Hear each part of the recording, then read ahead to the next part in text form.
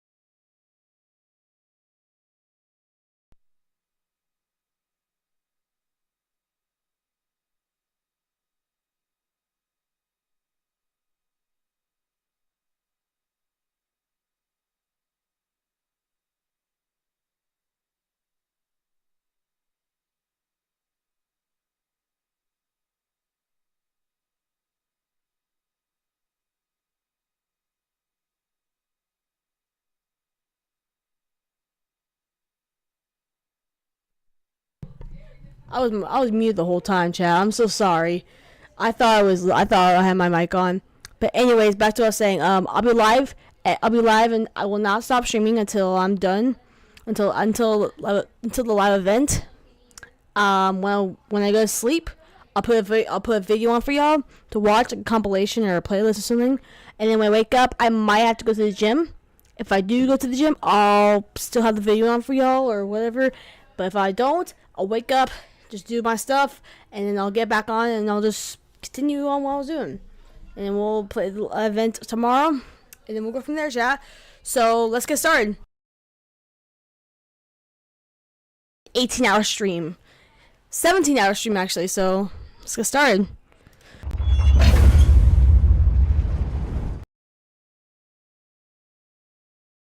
Let's play Reload. Squads. Let me invite some of my people. Let me invite some of my friends. Artex is on. Let's go. You guys might know him. If you guys haven't, if you guys watch my videos and streams. Hopefully he gets on. I'm gonna join him actually. Oh, there we go. Ambitious? Artex, hello. Maybe not. Yeah. What's up, man? Trying. Hey, guess what? Okay. What? You know how live ends You just give me tomorrow. a kick right in the face. You get that kick ability. That's What? pretty hard. You I'm know sure the live. Yeah, and I also saw on YouTube the live stream where I'm not going to sleep until the what's it called? You're watching the stream right now. Yeah, well, no. No, I saw it on YouTube. Okay, so right now I'm live. I'm not ending until the live ends. That doesn't mean I'm gonna continue on. That doesn't mean I'm gonna stay awake the entire time. I'm gonna go to sleep and I'm gonna put until I go. And so yeah. Yeah. I invited you, so I wonder if you want to play with me. Also, are you gonna play the event tomorrow or no? Yeah, probably. Okay, well, I'll hop on. Well, I'll get on Fortnite when that happens. So yeah, chat. That's the plan. We'll be live for about 17 hours. This is like the most. This will probably be the longest time I've ever streamed ever. So have fun, chat. Anyways, let's do this. Let's play some reload. Let's build. You have this game right here. Oh yeah, I what's it called? It's called the Vanguard Zadie.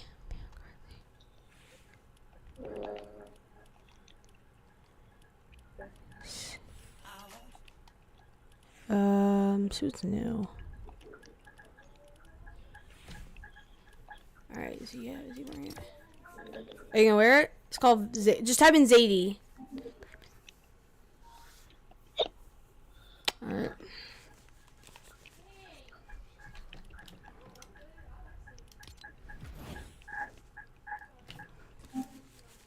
Here, I'm alone.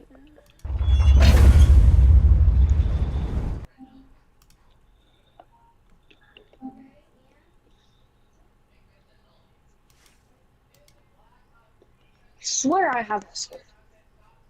Take your time, miss. No rush. I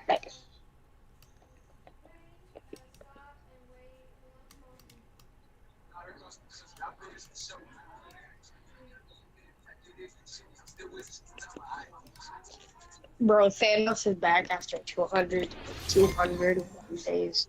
Yeah, literally. When are they gonna bring Travis Scott? That's the real question. I don't know. If you give any game besides Travis Scott to come back, what would it be? Besides Travis Scott, Yes. I think. Hard choice. I think Black Knight. Black Knight. If it would come in the item shop. Okay, unfortunately, it can't. Okay. I'm just gonna. Let's see. Alright, chat. This is good.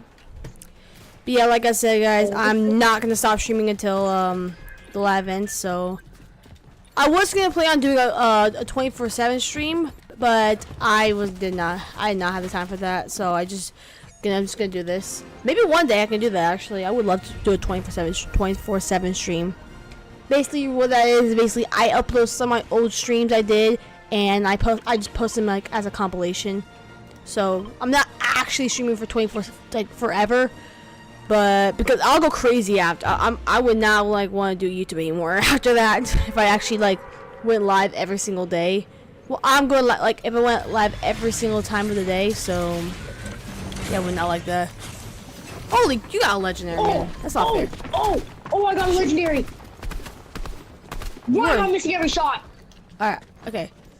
Oh, my aim was. I'm getting that. I need a shotgun. You got a legendary. That was actually so embarrassing. That was crazy. Oh, there's kid. The fact that he had a shotgun and he kept missing so many times is actually kind of disgusting. Oh, I'm dead.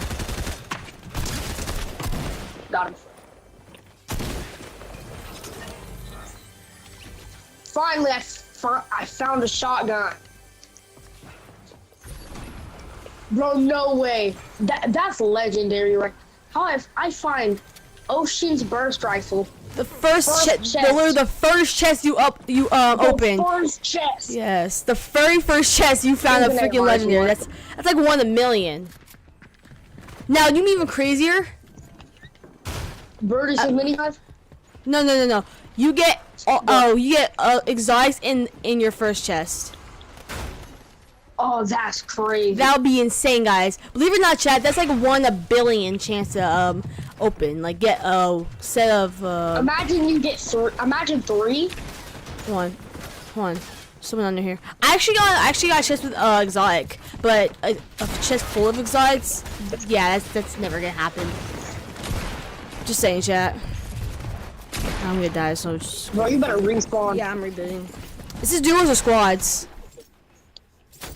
Duos. Okay. I'm pretty sure. Oh, come on. It's all good, man. It's all good. Alright. Hey, at least my ring protected. Same, yeah. Alright, ready up. Alright.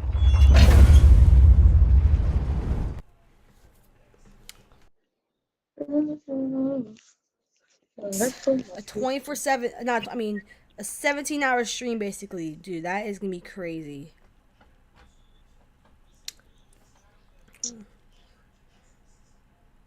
Hold on. You know what your sister did to me? Okay. So you know what I did? What?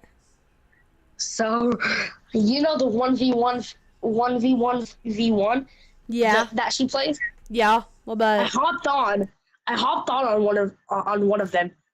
She tried to do like a tag. I kept raiding Oh my. the whole time, bro. Wait, we're playing squads, by the way. My gosh. And how, either our teammates left us or we're on no fill. I think we're on no fill. We got Go this. back to lobby real quick. Fine, please. We can do this. Let's do 1 game at least. Let's do 1 more game at least. And if we lose or win, we'll go Maybe squads. we might get lucky with a team. You never know. So I went in there. I kept killing everybody because she kept trying to do a tag game with their pickaxes, and I kept killing them. And you know what she did? What'd she do? When I hopped on today, Okay. I saw that somebody friend requested me. So I'm like, oh, who? And I look, it's her sister. Of course. So I guess she got mad. And unfriended me. Oh my. She unfriended you? Yeah. Is she still unfriended you or what? Nah. She what's the word I'm looking for? She tried to. Oh, sorry. friend Here request me back. you go. It's fine. You got it. Here. I already hear another chest. I already got a shotgun. chests. I already got a shotgun, man. You can have one. I already 5 chests. Shotgun. It's fine. Okay. You can have that one. I got a combat shotgun. These are my favorite. I like to spam people with these. How to find the same shotgun that That's funny. Down here. I think it's up in here. And you guys, just to let y'all know, if y'all wondering how me and Artex met, we were playing a ranked game together, and we started talking, and then he said, like, I'm so glad I found someone who is actually really good at the game, because if not, then I would have left the party, or left the game. I remember those exact words. Those exact words, so just a little thing I wanted to tell y'all, if y'all didn't know how we met. So there, man? Yeah. Okay. My cousin, she knocked on the window because I told her I was gonna come to the pool in a little bit. So, quick question. Before me and you met last year, how many games did you play before you got to me? You don't want to know. How? I kind of want to know actually. How You many? want to know how many hours I have on this game? No, like how many? Like I'm saying, like the day that we met each other. How many Every games? day for over 10 hours. 10 hours. Dang. No, I'm Okay. saying like with the day that we both met, how many games did you play before you got to me, like of ranked? That's what I'm trying to say. I played like one round of ranked, and then the next game I got you. Oh wow, so just not that long. I got so mad after that one game, and then I found you, and then I was like, yes, finally, a good teammate. Yeah. And then that's how we And then met. didn't we win that game? I feel I like we did. I don't know if we did or not. We might have. That was a long time ago.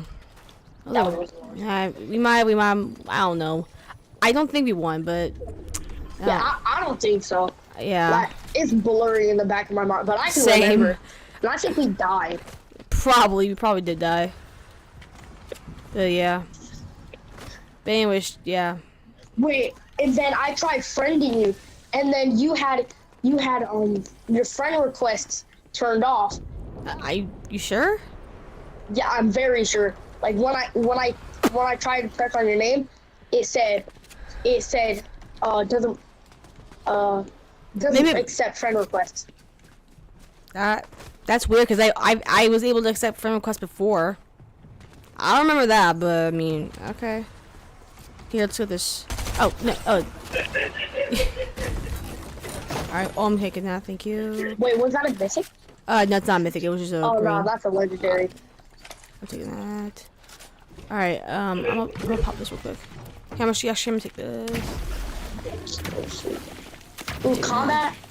All right, I'm taking that. I need an AR. I have an AR. But I only have one. That's fine. Let's see where we go. Oh, someone's right there. Someone's right there. Yeah, little kid. Follow me. Yeah, You yeah. ain't getting away from me. Little kid.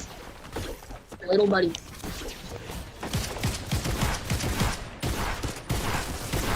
So, Sorry, buddy. right, he better remember me now. He better remember me now. Oh yeah. Well, maybe not because we both wear the same skin, so he could have mistaken me for you. All right. Here, actually, Wait, he knows the back bling that I have on because we have different back blings. Oh yeah, you're true. Yeah, I have an elite. I have my elite starter destroyer. You have your what back blade do you have on right now? Bro, I think the top ranked I ever had was like flat. Wait. Oh, you have okay that one. But dude, Like, I am the so top rank I ever had. guys. Yeah, are y'all excited for the live event for tomorrow?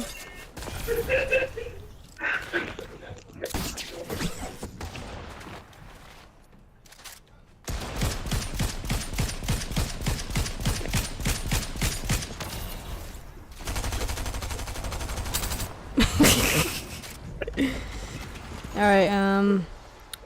I can take more I'm shockwaves. taking that. Yeah, you can take the shock. You take the shockwaves. I'm taking these. And then that. Yeah, Oh, the I think shockwave, there's a I think shockwave, there's a shockwave right I here. gotta get this crown. No, there's 2 crowns. No, I'm about to fight for these crowns. I'm locking in. I'm locking in. I'm locking in. They're over here. They're over here. They're over here. Frankie 90s. Frankie 90s. Bro, I need to come to you right now. Actually, I can't stop playing around. Dolly. I'm about to die. I'm about to die. I got you, man. I got you. Oh, actually, Oh, I no, don't- I don't, man. Wait. Here, I got you, man. Wait. I'm dead. Reboot, man. Just reboot. It's not worth it. It's reboot. No, reboot. It really isn't. Okay. Grab my shockwave. Dude! No! Bro, chat. Bro, that was an unfair fight. Alright, okay, let's just go squads, because there's, yeah. Yes, ma'am. Alright. Yes, ma'am. Yeah, go back to life.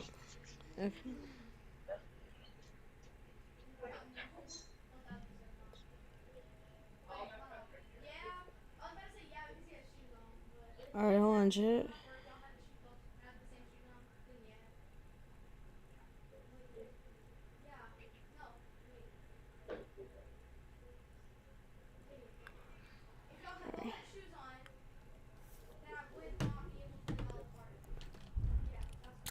Alright, chat. So yeah, guys, we have 17 hours and 31 minutes until the live event. So I was gonna put a countdown timer on the screen, but I couldn't do that for some reason. It wouldn't let me. So Sorry about that, chat. But anyways, guys, if you haven't already, guys, make sure to leave a like on this video. Make sure to leave a like on the stream and subscribe, guys. I would really appreciate it. And if you haven't finished the Battle Pass, I would recommend doing that before the end of the season, because tomorrow's the last day you can do it before downtime. So, and then, because after downtime, because once the live event's over, we're going straight to downtime. We won't have we won't do this again. We won't. This is the one-time event, guys. Not like the remix event from Chapter 2 remix. So, yeah. I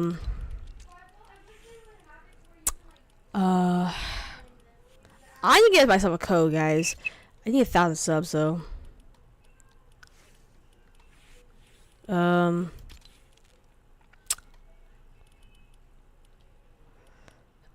Let's see.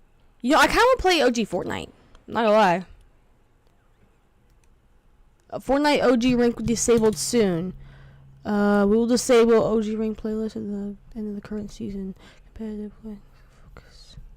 Why? So wait, why are they disabling it? So they're disabling it. Competitive event focus on. Oh wait.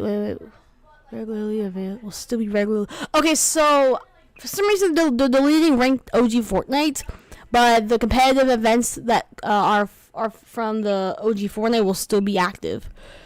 Okay, but that doesn't answer my question on why they're deleting it. Disabling it. I don't get it. I mean, it's still here, I think, right? Wait a sec. Sorry, that's not it. Right here. Yeah, it's right here. It's not a lot of people. That's 789 people. Wow, that is not a lot of people at all. I don't get why. Alright, while we're waiting for our text, we'll just like browse around, see what we have. If y'all have questions, let me know. You back? Yeah. Okay. You wanna play OG Fortnite? Yeah, Alright, so, do you wanna play OG Fortnite? sure. Alright. Alright, chat, let's lock in. Bro, what's your favorite skin from the Star Wars Battle Pass? My favorite skin? That's Yeah. let me see. It has to be between Emperor Palpatine and General Grievous, or Jedi Eevee or Prince Eevee. Yeah. My favorite's a Princess Eevee. Yeah, actually, yeah, you're right. It has to be her. Actually, you're right. It makes sense. It makes the most sense. Poe Dameron's good, actually. So here's my top 5. Here's how I rank them. Okay, ready? So how many skins are there in this here? Okay, there's 4. Okay, so number 5 is Wookiee Team Leader. I do not like her at all. She just doesn't look good. She's like a knockoff. She's like a knockoff version of Chewbacca. Wookiee Team Leader. Well, yeah, that, but also Chewbacca. Yeah. 4 has to go. Number 4 has to go with Palpatine. The only reason why I say that is because I think the third one, General Grievous, which I'm putting at 3, is just looks a lot cooler than Emperor Palpatine. Just like the way he looks, honestly. So I'm just saying. Number 2 is Poe Dameron, because he looks simple.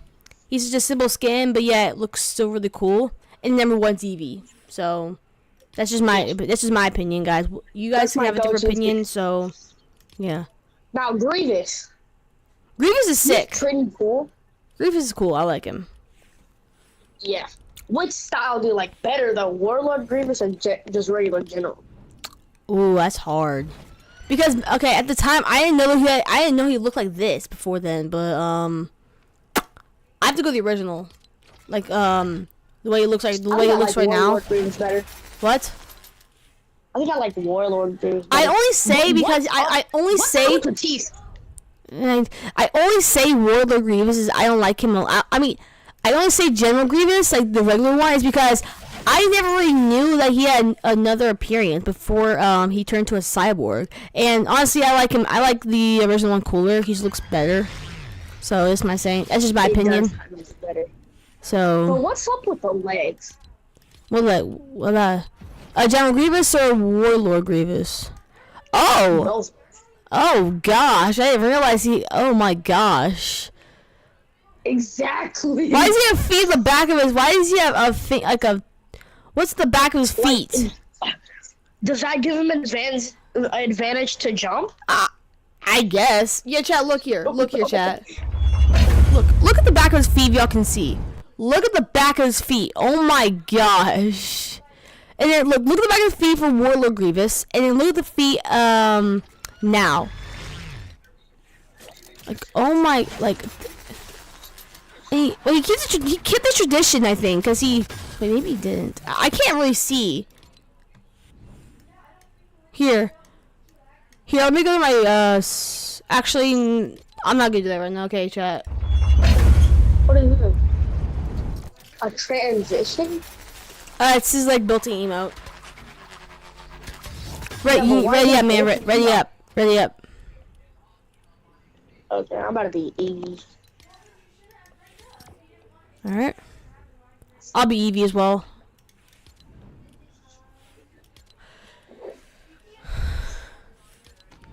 All right. Where's Eevee? Jedi Eevee.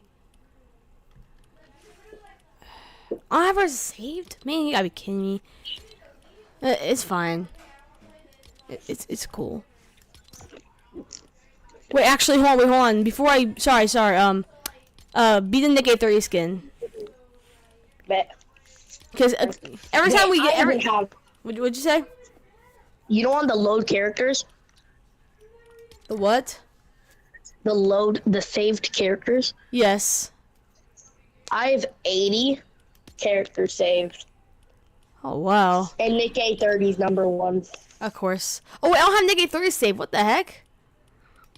Or I don't have Nick A30 as my favorites. I have Nick A30 You've as one of my gotta favorites. You've gotta be kidding me. Hey guys, chat. After the game, I'm gonna show Artek's only up map. I wanna play with him. See who can get the farthest Only up? without what? Bro, you're gonna make me rage. It was designed by Nick A30 as well, so. Actually, do you wanna do that right now, or? We can do whatever. I don't really care. Okay, we'll just do it then. Where's? Okay, here it is. It's this one right here. All right.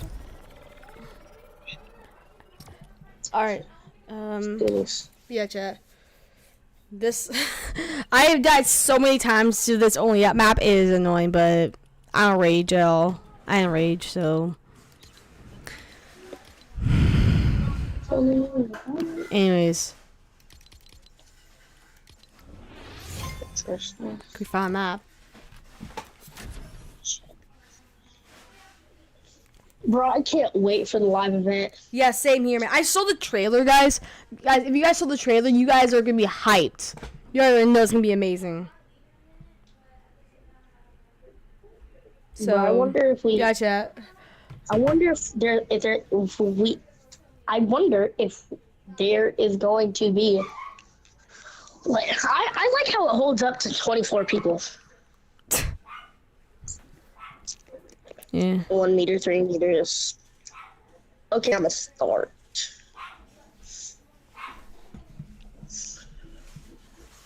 Should I go out there or should I? I'm gonna try to go. Okay. I'm still doing it. Okay, there we go. Alright, chat. Over here. I'm right here. Where are you? Where'd you I'm go? Up here. I'm up here. Get back down, man. We're doing a race.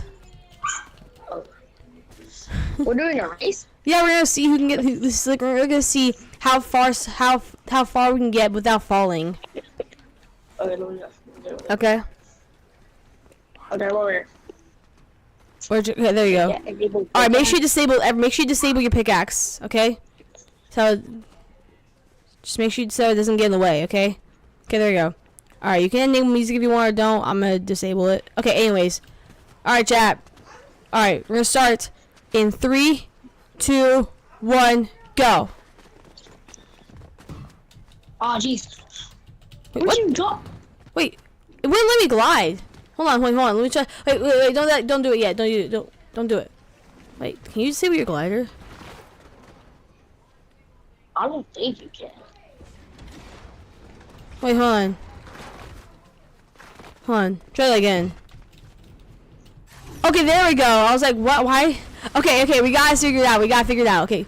Sorry, chat. Okay. Wait, get back down, get back down. We're gonna restart this. Alright. 3, 2, 1, go. Okay, wait, what? I was lagged. 3, 2, 1, What go. happened? I don't know, I was lagged. I lagged. Come on, there we go, okay. Okay. I'm not risking that. Like, I can't fall once, guys. If I do, Oh no! it's I already fell. oh, it's okay. You can restart. It's fine. Already fell. You can restart. Bro.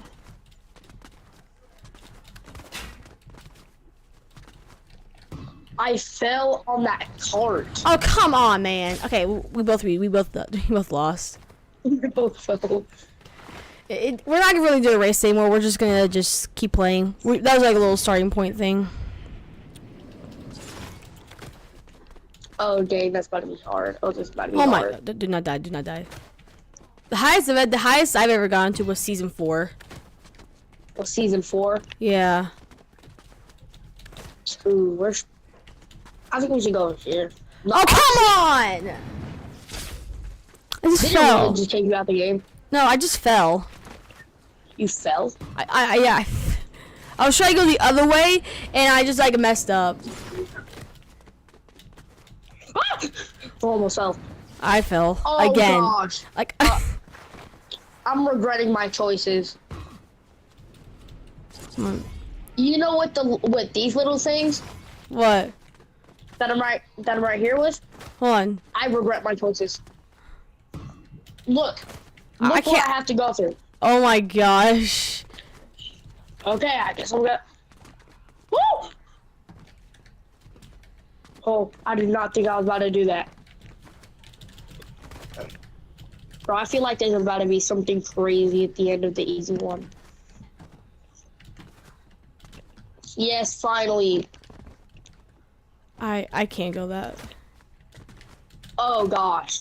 Oh gosh. Oh, this is about to be hard. Oh, there's a secret path, but I'm not going for that. No! No. Oh, come on! No, buddy. You have gotta be kidding me, chat. You have got to be kidding me. Okay. Okay. Okay. We're doing good. We're doing Okay. good. Gotta do this again. Chat, I just suck. That's all I do. I just suck. I really suck at doing only ups. Honestly, I don't really like videos. I rage too hard. Why did it not let me mantle? Like, every time I go on the tire wheels, it will not let me mantle. I swear. Like, what's going on? Like, I'm like it says mantle. I click my space, and it will not let me mantle. Like, look, watch chat. Look. Okay, it did. Well, I didn't really mantle, but I got it myself. But most of the time, when I try to mantle up there, it won't let me. So I don't know what's going on, chat. Ooh, I got that. Ooh, I got that. All right, here. Okay. I'm at 100 and so right now it's still at the beginning of season 3.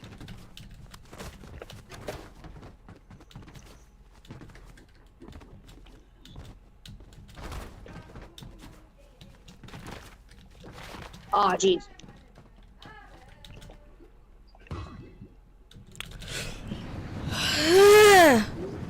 Where are you right now? I'm at 100. Oh, jeez. Oh, I am still at the very bottom. I have to restart all over again.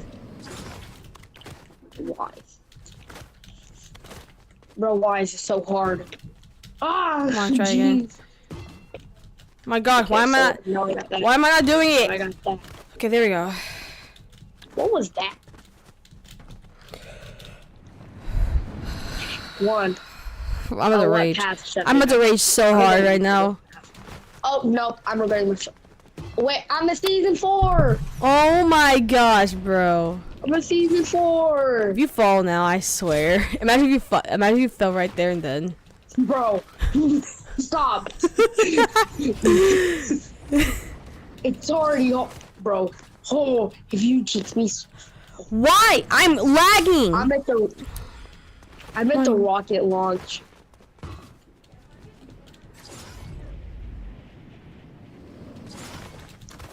Bro, what?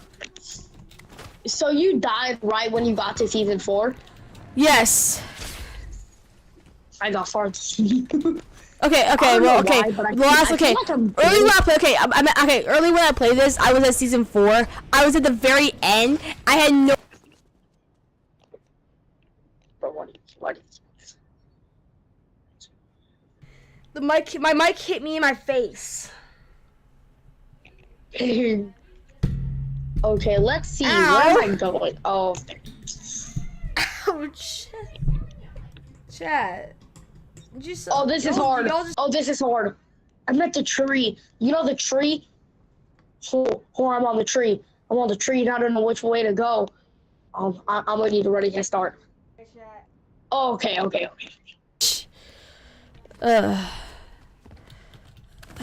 Oh my gosh.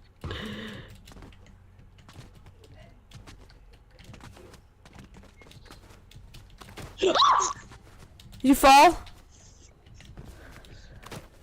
I died. You've got to be kidding me. Hello. Alright, let's continue. At least we're back to square one. I guess we're both back to square one at least. At least now we can probably. Wait. I like that chain when we're chained together. And I died it. It wouldn't let me mantle. My gosh. How'd you get up there? I just died. How'd I get up there? Yeah, how'd you get up there? Like, I knew you used the tire wheel, but like, it doesn't go that far, doesn't it? Yeah, I used the tire wheel and I got over here. Huh. Well, when I use it, I wouldn't like go. I wouldn't go high enough. No! Dang it. What is going on? Bro, I feel like this map is rigged. I haven't got past the stupid I think. Oh, I made it! Oh my gosh, I just made it! Oh my gosh, I didn't realize. I just made it. I didn't realize. Oh my gosh. You made what? The tire thing or the yeah, this. You didn't see this? Yeah, it gives you like a whole nother path. Oh my gosh. This one's harder. No! Yes! No! Oh my gosh. I just That made it was like stressful. 20. I just made it like 25 seconds. I mean, that is crazy. How did I fall? How did I fall? That's my question. How in the world did I just fall? Without an arm run? Okay, so one another path? Oh my gosh. No, it's just a little thing. Okay, so I'm trying to. Okay. 1 meter. 1 meter. I don't know what I was doing at the time. No! Ooh, I almost fell. Well, I'm about to regret my choices at the end of it. Why'd I go the same way? What choices are you making? But I went the same way that was hard. Oh my god. Like, that's the little Chad, chamber. what's going on?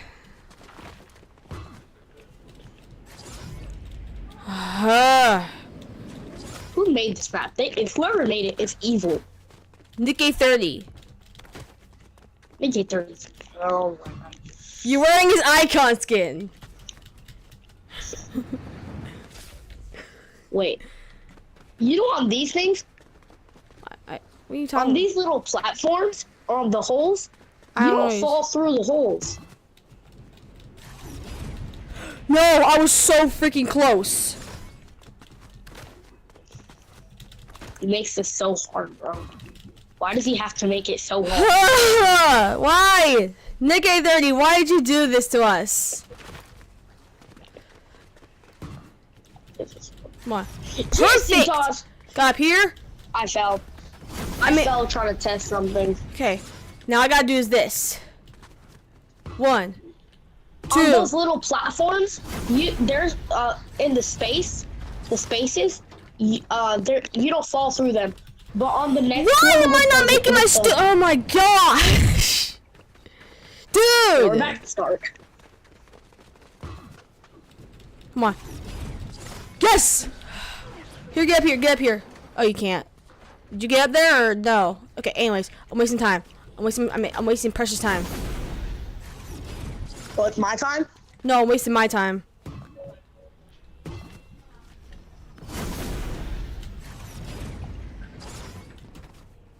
I almost fell. Why am I not making it? My gosh. Why'd I go the same way again? Well, I'm not making this I gotta mistake restart, anymore. man. I'm not I making literally this have to. mistake. I have to restart. Okay. Anyways. This is way easier. What? Nick A30 is evil. You know this little crane thing he put on these things, I don't know what you're talking about, but I guess maybe. like the cranes. Oh yeah, the cranes. Like, Yeah. Right here. Yeah. When I tried to jump, It almost messes you knocked up. me off. Yeah, it messes you. Nick, you're a terrible person. You are a terrible person. Nick, I'm just kidding, by the way. You're amazing. Or should I say amazing? Ah. Nick A30 joke. No! I jumped twice. We're just frustrated right now, Nick, if you're watching somehow.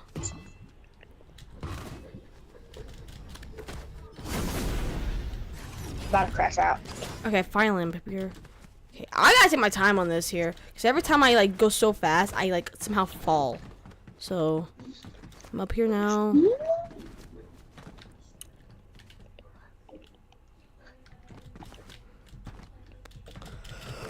Oh my gosh! Bro, if you- Oh my if gosh! you were to I almost fell. I literally almost fell. If you were to add one person on Fortnite, who would you add? One person. One person. This may come to a shock to you, but I'm probably gonna add Typical Gamer. Typical gamer. The reason why I say think the that, the one reason why I person say that is because he's the only person that I know who doesn't have an icon skin. That's the only reason why I say that. You know what? Honestly, you know what's He's also an amazing YouTuber as well. Like I like him a lot. I like his videos, I like his streams. He's a good YouTuber. But like Ooh, we like Typical for real, that man has over 15 million subscribers on his main channel and somehow does not have an icon skin. When like Loser Fruit, Nick A30, Cypher PK, they all got their icon skins when they were like in the single digits.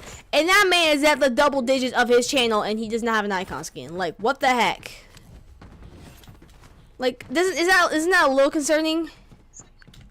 That is kind of concerning. Like Do literally. they just not like typical gamer? Like maybe, I don't know. Ninja has 20 million subs and he got his icon skin maybe like around 10 million. I don't know. But even so, he got his icon skin to double digits. Why can't Typical Gamer do that? Exactly. Same thing with Ali. Ali may have been the double digits and he got his icon skin still. He got like maybe like And 15, he got many styles. like 8 all styles for his lunatic. icon skin. 8 styles. Give that man at least 2 styles or give him an icon skin at least. That man needs an icon skin. Give Chad, do y'all Loser Fruit agree? Some styles. Do y'all agree, Chad? Typical Gamer needs an icon think- skin. I think typical gamer needs an icon skin. Who doesn't think he does? Who doesn't think he does? He honestly needs to call Epic right now. Bro, he needs to call like He's gonna Epic need an Games. icon Hello, yeah, skin. I'm almost at 20 millions of subs. Sorry, he needs to be like this. Hello, Epic Games. I'm almost at 20 million subscribers, and somehow I do not have an icon skin. By any chance, when am I gonna get that? Epic Games like, we don't know. You see, everyone wants you to have an icon skin, but the thing is, we don't listen to your fans or our fans to be exact. So we're just holding out and just doing it whenever we feel like it. That's not fair. Oh my gosh. I don't know. I don't know. I bet that's what happened if you called him. I'm just messing around. But yeah, that man needs an icon skin. Yeah. For all we know, You know who I would add? for all we know, he's probably getting icons. He's probably getting an icon skin right now. They're just working on it. Do I want a what? I'll take one. I want. I'm hungry, chat. You know who I want to add? Who? You Who know do Wesley you want? Watt. You know Wesley Watt. Who? You know Wesley. Who's Wesley? You don't know who that is? No. Well, okay, you can look him up anytime. But he has this trash person,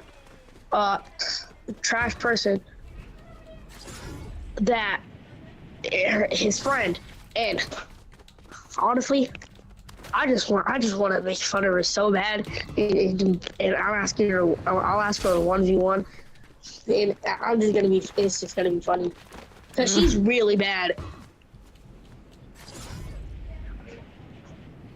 And honestly, I honestly want to know what it feels like to honestly kill somebody so noob. Yeah. Honestly, but I wouldn't really add her. I would add probably. Be right back, chat. I'm gonna get a snack. No, Be right back, chat. no.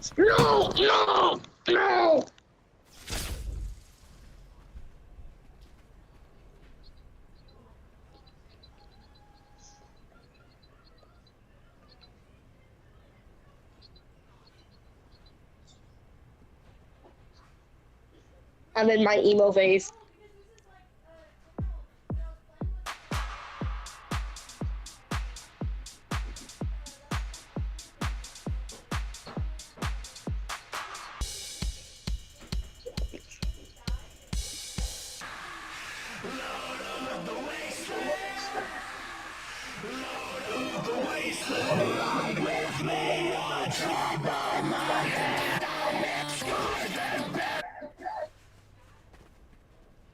Bro, should we play a game? Wait, you know what I'm about to do?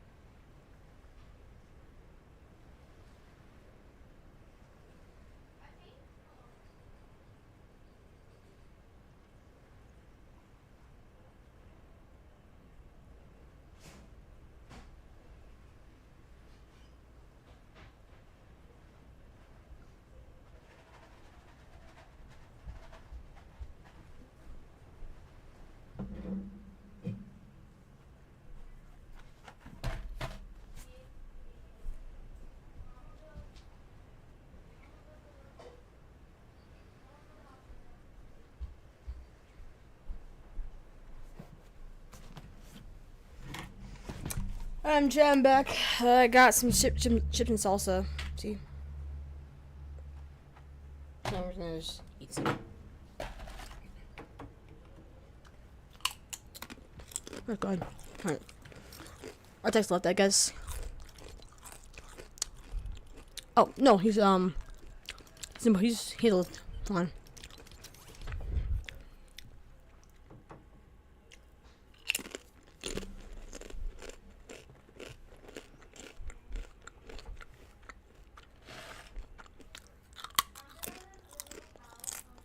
I just realized, why are they squared or rectangled?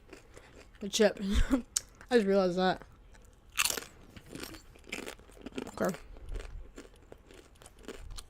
Oh, you got off, I guess.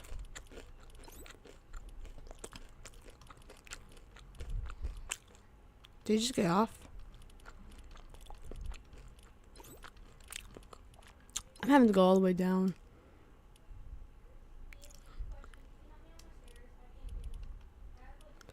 Oh no, he's on. He's still on.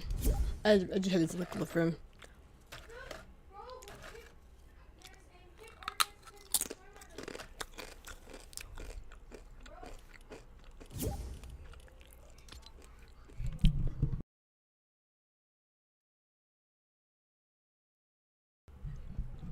Hello?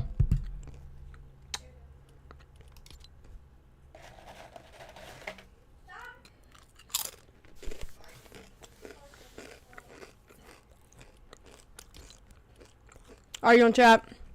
Here's what we're gonna do actually, chat. We're gonna actually continue playing Detroit Become Human. So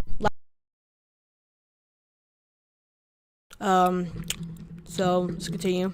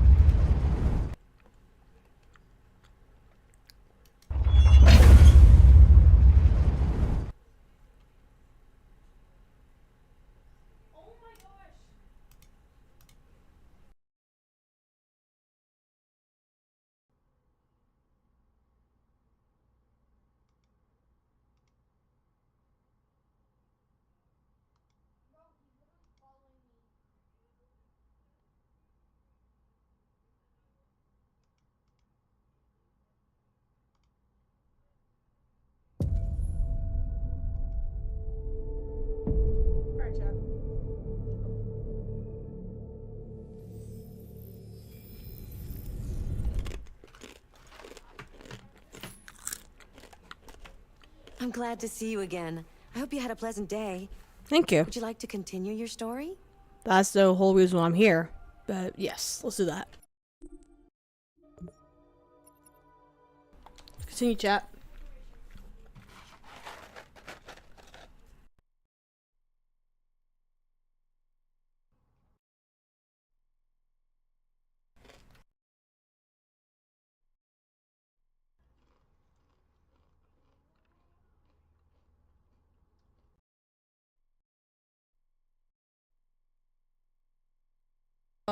Get unplugged again. Or actually, hold on.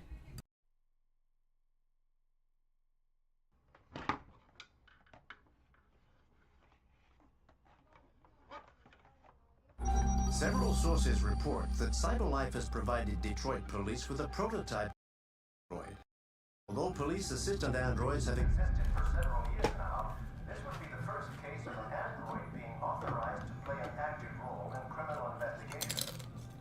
We contacted CyberLife for comment, but no longer.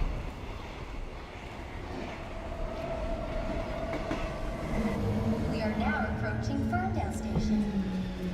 Please take care of stepping onto the platform. Customers are reminded that all androids must ride in a designated area. Thanks for making me free. Find Jericho. It's our goal is to find Jericho now.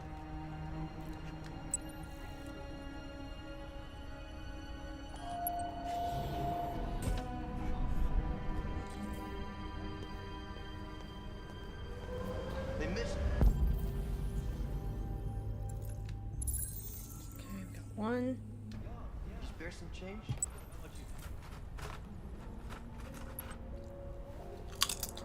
Oh yeah? What do you say? What do you think?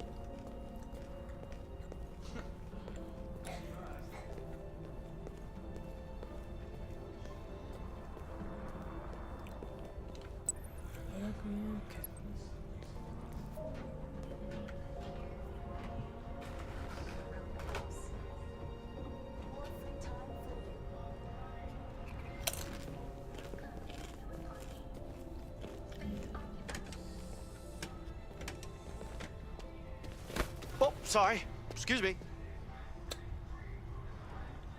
Are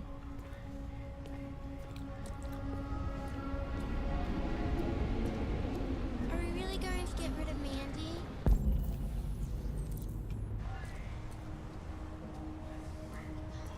Grandma says it leaves her with nothing. But she's so cool. I know. Oh, there it is. Oh, look.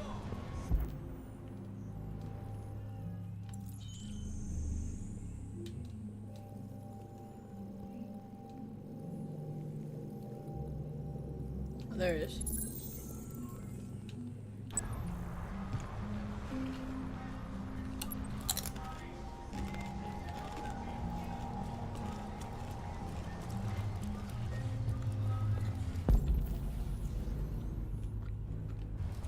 Logan. Okay.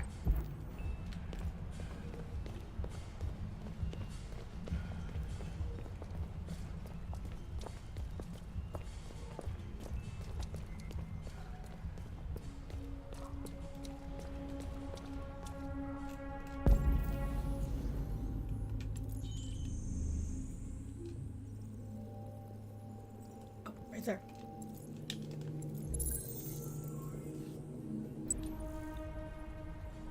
Okay.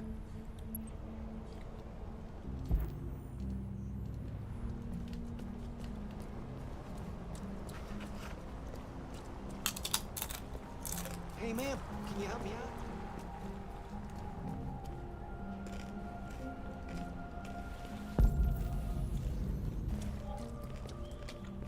Okay, nice.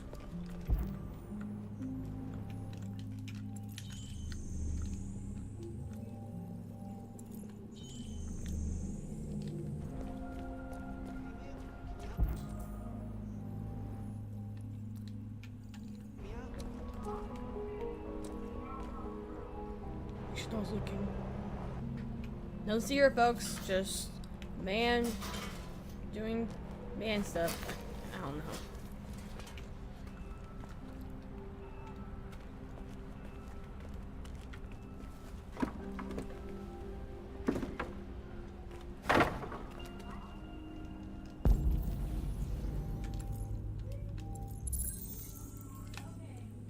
Perfect.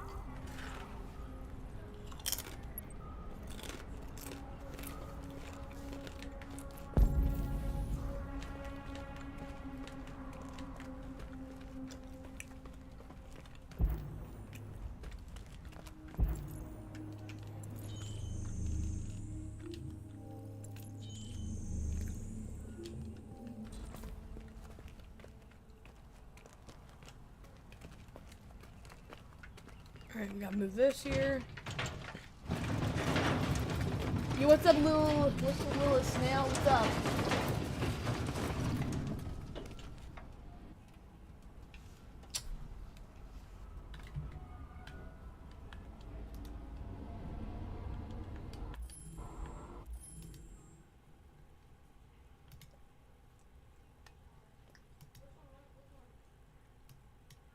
Oh, sorry, I didn't mean to do that, chat.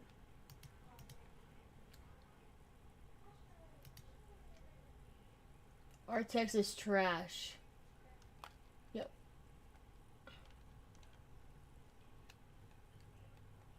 He's not good. Yo, dude.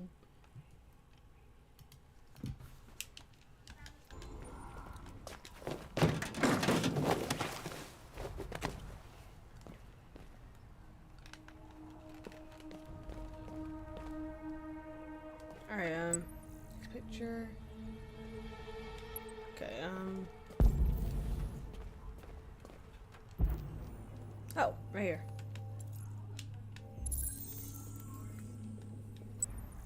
Okay, right there. Now I gotta figure out how to get out over here. A single wall. Can't build a single wall. Alright, Artex is good, man. Artex is a good, Fortnite player.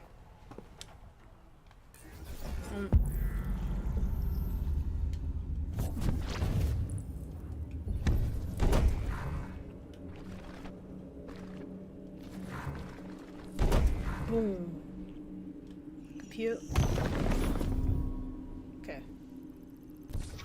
Execute.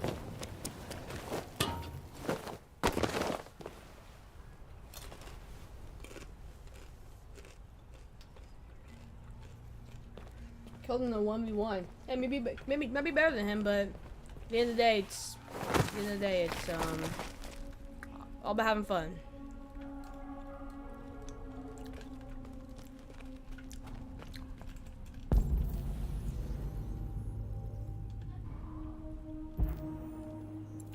Over here.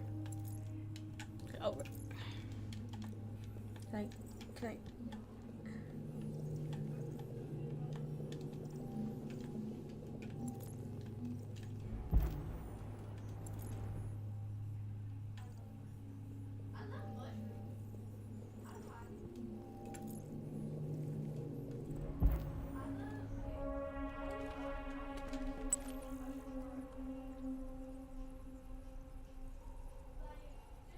Okay.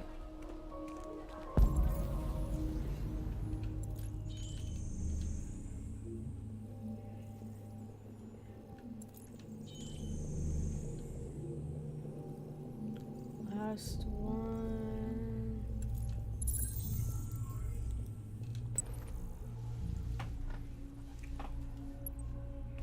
I gotta finally get there.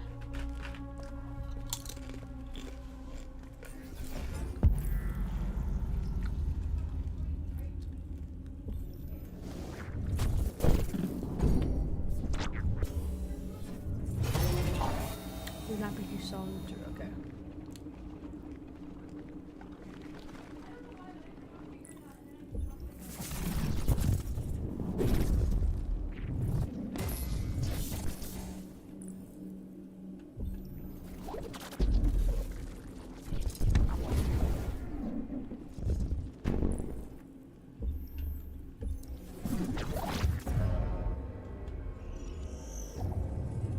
Perfect. Alright. Cute.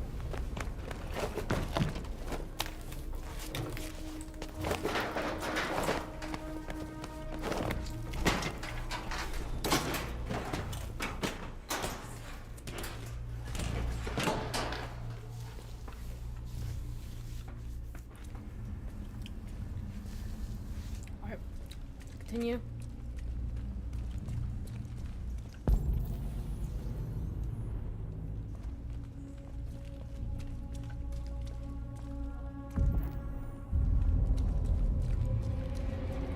Whoa.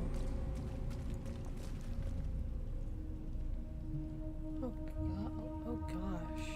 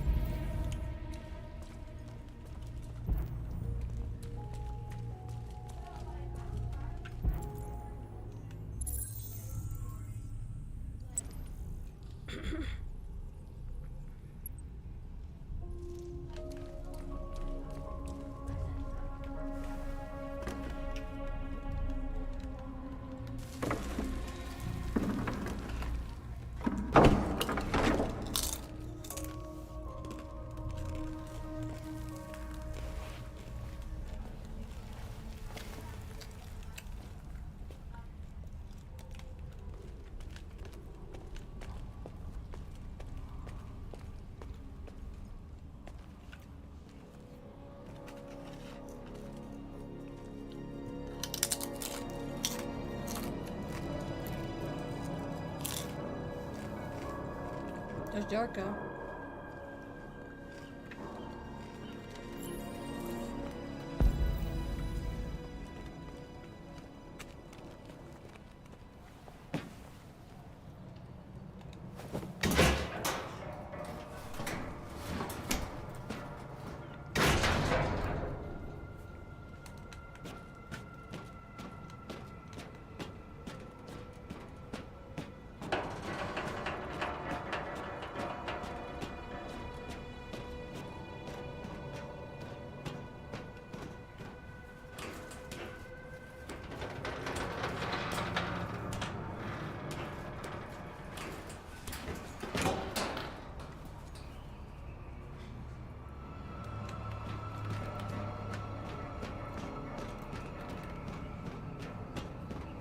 Oh.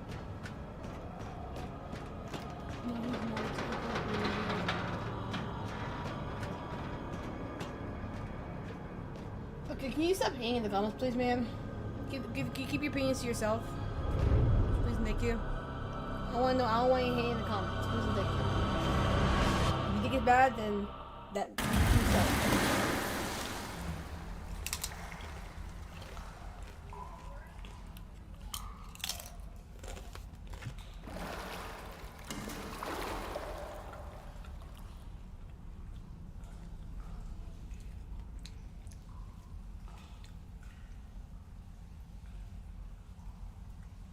He has no friend. Bro, he has friends, man. He has me, and he has a bunch of other people. Bro.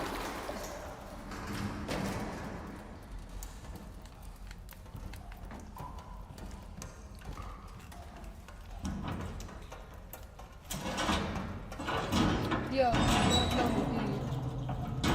let me guess. Is this you, Artex? Is this you, Artex? I'm assuming this is you, or maybe one of your friends. It has to be either you or it has to be either you, Artex, or one of your little friends.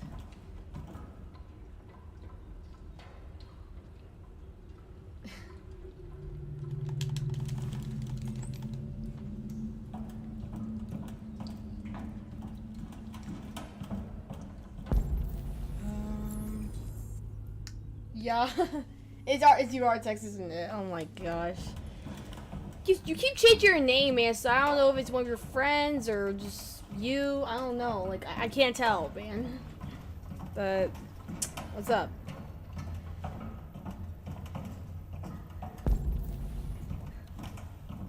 Pranked, oh my gosh.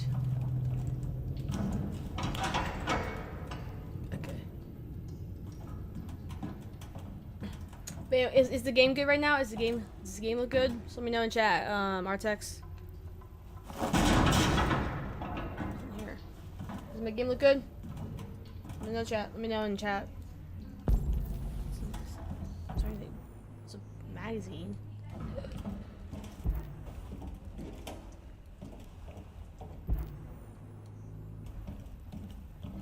Oh, it's locked. That's the one I tried opening. I'm dying on the floor. Oh my gosh. Oh my. Yep, don't turn back. Nope, I'm good. Nope, I'm good. Goodbye. I'm just. Haha, look, yeah, looks good. Okay. Making sure. We're all good. Alright.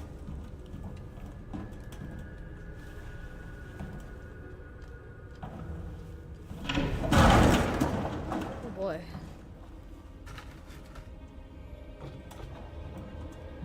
Or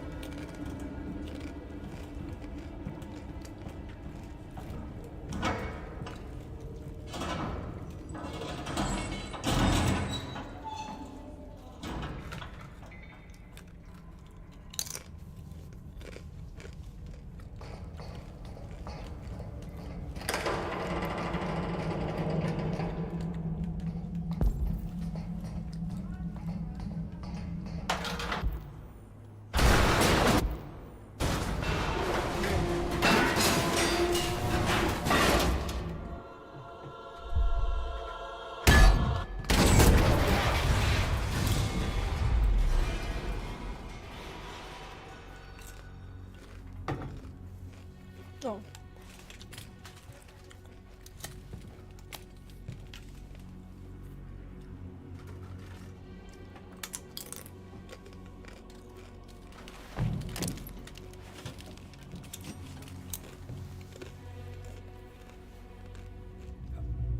Where'd y'all come from?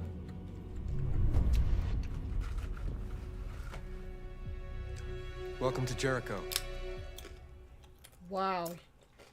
Yeah, I had a PS4, and I had a total with my old PS4 5,708 hours. Holy crap, man! That's crazy.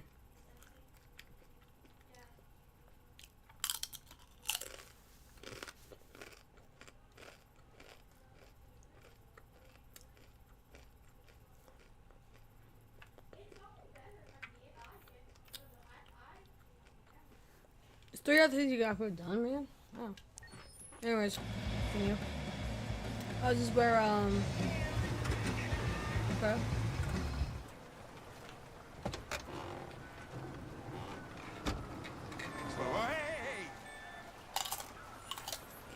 I know you're coming, man.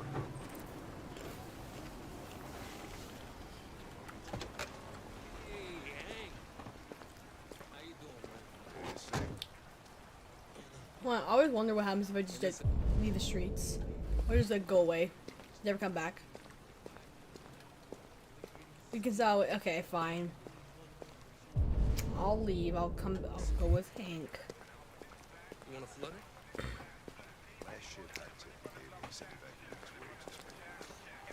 Come on, this is different. It's 100% guaranteed. You can't go wrong. Yeah, right. All right, I'm in.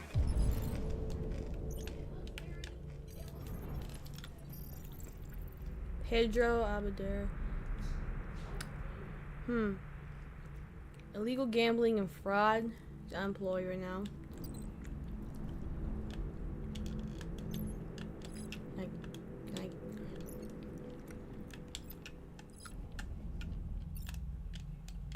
Can I get you, please? I'll get you later, whatever. I'll get Hank real quick, though. I know he's not coming to work, but... Please, Lieutenant. Damn straight. Hey, you won't regret this.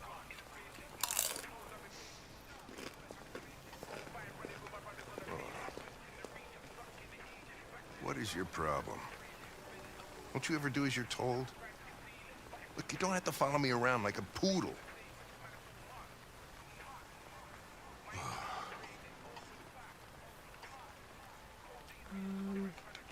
Sure. I'm sorry for my behavior back at the police station. I didn't mean to be unpleasant. Oh, wow. You've even got a brown-nosing apology program. Guys at CyberLife thought of everything, huh?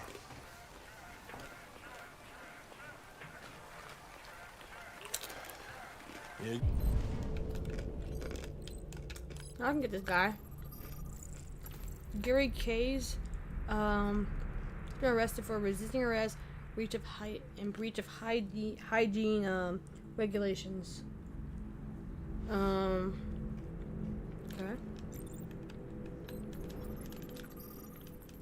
Hamburger. Okay.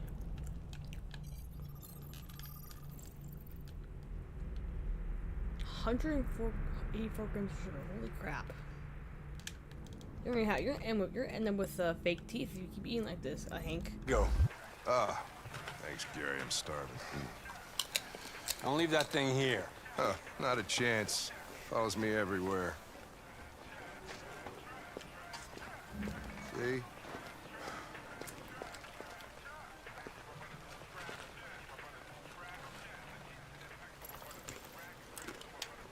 Enjoy your meal. Thank you.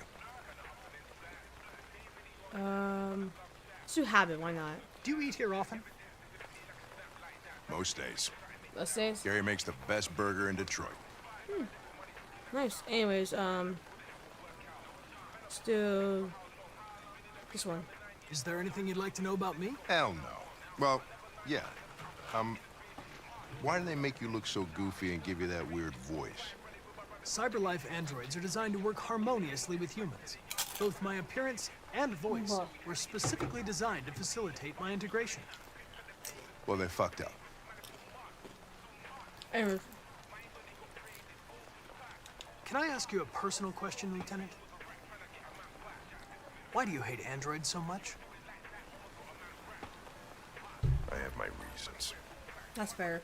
Anyways, Maybe I should tell you what we know about deviants. You read my mind. Proceed. We believe that a mutation occurs in the software of some androids, which can lead to them emulating a human emotion. In English, please. They don't really feel emotions. They just get overwhelmed by irrational instructions, which can lead to unpredictable behavior.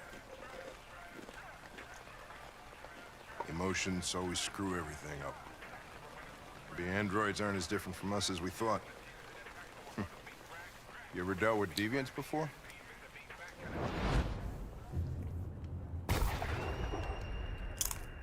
A few months back, a deviant was threatening to jump off the roof with a little girl.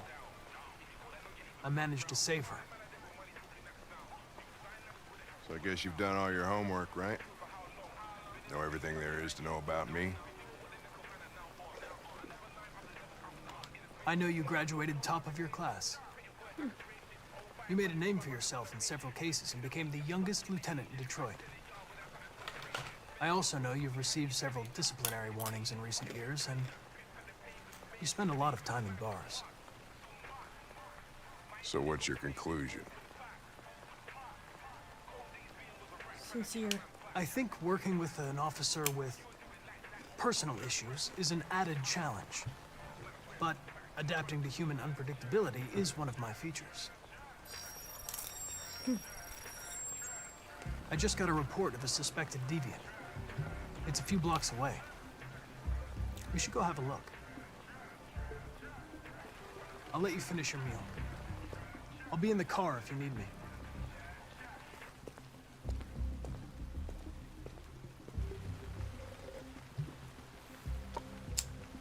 Alright. You ran out of batteries or what? I'm sorry. I was making a report to CyberLife. Well, do you plan on staying in the elevator? No. I'm coming. Alright, Jack. Let's Now, go. what do we know about this Question guy? the suspect. Not much. Just that a neighbor reported that he heard strange noises coming from this floor. Nobody's supposed to be living here, but the neighbor said he saw a man Feathers. hiding an LED under his cap. Oh, Christ, if we have to investigate every time somebody hears a strange noise, we're gonna need more cops.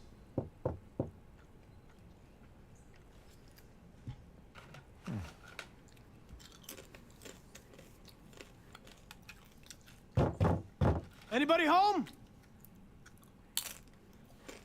Open up, Detroit Police! Stay behind me. Got it.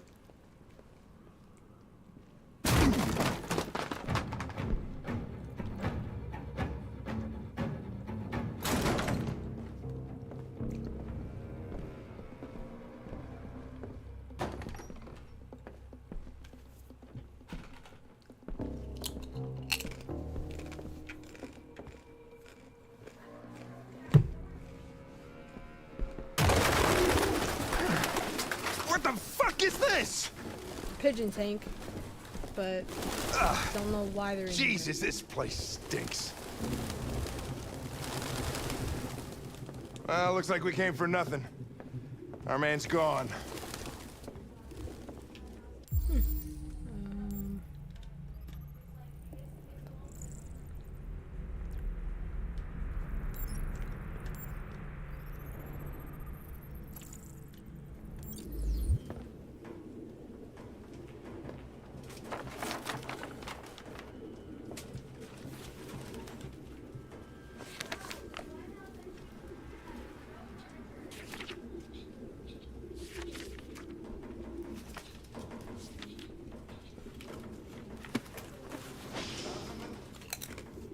I don't know.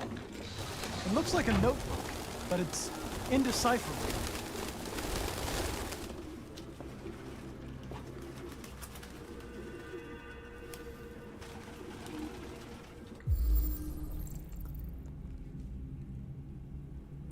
Today. Its LED is in the sink. No human could live with all these fucking fish. Okay.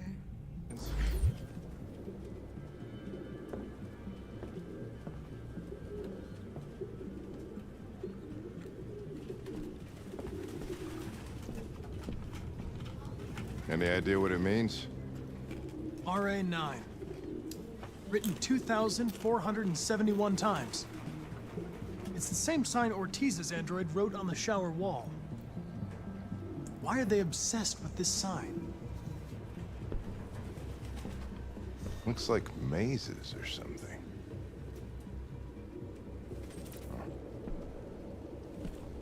Obsessive writing, okay.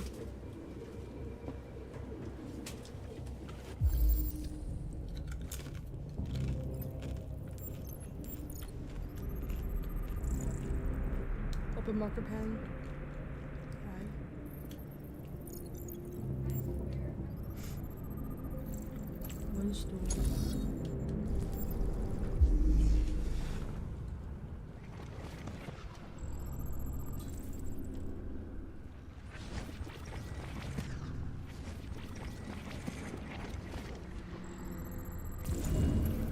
Suspect ran into the living room. Okay.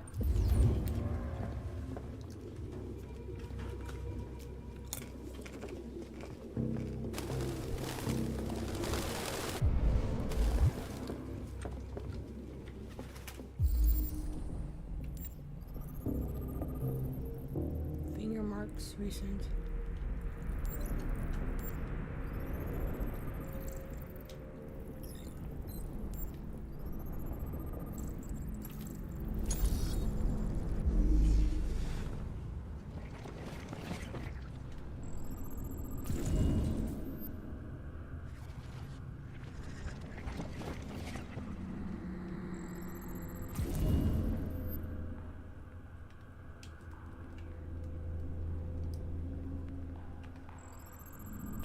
Suspect is still in here. Okay.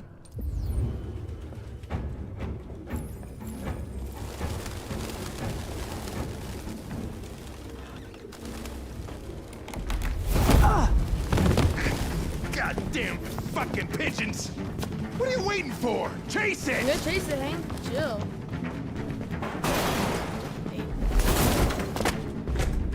X. A.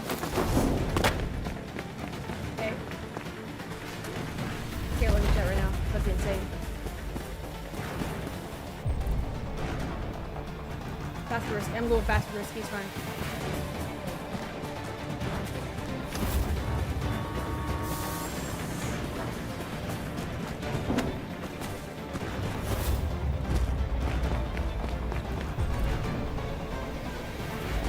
I don't care. Look out! B. A.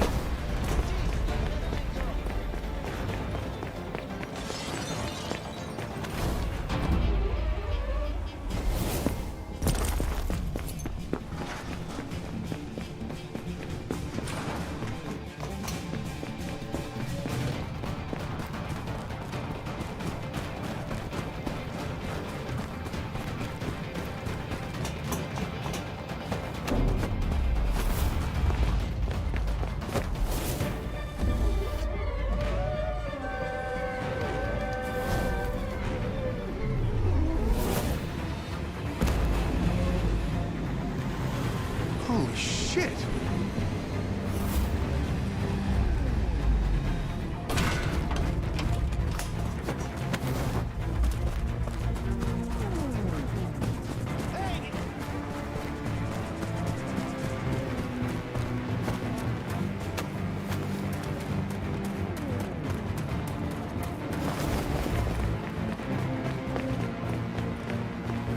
Look out!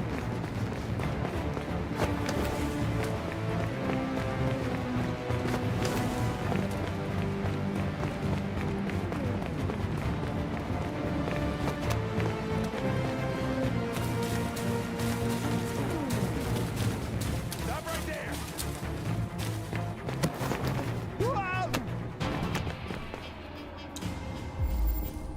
Gotta say Hank. I can't. I just can't. I have to say Hank. Oh, shit! Oh, shit! We had it! Fuck! It's my fault. I should have been faster. You'd have caught it if it weren't for me. I only saved him because if I chased for the We know what deviants, it looks like. Hank would have hated me, and it would pretty much affect our relationship for the rest of the game with as Connor. So I was not having that. So Hey, Connor. yeah.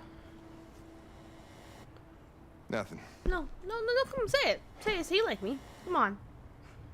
Come on, Hank. Say you like me. I don't know. Alright, chat. I'll be playing for another 30 minutes or maybe an hour, and then I'll head to bed, put a video on for y'all, and then we'll just go from there, yeah. So another hour.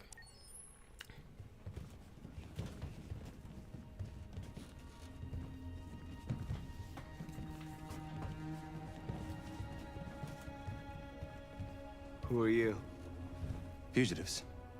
Just like you. My name is Josh. I'm Simon. North. This is Jericho? This is Jericho? It's a refuge for those who don't want to be slaves anymore.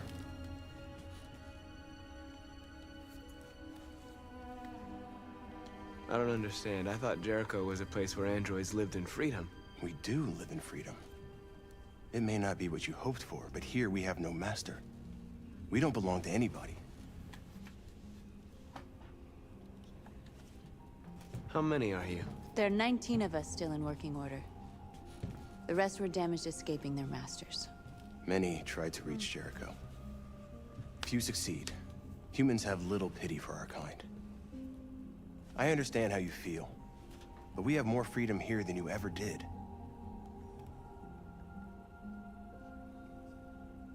Let's do somber. Maybe I was never really free. Maybe I was only what my master wanted me to be. And now, I need to decide who I really am. You're lost.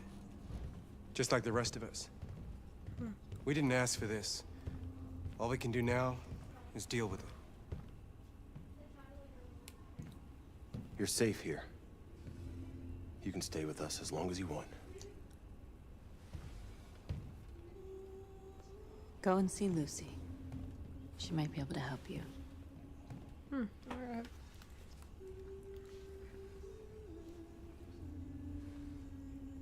Alright, settle in.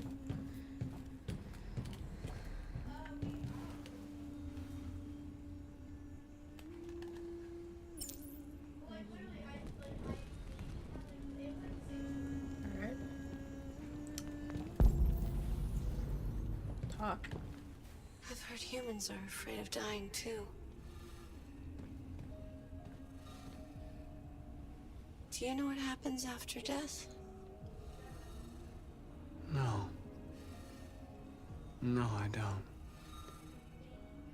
Well, I'm about to find out. What's your name? Marcus.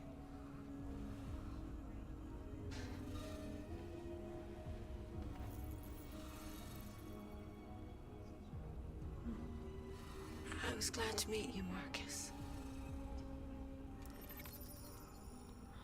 Man. It's just sad. That's just sad, man.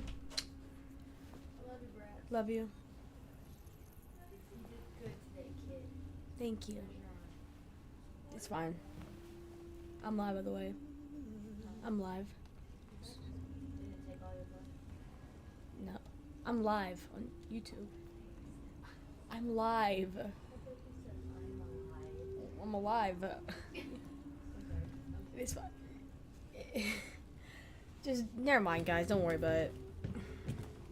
I had doctor appointments today, and they had to get my blood drawn. So yeah, that's all. That's yeah. Anyways, let's talk to North.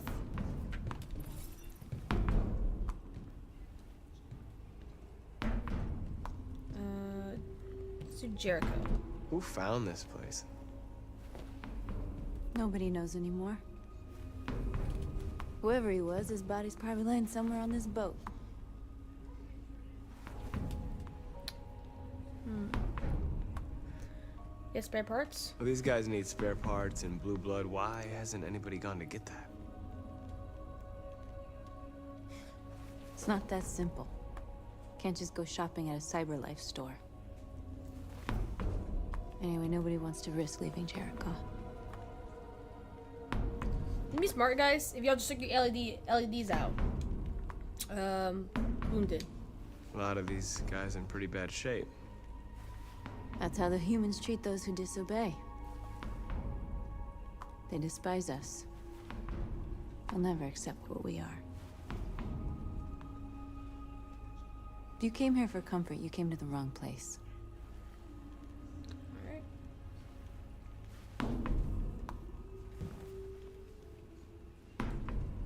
Anyways, see what happened over here. Can I talk to these guys? Nope. Maybe I can't.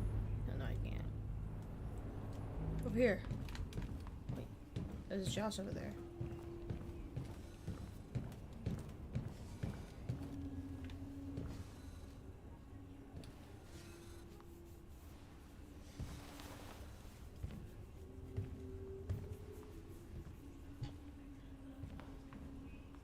They threw him out when they didn't want him anymore. He was living on the streets before we brought him here. Is he human? They'll all shut down if we don't find a way to Or help is he them. an android? To help them, we need blue blood and biocomponents. We salvage what we can from those who shut down. But there's never enough. So, how do they survive? They won't. We're slowly dying out. You call this freedom?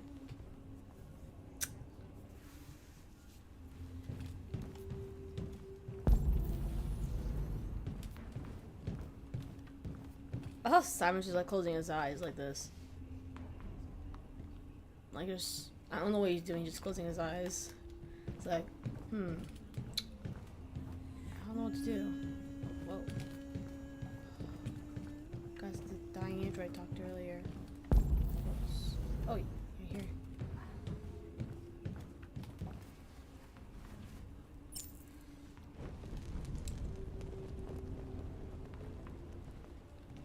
Sorry to talk for a while, chat. I've just been like, I don't know what to talk to. I don't know what to talk about.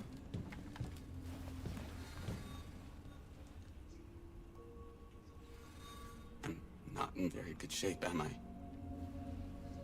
No. Unfortunately not. My diagnostic program isn't working. I don't think it would have anything good to say anyway. What happened to you? They tied me to the back of a car. I think they wanted to have fun. That's evil. I don't want to shut down. No, I don't want to shut down. That's evil. The fact that they did that to you. That's evil, man. Alright, let's go see Lucy. Let's go see Lucy now. I think we did everything, maybe. I don't know.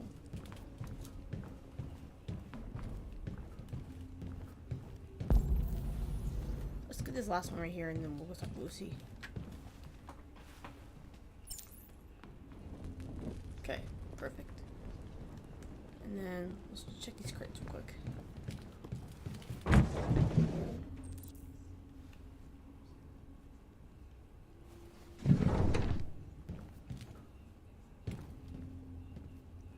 Cyberlife.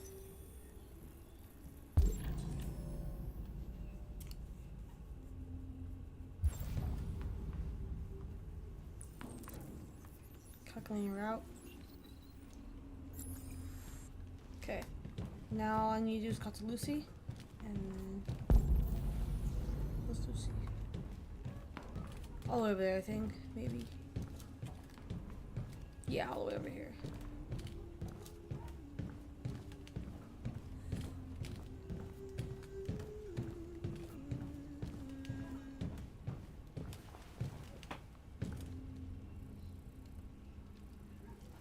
Are you Lucy?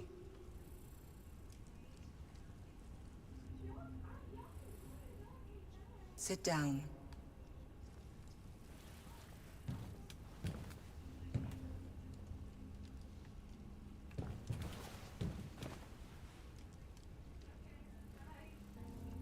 Show me.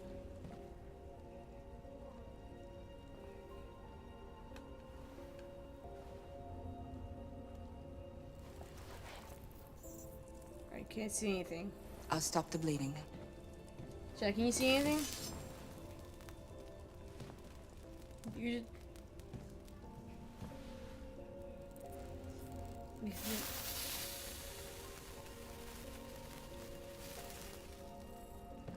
Okay. Whatever. It's still bleeding. I guess I didn't pull my shirt. I don't know. Drink this. What is that?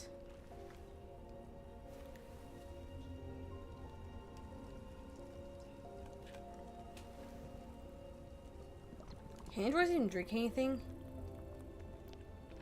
That's my question. How does he be able to drink that? He's an android. Doesn't make sense, chat. Give me your hand. Okay.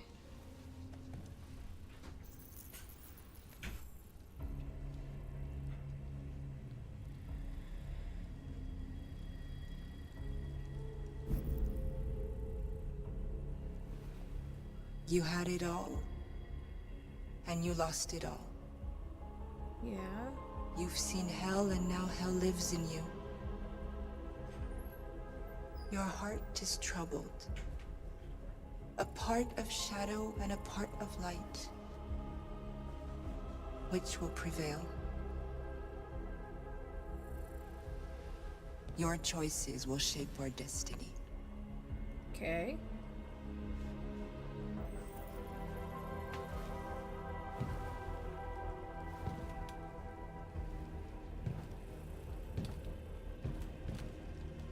Alright. Propose a plan to Simon now, okay. Let's go talk to Simon.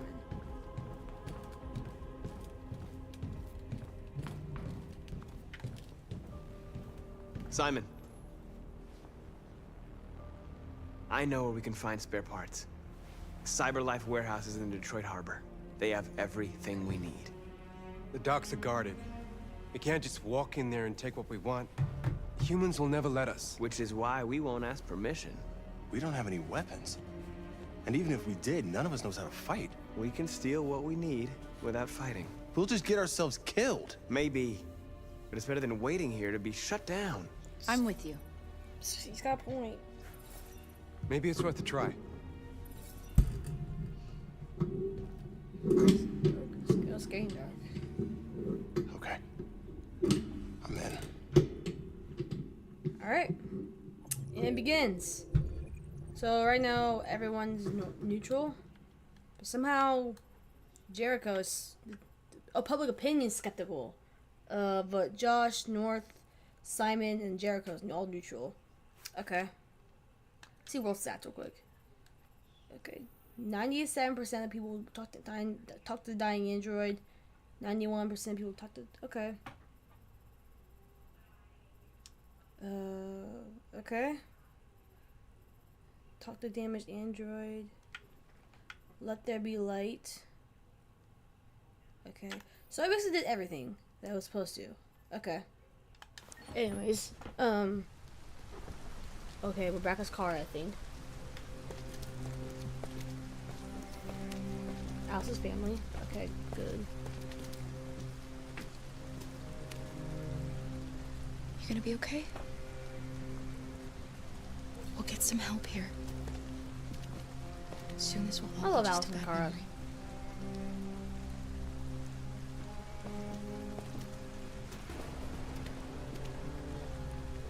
This is the place. Yeah.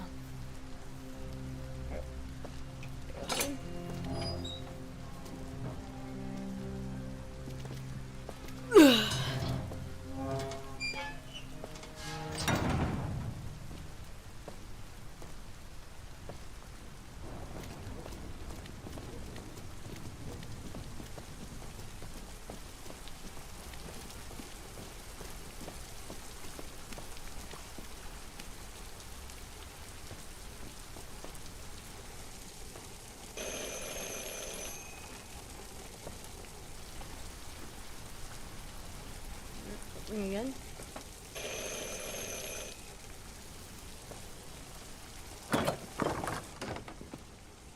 Are you Zlatko?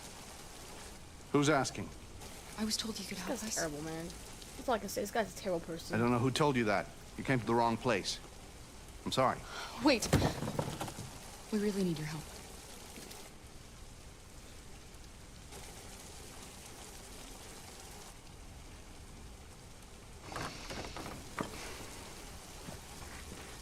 Come in. So now it's...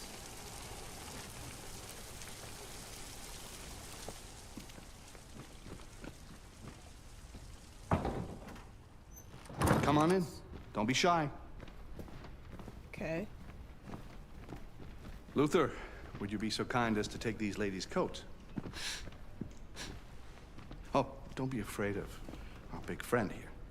Luther Luther is just another android that I helped. He keeps me company in this big, empty old house. Okay.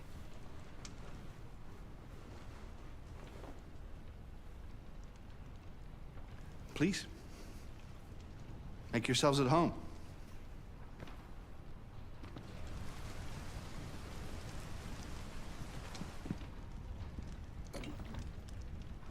How did you hear about me?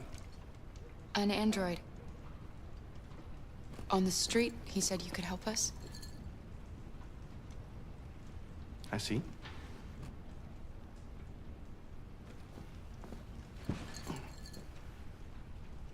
Deviant, huh? What about her? She's human.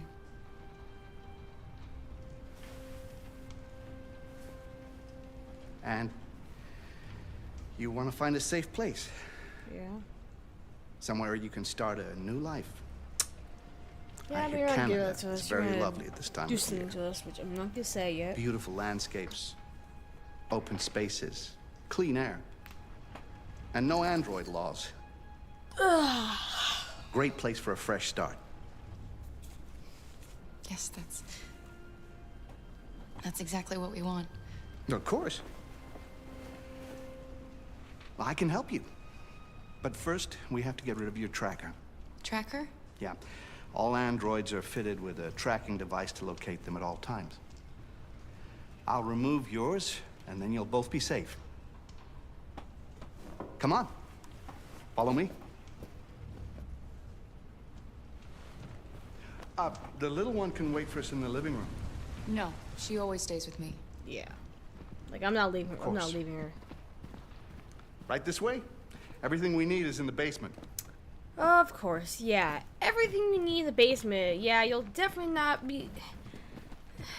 No sane person ever has everything they need in the basement that will help androids or anything. I don't like this place. And that man. Let's go, I have a bad feeling. Let's reassure. It'll be okay, Alice.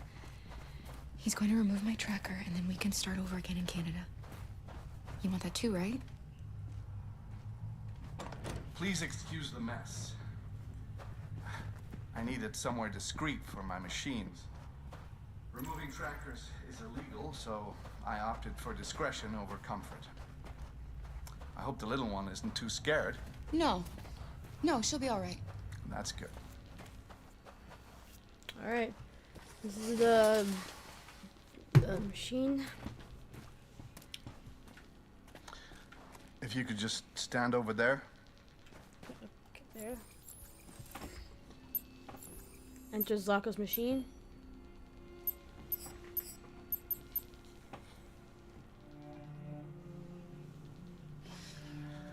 I should warn you, this could be quite unpleasant.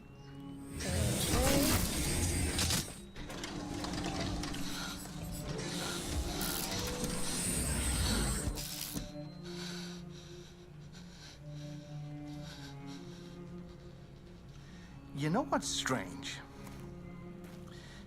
What?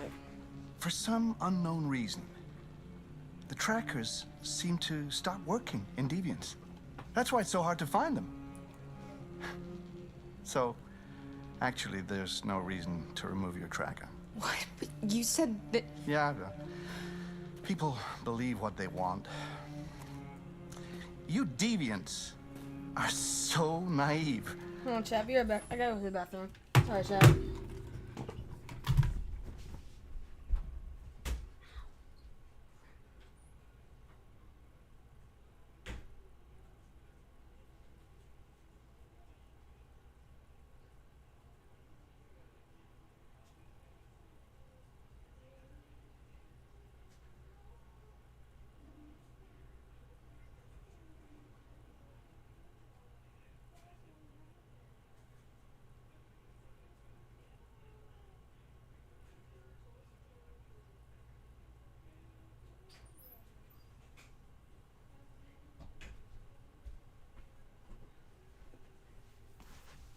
Alright, Chad, back. I have to go to the bathroom real quick. Alright. After this chapter chat, I'm about to go to bed. So, I'll put a video on for y'all. And then, yeah. They'll come to me expecting me to help them. And I just reset them, sell them on. Or I keep them for my little experiments. No! No! I don't want to be reset! Let me go! Ah! I forgot about the child. lock it up. I'll deal with it later. You called Alice it. Wow. A deviant that wants to be a mother. That's so sweet. And so deluded. You're terrible, man. You're an awful person. I think it's time we put you out of your misery. No. Nope. They're not. You have better not. Oh gosh.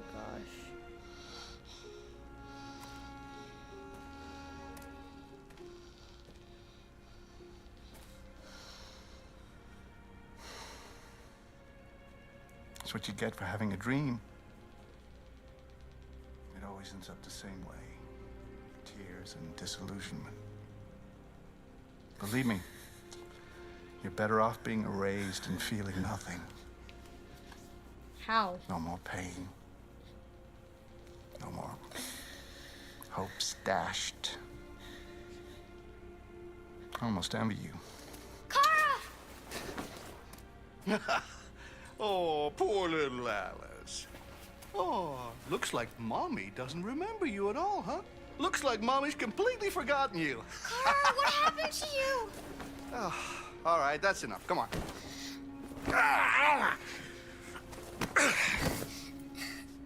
You bit me. Go, girls, go.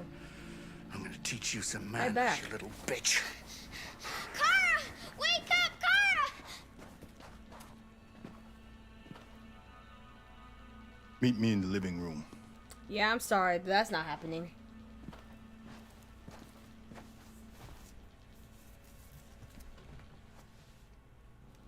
Alright. Find a way to escape. Okay. So... oh, the short circuit, okay. Let's do green cable. See if that one works. Hopefully it works, I think.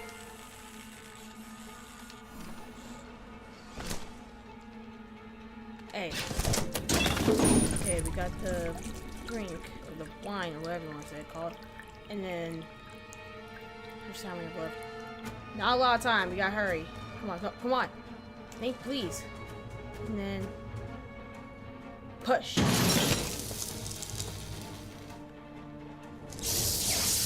Called the short circuit. Error. Okay.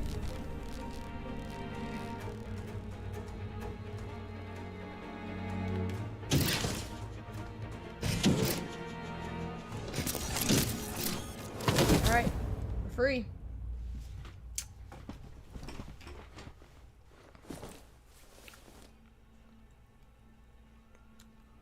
Alright. Memory corruption repaired. So, we didn't lose our memory. We know who we are. So now we need to find Alice, because we don't know where they're going to do the... wait. Help us. We're going to leave them today. Not today, I'm good. What the heck? Oh gosh. What do they do to these guys? Alright. Anyways, Also guys, I'm planning on, after doing this like whole playthrough, with this Detroit Become Human, I'm planning on doing what ifs on videos of what ifs. So, y'all want those, leave a like and subscribe. Understood, Slako. I'll bring you the little one in 10 minutes. Okay, so I got 10 minutes to find Alice, which is a lot of time, but even so. And I already know where she is, so we need to...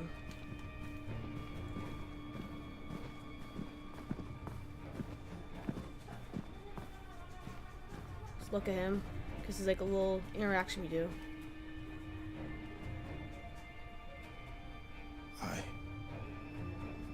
I'm sorry.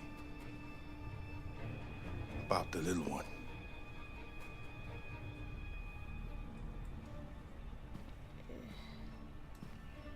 Anyways, I know where she is. She's right over here, so I don't even need to use. I don't even need 10 minutes. I already know exactly where she is. There she is. There. There she is, look. Alice? Car, you remember me? How could I forget you? I'm so sorry. You were right. We never should have come here. We have to go. Follow me and don't make any noise, okay?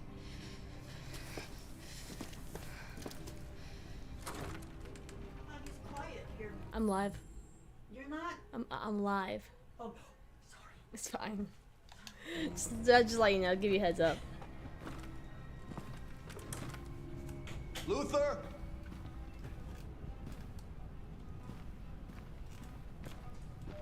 Yes, Slavko.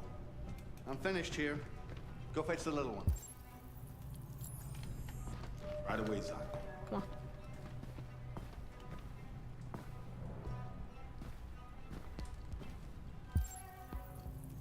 Come on. Come on, come on, come on. We gotta hide. We gotta hide. Why? Hide. Come on, come on, come on, come on, come on, come on. And I gotta keep holding this. If I don't, then we're gonna get out. Gotta keep holding Y. But I can move around. Just disappeared. Gotta be here somewhere. What are you waiting for? Go look. Coming in. Yeah, they're definitely coming in.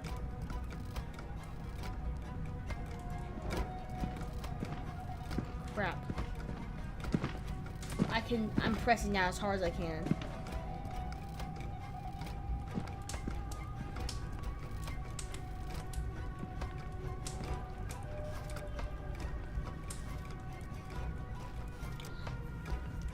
Come on. Hurry. Coming!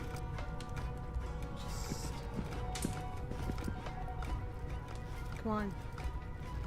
Oh, close the door. Get out of here. Okay, perfect. Oh, my name, my freaking finger circular now. Okay, we gotta hurry now. Wait, I have an idea, chat. We're searching the house. We've got to get out before they find us. I'm burning their house. I don't care. I'm burning their house. Yeah, set fire. I don't care. This guy deserves everything he's done to me and all the other androids that. We need to hurry. They'll be here soon. Come on, we gotta leave. Come on. Head to another room. Actually, head to the corridor. Let's try and find this. We can't go out.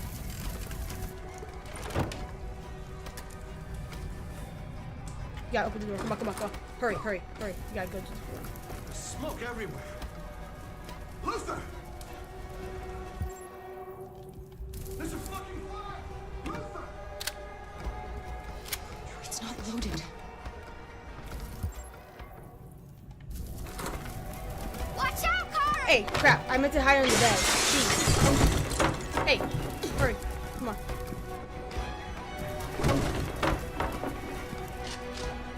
Feet.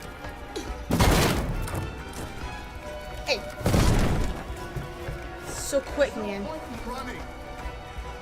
It's just so quick. B. Boom. There we go. Come on. Come on, chat. B. Come on, come on, come on, come on. Hey. Hey. Get a move on. Hey. B. They're over there. B. I can't look at that right now. A.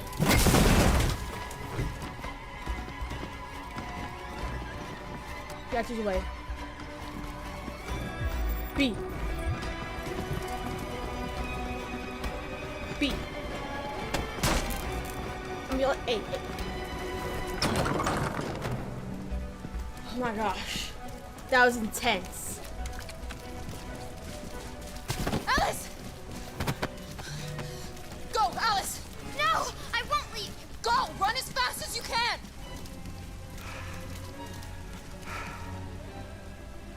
I warned you. This guy is an awful Dreams person. always end in tears. You should have Bro. listened to me.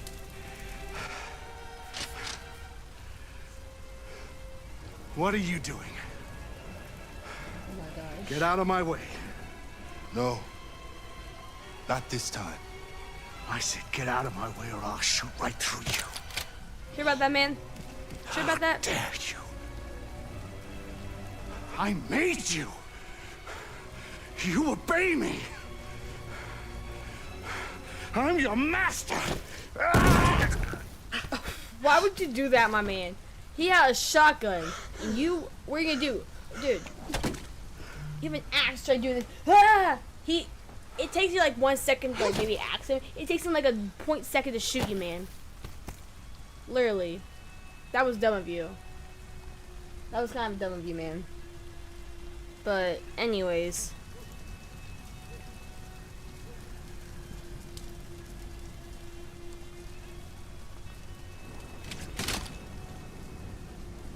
I didn't want to hurt you.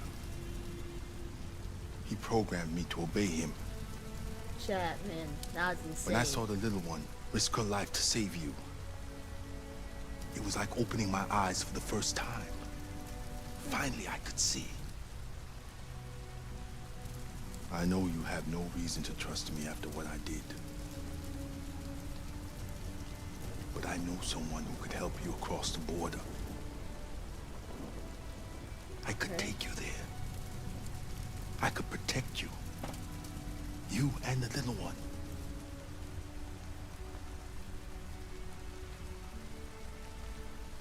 All right. I trust you. Alright. So this is not part of our journey. That's intense though. I was so scared of losing you.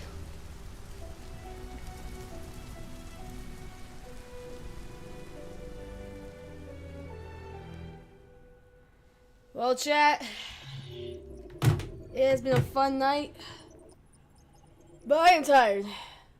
I am tired, chat. So we're gonna stop here today. I'm not in the stream. The reason why is because if y'all are tuning in still, I'm gonna put on a video or a compilation or whatever, and we see the world stats real quick though. Wow, 1% of people chose to kill. Luther chose so. Normally, people would open that cell. We examined. We would opened it, and then the monsters or the androids, we would have talked to them. And depending on if you escape the memory machine or not, they would talk to you in a specific way. And once you open them and once you escape them, you get normally if you open the cell and open them for them, the monsters would have ambushed Zlako. But since I didn't do that, Luther kills Zlako instead, and that's a 1% chance. That's insane. But anyways, let's see what else we have. Oh yeah, also earlier I was doing a stream. Earlier I was trying to do a video a few months back, and it was the Zlako car bad endings. Basically, after you get your memory wiped, it's either you get your memory wiped, basically called obey your new master, or sneak through the house. Basically escape the memory machine before you got reset. Depending on which one you did, if you don't find Alice, you could both basically die, and then Luther brought Alice to Zlako. That's a 0% chance, and for a good reason. But memory was recovered, you found Alice, all that. But anyway, chat, I'm at the bed. Just pause this. Okay, I'm at the bed. So I'm putting on a video for y'all to watch, or hold on, let me just I'm putting on a video for y'all. So hold on for a second.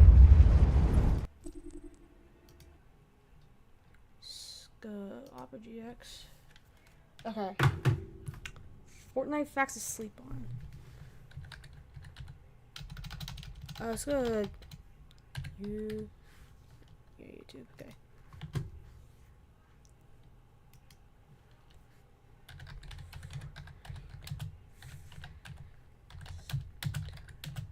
Sleep.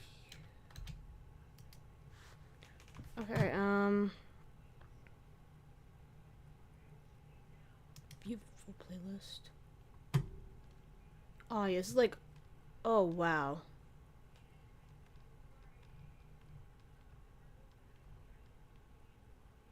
This is like maybe like hours of videos.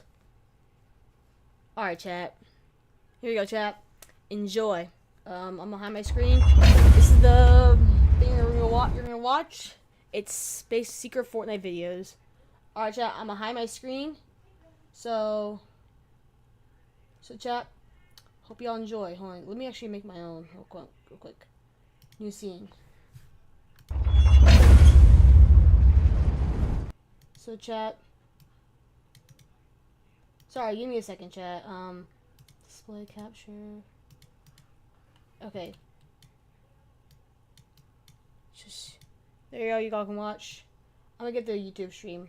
Next time you step into the Minecraft marketplace, Nice do to it with a come across pocket full ads. of So free if y'all mine do, points. it's Fortnite's Star Destroyer update is insane. That's right, the countdown to the Death Star event is officially here, and from free skins to a concert, watch this video until the end because there is so much you need to know. First, we'll talk about the elephant in the room. Those Star Destroyers in the sky that have been watching us all season, well, today is the day you can finally control them. Now chat. when you land on the map, Love look y'all out so for much. a rift gate. I'm gonna mute You're my the mic, first person in the so whole I'll see lobby y'all to find tomorrow. it. You can transport to the chat. capital ship along with your teammates.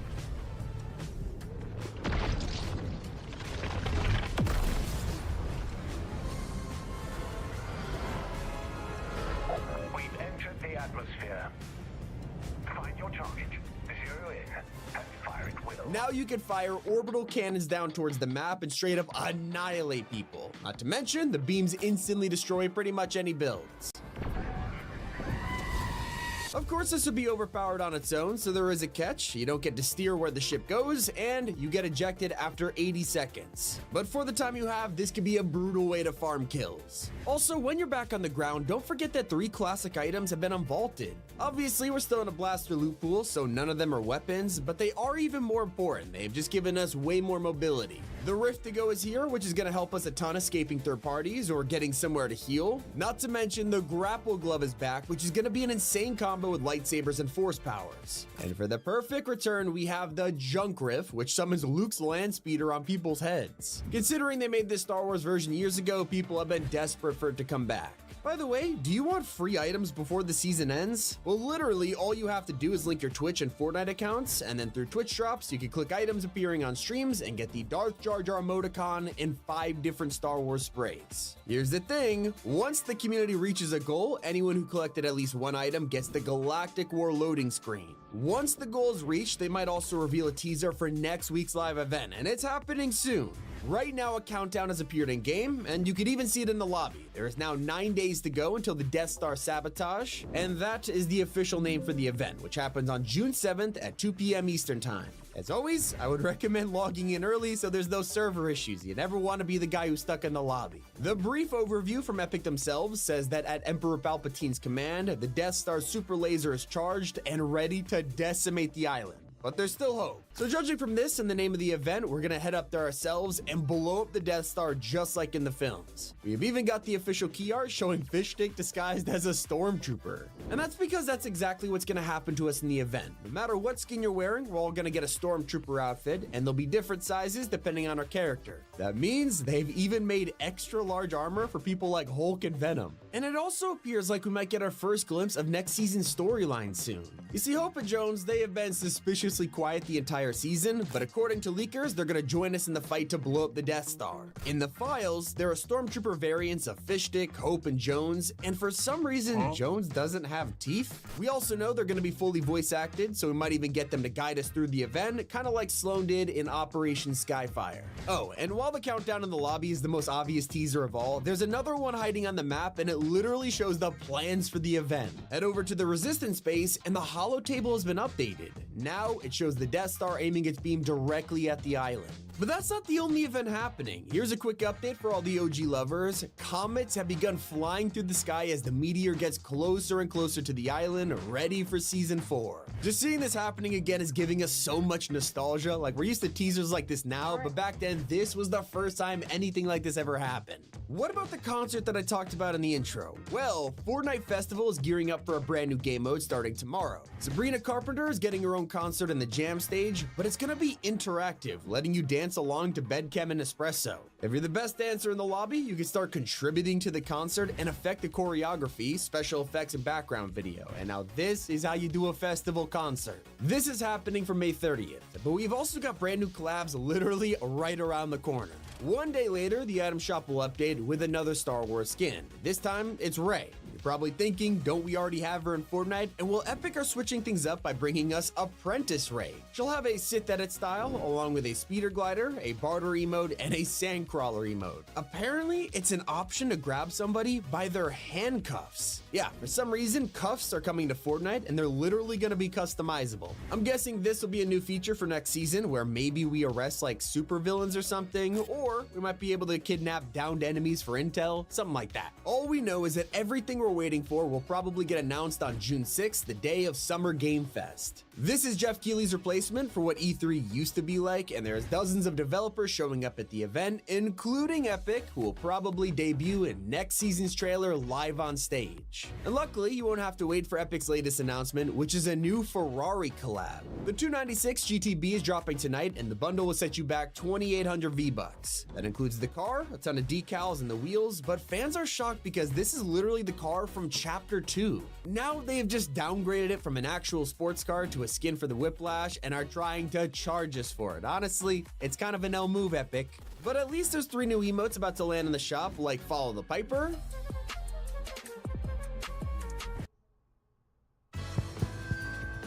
Attention choppers! Guardians has a big story to tell. Ask your doctor if it should be part of your next act.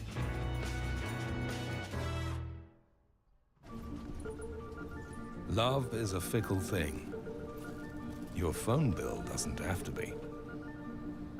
Now, new and existing customers can lock in one low price for 3 years, guaranteed, only with Verizon. Storm's coming.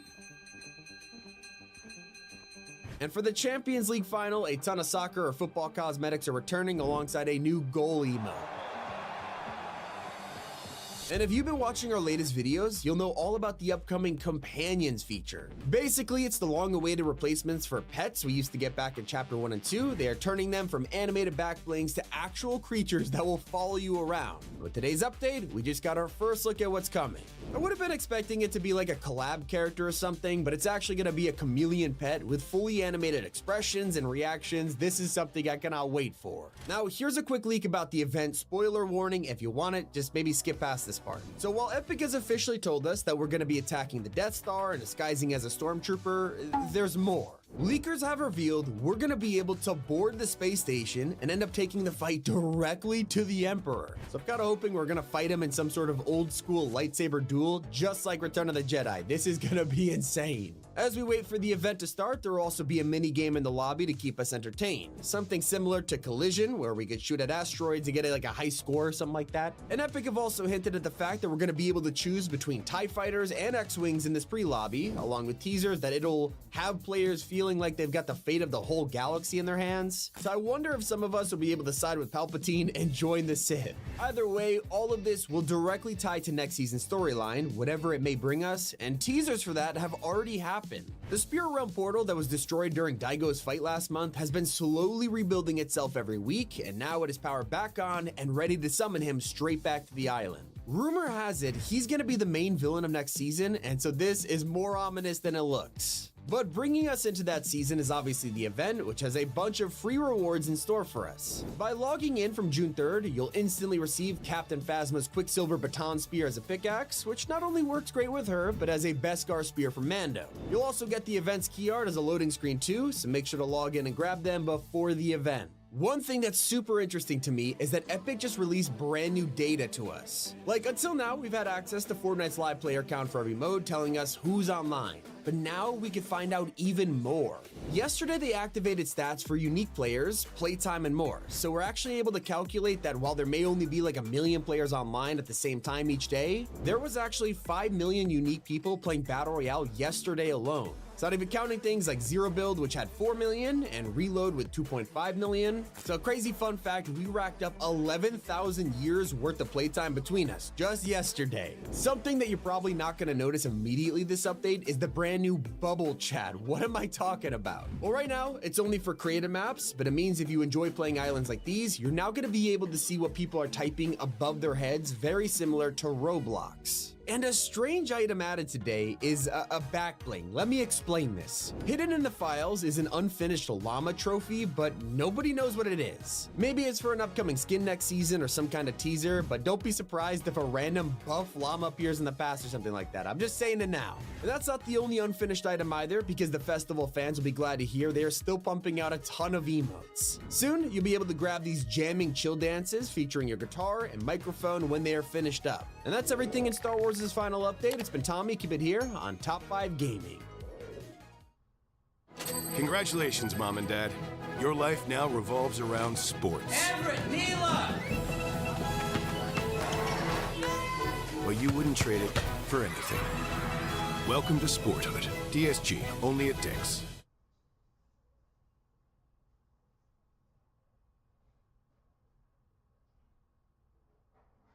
Starting in your 20s, you lose up to 1% of your skin's natural collagen each year. Enter Neutrogena Collagen Bank, formulated with a patented micropeptide technology to build new collagen, stronger collagen, plumper skin. Bank with Neutrogena. Fortnite's mid-chapter event is days away, and all eyes are on it because if it's good, we'll get more collab seasons, or we'll never see them again. We're so close to the end of the mini-season experiment, and with the Simpsons season happening later this year, today we'll go over what needs to come back and what Fortnite needs to stop doing. And what's at the top for many players is ignoring the battle bus. Right now, it's the same as it's always been, which is kind of sad considering what it could have turned into. Maybe a rebel ship or a mini Star Destroyer. Personally, I would have loved to see a Republic gunship as a battle bus. It makes perfect sense. In future seasons, Fortnite could give us the Springfield school bus for The Simpsons. It's an opportunity they can't afford to miss. One of the craziest experiments of this mini season has been turning everything into a blaster. It's a pretty cool way to play the game, but Epic didn't account for one thing: lightsabers. In games like Battlefront 2, these are balanced to counter blasters while also not being really overpowered, whereas in Fortnite, the lightsabers are pointless. Everyone has unlimited ammo, which means you can't block for long, and if you try and fight more than one enemy at a time, you're done for. Another thing fans are disappointed over is one of the greatest villains getting turned into a random NPC on a hill. General Grievous doesn't have a portal or even a special mythic item, and it would have been way cooler if they turned him into a boss who actually fought you with 4 lightsabers. For future collab seasons like this, Epic needs to figure out that we want brand new unique bosses and fights just like we had in the first season of this chapter. They could also learn how players want more ground vehicles. The introduction of X-Wings and TIE Fighters was amazing. We loved it. But sometimes we want to get across the map without the whole lobby hearing our jet engines. Fans have been hoping for some kind of land speeder or speeder bikes, especially considering regular motorcycles were deleted. Some of the fun around Star Wars is battling the huge mechs on the ground. It's a part of the spectacle. And that's without talking about the huge missed opportunity of a collab within a collab. If you think about it, we're literally in a Star Wars season at the very same time Andor Season 2 drops, and the world can't stop talking about it. And yet Fortnite doesn't have a trace of any collab with Andor. They could have brought Cassian, Krennic, or Mon Mothma to the game, and yet they're not here. And also, have you noticed something happening lately? LEGO has recently announced brand new sets for The Simpsons after 10 years. It's during the same year Fortnite's apparently preparing their own Simpsons season, so hopefully if this means what I think it means, we could see a LEGO mini pass for Simpsons too. And that's why Fortnite needs to learn about the failures of Star Wars. Last year they dropped a huge update for May the 4th, and it was an insane overhaul of the LEGO mode, and yet this year we barely got anything new except some cosmetics and build sets. So let's hope Fortnite takes the route of last year's collab when adding a Simpsons season. I'll also say they need to avoid mashup skins. These have been some of the biggest hit and miss outfits of all time, especially Wookiee Team Leader, who has been dividing the community ever since she was revealed. Next time, Epic should stop doing this and put these kind of outfits in the item shop instead. People buy a collab pass because they want the actual crossovers. Now, while they've neglected the battle bus, Fortnite also forgot to update Loot Island. For some reason, there's a completely irrelevant boss here that has already existed in the chapter. All of us were hoping for something like Cloud City with Lando. So, when the next mini-season comes around, let's pray for a unique middle island. And hopefully Simpsons doesn't have fake props. I say this because you could go to the Millennium Falcon right now and appreciate it for its full glory. Except, it's not the full thing. You can't go inside or interact with it at all, making this a simple shell of a prop. And before we talk about what Fortnite got right this season, there is something The Simpsons is guaranteed to improve on. Galactic Battle is currently suffering because we've had yearly Star Wars updates. Like a ton of content this season is stuff we've already seen time and time again. Especially Force powers, which have all been in the game before except lightning. So when the next mini-season comes, it'll be something we have never experienced before, which is exciting. But Epic seriously needs to figure out their POIs though. When they design all of these new places for a season and then just shove them into the four corners of the map, it's a nightmare. It means all the best content is hidden away in places that are usually out of the zone, and people just want to land there even less. Collab should do the opposite, putting all of the amazing content in places where we'll actually experience it. Now, if the Simpsons collab is going to be a success, they need to learn from this, but also continue doing what they got right this season. And at the top of my list are the locations themselves. Even though they're out of zone most of the time, they're actually pretty awesome. Like, what you have to appreciate is that they're all from different eras of the franchise, so that means there's something for every Star Wars fan to appreciate. Not to mention, they are seriously immersive. It feels like you're playing a totally different game sometimes. And even the small themed tunes that play when you enter and the sound design of the alarms, it's perfect.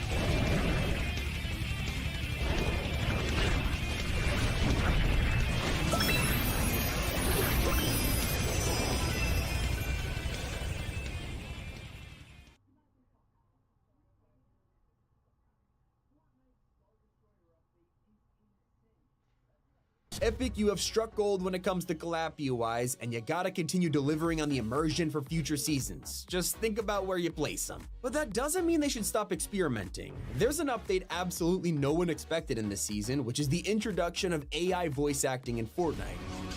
Hatsune Miku, your training is complete. Now, this was an absolute insane gamble on Epic's part, and that's why it's probably gonna be a one-time thing. James Earl Jones specifically wanted his voice to be used after his death to live on as Darth Vader, and that's probably why Epic felt safe enough with the consent of his family to make Vader AI a reality. Except in true "isn't there someone you forgot to ask" fashion, Epic are still in trouble because technically they have just taken work from a real human when doing this. There are hundreds of voice actors in the world who have also voiced Darth Vader, and Epic didn't let the Actors Guild know about this before doing it, and it caused a legal complaint. Huge situation right now, and all this heat is probably going to make sure Epic avoids doing it again. But even if they tried it again, it's not like there's another James Earl Jones to agree to it. But with all that said, I don't think Epic should stop experimenting with brand new game-changing features like this. While it's controversial, and I'm not really sure about the whole Actors Guild thing, it still shows Fortnite is constantly evolving, and it's a core reason as to why it remains so popular. Another thing we can't ignore is how Fortnite needs to continue live events. This is the first mini-season that isn't the chapter finale, and Epic are still giving us a grand event for Star Wars. According to rumors, The Simpsons will be the final part of Chapter 6, which basically confirms we'll also get an event for that collab too. Personally, I'd love to see something with the Springfield Power Plant, just to pay tribute to the very first Simpsons Easter egg back in Chapter 2, but if you have a Simpsons live event idea, let me know in the comments. Now, you might think that Fortnite exploring all three Star Wars trilogies is kind of a one-time thing. I mean, it's not like The Simpsons has multiple eras, right?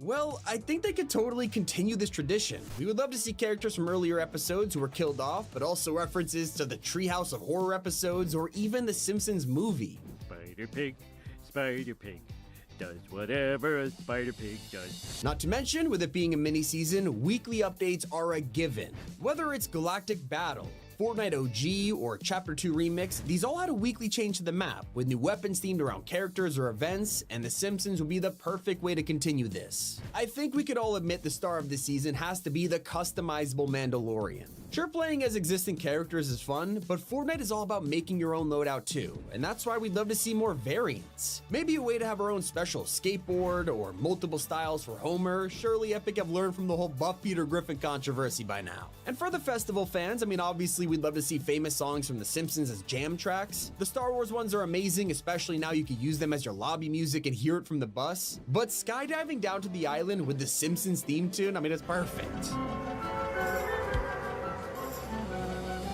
And that brings me to what matters the most. It's something that Fortnite has absolutely nailed in this season. Fan service. I mean, we've gotten some of the best running jokes from the films like Darth Jar Jar, which is something that only LEGO has acknowledged in the past. Epic made this fan theory come to life in the best way, and you can tell how much passion went into the collab. They even went as far as bringing a Warlord Grievous skin to the game, which most casual fans don't even know existed. As we've learned, it's the first time this has ever appeared in a video game. And that's why Epic needs to continue this for future collab seasons. In terms of The Simpsons, there's constant ways to make fans go crazy, like the theory that Grandpa Abe is a time traveler, or even the fake Graggle character that trolled people a couple years ago. Turn these into joke skins and the fans will love you and pay you a lot of money. If that's too far, as long as we get plenty of Easter eggs referencing classic episodes or callbacks to some of the best scenes, we're gonna be very happy. And so yeah, that's everything Fortnite could learn from the Star Wars season. It's been Tommy, and keep it here on Top 5 Gaming.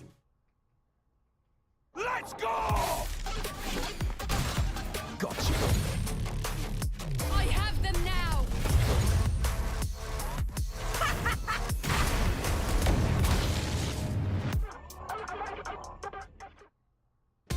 Ready to unlock Roblox digital gift cards? Start earning with Microsoft Rewards today.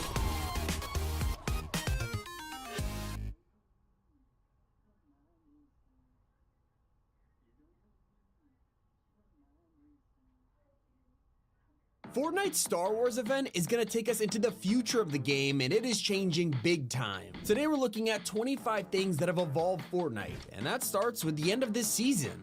So who remembers when Star Wars first appeared in Chapter 2 with a live event we have never had before? We got our favorite characters, lightsabers, but at the end of the day, most people look back on this and think it was just a weird time when Jeff Keighley was there for some reason and we watched a boring clip from a film. In reality, people wanted to use lightsabers more often, they wanted more and more characters, so Epic decided to convert this into a yearly tradition.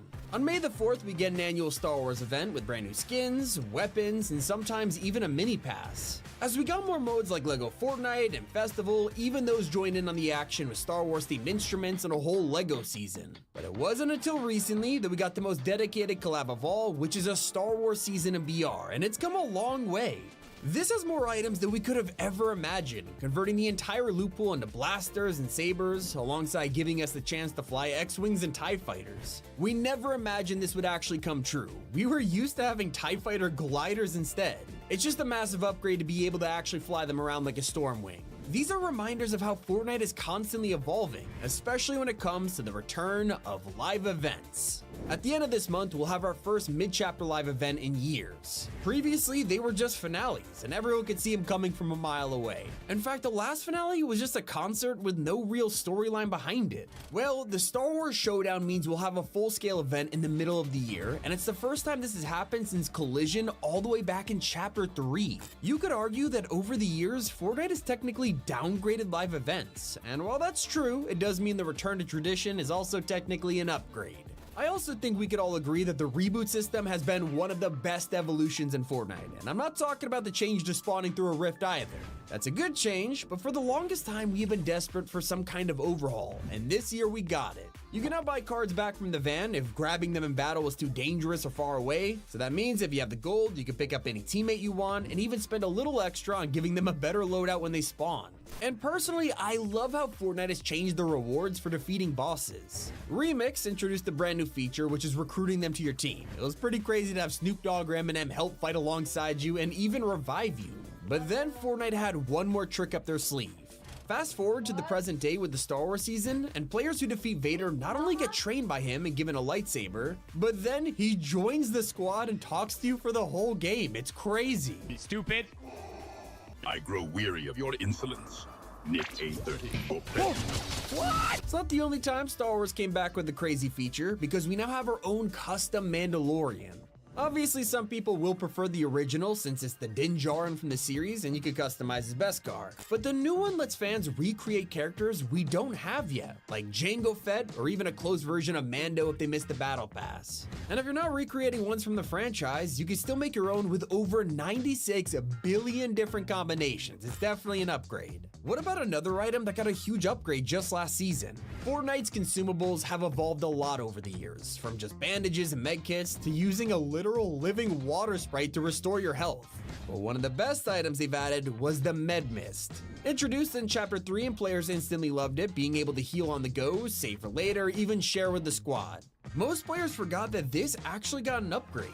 It was turned into a grenade for Lawless, which gave a huge boost in healing for your entire team at once, also providing a cover of smoke. Now sadly, that is vaulted, but hopefully we'll see it back soon in this new form. It's also impossible to talk about Fortnite's biggest changes without mentioning them winning a 5-year-long battle. Since 2020, Tim Sweeney has been fighting Apple on their unfair store practices to stop the 30% cut they take from purchases. They got banned from the App Store because of it, but after 1,740 days, it is finally back on iOS, giving mobile players the craziest jump in evolution ever. Like, they went from the Flood season in Chapter 2 to a full Star Wars collab in Chapter 6, and now if you download it today, you even get a free skin.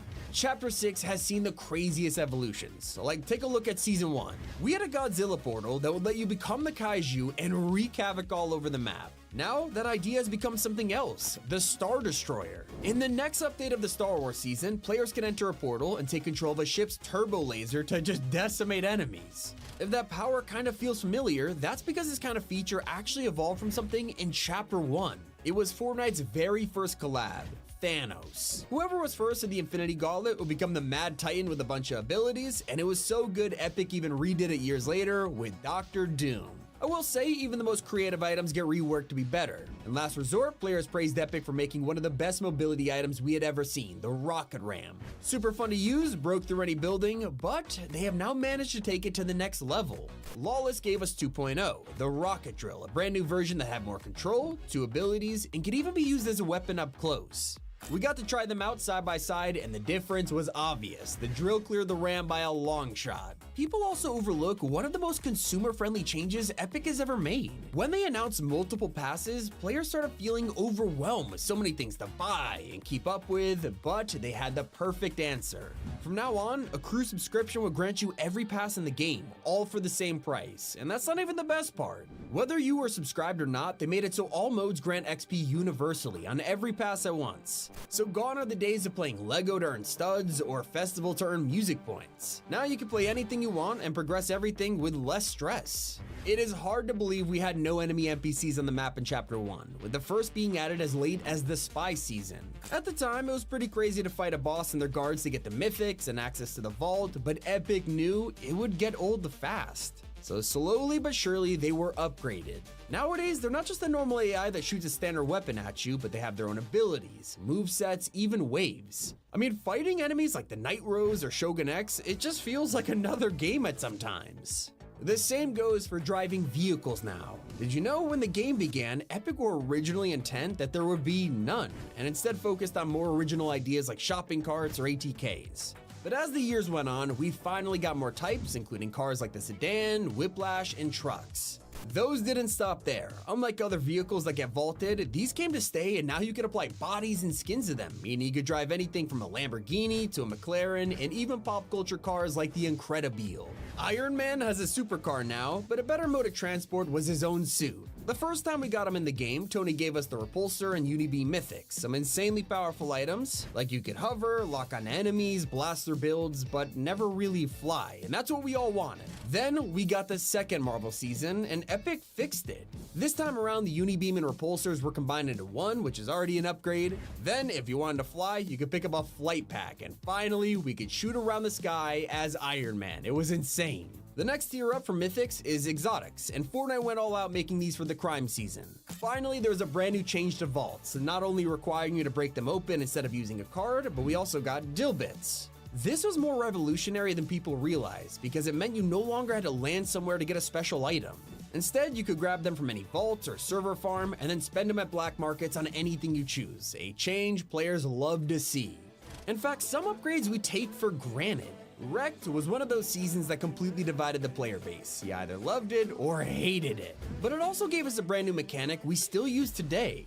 Before, repairing vehicles would mean finding a repair torch or even trying a campfire. And fuel? You'd have to get out and top it off at a pump. Obviously, in a fast-paced season like Wrecked, it just wouldn't work out, so they placed repair pads at every station, and they are still in Chapter 6. It's a small quality of life change that makes using vehicles so much easier. It is also easier than ever to save money playing the game. Now sure, there's an insane collab every week ready to drain our wallets, but at its core, Fortnite is still free to play.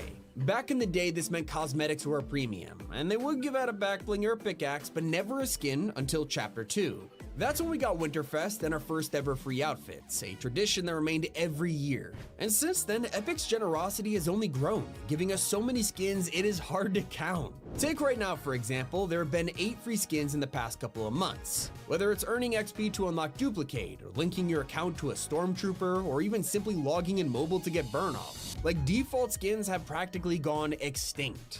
Earlier, I mentioned how the black markets and dill bits improved the system, but the rewards were also better too. Instead of slightly adjusting weapons with thermal sight, fire, or trackers like the old ones, these items had unique abilities we had never seen before. Whether it's a Shockwave RPG or a Stink Sniper, these were some of the most fun we have had, not to mention how much chaos the Rift Launcher caused.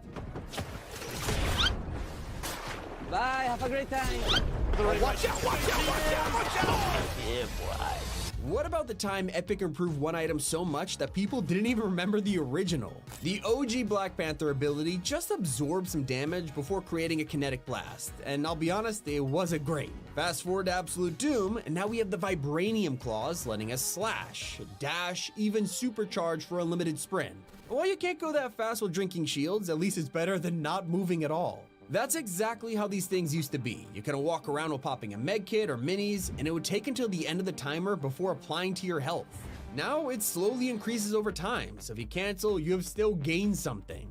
And I don't think anyone prefers the old Chug Jug that used the whole thing rather than applying 10 a second and saving what's left. It is finally worthy of that legendary status. And even though we got a whole Star Wars season, someone has got to recognize how much an upgrade these locations are compared to what came before. Previous events have given us some crashed ships, roadblocks, and at most like the Cantina. Now we have got 3 whole POIs straight out of the franchise, and it's never felt more immersive. It has been Tommy, and keep it here on Top 5 Gaming. Squad Busters just completely changed their game. Now it is basically Squad Busters 2.0. It's an action-packed online PvP game where you'll fight other players to hoard as many gems before the match ends, all while using a roster of over 30 iconic Supercell All-Stars from previous games to build your team. You control the hero of your team, and every character you pick up has different stats and abilities. So, I can choose who fits my style, then play and evolve them into a powerful ultimate status with insane abilities that make the difference between victory or being busted. Exploring the map, I can open these chests to recruit more heroes, gain power-ups, and find gems everywhere. It's all before running into enemy squads when I can decide to either run or fight for the chance to steal theirs. It's all to come out on top when the timer runs out and win. I just love how chaotic and action-packed it is. There's even multiple game modes to choose from, like Showdown, or even the option to play as a duo, so give it a try and download Squad Busters now in the App Store and Google Play. Fascinating. They're very well constructed. The paper is high quality. Seriously? In here I was thinking maybe he was a secret pervert.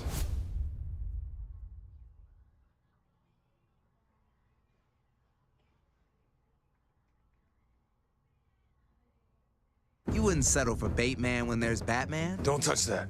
Well, now I want to touch it more. Yep, shouldn't have touched it. Little help.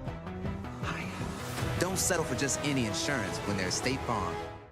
Fortnite's Mandalorian update is here, and the Star Wars season is almost over. We have new items and unvaults today, but there is insane crossovers coming soon. Here is everything you need to know. With this week being completely Mandalorian themed, it's no surprise that one of the most famous Mandos has made a cameo. You can now find Westar 34 blaster pistols around the map. They are fully automatic and are designed entirely for those close-range fights. If you're a Star Wars nerd, you already know exactly who these guns belong to, Jango Fett. He only has 6 minutes of of screen time across all of the Star Wars films, and yet he's super important to the lore. Sadly though, he's also been kinda shafted in Fortnite, because these guns don't come with a Jango skin, and it looks like we probably won't get one after all. At least you could try and make your own Jango Fett with the brand new customizable Mandalorian skin. It's one of the headlining features of today's update, and fans have had this super high on their wish list for years at this point. Not only are fans already recreating Din Djarin, but they're realizing this thing is more customizable than basically any collab ever. You can change the skin and their cape, and the wrap even matches the style of both.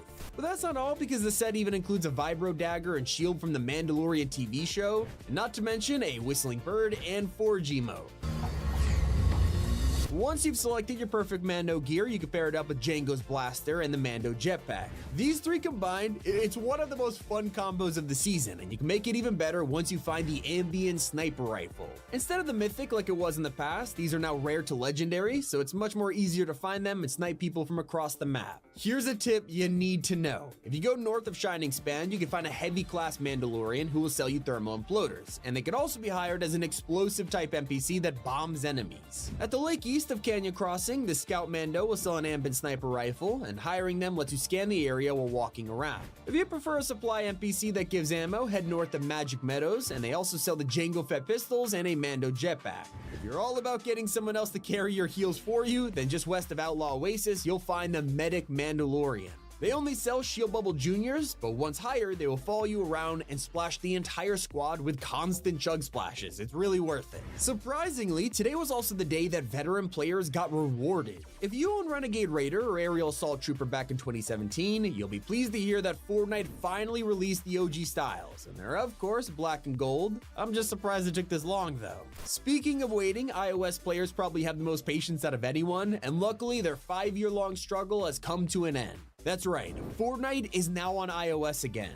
It was meant to release last week, and then Apple blocked the update out of nowhere, forcing Epic to get a judge to tell them off. Looks like it's been solved, and you can now officially go to the App Store and play Fortnite on your iPhone and iPad for the first time in half a decade. And huge thank you to Supercell for sponsoring this video. The mind behind Brawl Stars and Clash of Clans just overhauled Squad Busters completely. There's never been a better time to jump in. It's an action-packed online PvP game where you'll fight other players to hoard as many gems before the match ends, all while using a roster of over 30 iconic Supercell All-Stars to build your team. You control the hero, and everyone has different stats and abilities, so you can choose who fits your playstyle. Your squaddies are just as important as they support your hero with their abilities. Open your rewards chest to upgrade them into a powerful ultimate status with insane abilities that can make the difference between victory or being busted. I can open chests like these to recruit more heroes or gain power-ups and find gems everywhere. Now when I run into enemy squads, I can either run to save my gems or fight for the chance to steal theirs. With that huge boost when the timer runs out, I'm sure to win. It is so chaotic, I just love how fast-paced and crazy it gets. There's even multiple game modes like Showdown or even Duos, so join me and download Squad Busters now in the App Store, Google Play, or by using the link in the description.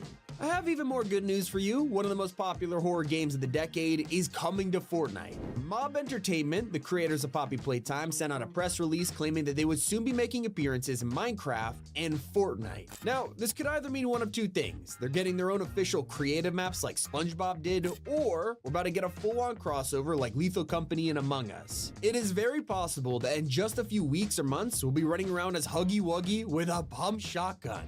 But there's even more. Leakers have found text in the files that describes a suspiciously familiar character. Like, as you know, Darth Vader could actually tell what skin you're wearing and reacts to it. But Epic has given him information on a collab that hasn't released yet. So what'll it be? Well, it tells him about an outfit that's wearing a yellow and red suit with a black belt. He has a bald head and no facial features. That means there's a huge chance he's talking about Saitama from One Punch Man. And considering next season is superhero themed, it makes total sense. And did you know that Vader doesn't just react to skin names, he'll also react to anime transformations. As if brute force alone guarantees victory, Goku. Show me you can control that power. The Force requires more than mere screaming. And to encourage more people to wipe him out and talk to him, he just got nerfed in today's update. His health has been decreased by 20% when you're fighting him as a boss, so it is easier than ever to get your own AI teammate, for better or worse. Even though Fortnite is finally back on iOS, we all know that Epic still hates Apple, especially after them blocking the update last week. So, in perfect fashion, the super rare Tart Tycoon skin, it's coming back. Previously, you had to earn them from a cup back in 2020 when Epic first started their secret plan to get Fortnite banned. He hasn't returned since, but it turns out the cup is coming back this season, probably just to laugh at Apple for losing their court cases. But this update has revealed so much more than iconic returns. We've already got our first look at a superpower about to release in game. It is literally just called Shove, and from the name, you could kind of guess what it does. Apparently, it'll be a weapon/ability that enables players to shove others away with a light force. Now, the word force there could mean this is related to an upcoming Star Wars item, maybe a Darth Jar Jar force ability or something, or it's probably just referring to how powerful it is. And basically what that means is it's an upcoming superhero item. All we know is that while it's confirmed for creative mode right now, we are still waiting to hear if it'll show up in BR2. Now personally, I think it will, because next season we'll have a ton of superhero abilities that don't use ammo and can be found across the map, whether it's in floor loot or special chests and drops. And speaking of the superhero season, check out this little guy. He just looks like a lizard with a turtleneck, yet he is officially rumored to be a part of the next battle pass, so maybe this is one of the hero's alter egos. We've also received brand new information about the gigantic Disney collab. Part of this will apparently include Disney's racing game Speedstorm. If you haven't heard of it, it's kind of just Mario Kart but with movie characters, and now this game has been tied to UEFN in the files. This could mean we'll get cross-platform items like we already do between Fortnite and Rocket League, so maybe owning Disney cars in one game unlocks them in the item shop in the future. We've already heard plenty of times that Tim Sweeney and Epic want all games to have a shared inventory. He's even gone far enough to say Minecraft and Roblox should have cross-progression with Fortnite, so a Speedstorm integration, it's not a stretch. Now, after today's update, it means that only 2 phases are left before the end of the Star Wars season. We're enjoying the Mandalorians right now, but from this point forward, it's gonna get crazy. Next week on May 29th, 1 person per match will be able to take control of the Star Destroyer's cannons. Yeah, I can already tell this is gonna be extremely busted. But let's be honest, we've all dreamed of having some kind of orbital cannon in Fortnite, and now it is here. How to Train Your Dragon delivers on every level. Stay.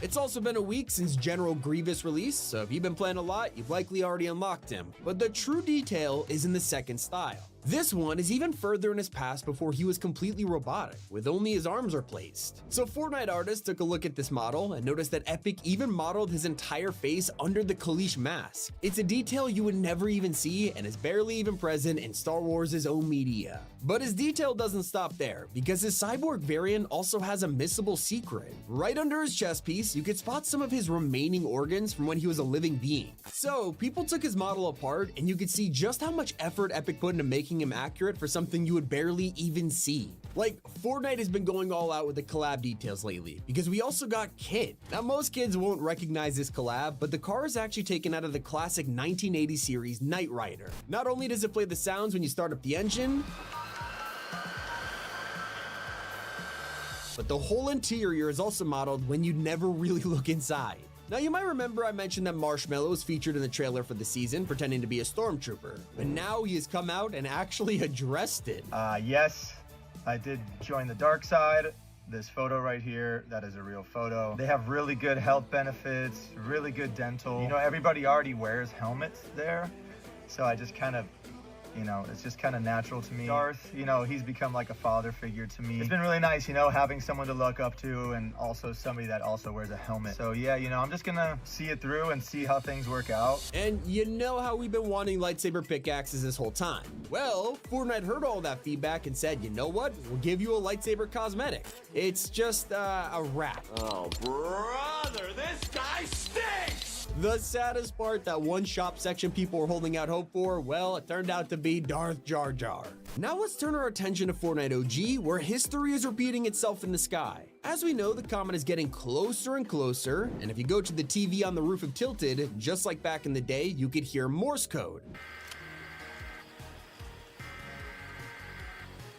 Well, did you know that this translates to "it's happening again" before just mysteriously being cut off? And that's not the only hidden message. In 2018, if you threw the meteor sound into a spectrogram, it showed the Take the L dance. Well, here we are in 2025, and Fortnite secretly changed this. Now decoding the message will show Savor the W. It's a nice little reference. That is everything you need to know this week in Fortnite. It's been Tommy, and keep it here on Top 5 Gaming.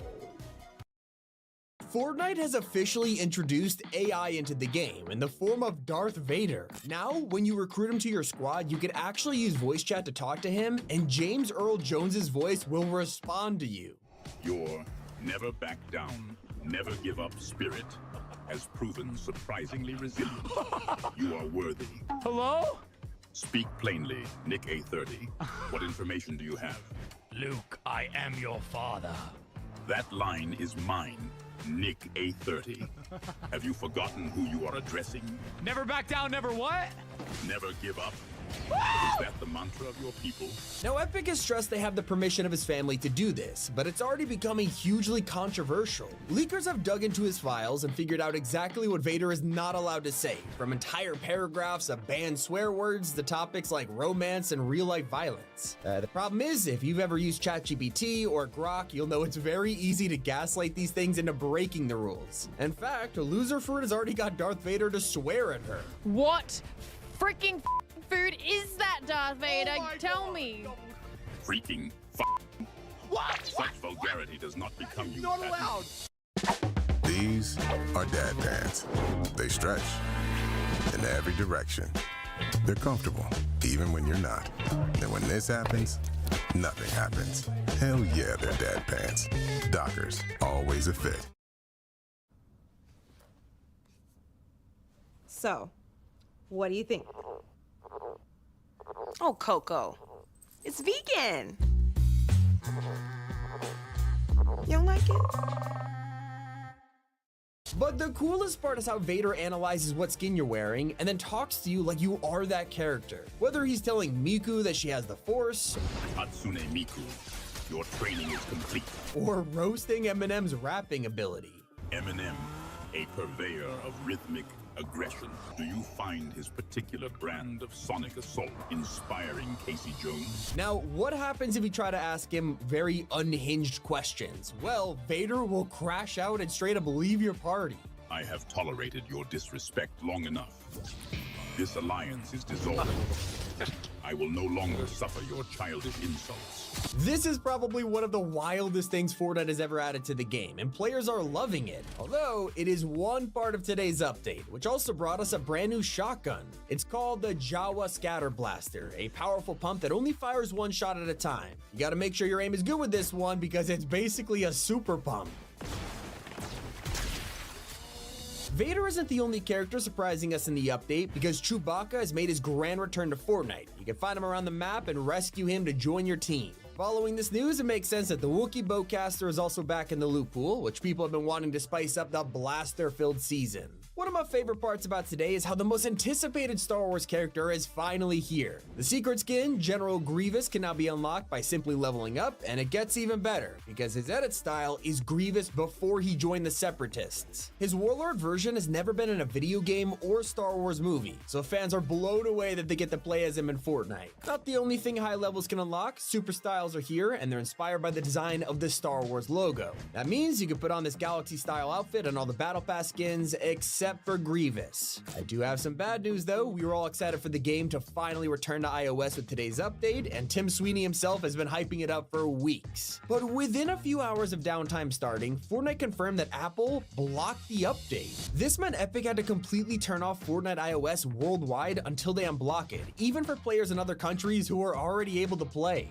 Hopefully, we get to experience Fortnite on our iPads and iPhones again soon, because the live event is quickly approaching. What do we know? Well, next season's teaser has already begun. One of the spirit portals on the map has been activated, and it's rebuilding itself with lightning. That's not the only secret map change. Over at Crime City, the bank has been destroyed for a while now, but the huge crater that was here, well, it's been filled up. Construction crews are already on the scene to begin rebuilding the city, and who knows what'll take its place. One thing's for sure, Fletcher Kane is gone for good, with his wolf statue being taken out by a forklift.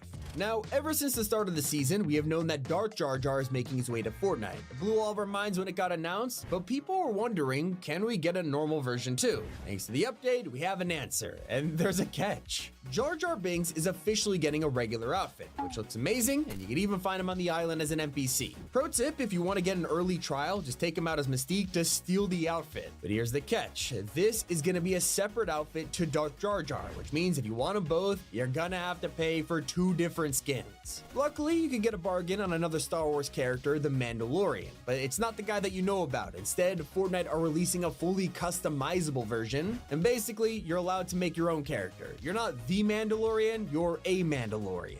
There are so many options to choose from. In fact, they are more customizable than Iron Man. It'll drop next week alongside an entire update designed around Mandalorians, from NPCs to special Mando challenges. We're also quickly approaching summertime, and you know what that means, free items are coming. Fortnite is once again doing a summer event this year, which includes challenges for cosmetics, and we already know one of the outfits, which is Iridia Vane. If you want a leak that's even closer, June's crew pack has been revealed. On the first day of the month, you'll be able to redeem Ailowin. Anyway, she has a gumball gun as her back bling and a sticker of Meowth on here for some reason. Keep an eye out in the shop though, because tons of rare collabs are also returning soon, such as Boba Fett, the Clone Trooper pack, and the original Anime Legends bundle. Not to mention, there's another upcoming skin that's a part of the bundle, and we're not exactly sure how you can get Sage, but she'll probably be part of a starter pack or PlayStation Plus bundle in the future. But it wouldn't be a Fortnite update without a new vehicle, and this time around Ferrari are getting another collab in the shop. The files were added today and it's fully encrypted, so we just have to make our best guesses for what kind of car it'll be. I'm hoping for a LaFerrari or something like that. We're also getting a new SUV, and this one won't be a collab. Instead, it's a completely original vehicle called the Stampede. That sounds kind of scary.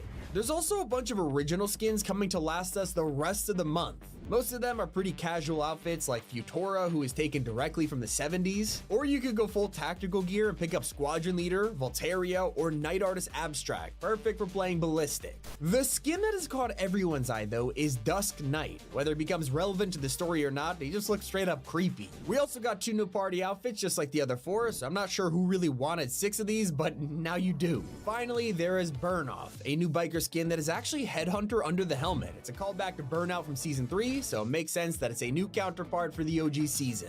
Now, this update has also revealed that Hope's special power has returned, because soon she'll be painting the island with more graffiti. They're not in game just yet, but leakers have found these images that'll soon tell us about the upcoming event. Most of them are pretty normal, and to be honest, if this is Hope's prophecy, she must be using Internet Explorer, because Star Wars, it's already here. But one is worth paying attention to. In this spray, you can see Palpatine with Rift Butterflies, so perhaps he's after the Zero Shards energy as well. You could also apply some neat designs to your guns with a brand new pack completely free. Epic is currently hosting their annual Mega Sale event, so you can check out their store and claim the Frosted Skyline Wrap Pack for $0. Although, if you're playing VR, you won't be able to see them until next season anyway. You'll also spot some free Tri-Trim wheels for Rocket League in the same store, claim them too, and log into Rocket League. Then the next time you boot up Fortnite, they will transfer over to your locker as well. If you're still paying attention to OG, today has a big update hidden in plain sight. No new weapons or items are vaulted, but take a look up at the sky because the meteor is now closer than ever. Aim at it for long enough and you'll even start to hear the audio again. That's not all. Explore any POI and find a TV now switched on with the emergency broadcast on every screen on the island. Even the welcome signs are back on top of Tilted, waiting for its impending arrival. Also, as soon as you enter the lobby, something might feel different, and you're not alone. The entire Ready Up and Mode Select UI has been updated, and it looks cleaner than ever. It even shows a new animation when you find a match. It's Fatami, keep it here on Top 5 Gaming.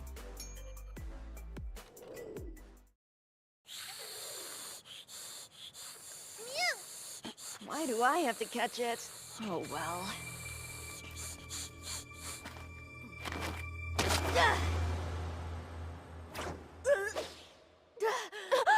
I gotcha!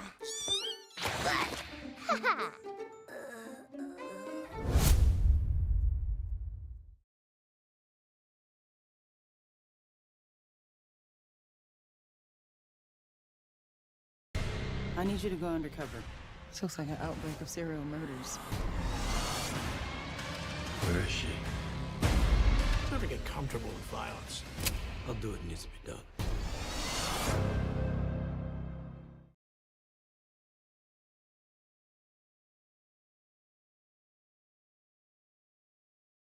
After 2,029 days, Fortnite brought back the rarest item in history. What sits on the throne is always changing, and today we're gonna go through the seasons to find the king of items. Our first example is in the Star Wars season, where they released a secret emote you can't get. That's right, on May 4th, Epic accidentally released Go Home, something that was meant to be exclusive to Season X. It took 3 hours for them to notice their mistake and removed it, but anyone who bought it was given a refund and then got to keep it. Those who bought this in Season X felt cheated, and that's when Epic decided to reward them for being OG. They gave the exclusive spectating emote for free, and now no one else could get it. And in Lawless, the rarest item was just hiding in plain sight. Fortnite did something insane and finally gave us gold llamas, but there was something even cooler hiding inside. If you got insanely lucky, you could get their most elusive reward, the mythic goldfish, and this thing only had a 0.1% chance of spawning.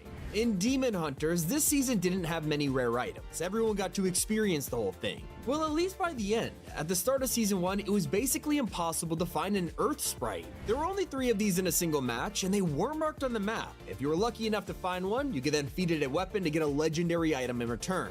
They were so hard to find that Epic had to buff them to 5 per match and then add an icon. Taking it back to Chapter 5, we had Remix, and while this kind of felt like a mid-season, there was a rare item that only pro players know about. It was the Gilded Pincher Pickaxe, and it may look like your average Snoop Dogg cosmetic, but you could only get this if you completed 100 Storm Circles in Ranked, all in 30 days. For those who put in the copious amount of hours to do this, they also had to be on Real Rank to unlock all of the edit styles, making this the rarest pickaxe of Chapter 5. Before that, we had the second Marvel season, which included an entire mechanic that was deleted after only 3 hours. You had to be here on day 1 of the season within minutes of downtime ending just to use it, and I'm talking about recruiting henchmen. For some reason, you could down any of the enemy NPCs and straight up revive them, bringing them onto your squad. It wasn't a glitch or an unfinished feature, it was definitely intentional, and yet within hours, it was gone forever. Does this remind anybody else of the Wastelanders Mark Wrap? You might be thinking this is just a random exclusive from a code or something like that, but everyone had a chance to get this, and you likely missed out. In Wrecked, you might remember the Wastelander challenges. You'd accept them and be stuck with a negative effect for the rest of the game. There was floor as lava, damage when picking up items, even no healing. It's crazy to think they cost gold to remove and were some of the toughest quests that Epic has ever given us. But because of that, if you manage to win with one of these active, you'd be rewarded with this free wrap, and it's the only way to get it. Now, if I showed you this back bling from the Greek season, you're probably thinking it looks familiar. That's Custard Treasy from the Summer Escape quest, but actually, this isn't the item from Chapter 4. It's an identical version that was only given to a handful of sweats. This is Poison, and the only way to get it was reaching level 200 within 3 weeks of the Greek season coming out.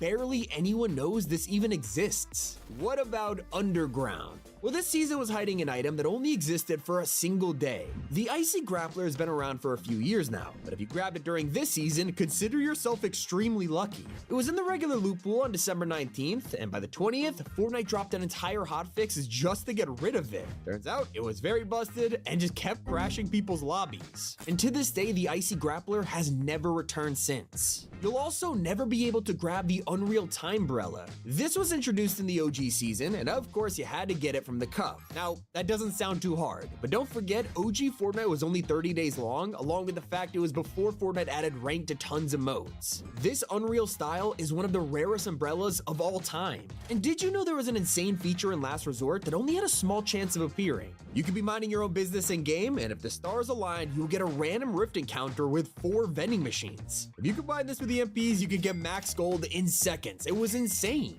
Now we're in the wild season, and if you remember this time, reality augments is the first to come to mind. Many players tried constantly to get them, but it was super hard to land on an exact one, especially if that perk was only in the game for a week. One of those was Fire Armory, which was the only way to unlock the Dragon's Breath shotgun and sniper. This was in the final week of Wilds, and so many people missed out on it. Just like they missed out on Mega's insane weapon. The Overclock Pulse Rifle was an exclusive mythic to this season, and you could only grab it from Loot Island, with like literally everybody fighting over it. In fact, it was so overpowered that Epic had to nerf it a couple weeks later, so if you were lucky enough to use this pre-nerf, you were holding the rarest item in Mega. What happens if you take the very low chance of getting the Fire Armory perk and the insane stats of the Mythic Pulse Rifle? Combining those will give you the Riftjector, a super rare, insanely powerful augment in Season 1 that was straight up busted.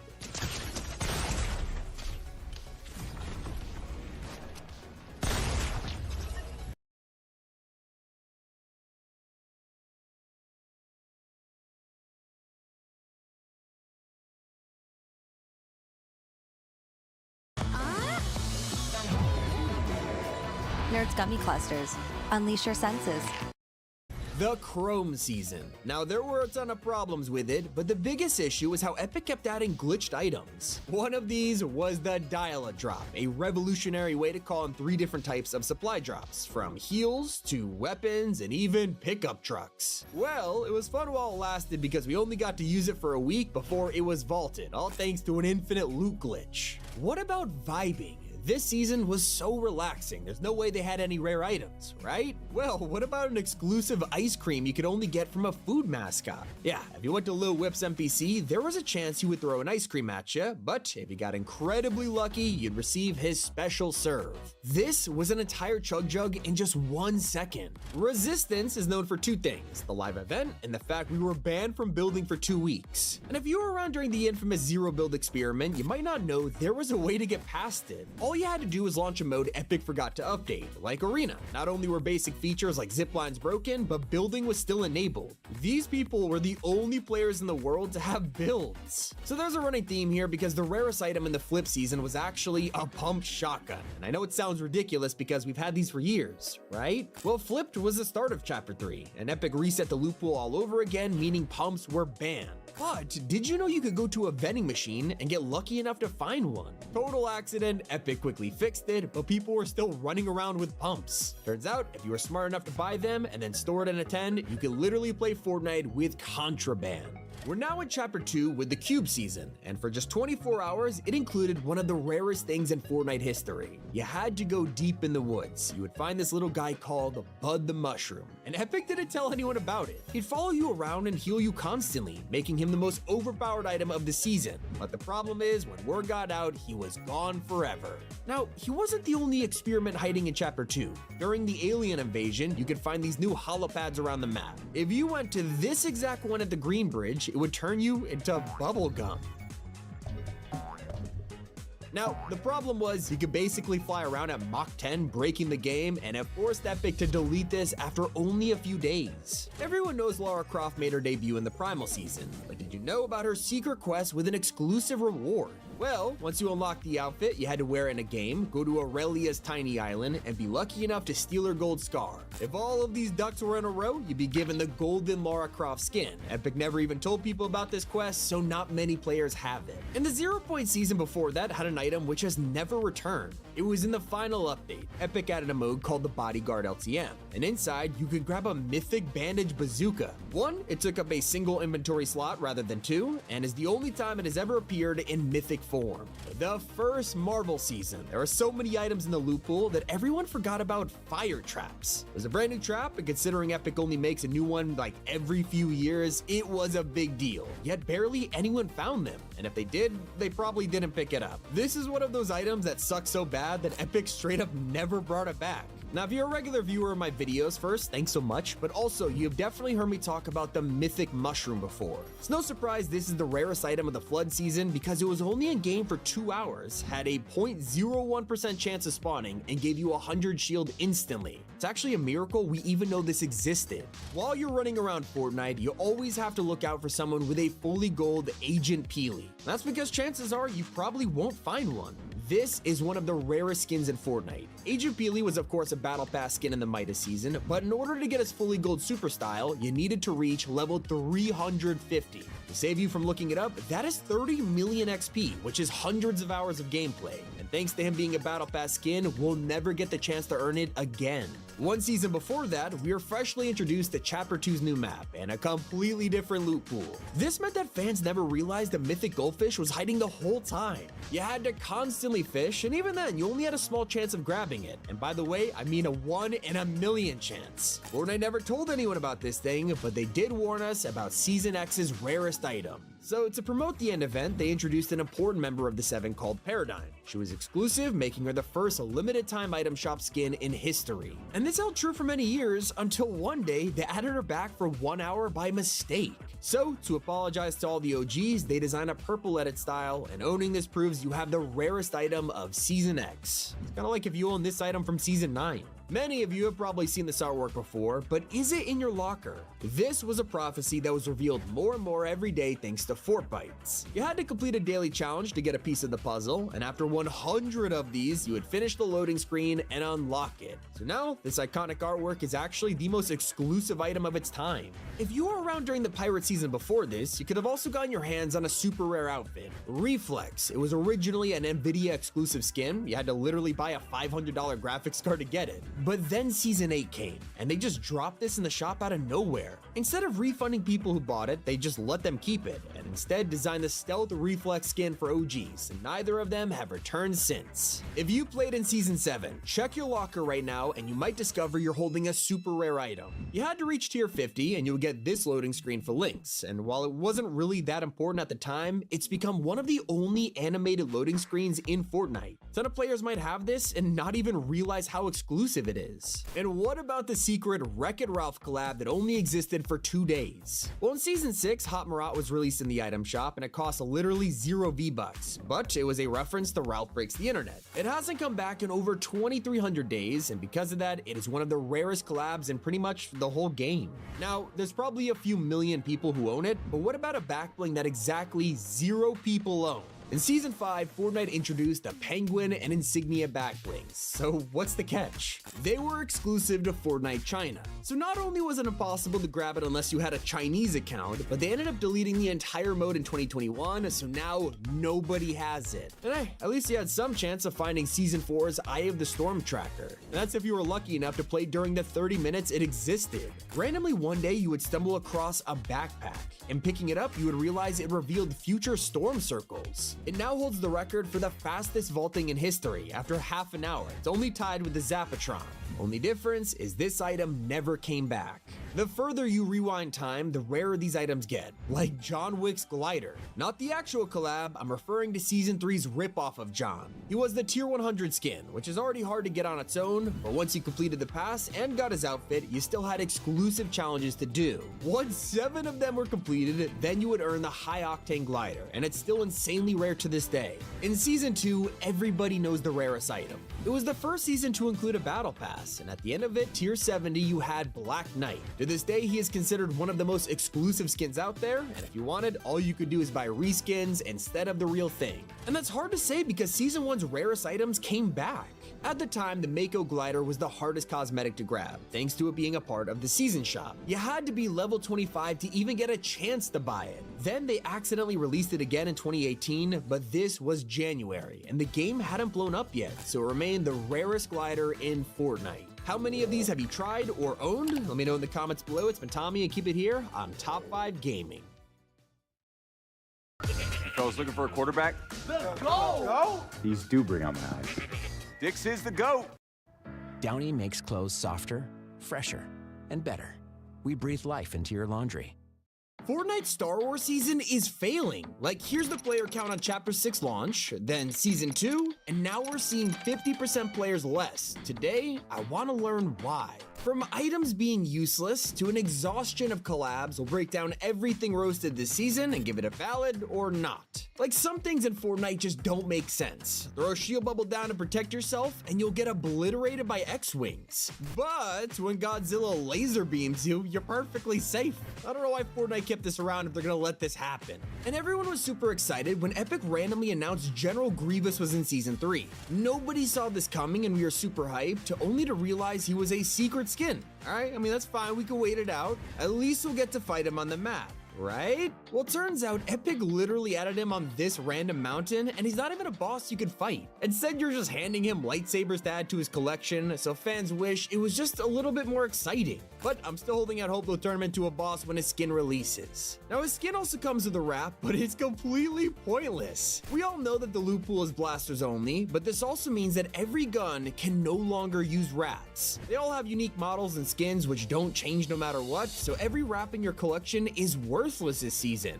Like, you can't even use the new ones in the past until it's over. But I don't think there's any way Fortnite could save the most hated music pack of all time. In the Battle Pass, they threw in an original song called Where My Wookiees At. What? There are so many amazing songs that Epic has created, so when you see them dropping this in the past, you know they made it bad on purpose. And while some fans are laughing at it, others love how crazy it is. When I asked you guys what is missing from this season, I saw a ton of you request an item that feels like the biggest missed opportunity. We logged in and noticed Fortnite had vaulted all of the motorbikes on the island, which sucks because they could have cashed in on something even more insane: speeder bikes. Think about it. Imagine getting around on these things compared to jumping in the same cars we've had for multiple chapters. In fact, you guys all agree that Fortnite should have replaced cars with exclusive Star Wars vehicles. The only problem is now that SUV and sports car skins exist, we will never have a season without them again, because then we just complain we can't use the cosmetics we bought. There is no explanation for the single biggest problem with Star Wars. After 8 years of asking and half a dozen Star Wars events, we now finally have an entire season dedicated to it, and yet Fortnite still has not added lightsaber pickaxes. Obviously, I was gonna talk about this because the entire community is fed up. For most of us, this was the final chance for Epic to add these, and the fact they didn't makes us think it is clearly not their decision at this point. Something is stopping them from releasing the most anticipated cosmetic of all time, and I'm guessing it has to do with Disney's rules. They couldn't even add Darth Vader into the game without making him kneel instead of dying, so Disney must have some crazy restrictions on lightsabers, and that's probably why we'll never get them. Instead, we're doomed to get items like this for the rest of eternity. Yeah, it's a Death Star on a stick. You would think after years of laughing at Epic giving us ridiculous pickaxes, they would at least come up with clever ways to work around it. But no, they're still just gonna get clowned by the players. People have even started to draw fan art of this thing as a goofy lollipop. Not only are they refusing to give us lightsaber pickaxes, but they won't even make them an emote. Mace Windu arrived this season, and while most people made fun of his pickaxe, calling it the Windu Whacker, we at least got a lightsaber in the emote, right? Well, turns out a closer look at the icon reveals it's a sword, so he was training with this. I mean, come on, Fortnite, a stick? He's a Jedi Master. Now, there are some things that Epic are trying to learn their lesson from. Remember UFOs and how powerful they were? Or even Stormwings? They don't have the greatest reputation when adding ships, so when they decided to make X-Wings and TIE Fighters, they were very, very careful. Problem is, now fans are disappointed because these things are super weak. In fact, within a few hours, Epic had already nerfed their damage, and it's insanely easy to shoot them down. Thanks to people having unlimited ammo, they could just blast ships out of the sky without thinking about it. In the previous chapters, we'd have to make sure we didn't waste our ammo shooting at UFOs, but now you could just spray and pray. Some fans want Epic to give them more health, but I'd say that's very controversial. What side do you lean on? The other thing that they want is more X-Wings and TIE Fighters on the map. Right now, they're pretty hard to find if someone else got them before you. And if we had more of these flying around, the dogfights would be more common, and that would be really cool. But right now, with how weak they are, and hard to find, hardly anyone is wasting their time looking for one. It's just not worth it. Here's a problem that Epic didn't even think about. Obviously, with blasters taking over the whole season, Fortnite had to remove ammo boxes. But these didn't just contain ammunition. People opened these because they had guaranteed minis inside, and now they're gone. A lot of people are struggling to find quick heals now more than ever. And of course, that leads me to one of the biggest criticisms of the whole season, one that I actually don't agree with. I asked you guys what is one thing you would change, and this answer was the overwhelming majority, the loot pool. With blasters confirmed to stay until next season, we have realized that using classic Fortnite guns is banned, and a ton of people aren't happy about it. It's easy to see everyone upset over the fact you can't even use bullets anymore, but I've also seen a ton of people really excited about it because it feels fresh and different. It's a cool experiment, just like Zero Build was back in Chapter 3. But if you're not a fan of Star Wars, it's a lot to deal with. On the bright side, the season is only a month long, and there's always other modes to choose instead. What about if you like the fact that we have no bullets, but simply don't like blasters? It's also another huge argument from the fans who say blasters are just straight up overpowered. Despite the fact that literally everybody has them, every fight is turned into a simple question: who shoots first? Pretty fitting for Star Wars, but in Battle Royale, it's not fun to get lasered out of nowhere. Maybe the solution is just picking up a lightsaber and enjoying those instead. Except this has become another hated feature. That's because they're simply not strong enough. I gotta admit, I do agree with you guys on this one. Lightsabers are meant to be the strongest weapon in all of Star Wars. They just don't compete with blasters in Fortnite. You can block shots with them, sure, but then you realize enemies have unlimited ammo and will just wait for you to hit a cooldown. Epic hasn't balanced these to fight against blasters. They were already balanced to fight against normal weapons that had to reload, so the solution is just to make the sabers a little bit more powerful, or at least make them really good at blocking blaster shots. Obviously, I couldn't make this video without talking about that abomination in the Battle Pass though. And I'm not exaggerating, a lot of fans actually do think Wookiee Team Leader is a horrible addition to the game. In a battle pass that's meant to lure Star Wars fans to spend money, Epic chose to put some of the best characters in the item shop instead. Like, we've been asking for Mace Windu, Darth Jar Jar, and customizable Mandalorians for years now, and all three of those guys are nowhere near the pass. Instead, spot was taken by a Team Leader reskin, something players are growing tired of. Especially because the very first tier of the pass is yet another reskin. Fans spend money on the pass and they don't even get an actual Star Wars character until they level up. But I will say, Eevee is an example of a mashup skin done well. In any case, disliking a cosmetic could always be subjective. Like, you gotta admit, everyone has their own taste. But there are some problems in Season 3 that are valid feedback. Everyone has pointed out that all of the Star Wars POIs have been shoved into a different corner of the map. And I can see why Epic did this, to give each POI some room to breathe, but it's also resulted in people thinking, you know, this doesn't feel like a Star Wars season. It just feels like the previous map with a couple of bases on it. And thanks to Epic deleting the loot pool, we have seen the amount. Constant reminders of your moderate to severe Crohn's disease or ulcerative colitis can make it hard to be there when it matters most. If your symptoms aren't under control, it may be time to talk to your doctor about #1 prescribed Entyvio. Entyvio has helped many people achieve long-term relief and remission. Doctors have been prescribing Entyvio for more than 10 years. Entyvio offers 2 maintenance options, including the Entyvio pen. Infusion and serious allergic reactions can happen during or after treatment. Entyvio may increase risk of infection, which can be serious. PML, a rare, potentially fatal brain infection, cannot be ruled out. Tell your doctor if you have an infection, flu-like symptoms, sores, or are prone to infections. Liver problems can occur. Ask your healthcare provider about Entyvio. Relief, remission, for real. Watch my brows go from this to this. I've partnered with L'Oreal Paris to show y'all their new faux brow pen. It's a laser precise double brush tip, which allows for doubling your brow hairs in just one stroke. This brow pen also creates more natural and fuller looking brows. Be sure to get yours now only at Ulta Beauty.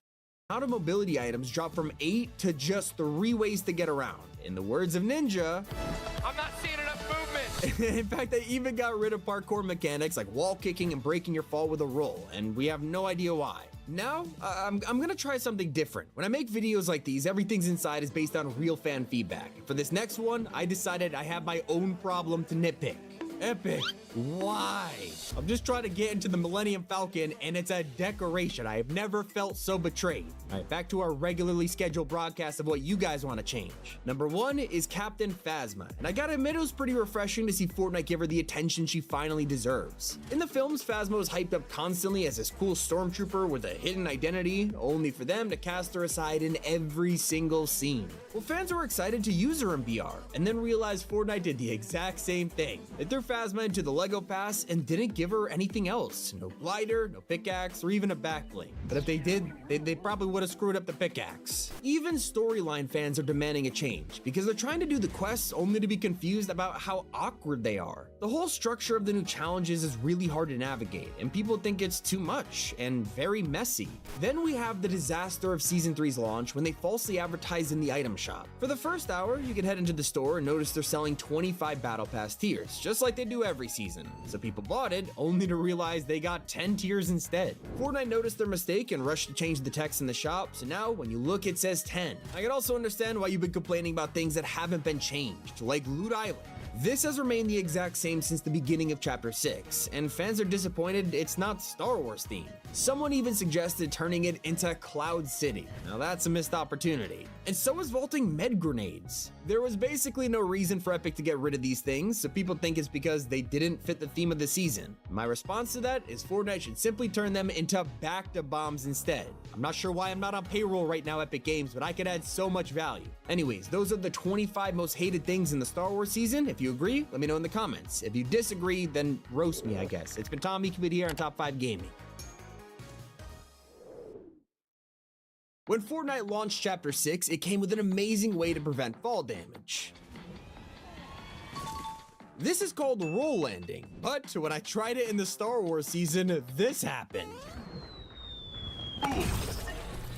Yeah, roll landing is one of 33 things removed this season, and today we'll discover every single one and why they're gone. But here's another one you probably missed. For the whole chapter, we've been able to open chests, and sometimes a boon would pop out. It was a welcome surprise every time, but if you remember them, you'll also know they are themed around the season, like the elemental ones at first, followed by heist boons, so that of course means they're gone in Season 3. This also means the elemental chests near the turtles have been ruthlessly deleted, and Epic didn't tell anyone about it. Yet none of that compares to the fact that Fortnite just removed an item for the first time in years. In the past, we have seen supply drops, llamas, even harvesting tools get removed, but I don't think anyone expected this season to completely get rid of ammo. They are gone after 2,682 days. You won't find any crates on the island, and it's all because the entire loot pool is just gone. For the rest of the season, we have to use blasters, which have unlimited ammo, and these next 30 days might be the only time this will ever happen in Fortnite. Last season, you may have been rushing to shiny shafts every game as the best drop spot for gold, except try that in the Star Wars season and you're in for a huge disappointment. The second you land here, you'll realize all of the entrances have been blocked by rockfall. Now no worries, you're thinking I'll just pickaxe them. We can keep our enamel for a lifetime if a patient takes the proper preventive measures. I choose new clinical enamel strength because there's clinical evidence to support that it does strengthen the enamel. Pronamel clinical enamel strength does a really good job of adding that extra protection to the enamel. You don't wake up a legend. You build it brick by brick, one swing at a time. Huh? Yeah, and this isn't the only POI to become useless in Season 3. All of the Dilbit mines have been completely blocked off. Since the dawn of time, V-Bucks will always be the most powerful currency in Fortnite, and with those, you can now view a brand new category in the item shop. There's a secret new tab for Season 3 which tells you the best sellers of the day. Not only is this great for figuring out what everyone's buying, but it's also our first glimpse ever into how well a skin is doing. Now, Reload players were very confused on the first day of Season 3 when they loaded in and realized the Star Wars loot pool is here. Yeah, it's a mode that's completely separate from Battle Royale, was now taken over by blasters. Turns out, it was a total accident. This was never meant to happen, and within just an hour, Epic fixed the mistake, which means if you got to experience this, consider yourself lucky. You'd be even luckier if you managed to experience the true power of X-Wings. That's because on the very first day of the season, they were able to destroy enemies, like literally dealing 30 damage per hit, which made it insanely fun to use. They are also easy to shoot down, so pretty balanced, right? No, Epic does not agree, and within just a couple hours, they had already nerfed both the X-Wings and TIE Fighters to do 16% less damage. Agree or disagree? Let me know in the comments. At least they're the best way to get across the map now that 2 vehicles have been secretly removed. Both dirt bikes and rogue bikes have totally vanished from the map, and Epic didn't tell anyone about it. But I have a theory why they did it though. Yeah, I'm not surprised why they deleted this. Now, most people already know that Fletcher Kane is no longer relevant to Fortnite. It's part of the reason why his train has been replaced. It has gone back to the normal version we're familiar with, so no more turrets or convoys, but there are 2 changes that literally no one knows about. Like, for the first time ever, the train can now go in both directions. When you spawn into a match, it'll randomly decide to go clockwise or anti-clockwise, and that's not all. Once you capture the chest, you'll be given an exclusive mythic blaster. The train wasn't the only casualty of Fletcher Kane vanishing. This also means Gold Rush is gone. Or so you thought. Gold splashes can't be found anywhere in the loot pool, and this has led a ton of people to assume you can't get the rush anymore. But did you know you can go to the fountain at Fletcher's mansion and just secretly earn it? I'm also happy to reveal that phone booths are back in Fortnite with some hidden changes. You'll find these near Star Wars roadblocks, and that means you can hop inside and officially disguise as a stormtrooper. Epic has also made it easier to figure out if your disguise is working or not with a brand new icon above your head. That's in case you forget that the stormtrooper outfit, it just does not belong to you. But I could just never imagine that Fletcher Kane would take so much of the season with him, because you can't even find golden llamas anymore. This blew our minds when it happened because we wanted it for so long. I really feel like we should have appreciated it while it lasted. That also means that the mythic goldfish is missing from Season 3. Now let's circle back to a previous spot. If you remember the fact Dilbit mines have been blocked, you could probably guess Dilbits themselves are gone for good. I guess the huge crypto crash ruined Big Dill's name because he has also vacated the island, and there's proof of this. All you need to do is go to the Kappa factory and you'll realize the big pickle is gone. I guess we're never gonna see Dill or his scam coins ever again. Which also means you just have nothing to spend those Dilbits on. Try to visit a black market and you're gonna have a hard time getting inside. And obviously it would be kinda OP if you could grab exotics in a Star Wars season. Maybe you're thinking, hey, we still have gold at least, so surely I could go rob a vault for some extra cash. Sorry to inform you, but taking a trip to the bank is just gonna result in disappointment. Look now, and all of the vaults have been blown up. Even the heist bags are nowhere to be found. And yes, this includes the secret vault at Outlaw Oasis. Last season, you could solve the statue puzzle and unlock a hidden room underneath the carpet. It was one of the best secrets on the map, and now if you go here, you'll find the statues are gone, replaced by a single wolf that doesn't do anything. If you break the carpet, nothing's here. Okay, you're thinking there must be a way to get extra gold, right? Well, go to Kane's personal safe in his house, and sorry, Epic thought of that too. It has been busted open already with all of the bars stolen. Now, gold is less important than ever right now because you could finally use porta potties again. The outlaw ones around the map were super annoying to use because you had to pay the Baron's tax on them. Thankfully, you don't have to put up with that anymore. But you do have to put up with the cantina music. People have been enjoying landing here and experiencing a taste of nostalgia. Yet the last time we had a cantina in Fortnite, it appeared in Chapter 2 with the secret room. Who remembers? You can head back here, find a flute, and interacting with it will let you change the music. Well, that exact same flute is now on the stage at Mos Eisley, but sadly, you can't take over the playlist, forcing you to listen to the same song on repeat for eternity. Now, I have an update on Fortnite's most adorable couple. For the past couple months, we got to watch the Great Turtle meet a partner, and then they fell in love. Well, now they've been forced to move thanks to the cantina. The new POI destroyed their resting spot, with the turtle couple now searching for a new home. There's even some interesting news for storyline fans. This Star Wars season came out of nowhere because the story has been so focused on Daigo and his secret plan to enter the spirit realm. Like, we even had a mini event where he ran inside and played a cutscene for everyone watching. Well, if you want to see where he went, you're gonna have to wait an entire month as the storyline has been paused. Now try to visit the spirit portal and you'll notice it is totally destroyed. Hey, Whataburger, bring back the Pico de Gallo burger, and I'll bring back 3 of my table tents. Okay, deal. The Pico de Gallo burger is back. We're bringing back the hits. What a burger!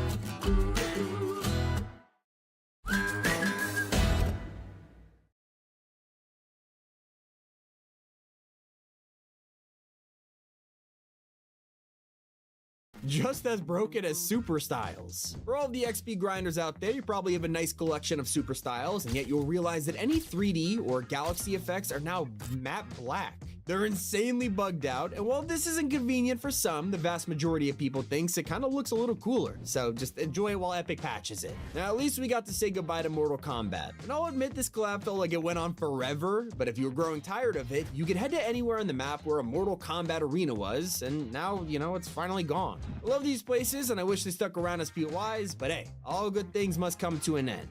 Turns out not all good things though, because Slap is finally back in Fortnite after 18 months. Both juice bottles and splashes are in the loot pool. But even cosmetics you bought years ago are getting secret changes. Like, remember the X-Wing glider? Well, Fortnite just updated this with a hidden feature that only appears when you press the trigger button. It's honestly pretty cool, but not all changes are helpful. Now, when you discover a brand new landmark, you'll get 90% less XP. It just sucks. At least one of those new landmarks might belong to Vader, and if you defeat him at his solitude, he doesn't just die. Obviously, he does the whole knee animation we all know about, but this time he stands up. He offers you to train in his ways so you can collect his lightsaber. What I don't suggest is taking a water sprite to a shrine. I know these have been good ways to grab loot in the past, but what Fortnite hasn't told you is they secretly nerfed them. Now, you just get a single item, a purple blaster. They've also made a change to forecast towers. Instead of the regular guards, you'll find Imperial banners hanging from them, and the key is in the possession of the AWR troopers, just to spice things up. But my favorite secret change in all of Season 3 has to be ranked mode. Ever since it was born, we have known the three main ranks: Elite, Champion, and Unreal. Just not anymore. Now you're competing to earn the title of Admiral, Grand Moff, and finally Emperor. And honestly, W change. Hope you all enjoyed. It's been Tommy, and keep it here on Top 5 Gaming.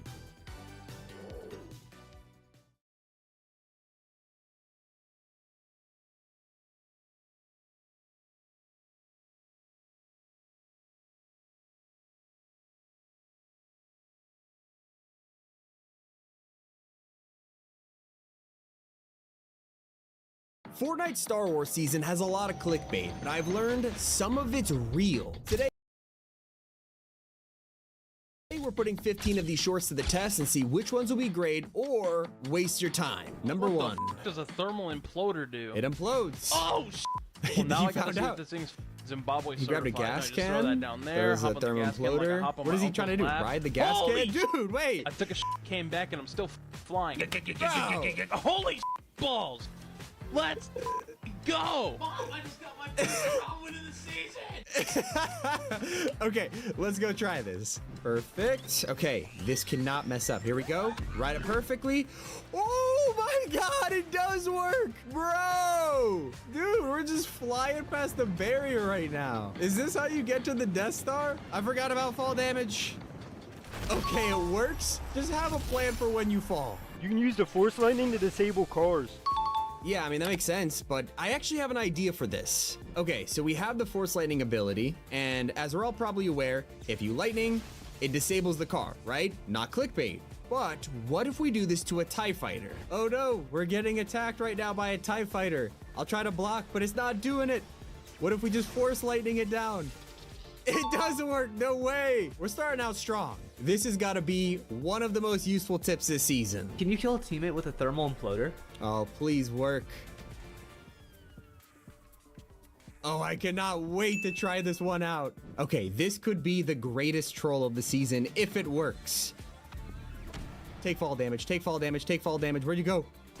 He took fall damage, yes, it's real! Which doesn't surprise me because Birdo, he never really clickbaits. Fortnite Chapter 6 Season 3 just came out. Right now there's an invincibility glitch getting players Not unlimited already. wins. To do it, first get one of the new thermal imploders and then head over Okay. to any X-Wing fighter. Now what you want to do is put the X-Wing to 1 HP and then throw the thermal 1 imploder right HP. underneath it. Finally, just Alright. enter the X-Wing fighter right as the thermal imploder is about to explode. And if you got the timing right, when the X-Wing explodes, you'll be kicked out of it just like this. And now your character won't be able to move and you'll be completely invincible for the rest of the game. This one makes no sense. I'm calling clickbait, but let's try it out. First step was to damage it, right? So let's just shoot it. 300 health, 200, 100. Okay, now that it's 1 HP, you have an imploder, chuck it down and hop in. And this should work, right? Okay, hop out and we're frozen, right?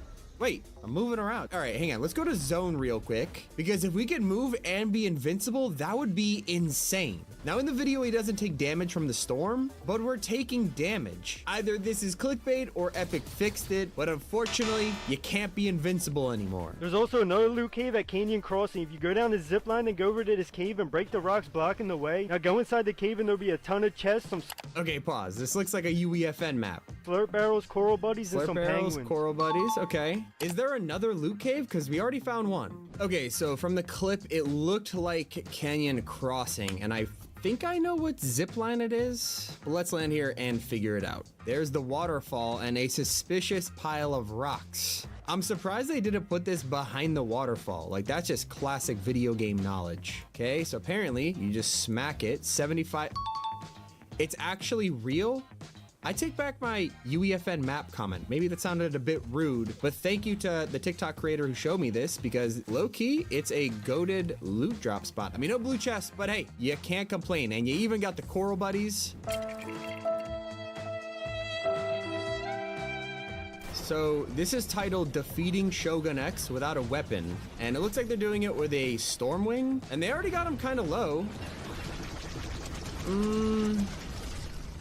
Technically they did it, but really how difficult is this? Okay, it takes forever to get Middle Island and Zone, but Shogun should be here, and without a gun, we should be able to just defeat him. There we go, target spotted. Oh, we're disabled. 1 sec, we need to get a life back. Try that one more time. This time, if the rockets shoot us, fly away. And you can hit it from pretty far range. This is kind of close. Please don't blow up the X-Wing. All right, final strafe run. Okay, it's pretty easy. You don't need a weapon. I get that I have a lightsaber, but technically this one is real. We faked being Darth Vader and Stormtrooper NPCs. So they start out at the locker, okay, him and 3 friends. Then they somehow immediately found an X-Wing, got over to the POI, and no one lands there. This is reading custom lobby for sure. All right, so all of them are there. Conveniently, a squad pulls up. This has got to be the most staged thing, but is it actually possible to do? All right, so here's the issue with this, by the way, is that we're already in zone. You clear out Darth Vader, and then like, who's here for you to trick? But I'd say we look believable. Would you guys say we look believable? I say we look believable. There's definitely no one coming. Wait, TIE fighter coming. All right, get back in formation, go. Okay, let's walk down there. I don't know if NPC Darth Vader will be doing this. I'm not even in the samurai skin, by the way. So it's looking pretty cooked right now. I'm not gonna lie. Oh no. Okay, all right, I think they know. Where's your Darth Lord? The plot is up. We've been discovered. How to get to the Star Destroyer. Farm brick and wood. That would make sense on how to get there. Now you just build to the Star Destroyer, okay? Pretty far in the sky though, I don't really understand. Keep building, yeah. Heal in the zone. All right, walk inside. Wait, it looks like the inside of a Star Destroyer. Can you actually get there? Okay, so the closest Star Destroyer is this one. Unfortunately, we have an entire forest here to help us build there. Really don't know how much material we're gonna need. First step, get to the barrier. You literally cannot run this way. Star Destroyer's over there, not looking good. Hold up, wait a second, hang on. We're actually making our way closer. But, I mean, 300 brick to get from here to there? Maybe I did not farm as much as he recommended. We're slowly making our way. Come on. Okay, I don't got enough mats. This one, for sure, clickbait, don't waste your time. Why this glider glitch kinda tough? Oh, okay, so apparently if you use the Captain Phasma skin, there's a weird glitch. Looks legit, let's try it out in game. All right, we're wearing Captain Phasma and simply just deploy the glider to get an exclusive one. And yeah, it just disappeared. Wait, no, it's above us, technically. But if you pan down, it looks sick. I mean, come on. But it's actually not clickbait, and it looks pretty cool. When getting a lightsaber for one of the NPCs, disconnect as you Lightsaber start the pickaxe glitch, cutscene. okay. The cutscene will go normal. When the cutscene is done, reconnect. Now, instead of getting a When the cutscene lightsaber, is it'll give done, you your reconnect, pickaxe. okay. And now your pickaxe will do 40 damage like the lightsaber does. Nah, 40 damage from a pickaxe? So we gotta accept it, disconnect the internet. All right. Well, I got the lightsaber. With Squarespace, you can do more than just build a website. You can build a business. Event planners and interior designers draft and send proposals to potential clients. Consultants and photographers create invoices to collect your well-earned payments. And make sure it looks just how you want with a design that's all your own. Done. Squarespace makes offering your services simple. Get started with offer code MAKEITREAL for 10% off your website or domain. These internet ones never really, yeah, 20 damage, okay. It could be clickbait, it might not be. It's just like really, really difficult to do. Not worth it to try it at all. Fastest way to defeat Darth Vader. Lure him to the edge. All right, slide kick him off. Now he just blocks. And you could just fry him. Does this actually work, or was that a one-time thing? All right, first step is to take out the stormtroopers. All right, Vader should be free now. So let's just try to drag him over to the cliff. Come on, come right here. Nothing bad will happen, Vader. Trust me. Wait, yes, it works. He's on a tree. Just beam him for free now. Yep. Wait, he jumps. Can we just slide kick him again? Come on. Yeah. Oh! How did I get down here? I mean, you can slide kick him off. He does jump back, but technically not clickbait. Good to know. Refuel a TIE fighter at the gas station. Okay, so he damages it. I don't know what that has to do with refueling, but maybe he means repair.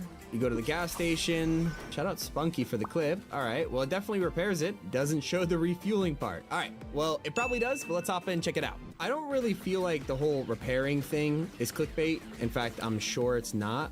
But we have 94% fuel as determined by the fuel bar I just looked at. Now we just simply bring it here and try not to blow ourselves up. Hang on. Okay, so it heals it. And now we're at 100% fuel. So this one is actually not clickbait. Best hiding spots to reach Emperor rank. I love that they added these new ranks, by the way. That is insanely cool. I miss Unreal, but Emperor rank, I mean, come on.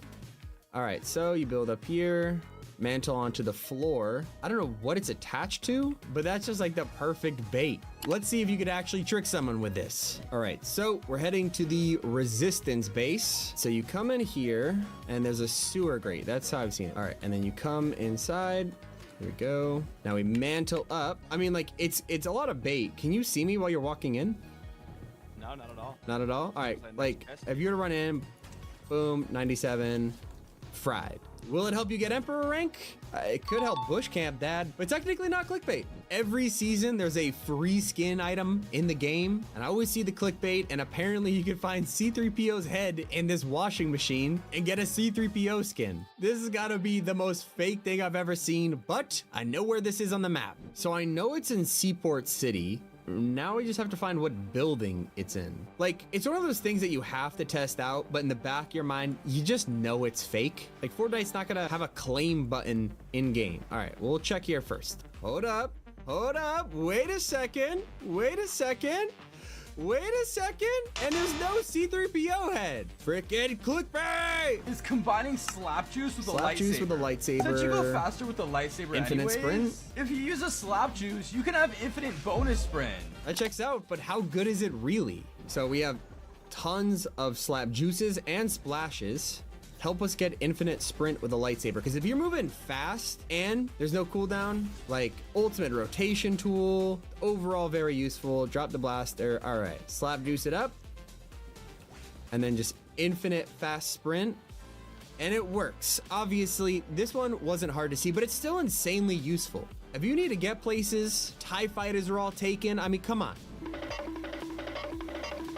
Okay, we're at the end of the mountain, but see, it's pretty far. Don't forget to hit the subscribe button. It's been Tommy. Keep it here on Top 5 Gaming. One day I want to ace my serve. One day I want to fill my passport. Next. One day I want to nail my skincare routine. So I make healthy choices and take a multivitamin designed for women. One a day is the multivitamin designed for every woman's one day. We're here for you. Science that matters for nutritional support. Grab your one-a-day vitamins at your favorite retailer today. 30 secrets and Easter eggs in Fortnite's Galactic Battle. So right now, llamas are hiding on the island, but not in the way you think. Someone has cut them open, and you can hide inside of their spilled out confetti guts. Did you know, while you're in here, you'll actually heal up, and all of this is a reference to how Luke survived the harsh weather on Hoth. But it'll keep you warm. I thought they smelled bad on the outside. Now, if you head to this tiny mountain near Brutal Boxcars, you can find a crashed AT-AT. Well, this gets even better. Simply jump on it, and you'll realize the cannons can be hot-wired. This reveals a secret POI that is full of loot. Head deeper in here, and you'll even discover some old friends eating pizza. If you've already made it to page 7 of the Battle Pass, first of all, congratulations, but also, you get to enjoy the Force Lightning emote. Except, use this emote with the Palpatine skin equipped and you'll get an exclusive version. What you don't expect to find in a Star Wars season is the Frog family. Yet, they're still here and have decided to join the Rebel Alliance. Yeah, they're now rocking X-Wing pilot helmets and are planning something around a table. So I guess even the frogs are terrified of Palpatine.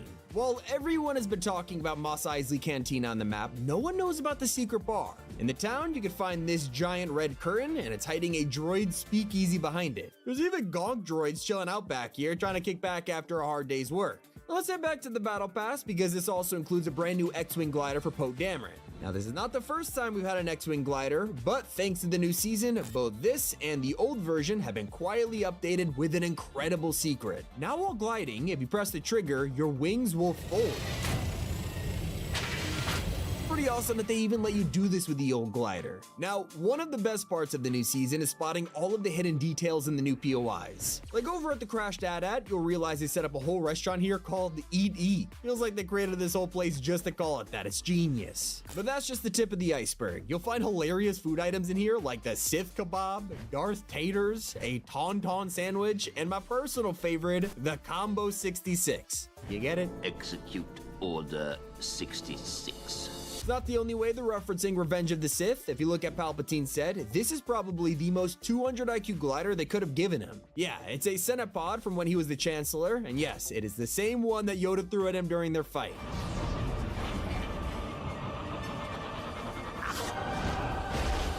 If you're a true Star Wars fan, you'll know all about this language. It's Aurebesh, and it's actually hidden throughout the new season. Like when zooming in with the latest scope weapons, you can spot some of it, and it translates to range, while these words on the X-Wing mean fuel and speed. One of the coolest secrets is hiding in Apprentice Evie's set. By now, everyone knows you can customize her to join the dark side of the Force. But what you don't realize is that it cuts off her braid. It's hard to spot, but on her Apprentice version, she has the same braid that all Jedi Padawans have. Both Anakin and Obi-Wan had one in the prequels. But now switch to the Sith version, and it's missing. Literally an insane detail that nobody noticed. Although everyone is talking about Wookiee Team Leader and how they're just kind of a ripoff of Chewbacca. And that's not the only way Fortnite has twisted this. Before, Chewie came with a back bling of C-3PO cut into pieces. Well, they have done the same thing for Wookiee Team Leader, but this time she's carrying around a metal Team Leader in a back bling. And in the description, it says, "What have you done? I'm backward." Not the only character you can spot hiding in a back bling. This time around, it's Palpatine's. While this may look like a simple hologram, it is actually a callback to Sidious executing Order 66. And yeah, that means the clone trooper you're looking at is Commander Cody. Fans have been wanting him in Fortnite for the longest time, and I guess your wish has been granted. A lot of people are praying he is coming as a skin because we don't have enough Clone Wars outfits in the game, and I will say, even Asajj Ventress is just a loading screen right now. I wouldn't worry though, Fortnite knows exactly what fans want. In fact, I'm starting to think the devs are bigger Star Wars fans than 99% of us. It's because General Grievous is getting an edit style that no one expected. Turns out his secret bonus rewards will include a Kaleesh Warlord variant. And if it doesn't sound familiar, it's because it never showed up in the films. You see, before he turned into a cyborg, Grievous had a completely different name and was a warlord in the desert. Part of the storyline was never mentioned in any Star Wars films or games, and that means Fortnite is about to bring it to a video game for the first time in history. If you want something you could appreciate right now, simply look up. We're all distracted by the giant Star Destroyers that no one realizes there are TIE Fighters and X-Wings dogfighting up there. They even show up in the lobby. While you're staring into space, take another read over the patch notes, and you'll see the Epic team left a hilarious joke in there. You go to the weapons sections, and the title is Anyway, Start Blasting. It's pretty literal, but it's also a reference to Danny DeVito and It's Always Sunny in Philadelphia. Anyway, I started blasting. Bam! And that's not the only reference in the season announcement, because they didn't just recreate one scene in the trailer, but two. The entire opening sequence, panning down from space before the bus flies overhead only to be met with a giant Star Destroyer, well, it's all taken one-to-one from A New Hope's opening.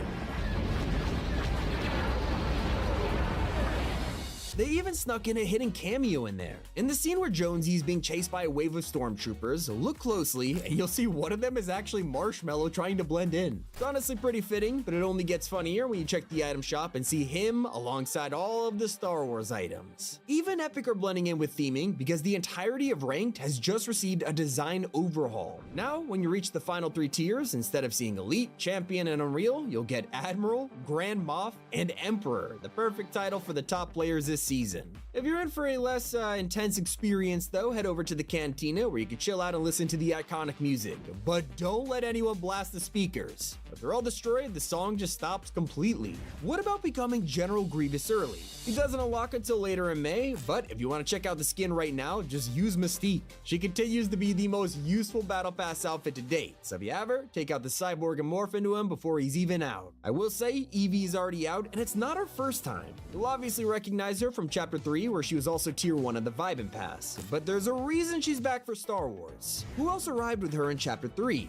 Vader himself, and it all makes sense now. Even her new set is full of callbacks, like the twin blades, which are now electro staffs, and her back bling, which is now holding blasters instead of dual pistols. Now, you've probably tried out your flight skills in an X-Wing or TIE fighter by now, but there's some pretty cool ways to heal these things. Remember the UFOs back in Chapter 2? Well, these have 3 lives, just like them. Land them on the ground before you hit 0 health, and they'll recharge, going back to max and using up a life, which you can track right here at the bottom left. If you're not in urgent need of repairs, don't waste them. Instead, fly down to a gas station and literally park a starfighter in the garage, and it heals both the ship and tops up your fuel. If you tried to grab a lightsaber recently, you probably noticed the portals they come from. By training with Rey, you'll head to the island where she meets Luke Skywalker. As for Palpatine, it of course leads to the Death Star throne room, and Vader, that's just his castle. If you haven't checked out the cinematic trailer yet, I really suggest you do. Of course, it includes the secrets I've already mentioned, but it also has a post-credit scene.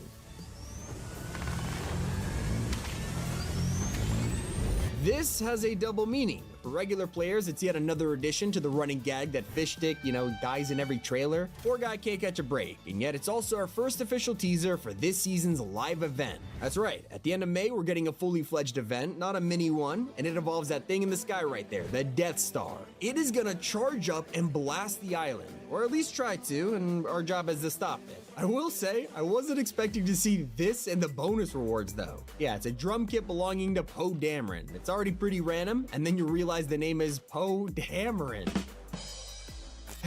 Nice. Personally though, I'm just excited for this secret Star Wars character to show up. In the loading screen for Captain Phasma, everything is Lego because, she's in the Lego Pass this season. But take a look at the background and you could spot General Hux building a snowman. He's easily one of the most underrated characters in the entire sequel trilogy and even has a small cult following. Let me tell you, I'll be the first one in line to buy this skin when it comes out. Anyways, those are all the secrets. It's been Tommy. Keep it here on Top 5 Gaming. We'll be flying X-Wings in Fortnite's new season, but that's not even the best part. From the entire Battle Pass being revealed to an item we waited 6 years for, here's everything we know about Fortnite Star Wars Galactic Battle. So the full Battle Pass lineup for next season was revealed last week, and so much more is released since then. There are characters in this pass that never showed up in the teaser trailer. In the lead, we have Jedi Evie, and I know fans usually criticize mashups and collabs, but this one's actually pretty cool. That's because she'll also have an edit style that allows you to turn her to the dark side of the Force. Then we have confirmation that Poe Dameron is making an appearance, and let's just say no one was expecting him to be a Battle Pass skin. I will say, it's pretty cool to have Oscar Isaac in Fortnite. Technically, this is his 3rd appearance in the game, this time with his actual face. Then of course we have Emperor Palpatine, the big bad villain of the season, but this is where things get interesting. Fortnite revealed we're getting a General Grievous skin. He is easily the most anticipated Star Wars character in years, and I gotta say he looks incredible. He hadn't been seen before this reveal, so it's just an amazing surprise. But this is where we get to the final outfit of the Battle Pass,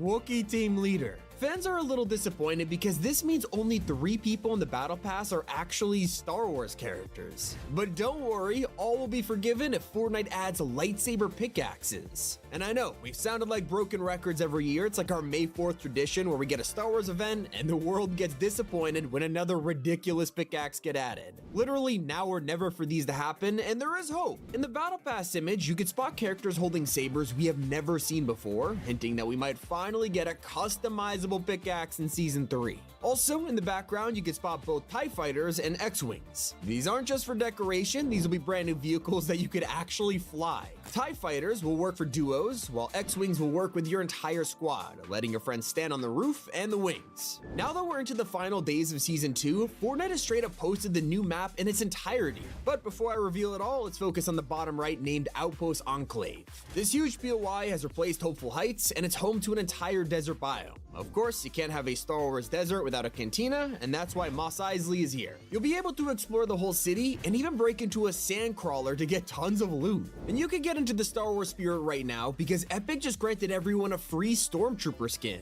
It's a new First Order variant completely separate from the one we've seen in the shop before. All you gotta do is link your Disney account and it's yours. You just gotta go here, and if you're in an eligible region, you'll see a new My Disney option. You gotta simply follow the steps to link your account. You don't even have to be subscribed to Disney Disney Plus, and the next time you log in, the skin is in your locker. But watch out, an evil presence is lurking on the map. You may have spotted him during last week's teaser trailer, and it's of course Jar Jar Binks, but with a twist. You see, the most popular fan theory in all of Star Wars is that Jar Jar was actually pretending to be a moron and is instead a Sith Lord. Well, that joke theory has turned out to be true in Fortnite's universe, birthing Darth Jar Jar. We still don't know if he'll be part of the item shop or this season's secret pass outfit, but I'm excited to find out. As for something you can experience right now, just go in game and look up at the sky. That's no moon, it is the huge Death Star staring at you, and it's pretty hard to miss, not gonna lie. It's terrifying knowing it could destroy all of us at a moment's notice. It has been getting closer and closer every day, and honestly, this is one of the best ways you could ever visualize the true scale of the Death Star. Like, it really is the size of a moon. But that's not the only thing progressing each week. Fortnite Season 3 will have 5 updates in a row. Every week we'll enjoy a new period of Star Wars, and that starts with the Imperial takeover on May 2nd. This will probably bring Palpatine, Stormtroopers, and of course the X-Wings and TIE Fighters. Then we'll have the pull of the Force on May 8th, probably giving us a bunch of Force powers before leading into the Mandalorian Rising on May 22nd. This will bring a brand new customizable Mandalorian skin to the game that fans are freaking out over. Now, you're not going to be able to get Pedro Pascal's version if you didn't play in Chapter 2, but it's the next best thing, and who knows? Maybe you'll get to customize it to look like Din Djarin or Bo-Katan. Or maybe, just maybe, you'll decide to play as an even more infamous Mandalorian. You see, in the Battle Pass reveal, you can spot blasters that we've only seen once in the films. These belong to Jango Fett. This not only confirms his dual blasters will be a weapon next season, but it also hints he'll probably get his own outfit during the Mandalorian week. All of this will build up to the 4th update called the Star Destroyer Bombardment. As you can guess from the name, we'll probably have the Emperor's full army arrive to power up the Death Star and prepare to destroy the island. If you're seeing the theme here, all of the weekly changes are taking us through every trilogy in Star Wars. Think about it, the prequels include Darth Jar Jar, Grievous, and more, but this will also showcase Venator-class destroyers from the prequels alongside Imperial Star Destroyers from the original trilogy. With all of these attacks from Palpatine, things are not looking great on the island. So what are we doing here? What's our mission? Well, it's to destroy the Death Star, just like the original film. That'll happen in the live event in the final week called the Death Star Sabotage. This event is going to be a mix of Operation Skyfire and the Galactus battle, where we pull off the trench run and blow up the space station. And that's not just speculation. Star Wars themselves have revealed that the season will end in a live end of season narrative event. It's the first time since Chapter 3 that we'll be getting 2 fully fledged live events in a single year. Not only will we be equipped with starfighters to do it, but there'll also be a bunch of new weapons. So what is coming? Well, along with the usual E11 blasters and the bowcaster, Epic are also treating us to the DL-44 pistol, Han Solo's iconic weapon. And you can spot Fishstick holding it in the key art. There's also the CR2 heavy pistol held by Poe, which should basically work like a blaster SMG. But the most interesting of all is this rifle held by a Mandalorian. This is an A280 CFE convertible blaster. This is actually taken directly out of Andor, where he mods an entire pistol to basically become an AR, and it's leaving many hoping he'll be arriving too with this new series dropping right now.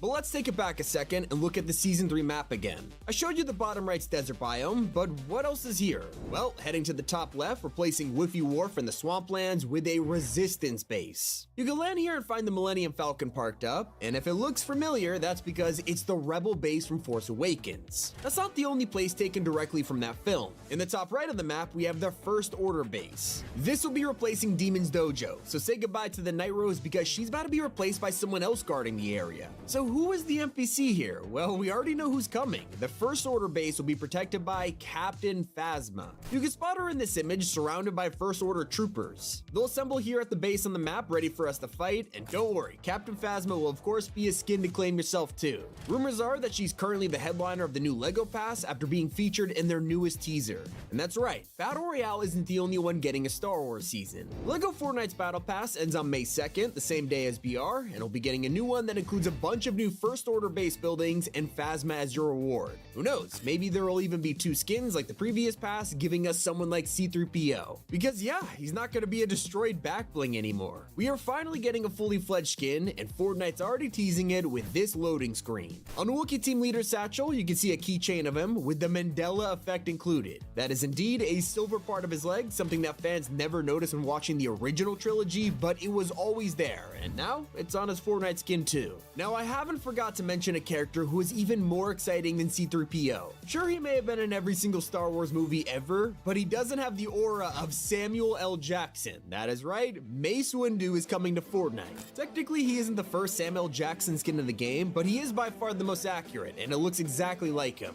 That also includes his iconic purple lightsaber, which will probably be a mythic weapon. If you don't know, Mace Windu is the only person in the franchise with a purple saber, simply because SLJ wanted to stand out in all the fight sequences. Suffice to say, it worked. Now let's zoom out once again to the Season 3 map. I've shown you the cantina and 2 of the bases, but this is where things get really cool. Despite the fact that he's barely appeared in any of the marketing, Darth Vader has a role to play this season. That's right, he will bring Vader's Samurai Solitude. They'll be redesigning the dojos in the bottom left of the map to be more Sith themed, but of course, it's also going to keep that samurai aesthetic to match his outfit. I'm assuming this is Epic's way of allowing fans to buy a Darth Vader skin that isn't exclusive to a battle pass, but it is still relevant to the season. It makes total sense. I imagine he'll be a boss at this POI that you can fight, obviously protected by his samurai stormtroopers. But I'm way more excited to check out the crashed AT-AT or AT-AT, however you want to pronounce it. It's in the Snowy Mountains. It's not just the First Order base up here. Some of these wrecks have been transformed into a restaurant by the Islanders. Durburger, Guaco's Tacos, and Pizza Pit have swept into this prime real estate location and set up their vans at Eat Eat. I just know that Epic were high-fiving themselves for coming up with this. It's kind of genius, and a way better name than Saucy Sausage. I hate saying that. But I can't believe I'm saying we're getting Darth Vader's Porsche. Yeah, Fortnite have officially teased that the GT3 RS will be getting a brand new decal inspired by the villain next season, and it's not the only one. Rocket League will also be offering a Stormtrooper paint job for the Octane, meaning you'll likely be able to grab this for free. Not the only way Star Wars is appearing in other modes, Fortnite Festival is also celebrating this week by giving us 2 more songs from the films. Darth Vader's Imperial March is getting a jam track alongside the theme of Jabba's Palace. I don't know what they're trying to tease here, but I'm looking forward to it. But while we sit back and wait for the full trailer of Season 3 to release, we're all still combing through every frame of the teaser from the Star Wars Celebration, and no one seems to be paying attention to the music. That's right, Epic decided it would be cool to play Levitating by Dua Lipa, and has nothing to do with Star Wars, barely even fits the vibe of Darth Jar Jar, so there must be a reason for it. Well, just saying the last time this happened, it was Metallica and Wrecked, and they ended up being a festival headliner just a couple weeks later. I don't think we'll see Dua Lipa as an icon skin after Sabrina, because Daft Punk has been leaked, so who knows? She might be next in line after that. That's everything you need to know before the new season. It's been Tommy, and keep it here on Top 5 Gaming. Fortnite's island is being invaded by the Death Star, and the entire Star Wars universe will take it over for a month. From flying around with an X-Wing to new Force abilities, here is everything you need to know. Now, a lot has happened in the last few days, and with today being the final update of Season 2, what is happening before Star Wars? Well, Epic just dropped a new weapon into the loot pool and ruined it in the same breath. The Rocket Rams returned, and fans are really excited about it until they learn they nerfed it to only 10 uses. But luckily, another item has been brought back, the Business Turret. Let's be honest, it's not unheard of for these things to return. Epic loves the Business Turret, but there must be a reason for it. A lot of people are calling it straight up useless, but remember, Fortnite has the data behind this, as surely players use it in real matches. It's also crazy to think the next crossover that's dropping is tonight, and it's not Star Wars. Teenage Mutant Ninja Turtles is getting Wave 3 with a ton of characters like Casey Jones, Krang's android, along with Bebop and Rocksteady. Gotta admit, they look insane. We're also getting the Turtle Van as an SUV body, letting you ride around in their iconic party van. Now, for what you clicked on this video for, there's an elephant in the room, or I guess a giant ball in the sky. Yeah, the Death Star is stalking us from the map right now, and that's because we're in the final week of Season 2. The next season's already been announced by Epic, who showed off an official teaser trailer at Star Wars Celebration, revealing Galactic Battle on May 2nd. The season's only a month long, but it'll be the most content-packed one we've had in a while, so what should we expect? Well, every single week, Epic is giving us an update with a new theme. The season launch will be called Imperial Takeover. This is where we'll see the arrival of Emperor Palpatine, who's an outfit in the Battle Pass. But more surprisingly, Jar Jar Binks? Yeah, you're staring at a version of him that was literally never in the films. This is Darth Jar Jar, which is a character who was born out of a joke theory, and it went viral. Then, a week later, the season will turn to the Pull of the Force, and this is where we're expecting Jedi characters to show up and make their voices voices heard. One of those will be Mace Windu. He's another Battle Pass skin who's joined by a Jedi version of Eevee. This is where it gets interesting because this Eevee skin can actually be turned into a Sith. Yeah, you can literally decide which side of the Force she's on, which is pretty cool. But she's not the only mashup skin coming to the pass. In a more controversial take on things, Fortnite have turned Cuddle Team Leader into Wookiee Team Leader, and fans just hate this. Luckily, there's plenty of classic characters still coming, with Week 3 being Mandalorian Rising. This one's pretty self-explanatory. Obviously, Pedro Pascal's character isn't coming back because he was a Chapter 2 exclusive, but Fortnite has come up with a solution. We are getting a fully customizable Mandalorian skin that'll definitely make up for the fact you can't get the real Mando anymore. A week after that, we're moving to Star Destroyer Bombardment. Of course, this is where those huge Star Destroyers are going to show up on the map, and here we'll see Imperial outfits like Captain Phasma and First Order Stormtroopers. The item shop will also give us C-3PO and Poe Dameron, which fans have been desperate for years. Now, I've shown you all of the characters that are confirmed for Season 2, but what about the map? Well, here's the full overview of it from a distance, and yeah, it's only a 30-day season. They couldn't add that much, right?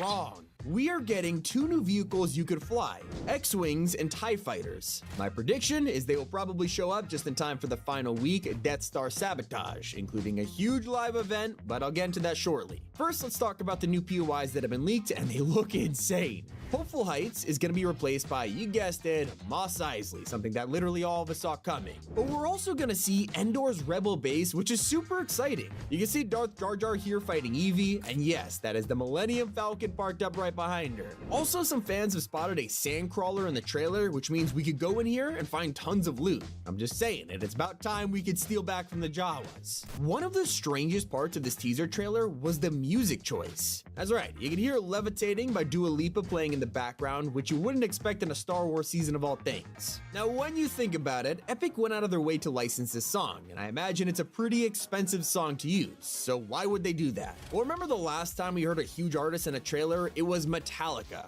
Now, of course, they became the festival headliners within weeks. This could be building up to Dua Lipa as a future icon skin, which would be hugely popular. Now, let me clarify, all of this information and footage we have of the new season isn't even in the trailer. The main cinematic for Season 3 hasn't even dropped yet. That means more information is dropping daily, including teasers that reveal unreleased POIs. So you know where this is going, we already got a couple. The first 2 images show a crashed AT-AT that's been converted into a restaurant. If you get it, it's Eat Eat. You're kinda genius, not gonna lie. And the latest teaser shows all of the upcoming outfits for Season 2. Soon, you'll be able to get one of these artworks for free. A loading screen of Samurai Darth Vader fighting Wookiee Team Leader is coming soon, and it'll be given to everyone in the coming days. Now let's circle back to what we all can't wait to hear about, the live event. The final week of the season will be our first non-finale event in years, which is kinda crazy to think about. We have gotten so used to having one per year, and now Star Wars is giving us something to look forward to in May. My theory for this is we're probably gonna work together to destroy the Death Star. And speaking of this, it's already a game watching us. The problem is, it's just not done yet. Every day, it's gonna approach closer and closer until this thing takes up the whole sky. The culmination of all of it will happen on April 26th, when Daigo's Portal event finally happens. We've been watching him powered up all month, and when he runs into the Spirit Realm, it originally seemed underwhelming from the leaks. But it doesn't show everything. The second he enters the portal, Fortnite is gonna play a storyline cinematic to everyone watching, so don't miss it. Now don't forget, today was the final update of the season, so the files right now reveal everything, including a Thunderbolts collab that's releasing next week.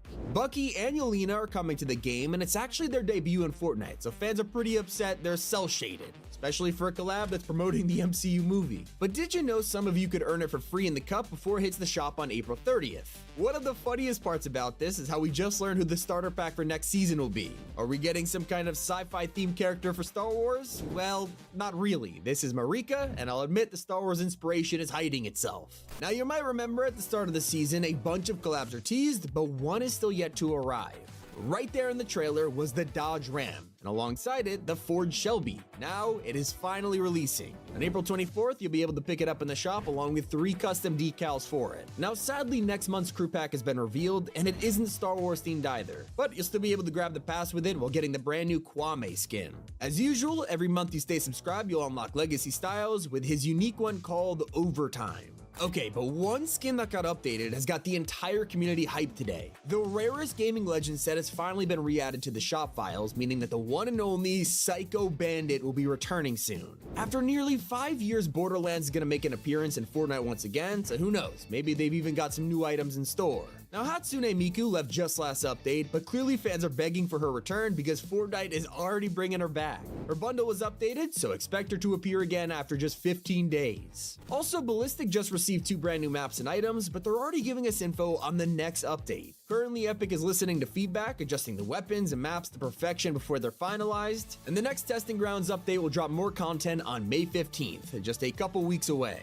But a hidden update for another mode is live right now. Festival players are always open to new features, but this one is huge. Previously, your jam tracks could be used to play songs, lobby music, or create a band with jam loops in the middle of a BR match. Your whole squad could join in, mix tracks, but if you were alone, you only had half a song. Now, you can mix them solo, adding instruments and songs for other tracks without anyone else needed. And if you launched the game after the update, you might have been granted some free shoes. If you're wondering why, it's actually because you own Eminem. The Rap Boy Reloaded skin actually wears the Air Jordan 3 SEs, so Epic decided to pair them with the kicks for free. What happened if you bought both? Well, you would have received a 1,000 V-Buck refund a couple weeks ago, and if you only own the skin, you've got the kicks for any skin now. Not the only free stuff in this update, because Epic just fixed a huge complaint with the new Iron Man set. When he dropped, he was promised to be customizable, and while that's true, the whole thing felt underwhelming when you couldn't even pair it with his pickaxe and back bling. Well, now that has been fixed, granting free Model 39, 42, and Doom styles to match the whole set. If you missed out on him, he'll be back in the shop soon.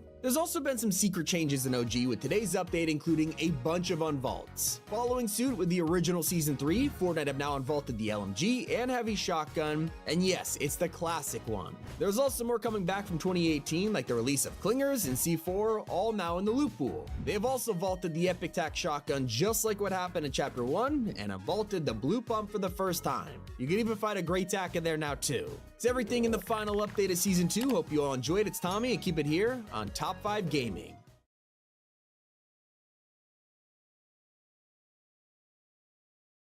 Fortnite is hiding insane details in some of its biggest collabs. I found 33 of them, and we'll start with Michael Myers Z-Mode, where he spawns in a knife. Did you know, if you're already holding a knife, he'll actually take the time to swap hands?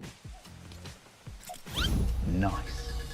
And for fans of Shohei Ohtani, you might not have known he was referencing a meme in his back bling. While this might look like a random baseball screaming, it's actually a nod to the "Let's Freaking Go" emoji that was originally a baseball before people painted it yellow. Not only that, but Shohei Z-Mode lets you see his dog Decoy Ohtani. He's a super famous celebrity pet who constantly shows up during his games, and in fact, Decoy even has an honorary visa in Tokyo. On one of the back blings, you even get a bobblehead of Decoy, and turns out this is based on a true story. The LA Dodgers once gave away bobbleheads of Shohei and his dog as real-life merch. And with the Adventure Time collab, we got to play video games in this BMO emote. If you look closely, it's not some generic game. Epic actually designed a 2D version of Fortnite where you can spot Jonesy running around. But on the LEGO version of this emote, they swapped it from playing BR to chopping down trees in LEGO Fortnite instead. It's crazy. Did you know that one of the most famous painters alive is hiding in Fortnite? Well, it's an exclusive part of Juice WRLD's crossover. Takashi Murakami was friends with Juice, and they were even planning on making an anime together before he died.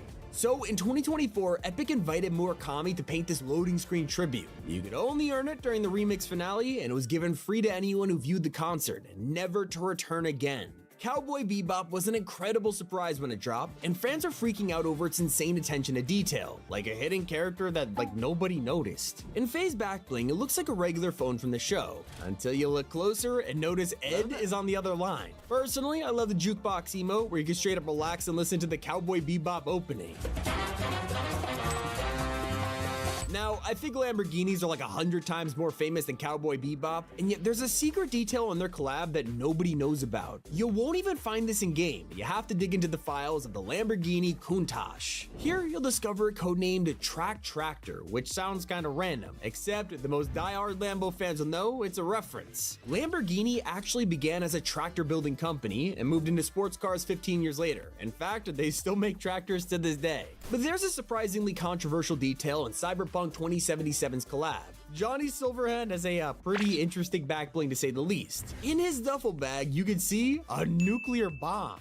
Spoiler alert, it turns out this is what Johnny detonates before dying in Cyberpunk, wiping out tens of thousands of innocent people. That makes this the darkest back bling in Fortnite. On a more lighthearted note, we have Clix, who not only brought himself to the game, but an original outfit named Sparks. Of course, she's inspired by his main Sparkplug, but when you watch the trailer, she is played by Clix's real-life girlfriend. Where am I? You'll be fine. I had to get you out of there. Look at you. I don't want you to be stuck in business forever. Let's take it back to Chapter 5, where I don't think anyone expected to wake up and find Yoda in the game, and yet it happened.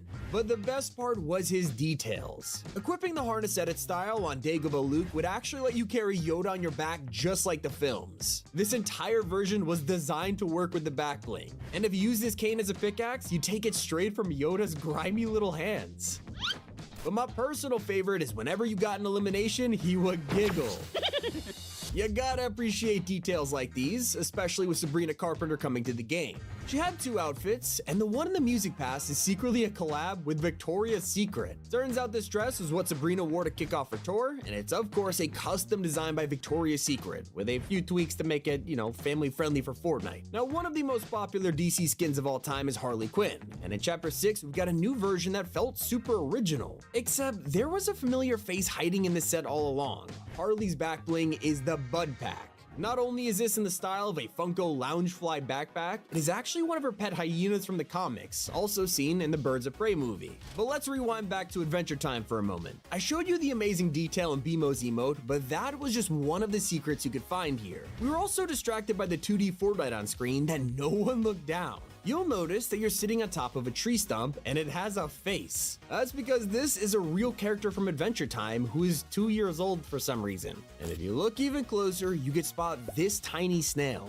He's not here for decoration, he is also a character from the show and appears in pretty much every episode. The animators tried to hide this snail in all kinds of scenarios, and Epic decided to hide him in the emote, continuing the joke years after the show ended. Some details are strangely ads. When Lara Croft returned with a new collab, fans were confused with Fortnite bundling this as the Croft Jeep crossover. They had all 3 logos in the trailer, and some people thought it was random. But the die-hard fans will know Jeep has been a huge sponsor of Tomb Raider for years, and at one point they designed an entire Lara Croft game just to put a Jeep Wrangler in it. Now, she brought that exact car to Fortnite, and if you look at her back bling, they even shouted out the original design with this adorable little keychain. Now, when I bring up War Machine's arsenal, you would never expect this random weapon to have such an amazing attention to detail. Like when you first pick it up, it looks like this. Very plain and simple, right? Well, when you pick up the turret, there's an animation showing the upgrade. Same thing happens when you grab the jetpack, opening up the thruster flaps on the bottom of your arsenal. And everything becomes complete once you equip the rockets with a tiny unfolding animation that 99% of players would just never spot. And with the Invincible collab, Fortnite decided to shake things up with a free outfit.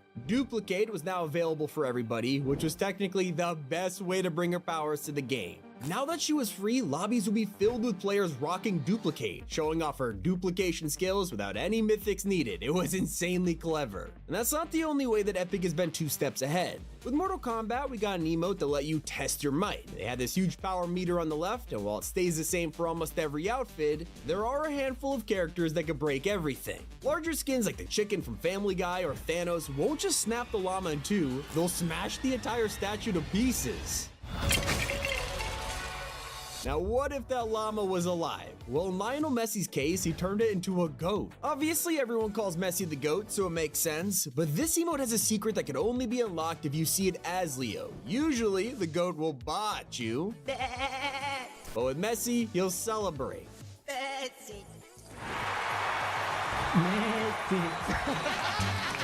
Now I gotta talk about BMO one more time because he's just so adorable. I've been bringing up his emote a few times, but players were more focused on the fact you could wear him as a back bling. Here, the cuteness really shines. As you're running around, BMO will celebrate after getting eliminations. He is one of the bounciest characters you could equip, and that's because he is just like this in the show. If we're talking about collabs that are truly faithful to their source material, then Mariah Carey is one of the best examples out there. When she came to the game, fans immediately spotted her golden dress. Turns out this dress is the exact same one Mariah wears wears on the album cover for the emancipation of Mimi. I didn't know this, but it's one of the best-selling albums of the 21st century, and now it's in Fortnite. But that's not all. Her edit style could be considered the deluxe edition of the Fortnite crossover, because as you could probably guess, she is wearing the deluxe version of her outfit. I mean, seriously, you gotta appreciate the details here. Back to the Icon series, we talked about the Spark skin, but the headliner of this collab was Clix himself, and his set is full of secrets, like the toilet paper pickaxe. Seems like a funny joke on the surface, but it goes deeper when you start hitting enemies with it. The more you slam this hammer, you'll realize it uses toilet paper. But as for his back blings, both of these are based on Clix's setup. The bear is always featured in a stream background, and this is obviously his real-life keyboard. Personally, I love Clix's edit style. While most Icon series creators throw a crazy outfit on their skin to look cool, he went and added pajamas. What he wears while streaming, and of course that means he has no shoes. If you prefer crazy costumes, then Sub-Zero has you covered, although I'm more interested in this guy's ice cream card.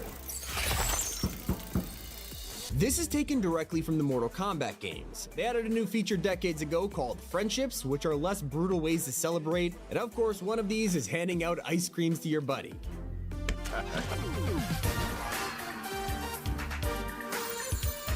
That's not the only thing they've taken from the games. They also added one of the strangest Easter eggs in Fortnite history. Usually, Epic hides stuff like this as an item on the map, not something that pops up on your screen. Left a ton of players confused, but if you're a Mortal Kombat veteran, you already know this is one of the franchise's most famous secrets. Now last year, I don't think any of us expected to wake up and have an entire season invaded by Snoop Dogg. And because this crossover was so huge, Epic went overboard with the references. Like, you know those lowriders that were all over the map? Well, these are 1966 Cadillacs, the exact same car Snoop drives in Gin and Juice. As for his outfits, you can spot Snoop wearing a jersey with the same colors as the LA Lakers, and when you equip the padded version, it would even show the number 24, a heartwarming tribute to Kobe Bryant from Snoop Dogg. He's not the only person he left a shout out for. He's the owner of an after-school team called the Snoop Youth Football League, and of course they will be jaw-dropped when they realized he put them in his Fortnite concert. In fact, on the battle bus, you could even see their initials broadcasted to millions of people. And yet just a few months later, we would have moved on from Snoop and we're now looking up at the giant Godzilla on the map. Let me tell you, Fortnite weren't messing around with this one. He is known for having gigantic scales on his back, and already that's a problem for any game where 90% of cosmetics go on your back. Luckily, they came up with a solution. If you equip any back bling, it'll straight up delete Godzilla's scales. And to truly show how much they love the franchise, Epic left a sneaky reference in the Godzilla quests. They asked you to travel 1954 meters in the air, and I said that weird because obviously it's the same year that the first movie released. Hope you guys enjoyed. It's been Tommy, and keep it here on Top 5 Gaming. Fortnite's live event is almost here, and it's gonna change the island as we know it. From the Star Wars season reveal, the return of the Zero Point, and a leaked battle pass, here is everything we know. So this entire season has revolved around one man, Fletcher Kane. He came in here and practically took over the map like a mob boss, establishing his banks, setting up gold mines, and stealing our money through insane taxes. This isn't the work of an honest businessman. He is a corrupt ruler that everyone begins to call the Baron. And lucky for us, Fortnite's Islanders are not happy about it, and they decide they want to rise up. Average citizens start fighting back, robbing Fletcher's gold from bank vaults, blocking his armored convoys, even hijacking his train. One of these people is Skillet, who begins working on a huge heist that'll cripple the Baron's wealth. As part of the gang of outlaws, he plans to break into Fletcher's mansion and rob this personal safe. And so while we hear about what our new characters are doing, we're also hearing rumors from an old friend, Midas. Yeah, he is back on the island after his vacation, and his reason for returning, he knows Fletcher Kane. We're old acquaintances, and yes, he's always been a pompous blowhard. Even when the Baron had nothing, he believed the world belonged to him. I've always been one step ahead of him, and I suspect he has taken that personally over the years. Now, Fletcher is not happy to hear about Midas's return. In fact, when we overhear the radios of his henchmen, it turns out the Baron is hunting down Midas and wants him dead. If any of you see Midas in the field, you know where to aim. I want those golden hands mounted on the walls of my study. We have a Midas sighting, sir. Then why are you talking and not shooting? Luckily, this isn't his only course of action. With his power, Fletcher is demanding that gold and mysterious parcels get delivered to a workshop. I don't care if the workshop scares you. Deliver the gold or face your punishment. You're probably wondering who this workshop belongs to, and all of it's connected to one person. It's the very same man who brought this gold to the island in the first place, Daigo. The machine's been installed in the workshop, sir. Finally, some good news. Daigo will be pleased. After the huge fight between Daigo and Shogun X last season, he was able to save the island from demons and free his sister from the spirit realm. However, now he's working with the Baron, and their plan goes against everything the Mask siblings have been fighting for. Fast forward, and we're hearing of this mysterious machine that Fletcher has built for Daigo, and in return, he has given his henchmen powerful masks that let them teleport around. This has allowed the two to gather a lot of trust for each other. In fact, Fletcher begins instructing his men to listen to Daigo with the utmost respect. I will not tolerate cowardice and insubordination. If Daigo gives you an order, you follow it. Understood? Daigo gets the gold he needs, and I get the power he promised. That's all you need to know. Clearly something more is happening here. Why is the gold so important to Daigo? Also, what's the power he promised to Fletcher Kane? Well, that is what Midas sets out to find. He starts by breaking into the Baron's mansion, searching desperately for any clues he could find. That's where he finds the jackpot, proof that Fletcher is actually looking for the 0 point. Well, at least a shard of it. You see, this is the same piece that fell onto the island when we were transported into Chapter 6, and nobody has seen it since. The demons from the spirit realm were also looking for it, and now they've been banished. Fletcher Kane wants all of the power to himself, and Daigo is gonna retrieve it for him. At least that is what he's promised. So we have looked into the Baron. Now it was time to investigate Daigo's workshop. Heading down here, not only is it filled to the brim with gold, there is something else in the works, a mask of power. It reveals a devastating secret. Daigo has been tampering with dark magic, something strictly forbidden by his ancestors for the second time now. He's using it to create this mask. Rushing back to Midas, we realize there's no other option now. We need to team up with someone who knows exactly how to fight this. We need to work with Hope and Agent Jones. Of course, that's a tricky thing to ask Midas of all people. Like, after all, when Midas tried to break the loop in Chapter 2, it was Jones in the IO that stopped him. He's pretty reluctant at first, but he also realizes this is the only way to prevent the Zero Shard from falling into evil hands. Problem is, we are too late. Daigo's project is complete. Sir, you asked me to inform you when Daigo completed his tests. And were they successful? It seems so. Excellent. Sir, the mask on the wall, it's glowing.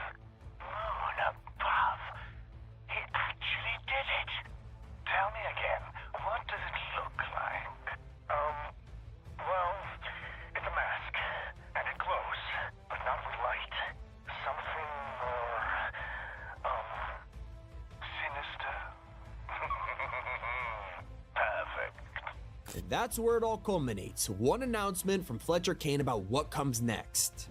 We're proceeding to the portal phase shortly.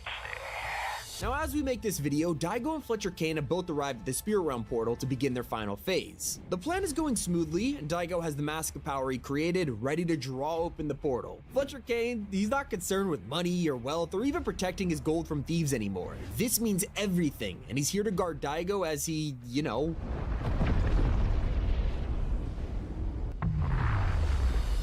At this point, every day the power of this beam has been increasing, and by Saturday, we'll move to the final stage. By now, you could probably already piece together the clues left behind by our investigation. We figured out Fletcher and Daigo are looking for the Zero Shard. We also figured out they're desperately trying to get into the Spirit Realm, but safely. As we know from last season, you can't roam this place unless you're a demon. Except somehow they've found a way to do it. It's the Mask of Power, the very item Daigo has created with dark magic, will allow him to enter the Spirit Realm. As he progressively opens the portal this week, you can even bring other story characters for more insight. Like Hire the Night Rose, and she'll say Daigo has fallen to the thrall. Jade will scream out for her brother, and Kendo will be disappointed he has put himself in danger once again. But why are they all reacting like this? Well, it's hinted that Daigo's not only doing this for gold, but his own benefit. The Spirit Realm is where the Zero Shard is located, but also the dark presence he so desperately wants to defeat, all to protect the island and his siblings, but at his own risk. Despite their own warnings, he's just too stubborn to listen, and on Saturday, we'll only be able to watch as he rushes in to achieve it.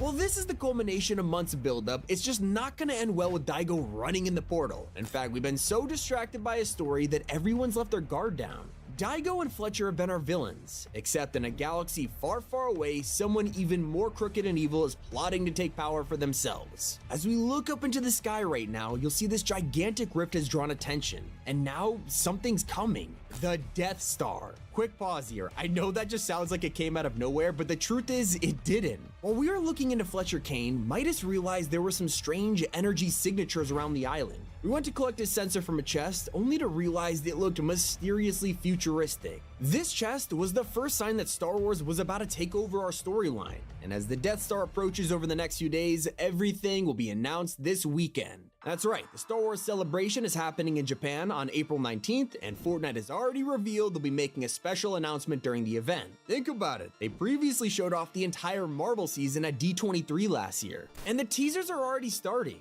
Chewbacca and Darth Vader returned to the shop last night, which is already suspicious, but wait until you see the promo image. This is a brand new Star Wars background and UI, clearly tagging that this is for Battle Royale. But if you keep looking, there's also 3 icons down at the bottom for an X-Wing, the Death Star, and a TIE Fighter. These might even be vehicles, especially when there's leaks that will be able to remotely control Star Destroyers to call in an orbital strike. It accidentally appeared in a player survey early, confirming our first new feature for Season 3. But take one last look at this new image because there's still a teaser hiding. Up top is a bunch of letters in Star Wars' language, Aurebesh. Players set out to translate it and found what's likely the title of Season 3, Galactic Battle. And while everything isn't fully revealed yet, it doesn't mean we have no idea what's coming. In fact, leakers have already revealed tons of information about the Star Wars season, including some ideas of the Battle Pass. Of course, Emperor Palpatine will be the villain of the story this time around, and he'll probably get a special place in the pass. But it's not just cosmetics. With his arrival, we'll finally get his Force abilities. His Mythic is already in the files, and will let you strike enemies down while also using Force Lightning. I mean, classic Palpatine, right? He's said to be next to some other classic characters from the prequels. Both Qui-Gon Jinn and Jar Jar Binks are rumored to show up as outfits, which is causing fans to freak out. A ton of players even want to see some kind of Darth Jar Jar edit style. I mean, it would break the internet, let's be honest. That's not all, because we even know it should appear in the item shop too. Both General Grievous and C-3PO won't be able to fit in the Battle Pass. However, they should be sold separately, so don't worry about missing out on them. That's alongside an outfit that was secretly leaked years ago. Rebel Leia was meant to come out in previous Star Wars events and then just never dropped, so maybe this is when she'll finally release. Now, this Star Wars season is literally only 30 days long, but it's still full of content, like you're never gonna get bored. Usually we only get like 3 new major POIs on the map, all with their own bosses, but we're not exactly sure what they'll be this time. My money is on something like Mos Eisley, maybe Vader's castle, or even the Rebels base on Hoth. I will say it'd also be pretty cool to have a crashed AT-AT we could walk around with, especially with 5 new types of henchmen coming to guard these places. Won't just be hostiles we come across either, they'll be joined by 6 new NPCs too, which is just a ton of Star Wars characters. Not to mention, we'll get the return of classic sabers, force powers, blasters, but I would love to see our first Star Wars vehicle, maybe like a speeder bike or an AT-ST. All we know for certain is that this has been in the works way longer than you think. If you take it back to Chapter 4, during the Big Bang event, Fortnite were planning on some kind of Star Wars reality that would appear here. Turns out, they scrapped it at the last minute, possibly hinting at a dedicated Star Wars mode. What I am very curious about is, will it debut once the season ends? I sure hope so. They could even announce it at the Star Wars Celebration, or just maybe it was scrapped because of the season. Anyway, that's everything we know. Hope you guys enjoyed it. It's been Tommy, and keep it here on Top 5 Gaming. From a rumored Jack Black collab to the best Adventure Time reference, here are 50 random facts in Fortnite. When I say random, I really mean it, because did you know that Fortnite is secretly in the Wicked movie? It's true. During the Defying Gravity scene, the climax of the whole film, they actually used Fortnite skydiving sounds, and it's confirmed by the movie editor himself. Recently, we got Adventure Time in the game, and fans were shocked to see BMO included as a backbling and emote. But when you look closely, you'll see they're playing Fortnite in Fortnite. That's right, Epic designed a custom 2D version that fits on a Game Boy, and it is insanely cool. The best part is they even ported it over to the minifigure emote, where you can see BMO playing Lego Fortnite. Now, we've had a ton of locker bundles over the years, even I was lucky enough to get one, but some of them have been straight up random. Like when out of nowhere, Maisie Williams from Game of Thrones got a locker bundle with no explanation. Well, she's a celebrity for sure, her boyfriend isn't, but for some reason was a part of the bundle. Now, 2 years later, they broke up, and it is pretty awkward. But there's a skin who just came out that is already breaking records. Jake the dog from Adventure Time in only one day got his very own outfit, his glider, and an emote. He is the first collab to be all three of these things because, you know, he's kind of the only one who could shapeshift. Speaking of cool emotes, did you know Test Your Mic could actually show your character's strength? While testing, it looks like it shows the same meter for every single outfit. And while that's true, if you use a large skin like Power Armor or the Giant Chicken, it'll smash the base completely. Now you may think Chewbacca just looks like that, after all he is a Wookiee, but it turns out his Fortnite skin is a costume. When you put kicks on him, it reveals he's been wearing pants the whole time, and I feel deceived about this. One of the cutest facts you didn't know involves water sprites. With all of these armored trucks driving around the map, you would think they'd look both ways before crossing, but they just walk into the road. Luckily, Epic thought of this, and the vans will actually stop to let them cross. This season, we got a new OG pass that brought characters like Power Chord and Rex back with a redesign. This also included a loading screen that recreates the iconic version from 2018, the one inspired by Jurassic Park. One of the coolest emotes in the game has to be Flawless Victory because it has so many random secrets in it. Not only can the dummy change to Scorpion and Sub-Zero based on what skin you're wearing, the default design is a nod to Reptile from Mortal Kombat. That's because Reptile is often used in YouTube videos to showcase fatalities because he has no blood, so you won't be demonetized. It's basically a funny way to joke about Fortnite having to be family friendly. And did you know that Mei from Chapter 4 is the only skin with mismatched socks? Luckily, you can fix it with their edit styles. And fans have been waiting for Arcane to return for years now, and it didn't even come back for the release of Season 2. Instead, at the start of the year, Fortnite trolled fans with this item shop. They put Gia, who looks like Jinx, and Moxie, who looks like V, right next to the Have a Seat and Hang Loose emotes. In the year 2025, every single game you could think of has crossplay. It's the industry standard at this point. Well, did you know? Fortnite is the reason for this. Back in 2018, they accidentally turned on the ability to play with your friends on Xbox while you were on PlayStation. It worked perfectly, and they turned it off because Sony asked them to. Well, Epic were able to convince Sony to let them keep it, and after that, PlayStation changed their entire policy to allow any game to have Xbox crossplay. Since then, the gaming industry has never been the same. Here's a hilarious piece of trivia. It turns out Fortnite's prices have gotten so bad that Lethal Company's crossover is more expensive than the game itself. On Steam, it costs $10, while the employee skin of Fortnite is just under $15. In fact, for the whole price of the bundle, you can buy 2 copies of the actual game. In Snoop Dogg's crossover, you might know that he originally chose his name because his mom used to call him Snoopy. Turns out, he's a big fan, and that's why his Fortnite edit style is actually inspired by Snoopy the dog. Renzo is a character a ton of people forgot about, and that's a shame because he has an insane design feature. You might be wondering, why is his cape burned? Well, when you drop into the map with his glider, it reveals the truth. Yeah, he forgot to account for the fact he's riding on top of an open flame. Things get real weird when you realize that Fortnite has been saying some freaky things on Twitter lately. For some reason, they woke up and decided they had a foot fetish, asking for Godzilla to stomp on them and liking his foot pics. Then they posted that everyone loves a big pickle, which is just straight up weird. And then just recently, Clix dropped his whip emote, and they said you don't want to be on the receiving end of a soggy snap. Or maybe you do. Eek. Here's a controversy you definitely remember, when Calamity had jiggle physics all of a sudden, and then Epic removed it, claiming it was unintended. Turns out, not the case, because it was both intended and accidental. During that update 7 years ago, a developer left a breast physics file in there, proving it was not in fact a glitch, but a joke between co-workers. The embarrassing and unintentional part of this was them forgetting to remove it from the dev build. Another feature that Epic experimented with was Guff's tail. Leakers recently found that it wasn't originally going to be a bunny tail. It was actually going to be much longer and flop around. No idea why they cut it, but maybe it would have gotten in the way of kicks or freaked out during emotes. Speaking of tails, in the Battle Tiger outfit, if you look closely, you can see that he's actually using a tiger tail as an accessory for his tunic. Also, did you know that a 2-year-old's hiding in Fortnite? The BMO emote I showed off earlier literally lets you sit down on this tree stump with a face. And well, that's actually a character from the show, and she is literally 2. You can also spot a snail in this emote that's a running gag from Adventure Time. Like, they hide this snail in almost every episode, and it waves at us. Now, it's hiding in Fortnite. When Finn was added, everyone was so focused on his weird butt shape that nobody talked about his backpack. When you have this equipped, it wraps around his shoulders unlike literally any other skin. With other back blings, they kinda just float there. Players made a horrifying discovery when they saw the toasty emote and looked closer. At first glance, it looks like you're just making toast, but actually, you're burning these adorable creatures alive. And for some reason, when you hire Brutus as an NPC, he'll launch grenades at players that kill you in one hit. In Season 3 of Always Sunny in Philadelphia, the gang has a dance-off, and the song will probably sound familiar. And go! This was in 2007, over a decade before Fortnite turned it into the Disco Fever emote. And if you're wondering what song it is, this is where things get even weirder. It's actually from the 2005 EA game Time Splitters.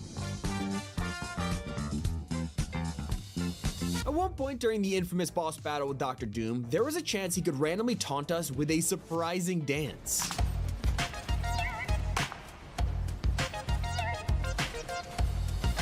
Fortnite have been roasting cryptocurrencies for the entirety of Season 2, releasing a parody of Bitcoin named Dillbits. They have constantly told us not to take Big Dill's investment advice, and there's a reason for it, because the coin's value just plummeted. In a free loading screen they gave to everyone, the big Dillbits crash has freaked out Fletcher Kane, and it's all to make fun of how unreliable some of these meme coins are. The Wolf and Siren skins are both part of the same set, and they're basically just gender-swapped versions of each other. And yet, these two hold the record for the largest gap between counterparts. There has been over 9.8 million sightings of Siren compared to only 3,000 sightings of Wolf. Why everybody hate Wolf? And when Reload was announced, they threw a bunch of money into advertising it, from a commercial with Kai Cenat to ads about a free D-Res Destroyer pickaxe for winning a game. So, fans logged in, won their matches, and then nothing happened. Even though we were in the lobby staring at the newsfeed saying we'd get the pickaxe for playing, it just never released. In fact, Epic has not acknowledged it since and swept it under the rug. Tactical sprinting has been in the game for a while, and when you run, your character will have a determined look on their face. Well, that's unless they're a cartoon character with limited expressions. Then they'll just look really angry for some reason. During the second Marvel season, if you picked up Doom's Mythic while wearing his Pandora edit style, this would transfer onto the Mythic and show his new armor. It is one of the most unknown hidden details of that whole season. There's also a character in the Sonic universe named Espio the Chameleon, and he actually shares two voice actors with Fortnite. Both Troy Baker and Matt Mercer, the voices of Agent Jones and Midas, have played Espio, which is just a random fact for you. And today I learned Alan the Alien's backbling has a typo in it where he accidentally put Fortnite when trying to get to the Fortnite Island. If you've seen it, it's a reference to the show where he meant to go to a planet named Urath and ended up at Earth instead. In the concept art for Arita Vane, you can see her wearing a green wristband and hair ties. This was because she was matching with Annie Kondo, who was wearing Arita's colors on her bracelet. Except while Annie kept the friendship bracelet, Arita didn't release until years later. By then, I guess they fell out because her actual skin was missing the reference. And did you know that ever since release, Recon Raptor has been the only outfit with a broken bone? His pinky is completely dislocated and freaks out when skydiving, emoting, even just sitting in the lobby. It is disgustingly broken. With the Last Airbender collab, every character has a unique pose, and these are all inspired by real posters from the show, except for Korra. She is actually doing Zuko's pose because she meets him in The Legend of Korra. If you've ever done the Rubik's Cube emote and hope there's a 1 in a million chance your character solves it, good luck, because it turns out it's impossible. When designing the cube, Epic made it so there weren't enough colors to fit every side, so no wonder you keep struggling. The Rock Out emote has been around for a long time, but barely anyone realizes it has an insane Easter egg to a legendary musician. The electric blue guitar is a reference to Dimebag Darrell, an artist who died in 2004 and is considered one of the greatest metal guitarists of all time. Here's a meaningless piece of trivia for you that might help in a Fortnite quiz one day. We got more gaming legends in the first 2 months of Chapter 2 than we got in the entirety of Chapter 5. Kinda insane when you think about it. Also, if you've seen any Godzilla films, you probably know he can't swim, and that's why water never goes above his knees when you play as him. Well, Fortnite specifically chose his height, so you could just walk through the ocean. It's a shame his footprints on the map didn't match his real feet on the ground though. Talk about a missed opportunity. And fun fact, Tomb Raider is the first collab in Fortnite's history to change owners between its first and second wave. During Chapter 2, Lara Croft was owned by Square Enix, and when it came back for Chapter 6, the franchise was sold to the Embracer Group. They're the same people who own Goat Simulator, Duke Nukem, Chivalry, and more. Now, there was a huge rumor in 2025 from industry insiders that Fortnite was trying to get a movie made and kept being turned down by studios. According to them, the success of the Minecraft film was gonna change minds and cause it to finally happen. So what did happen? Well, Tim Sweeney, the CEO of Epic, made a rare response to the rumor with one word: false. And yet just a week later, we got to ride the movie hype with reports that Jack Black was coming to Fortnite as a skin. It's perfect timing considering he just blew up from the Minecraft movie, and everyone has been talking about this, from discussing film to thousands of TikTok videos showing apparent leaks of a Steve outfit. So did Fortnite mess up? Well, obviously all the TikToks are just like AI generated slop, but more importantly, the Jack Black rumor was posted in a list of apparent collabs, and multiple companies in this list have come out and said it's not happening, making Jack Black very unlikely. There you are, you could be the guy in your team who tells everyone they can't do the chicken jockey in Fortnite, for now. And when Epic transformed hundreds of emotes into a Lego version, one of them had a very sus animation. Hey yo, what the Well, after months of people laughing at this, they updated it in March with a brand new dance.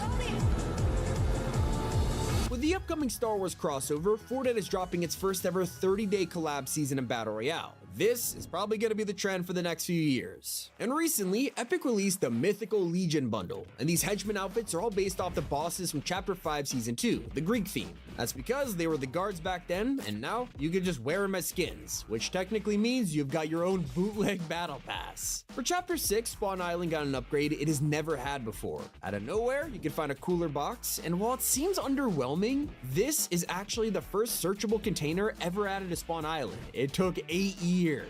We also waited forever to see Epic fix an insane bug. You were able to pickaxe people in cars for a ridiculously long time, and it was only fixed this season, making this one of the longest running glitches in recent memory. Baymax was added to the game at the end of 2024, literally nobody was expecting it. But what's hilarious is that he should technically be a part of the Marvel series. That's right, Baymax was originally from a Marvel comic and is considered part of that universe. I had no idea. If you want to drop part 2 and think we missed a random fact, let me know in the comments. It's been Tommy, and keep it here on Top 5 Gaming. Fortnite's most expensive collab of all time just dropped, and players are shocked. From skins costing $90 to this being banned, here are 20 times it felt like Fortnite scammed us. So Adventure Time is finally in game, and while the trailer brought back so much nostalgia, it was quickly ruined by the absurd price tag. Now the crossover includes 4 outfits in a bundle: emotes, gliders, backblings, and Rocket League cars. There's a ton of content and they look amazing, but if you were to buy all of this stuff, it'll literally set you back 8,700 V-Bucks. Even when buying the bundle, you'll have to stomach giving up $70, which is like the price of a AAA game. And this is all thanks to Epic taking half the items and selling them separately, which in my opinion just shouldn't be a thing. Now that's not the only way fans feel scammed by Fortnite. In 2017, Rocket League introduced their new DLC car, the Fast and Furious Nissan Skyline. It was on sale for $1.99 and stayed this way until they re-released an updated version in 2021. This time around, you can buy it separately for $9.99.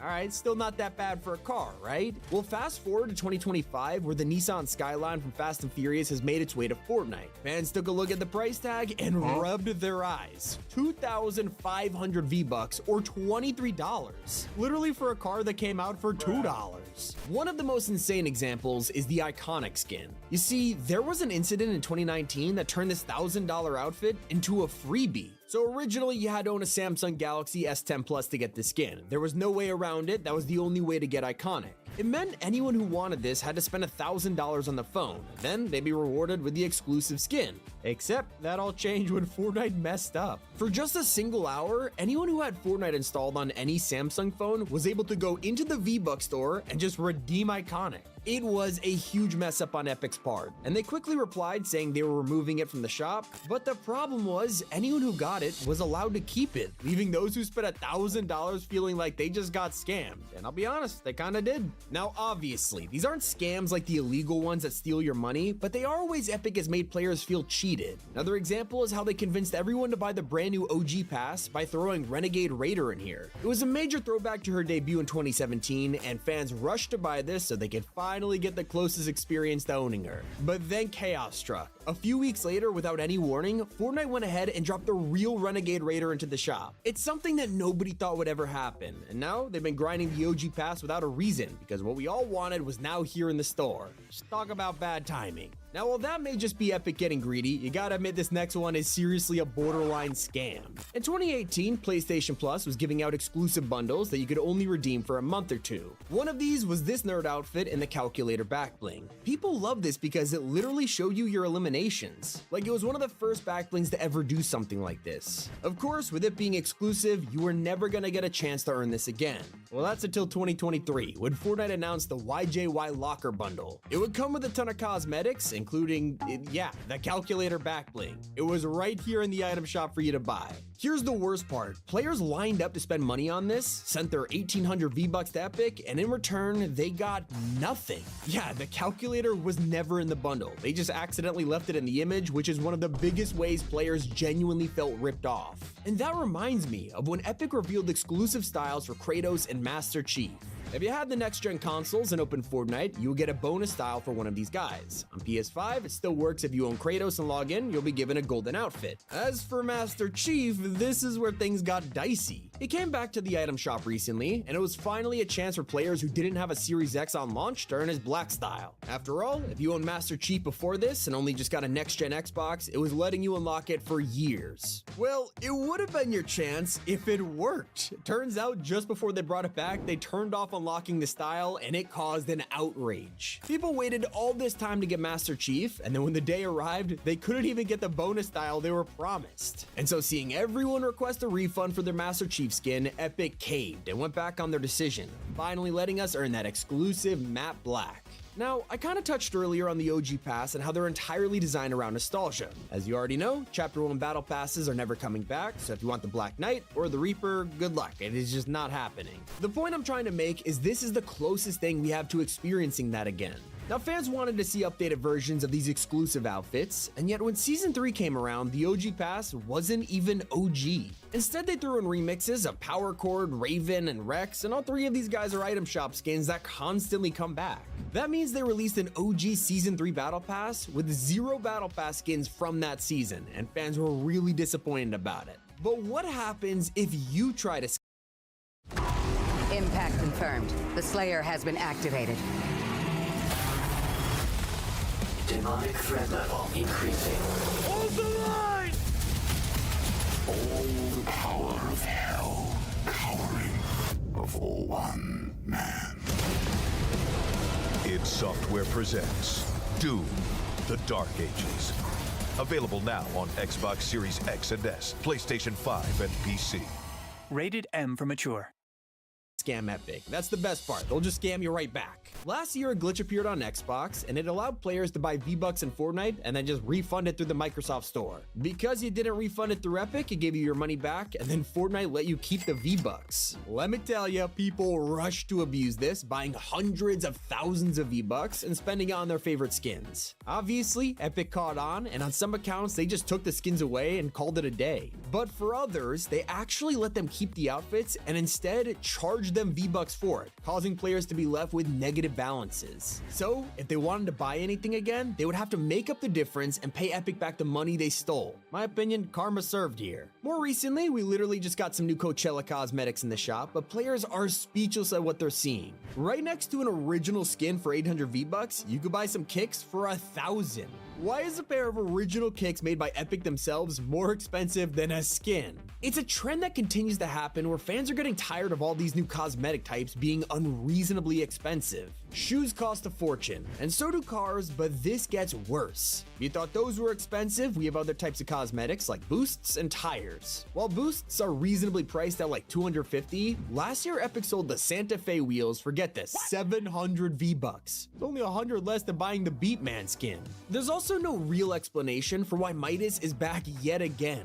A lot of players are getting tired of seeing him everywhere, and despite Fortnite's writers trying to wrap up his story again and again, it looks like Epic wants to milk the cash cow just a little more. I'll admit, putting Midas in a high season, it is perfect, but they brought him back so many times before this that nobody really cares anymore. And it's safe to say we were all left straight up speechless thanks to the Mr. Dappermint controversy. So usually, you have people annoyed because their OG outfit was brought back or something like that. But this was different. Without any precedent, Fortnite woke up one morning and decided to give away a skin that people had already paid V-Bucks for. Like, I'm not exaggerating. Mr. Dappermint had been an item shop skin for years at this point and was even included in people's locker bundles. Then, 4 months ago, they made it so you could just link your Lego and Epic accounts and get it for free. So what happened after? Well, people started demanding compensation or a refund because of this, and Epic has basically left them in the dark about it. They feel like they got scammed, although other players have a point. When Epic releases games like GTA 5 for free, nobody who already bought it complains because, you know, it's been out for years. I will say, I can see why fans are upset about Dappermint though. Things get real sketchy when you try and purchase Fortnite in a store.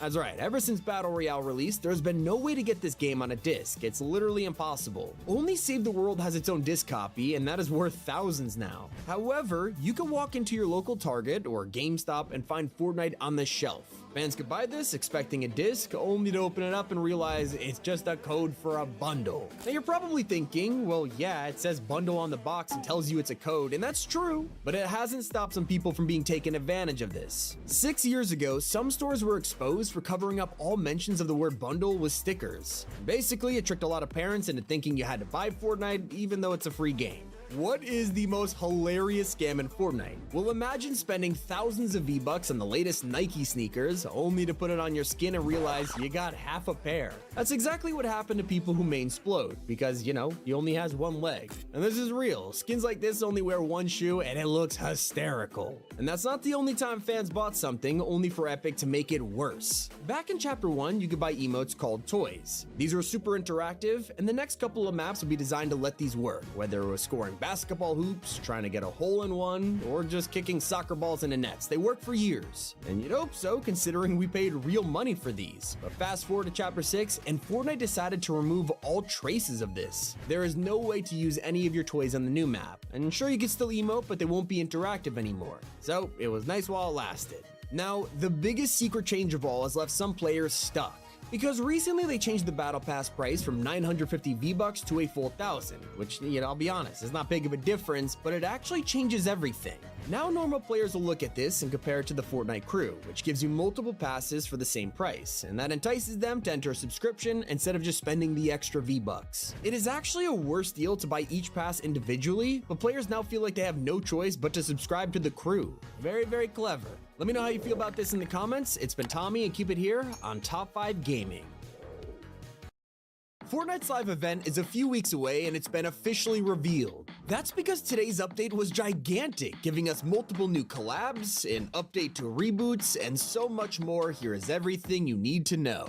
So, the game Multiversus got cancelled, and because of that, we're getting so many new crossovers, and the first one happens in 2 weeks. Adventure Time is joining the Fortnite universe, bringing Jake, Finn, Marceline, and Princess Bubblegum to your lockers. You'll each get a Lego minifigure version, and Jake will have his own synced emote. In fact, we have our first look at the pickaxes, which are already in the files, showing Marceline's guitar and Lumpy Space Princess as an instrument. This means that Warner Bros. Is putting all of their collabs into Fortnite, so who else will it include? It can be anything from the Powerpuff Girls, Scooby-Doo, Looney Tunes, Tom and Jerry, even Game of Thrones. The list is crazy. But a crossover that has dominated today's news is the fact Sabrina Carpenter is now playable in Fortnite. She's arrived at Headline Festival and has brought 2 outfits with her, one in the Music Pass and one in the item shop. Her normal outfit has a baby doll edit style, which makes her kind of look like a Barbie doll, but it goes even deeper than that. This is based on a real dress she wore on tour, and it was designed by Victoria's Secret. Her item shop top skin includes clothes also worn on tour that were made by a celebrity stylist. When asked why she decided to join Fortnite, Sabrina actually said she had never played, but did the collab for the fans that haven't been able to come to the tour. Of course, with her, she brings new jam tracks like Please Please Please, Nonsense, and Juno in the Music Pass. There's other songs in here too, like Dark Horse by Katy Perry. I will admit, the coolest secret is hiding in this teaser image. Now, this may look like your average poster, but look at the character behind Sabrina. You probably don't recognize them because it's not an actual Fortnite skin. It is coming out soon, and the design is a reference to Jenna Ortega in the Taste music video. And it's Sabrina's espresso emote. This has been out for a while, but Fortnite just secretly updated it for the collab. You can unlock a hidden feature if you're a die-hard fan. Usually, it looks like this. But do the emote while wearing Sabrina, and she has a custom version. Today's update has also revolutionized the way we play Battle Royale. We've been waiting for this one for literal years, and now it's finally happened with the Reboot Vans 2.0. This is the first change they've had in half a decade, letting you buy revives instead of carrying a reboot card across the map. Not only that, once you brought your friends back to life, you could buy an enhanced reboot. This will give them 2 big pots, an AR, and 150 of each material, giving them a way better fighting chance. But it does cost 1,000 gold, so hopefully you're not broke. As for the live event, we are quickly approaching the end of this season, and that means the build-up for the Star Wars mini-event is already happening. In the story, Daigo has now completed work on his Mask of Power for Fletcher Kane, which means they're approaching the portal phase. If you check it out, Daigo's workshop is now smoking, and the mask is glowing on the wall. We are closer and closer to all of this culminating at the portal on the map. So what'll happen? Well, in the coming weeks, this portal will start spiraling, preparing to unleash Star Wars onto our island. And once the event is completed, it's been revealed the Death Star is gonna lurk in the sky and watch over us. So if you're wondering what the mini event will be, Daigo is performing a ritual with Fletcher Kane. Before the Baron turns into a boss we're gonna have to fight. Once we've defeated him, it'll open the way for Palpatine and the Star Wars universe to invade us. Now we should be learning more soon, but today's update is full of secret changes that no one's talking about. For example, you can now finally preview your wraps and pickaxes in your locker, seeing exactly what they look like being held by your character. There's also brand new squad comms that'll appear in the kill feed, so now when you do any action like requesting health or pinging an enemy or a location, it'll tell everyone so they don't miss it. There's new actions too, like requesting a ride if your field teammates are just driving around ignoring you. But another way Fortnite is bringing us closer to our team is how you could basically get a free trial of any emote. There's a new feature called Dance Emotes, and if you start dancing, anyone can join in and copy you. This is not like synced emotes where you're all tied together. In fact, Epic are now renaming these to group emotes instead, just to clear things up. So if you see somebody doing a dance you like, you'll now be able to take that emote for yourself and try it out. There's also an overhaul of the way exotics are sold in Chapter 6. These have literally been carrying the season on their backs, with everybody rushing to black markets for this OP gun.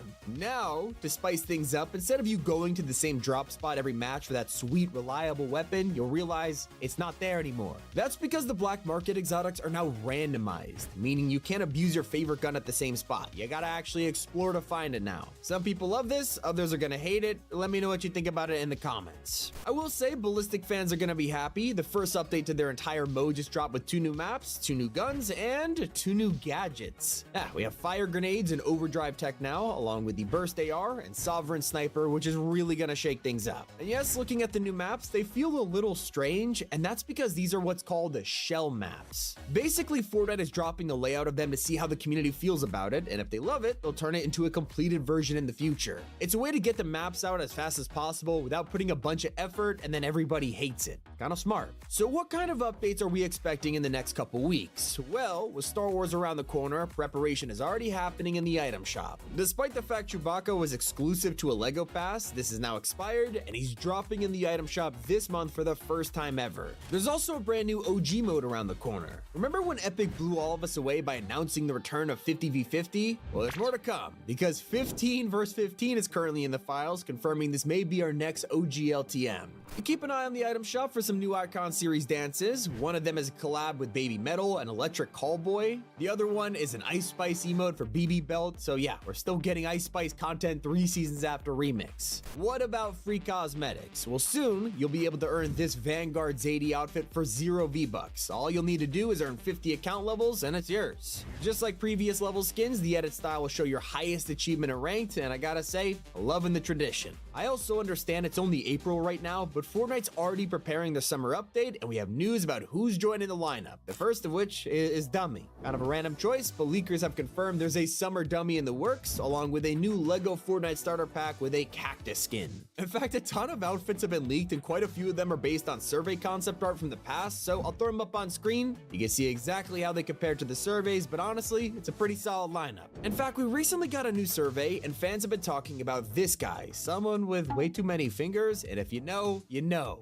Basically, Epic are making fun of AI-generated art, and I'm loving it. But wait until you hear that a Samsung exclusive outfit is coming to the item shop. Andromeda, one of the Galaxy skins, has been given its own shop bundle to prepare for release, and as you could expect, the Samsung owners are not happy. At least we're getting an overwhelming amount of collabs that haven't appeared in years, like Wu-Tang Clan, Billie Eilish, and Coachella are all coming back after hundreds of days. Not only is Coachella returning, it'll also be getting a brand new skin, Beatman. He is made entirely out of sound waves, disco balls, and a vinyl disc. What's interesting is that this is a survey concept from the first ever batch in 2021, and it's been so long that Epic have changed them a lot. And we have finally got a full look at the reload map coming next week. It's already been teased, but now the map image has been added to the files, and thanks to it, we could see Slurpy Swamp, Steamy Stacks, and more iconic landmarks from Chapter 2 across the island. And if you're still excited for the upcoming Adventure Time collab, there's even more to spend your V-Bucks on than you would expect. Not only are we getting skins, emotes, even instruments, the crossover wouldn't be complete without the new cars. The Mamba got added to the game today, but it isn't for no reason. Soon it'll get new decals for Finn the Human and Jake the Dog to deck out your vehicle. But something players have been asking for nearly 7 years after the guided missile was first added to the game, it has finally been added to creative.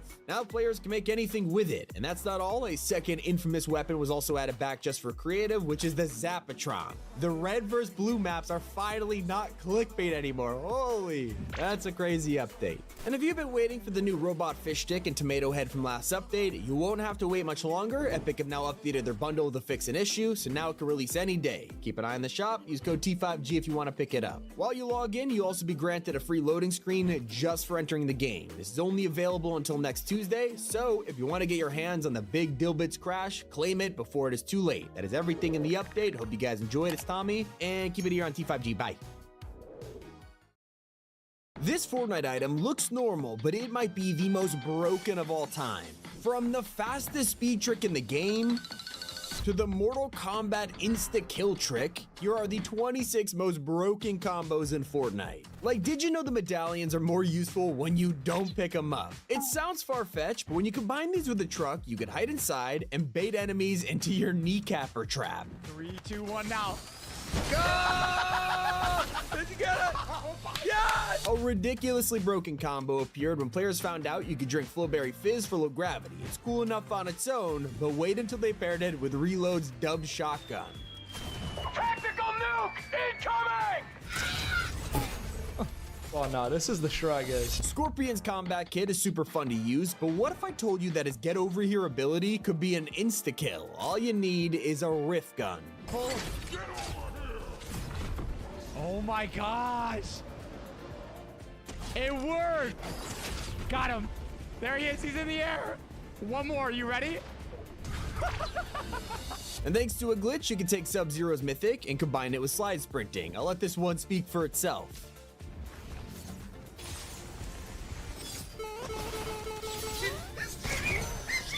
That's not the only way to race across the map and surprise enemies. With the Unstoppable Medallion, a kneecapper, and just a tad of Gold Rush, you could run for miles. I've got you in my sights. Why are you running? Why are you running? Speaking of Gold Rush, it doesn't just make you better at running. It could also turn your measly pickaxe into a deadly weapon. I just hit him with that bop, bop, bop, bop, bop, bop. That's literally my pickaxe. Bop, bop, bop. This is the perfect combo for taking out players who land at the same drop spot as you. But what if I told you that cars in Season 2 are better without wheels? Turns out if you stand on the roof and keep hitting it with your kneecapper, it'll basically turn into the world's deadliest plane. Here we go. Smurf it. Line it up, line it up. Behind the builds, that's where they are. 84. To the left, to the left, to the left. Too much, too much. We've got the high ground. Knocked one from the car. I got one guy, and then everything went to hell. Now, Season 2 is literally the perfect theme for this next combo. We've always had skins that blend into the background, but now with gold vaults everywhere, you gotta wonder, why would Fortnite design a solid gold Midas skin? Literally the most pay-to-win outfit in the game right now. Oh boy, I'm gonna have to hit every shot. Poor guy.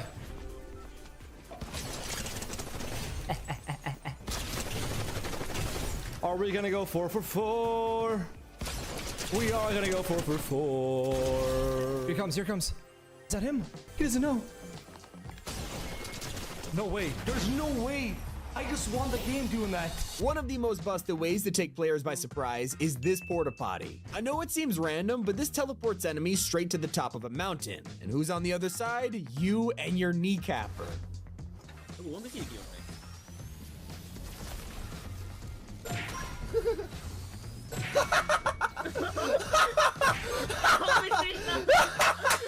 Last season, Clix learned how to turn an unknown glitch into a broken combo after he discovered you could fly around by swapping your katana and pickaxe. Oh my god. Oh my god.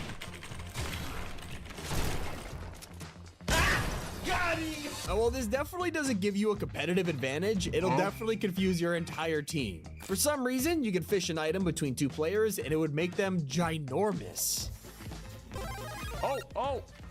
Oh my god! All right, we gotta do this with a victory crown.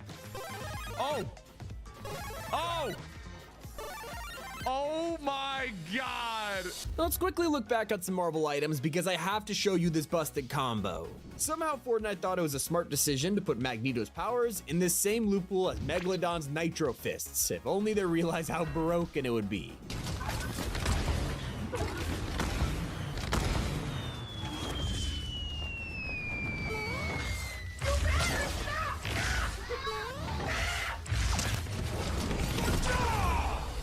Now, we've established that you can bait enemies with a medallion. It's one of the funniest ways to take out players. But did you know you can literally hide them inside your car? That means if they try to pick up the medallion, they'll enter the driver's seat instead. And that's where your sniper will be pointing. He's trying to... It worked! He was trying to pick it up! And while we've proven how broken the kneecapper seems to be, there is a way to fight back. Tire Guy discovered all you need is a rocket drill as your backup plan. Brother. Stupid, I'm not gonna let you get the chance. Coming back at you, my guy. Well, that's pretty busted. What about a combo that makes you impossible to hit? Well, when Shuri's claws and War Machine's jetpack were combined, it was the silliest thing I've ever seen.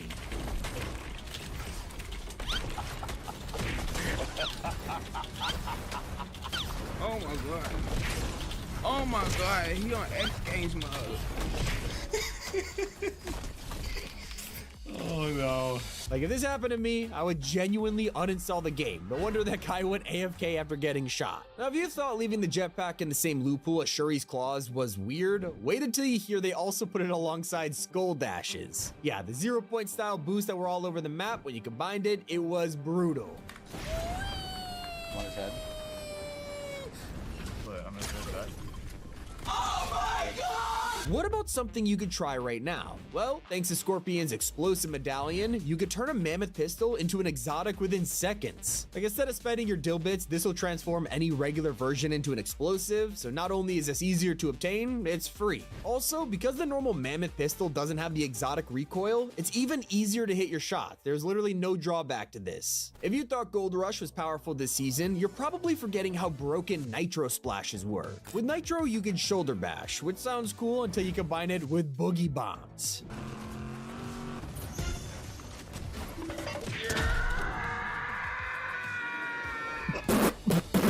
That's not the only way cliffs are deadly. Did you know even Godzilla could be destroyed by one of these? All you need to do is drive a car right at him.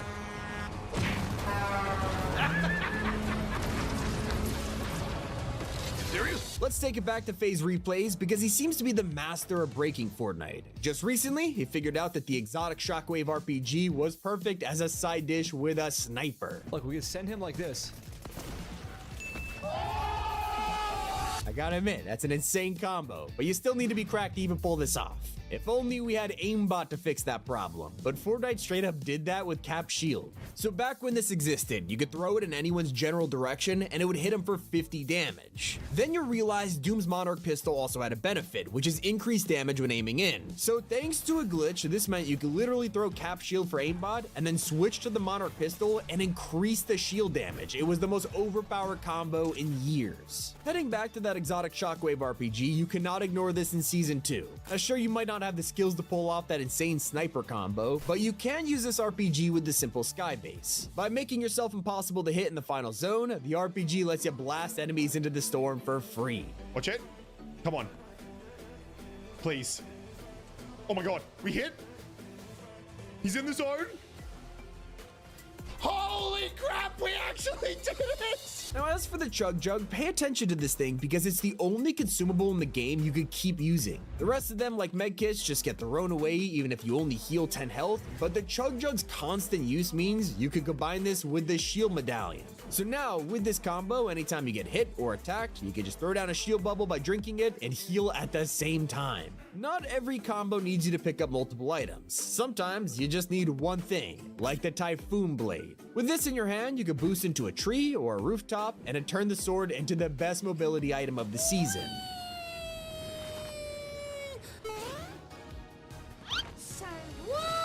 Now, one of the strangest Season 2 glitches has also become a benefit. Before, we'd advise you to never heal your armored truck if someone was in the back, because it would close the door shut and then just lock them inside. Well, now we've realized it's actually a good problem to have. By locking yourself or a friend in the back, enemies just can't get to you. Help me! Help me! If you want to get aggressive instead, may I suggest the simplest strategy of all. Grab your kneecap or bat and just hop on a motorbike. Don't you take that launch pad. No way, dude. No way. Drive-by shooting. Let's go. What do you consider the most broken combo? Let me know in the comments. It's been Tommy, and keep it here on Top 5 Gaming. Mortal Kombat is finally in Fortnite, with tons of secrets you may have missed, and a reference that makes me love the developers. So today, we're ranking the 30 best video game Easter eggs in Fortnite, and we'll start with one added literally this week. You see, Flawless Victory is the newest emote added to the game, and even if it's just a dummy, did you know this enemy secretly changes depending on your skin? If you use the emote as Sub-Zero, we'll get a victory against Scorpion. Flawless Victory. Now, do it vice versa, and yeah, it's Sub-Zero, an iconic nod to one of the best video game feuds of all time. That is nothing compared to my favorite gaming rivalry, because when Resident Evil made a surprise appearance in Fortnite, we finally got to play as Chris Redfield. The funniest part, take a look at his description and it calls him a mansion incident survivor and a boulder enthusiast. Of course, Resident Evil fans will know this is a reference to the iconic battle between Chris and the boulder from the 5th game.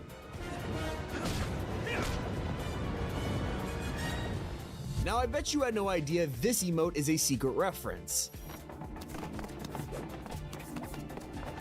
Most people just use evasive maneuvers as a funny traversal emote. While we all know it's a collab, it is actually taken straight from Lara Croft in Tomb Raider 2008.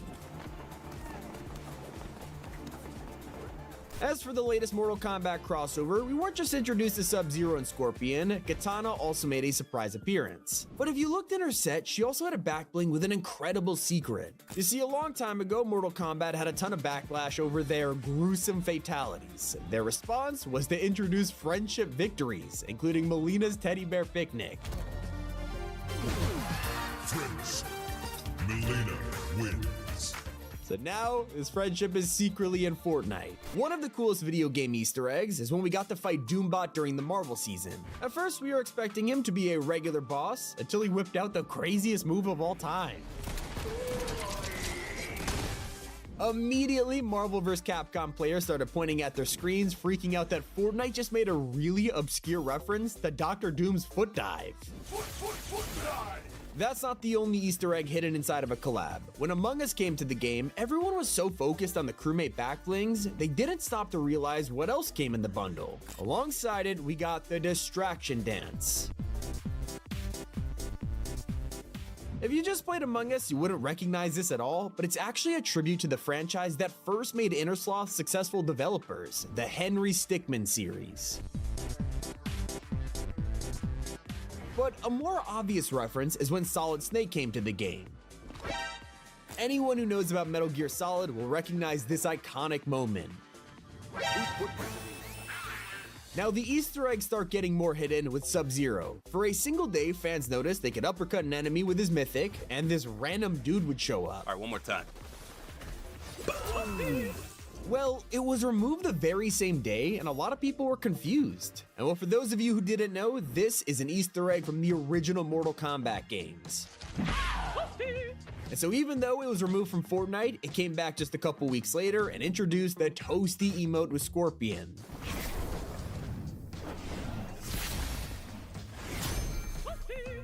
So clearly there's a ton of people working at Epic with secret admiration for classic games. Like when you can head into a random basement and discover it belongs to a diehard Iron Man fan. From cutouts to posters and mugs, he was everywhere. But more importantly, when you looked at the television, it was playing Marvel vs. Capcom. One of the strangest video games to ever appear in Fortnite happened in 2022 when a goat randomly showed up in the store. It was part of a collab with Goat Simulator, and while it took us by surprise, nobody paid attention to his shirt. It said RGDL, which didn't make much sense to people, but it's actually short for Ragdoll, a reference to the biggest feature in Goat Simulator. It's not the only detail left for fans. When Resident Evil's collab dropped, they had an entire trailer for it, and in the first couple of seconds, you could see Doggo backed against the wall, right next to a typewriter. Then, when Jill Valentine's outfit released, she had a backbling of the very same object, and all of this is one huge reference to the games. In Resident Evil, players traditionally can only save when they go next to one of these typewriters, and it's why the trailer shows paper loaded with the words "Save Game." Now, I'm not kidding when I say the Mortal Kombat crossover has the most gaming Easter eggs we've ever seen, like how they dropped an entire emote dedicated to test your might.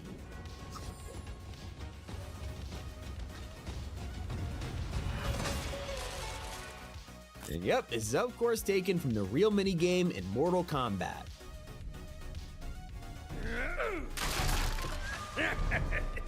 Not only that, but Sub-Zero's backbling may be the goriest of all. I mean, just look at it. And this is inspired by Sub's very own fatality from the games. As for other franchises like Destiny, even this short-lived collab was clearly made by super fans. So when the trailer was revealed, people weren't focused on the skins, they were actually shocked to see this cave.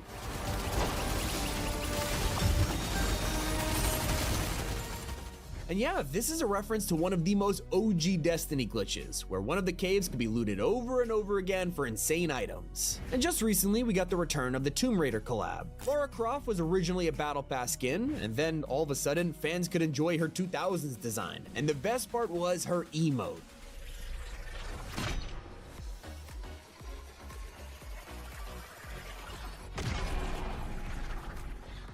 Here, Lara's holding an artifact from the original Tomb Raider games, and fans love it. Back to Resident Evil, you might notice that Claire Redfield's back bling looks a little familiar. Well, if you played Res Evil 2, these keys actually belong to the Raccoon City PD, and turns out they're super important because you need them to get through the place and finish the game. It's still not as obscure as one of the best loading screens in Fortnite. In the Street Fighter collab, they dropped this picture of Peely getting his car smashed up. Or like a random middle finger to our banana friend, but it's actually an incredible Easter egg. It turns out in the original Street Fighter games, there was a secret bonus level where you actually had to fight a car. Even their built-in emotes were insane Easter eggs, like how Ryu was able to recreate his famous uppercut. All of the skins got their unique moves, but the best part, when it's done, they all take a fighting stance and stay like this until you move. They're literally the only built-in emotes to do this in the whole game. Now, I'm not gonna lie, I'm still a little salty the Fallout crossover was so tiny. I'd really love to see more outfits in the future, but you gotta appreciate the detail it did include, like when you popped open a Nuka-Cola. Did you spot it? Yeah, you actually got a single piece of gold from this bottle cap because in the games, caps are what they use as currency. Now everybody knows about Deadpool and a secret mini game in the bathroom. Basically, you could go into the vents and play this entirely hidden mode right in the lobby. It was pretty cool, but what people don't know is this is a double Easter egg. This is a parody of a retro game from 1991 called Ski Free.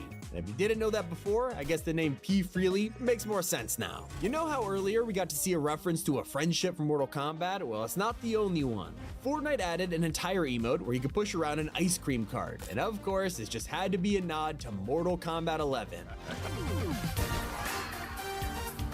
What about when Fortnite brings indie games to the item shop? They've shown plenty of times that people love it, like when they added Lethal Company as a crossover. Not only do we get the employee, but his emote was the famous default dance from the game. It fits perfectly next to Among Us, another indie title that drove fans insane, mostly because when you died, the backbling would recreate an iconic sound. I gotta admit though, none of us were expecting to walk into this room during the remix season and find a gaming reference. Yet, when we broke into the Riggs vault, hidden in the corner, you could discover a Fall Guy statue. It's an example of a straight up traditional Easter egg. It's just like the creeping cardboard. The original item was obviously inspired by Metal Gear Solid, but Epic couldn't get the rights to it, so they just made their own. Well, that's until they finally got to partner with the games years later and actually converted their fan project into an official cardboard box from the franchise. Let's head back all the way to Chapter 1, when an Easter egg was hiding in plain sight. During the infamous Season 9 trailer, where Jonesy drinks Beely, you could actually spot them playing a Durr Burger parody of Space Invaders. We didn't think much of it until the Black Hole event that changed everything. While we sat here waiting for the game to come back online, some 200 IQ players thought, what happens if I do the Konami code? And well, this did. Now, more recently, Fortnite announced Mode Mayhem. This was basically showcasing all of the brand new content coming in April, but fans couldn't help but notice some insane Easter eggs hiding in the trailer. Like when showing off Mortal Kombat, you could look in the background and see recreations of real stages from the original games. Not only that, but even the loading screen showcased these levels, and the best part, these were actually turned into locations on the map. It's pretty cool, right? Those are 30 video game Easter eggs in Fortnite. Hope you enjoyed. It's been Tommy, and keep it here on Top 5 Gaming.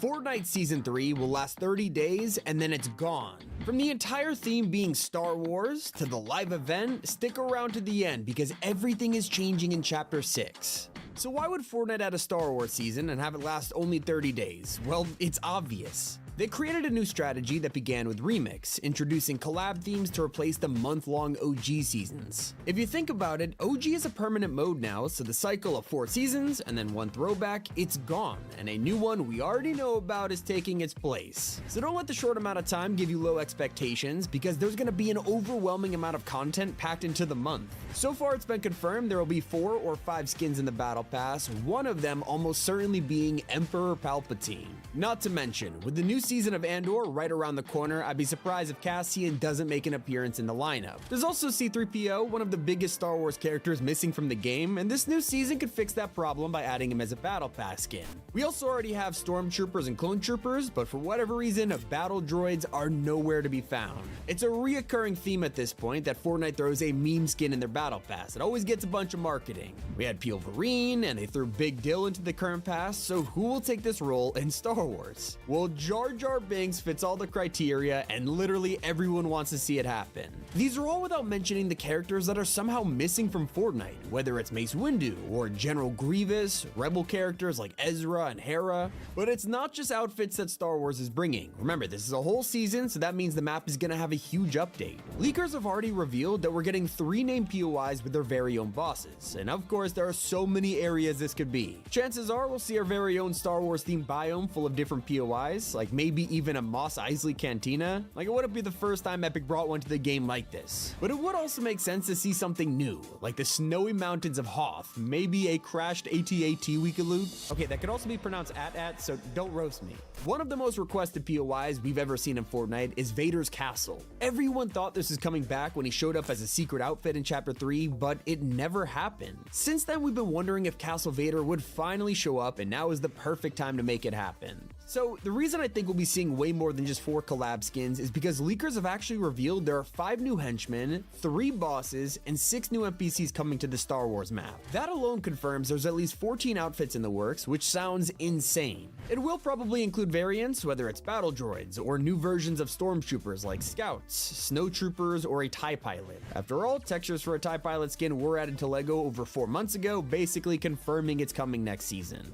This is where I also dig up rumors of a Rebel Leia outfit that leakers have been talking about for over a year now, and this will probably appear in the item shop. Of course, we've constantly had Star Wars items in the game. It happens annually on May the 4th, so it's no surprise all the items and features you're used to will be coming back. This includes lightsabers, force powers, and all the classics that'll dominate the season. We would love to see new abilities though, like imagine being able to throw thermal detonators at enemies or control probe droids like the Falcon Scout. Not to mention the fact we could buy vehicles in Fortnite now. This gives Epic the opportunity to let us get land speeder skins or maybe custom speeder bikes to drive around on, and they could go even further and design an AT-ST vehicle that works like a mech.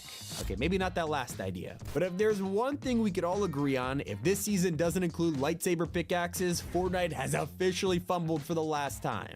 It feels like we've been asking for this for so long, so it's now or never. Safe to say, if we don't get these pickaxes, we could abandon all hope of ever getting them.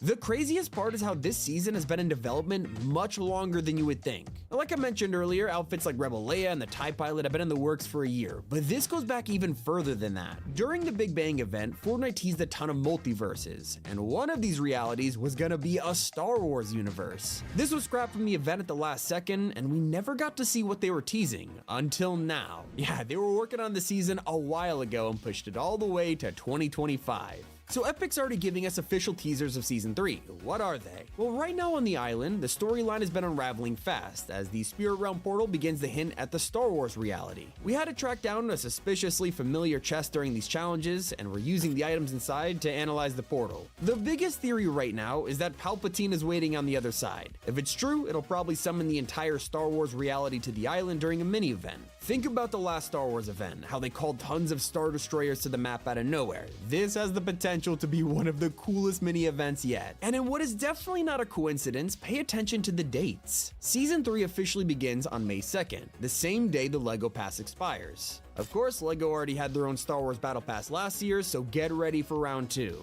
And even though all of this is going to be Star Wars themed, that doesn't mean there aren't surprise crossovers in store. Fortnite is already teasing a huge pop star about to join the Icon series. If you head to Canyon Crossing, you'll find a lipstick mark on the wall, a guitar, and a love heart microphone. All of this is the first official teaser for Festival's new headliner, Sabrina Carpenter. Not only is she getting an outfit, Sabrina is also getting 2 emotes and 2 jam tracks to start with. Taste and Please Please Please will be included, and of course she already has espresso in the game. It's not just pop singers, turns out you can't escape Marvel even during a Star Wars season. 2 of the most requested heroes of all time are rumored to be appearing, a new version of Daredevil, but most importantly, the Punisher.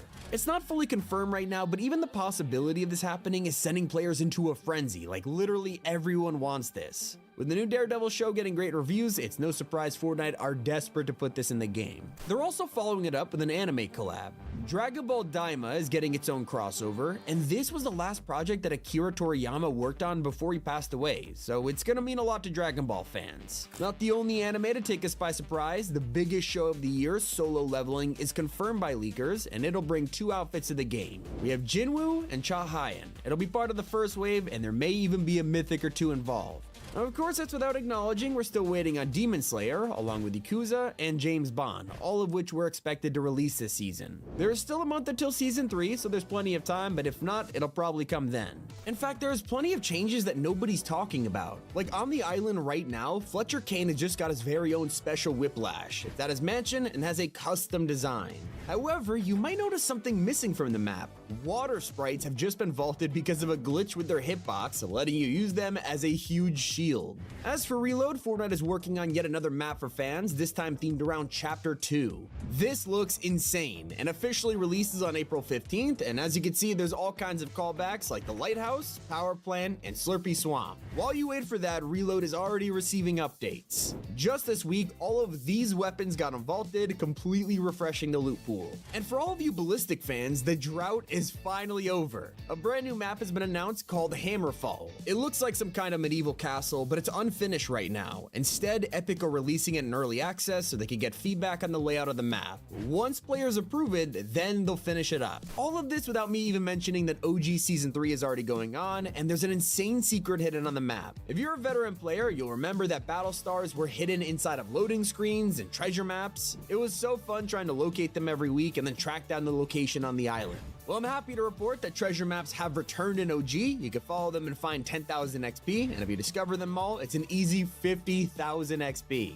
I've shown you a ton of cosmetics in this video, but how would you like to earn some for free? Nobody was expecting this to ever return, but over the next few weeks, you'll be able to claim Twitch drops for the first time in years. The first drop is the Command Executor pickaxe, available right now until March 31st, so make sure to tune into any Fortnite stream and claim it. And that's not the only thing Epic is doing for players. Check your emails, because if you've signed up for player surveys, you might want to answer them, especially when they're asking about live events. One of the latest forums has asked players if they prefer larger but less frequent events, or more events but on a smaller scale like the mini ones we've been getting lately. And I'd also like to know, so drop your thoughts in the comments below. Now, with all the skins added in the latest update, you might have missed that some of them are actually remixes. Like, obviously the OG pass is full of them, but one that's coming to the shop as a battle pass skin we haven't seen in 5 years. Fusion, the tier 100 from chapter 2 season 1, is about to get his first remix ever, taking on a toxic form just like Remedy had in the same battle pass. They're even updating old cosmetics like Venom's pickaxes. These have been locked for years, preventing us from using them with any other skin. That's until now, because Venom and Eddie Brock are now free from the shackles and only Carnage remains. As you're running around looting vaults, be on the lookout for new walkie-talkies placed around the island. There are 7 to find, and collecting all of them will give you a bonus 30,000 XP, as well as some story voice lines along the way. Alpha team's down. They need backup. Retrieve their masks and inform recruitment we have vacancies to fill. It's not just BR you gotta look closely in, because this update has made OG even more nostalgic. Sure, we've already got the old graphics and classic weapon models, but one thing was left out: the TAC shotgun. Despite being the old one with the Snake game, it had the wrong image attached, and now it's fixed, showing the old one we all recognize. Epic has also finished the new OG styles for owners of Raider's Revenge and the Aerial Assault 1 glider. They're not granted yet, but here's what they look like, perfectly matching the black and gold schemes of the skins, so hopefully they start granting these soon. Another thing players aren't a fan of was a major oversight with the new 50v50 mode. It's a great throwback, but the entire experience was being ruined from day one when people would load in to get a team full of bots. Thankfully, Epic heard our complaints and quickly updated matchmaking, and while you may still find 1 or 2, at least it won't be your entire team. Hope you guys enjoyed. It's been Tommy, and keep it here on Top 5 Gaming. Fortnite's island has multiple threats that could lead to the live event, but one thing's for sure: they are teasing a Star Wars season in the storyline. While we're all distracted by stealing gold, the Baron's true plan is to find a different valuable treasure inside this portal, and everyone from Midas to Agent Jones is racing to get here. Today we'll try to explain what's in it, why it's important, and everything we know about the live event. But first, let's recap how we got here in 60 seconds. As we approach the Chapter 6 island, fans are taken off guard by a mysterious rock plummeting from the sky. This comet would turn out to be the most important part of the storyline, but it wouldn't become obvious until months later. This new island was a reality we had seen before, known as Oni-no-Shima, likely the reality belonging to the Fox clan, and the same place Mega City had been transported from all of those years ago. As a result, the island had a lot of ancient magic on it, and most of it is held in the form of masks. Daigo, along with his siblings Kendo and Jade, is one of the descendants of these ancient mask creators. Now that we've arrived on the island, it's also caused an evil presence to follow us: demons from the spirit realm. They've arrived through portals and taken over large areas of the map, so Daigo is desperate to learn more about their dark power and uncovers lost secrets from his ancestors who tried to bury his knowledge. But then, things go wrong. His sister Jade finds herself trapped in the spirit realm. Then, after a possessed demon known as the Night Rose is freed from the grasp of Shogun X's puppeteer, she hands splinter blades forged from the comet to Daigo. He uses all of his experiments to finally investigate the largest spirit realm portal of all and stage a rescue mission. But to save Jade, he has to fight a terrifying presence: Shogun X.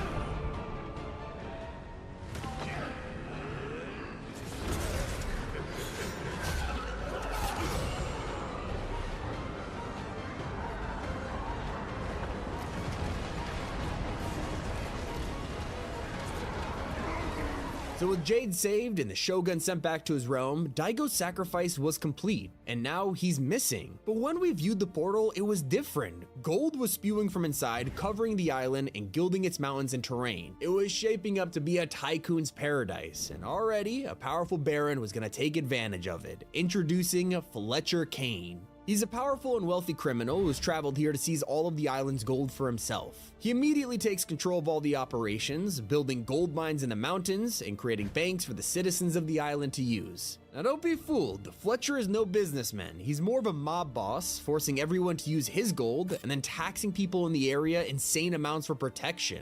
In just a short period of time, he has become insanely wealthy and lives in a gigantic mansion patrolled by armed guards. Now luckily this territory was only recently captured, and the island citizens know the land much better than he does. The result, a resistance is born. Those opposed to the Baron's harsh taxes and ruthless control have decided to take away his prized possession. They are going to steal his gold and hurt his business. So they break into his bank vaults, clearing them out and stop his armed transports to block fans from restocking the safes. They even break into his impressive train and loot the vaults inside, crippling his business. In retaliation, he taxes the citizens double the amount. The Baron officially wants to hoard all of the island's gold for himself. This is where the resistance comes into play, and we have to shift our attention to Skillet. He's a black market dealer who's been selling weapons to the island's outlaws under the radar, and now he wants a piece of the Baron's pie. He sets his sights on the most deep-hitting heist of all, breaking into Fletcher's mansion and emptying his personal safe. Now he's officially on the retreat, but there's still more work to be done to topple the Baron's dynasty. In a surprising turn of events, there's a syndicate kingpin even more known than Fletcher Kane, Midas. At first, we were confused to hear he had returned, wondering if he was a different snapshot or something like that. But this is the very same Midas who led the spy agency in Chapter 2, the same one who broke free from the underworld after being eaten by a shark. And the craziest part, he knows Fletcher Kane. We are old acquaintances, and yes, he's always been a pompous blowhard. Even when the Baron had nothing, he believed the world belonged to him. I've always been one step ahead of him, and I suspect he's taken that personally over the years. Ah well, it can't be helped. Robber kings can either be the best or yield to the best, and Kane will yield.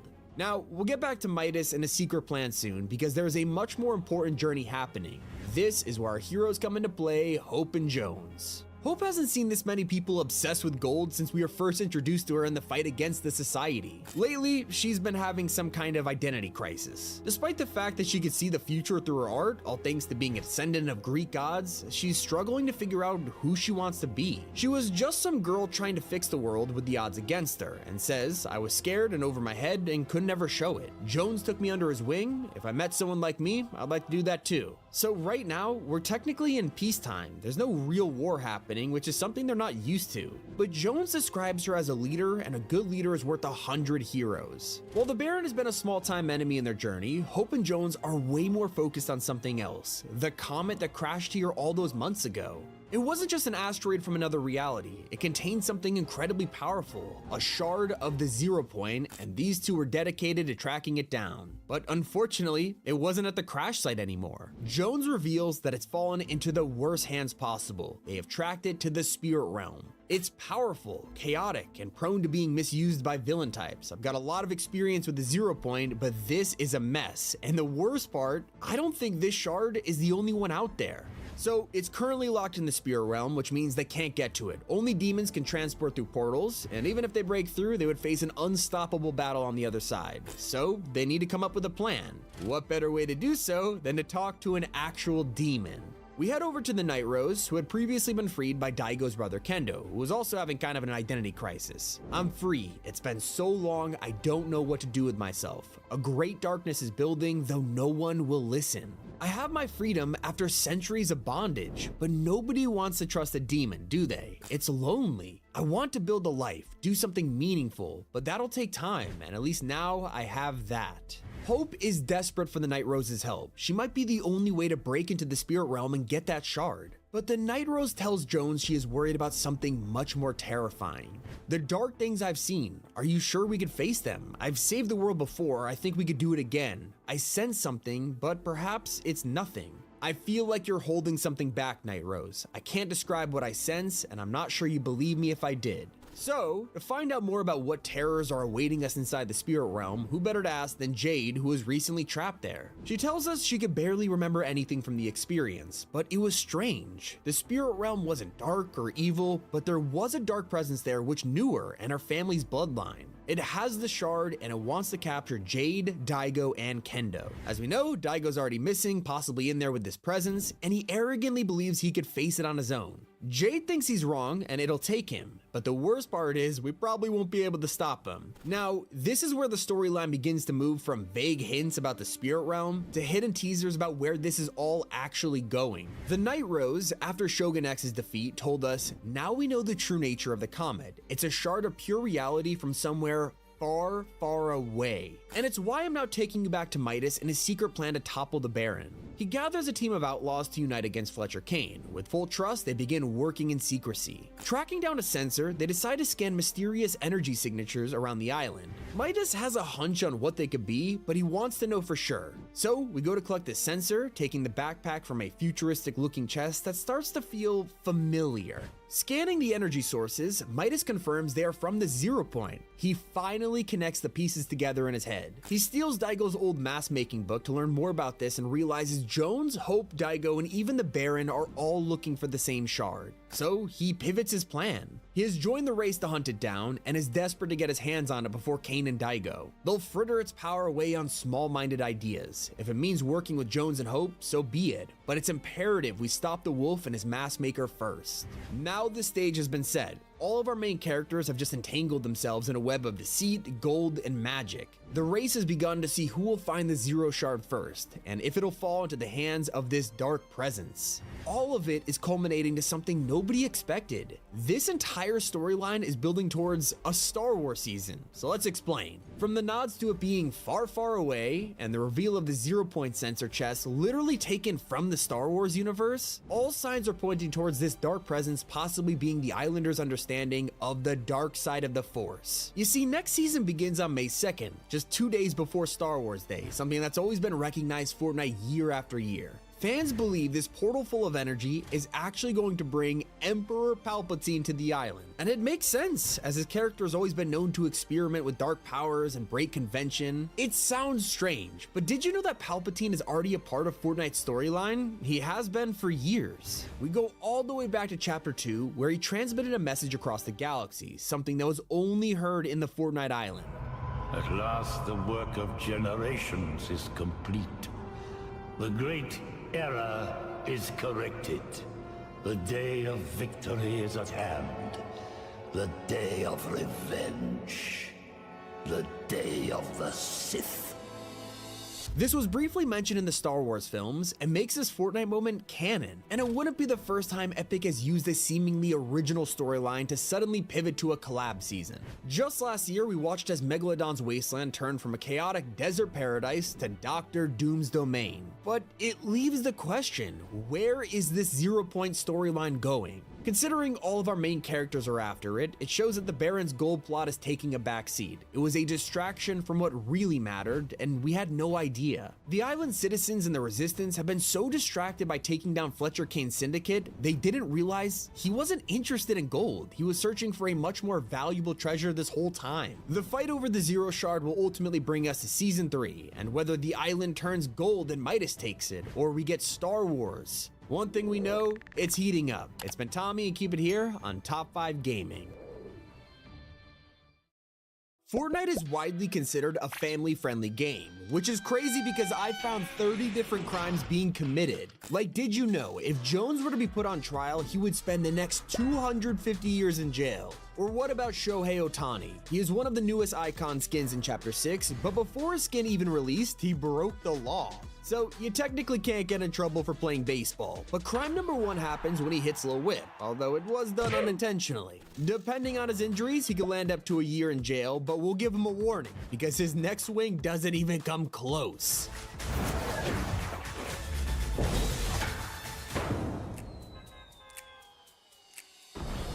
Vehicular destruction is a slam dunk case, and it's even worse since there were people on that bus. Now, Peter Griffin committing a crime in Fortnite has got to be the weirdest thing I've ever said, but I got the proof to back it up. In this trailer, he visits the doctor because he's feeling weak, so his doctor shows him how to get swole in 30 days. Peter doesn't have time for that, or even 1 hour, so his doctor illegally prescribes him expired Slurp juice. So Meowscles faces up to 3 years in jail for medical malpractice, and Peter joins in with 5 years for illegal steroid use. Fishstick is next up on the chopping block because for whatever reason, he walks into the freezer aisle, opens a door, and just shoplifts an energy drink. Maybe theft by consumption isn't a crime Master Chief cares about, but if he did, Fishstick is getting locked up for anywhere between 1 and 7 years if he's a repeat offender. If he can't do the time, don't do the crime. And Loki is getting up to 10 years for manslaughter. He's on the battle bus, ready to drop in the island, and before they even jump, Bendy tries to sit next to him. Maybe rules don't apply on the island, but up here on the battle bus, this will land him at least 5 years in prison.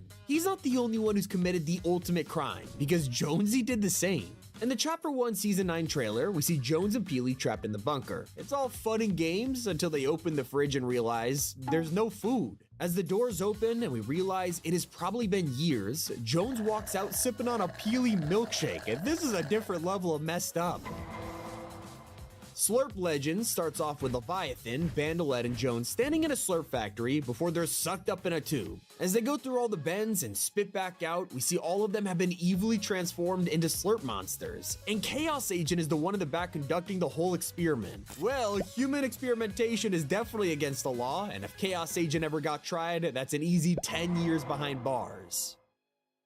In the very early days of Fortnite, you can land near Sunny Steps and see a llama being cooked. But one thing you'll notice is that it has bones, meaning llamas are sentient beings. So, in the Chapter 6 Season 2 trailer, when Keisha is driving her bike, we see a llama strapped with explosives. I, for one, will not stand for animal abuse, and neither does the government, because the perpetrator who did this will have 5 years to think about their actions in jail. Who has committed the most crimes in Fortnite? Thanos? Dr. Doom? Well, according to all of our evidence, it's probably Jonesy. Here he is in the Walking Dead universe, and before Michelle and Daryl could even react, he abducts them. Then he does the same thing to Terminator, which I'm not sure if a robot counts, but Ryu and Chun-Li are definitely not off limits. The same can be said for Ripley, and if I'm counting correctly, that is 3 separate counts for human abduction.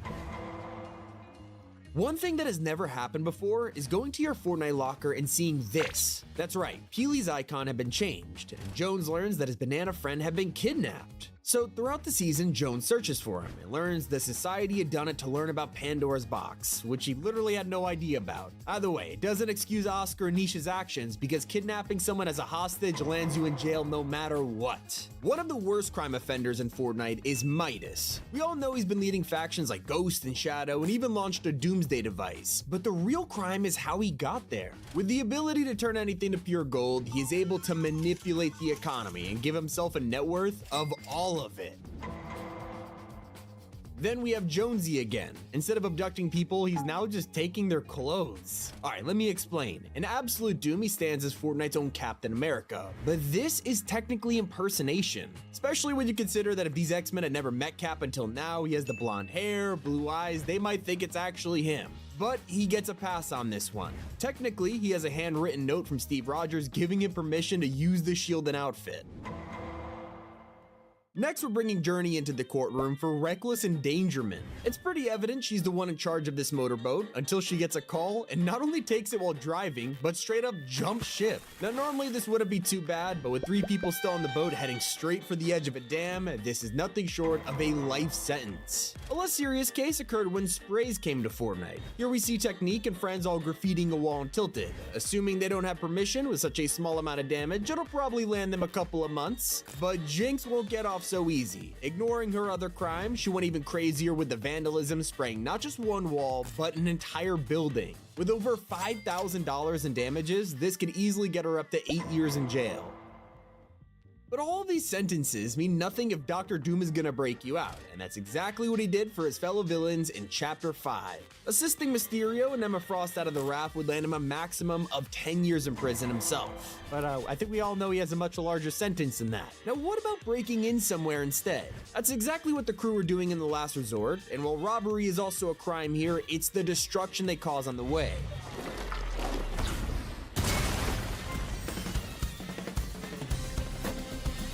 all this to enter Kato's vault and steal his loot. We're looking at 5 years for property damage, an additional 14 for breaking and entering. Even crimes from 2018 aren't safe from the court of T5G, because looking at the trailer for Season 4, all of the characters are running from the meteor impact. But just when Rex has a chance to survive... Yeah, not only is Triceratops putting him at risk instead, she also straight up robbed him of his slurp. Now Jones makes his third appearance in court, this time for creating a weapon of mass destruction. Before, he was convicted for turning Peely into a smoothie, but now he repays him with a P-1000 mech suit to walk around again. However, attaching weapons in the process only leads to one thing.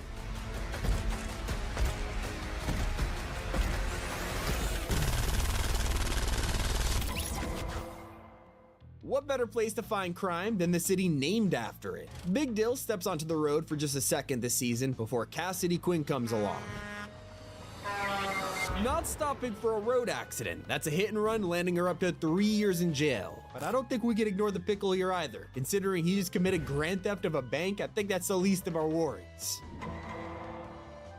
Now, if there's one Fortnite character who's broken a law against the environment, it's Megalodon. He plowed into the coast with his giant ship and brought a humongous cloud of not just sand, but nitro smog to the island. Not to mention the hundreds of cars running on the juice too, the mass pollution definitely would have passed an emissions test, landing him up to 3 years in jail. Now, when you're invited into Fortnite, you probably happily accept, but people like Aquaman arrived on his own terms. I invited Aquaman. He said yes. So I said, can you wear a shirt? He said, no. Technically, not wearing a shirt is a fine, but after you've been asked on the job, Aquaman is getting slapped with indecent exposure. Someone else who didn't listen on the job is Agent Jones. The 0 point is imploding. We've lost control. Save yourself. If I don't stop this, it could destroy all existence. You have your orders. Now get out of there. I'm gonna do what we should have done from the very start. I'm going to the 7th. You took an oath. You're betraying everything we said for you. While Jones may be taking the right action here, disobeying orders from his government boss and breaking his oath is treason, and under the IO's control, that'll be life imprisonment.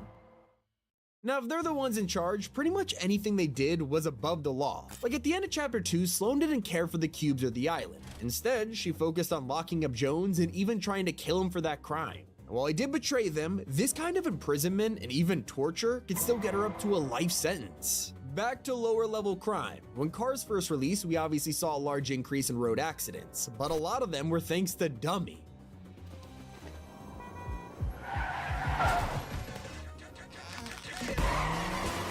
He's driving his taxi service, he clearly doesn't have a license and is breaking customer safety regulations. And I think someone needs to check on the underground crime going on with the Barkington Style Agency.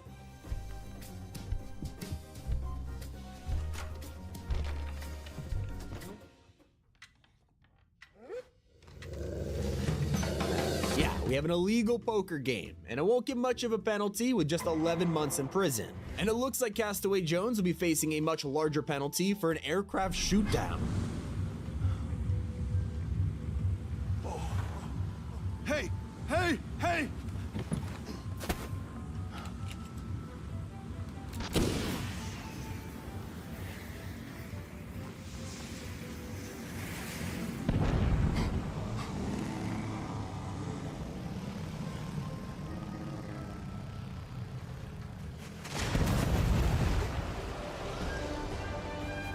Since it was unintentional, it'll only land him with a charge for manslaughter, but that could still lead up to a lifetime imprisonment. What about causing a bar fight?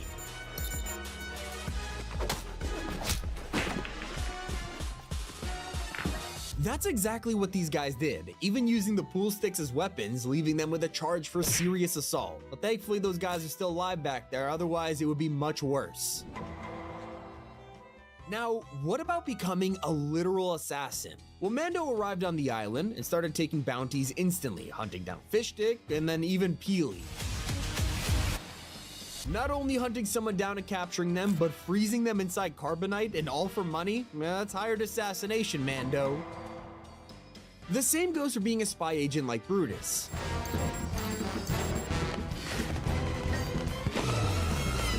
Now, if he has a license to kill, he might get away with this one, but considering he's working for Shadow, I doubt it. Let me know what you thought was the worst crime, or if we missed one. It's been Tommy, and keep it here on Top 5 Gaming.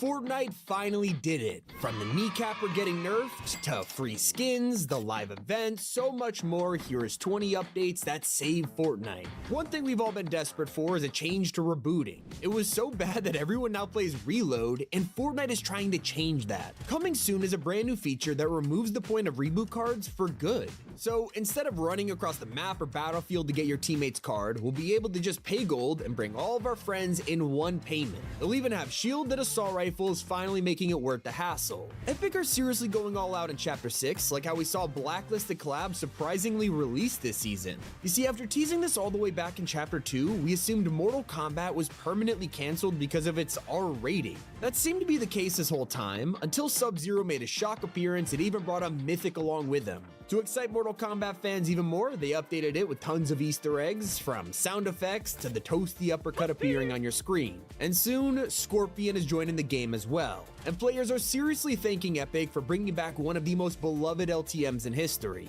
The Getaway has only been in Fortnite twice, but fans couldn't get enough of it. And for the longest time, we've been dreaming of what this would look like on a modern-day Fortnite island. Now we get to live that dream, because not only did they bring back the Getaway mode, they even accounted for all types of players. Whether it's a zero-build version or the world's first ranked LTM, people are loving it. And we gotta say thank you to Epic for finally making gold useful in Fortnite. I mean, we could always go to an NPC and grab a weapon or hit up a vending machine, but most of us only cared if there was an exotic or a mythic on sale. Now with black markets, not only is gold better than ever, it's also basically eliminated RNG from the game. One of the most annoying parts of Battle Royale has been desperately searching for your favorite weapon, and now you don't have to. It also means you won't need to land at specific POIs for mythics anymore. Usually, the best items of a season are locked behind a boss battle. This could take a ton of time fending off other players, making sure the boss is at your POI, all for one mythic. Now, you can just rob a vault, grab your dilbit, and spend it at the nearest black market. Players love this mechanic, and they hope it sticks around. This next decision by Epic is something you never see other developers doing. Out of nowhere, they revealed that anyone who's currently a year or more into their lifetime ban for cheating will be unbanned. While this sounds controversial by nature, it's actually a great decision that players are super thankful for. If kids decided to cheat once a few years ago, they could come back to the game with their lesson learned. Or, in the case of content creators like Jarvis, who were famously banned for life after making videos on how cheats work, they don't have to retire from Fortnite anymore. Some of those players aren't the only ones that deserve a second chance. The Gaming Legends series has been kinda neglected by Epic over the years. Like last chapter, we only got 4 characters from video games: the Employee, T60 Power Armor, Raiden, and Snake, and that was the entire lineup for a year. Now, despite only being 3 months into 2025, we already have 6 Gaming Legends. From Cyberpunk to Mortal Kombat, now even the return of Lara Croft. And by the way, it's gonna be 7 characters when Scorpion arrives. Now, they've also released crossovers that everyone can enjoy, and by everyone, I literally mean all players, because the new Invincible collab is free. Duplicate and her entire set is unlockable in the Spring Quests, meaning you don't even need to pay a single V-Buck to get a crossover. Now, we've talked about how they finally made gold desirable in Fortnite, so what's the coolest way to find it? Well, we've been waiting for a change to llamas ever since 2017. That's because they mostly remained the same this whole time, until Epic brought them back for Season 2. They're now gold llamas, and judging from the name, you could probably guess what's hidden inside them, up to 1,000 bars. Not only that, they also have a chance of granting you a dilbit, which is the most useful thing a llama could drop this season. We also gotta praise them for the evolution of lobby tracks. I'm not gonna lie, we were all pretty hesitant to spend V-Bucks on what was basically menu music, but then they evolved with the introduction of jam tracks. Now, these are playable songs at Festival, but also worked as emotes in game, and Epic kept on making them better. A few weeks ago, they announced Music Moments, and now your jam tracks will play when you drop in from the battle bus, and they become your Victory Royale music. Think about it, all of these new features without even touching the price of tracks. You gotta appreciate it. Just like we have to thank Epic for the greatest mini event of the new storyline. Last season, we saw the culmination of months of build-up as Daigo prepared to face Shogun X in the Spirit Realm.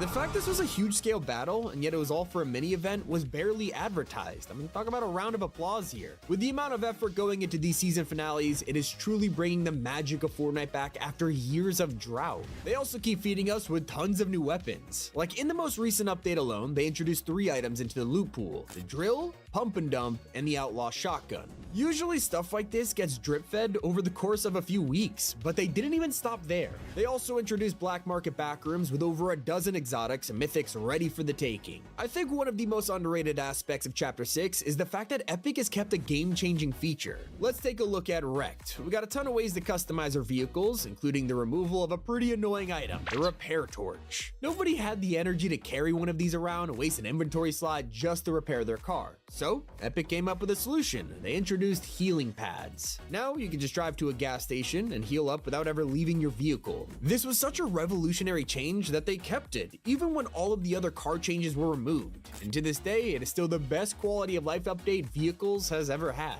Alright, what about vehicles that you can't drive? Well, even those have gotten better. The train was one of the most exciting, but also disappointing updates of all time. We all wanted to hop on this thing and take a ride around the island, only for it to have no interior and just take you into the storm every match. So Epic went back to the drawing board and now it's fixed. There's a huge incentive to go here. It has its very own train heist with an entire vault on board you could break into. It also guarantees us a Sentinel Mythic pump for robbing it, finally saving a feature that was on the brink of being forgotten.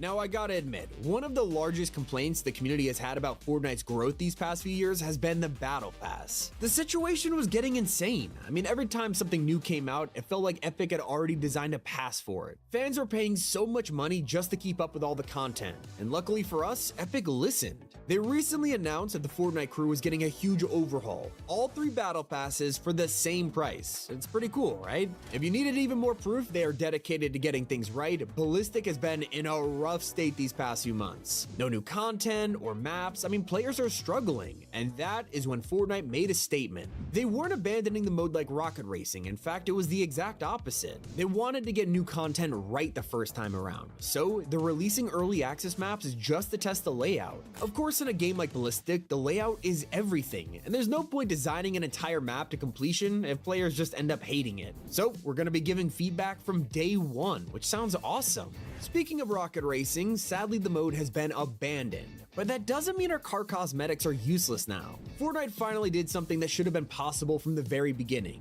Car trails now work in Battle Royale. So if you've gained a collection of trails, you could actually show them off to your friends when drifting. Okay, we've also had some pretty serious issues with glitches this season, but we don't have to worry anymore. Epic has gotten great at patching exploits pretty much instantly. Whether it was flying from the middle island, or the Dill Quest giving you unlimited wins, clamping down on these is just as important as banning cheaters, and luckily they're fast at both. In fact, speaking of hackers, they have just made it even harder for cheaters to play cup tournaments. Now, you can't even play one unless your total account level is over 350, stopping anyone from making a new account and just jumping in with cheats. A ton of you may be thankful for this next change, but it's also split the player base in half. That's right, Epic has nerfed the kneecapper, turning down the knockback so you can't make cars fly infinitely anymore. This is good news for all the people who hated playing against the bat, and it's still pretty powerful, but the nerf was mostly to patch the car glitch. Did you know that Fortnite's also been listening to pro players? Because Simple Edit has been removed from competitive mode while they work to introduce the return of Siphon.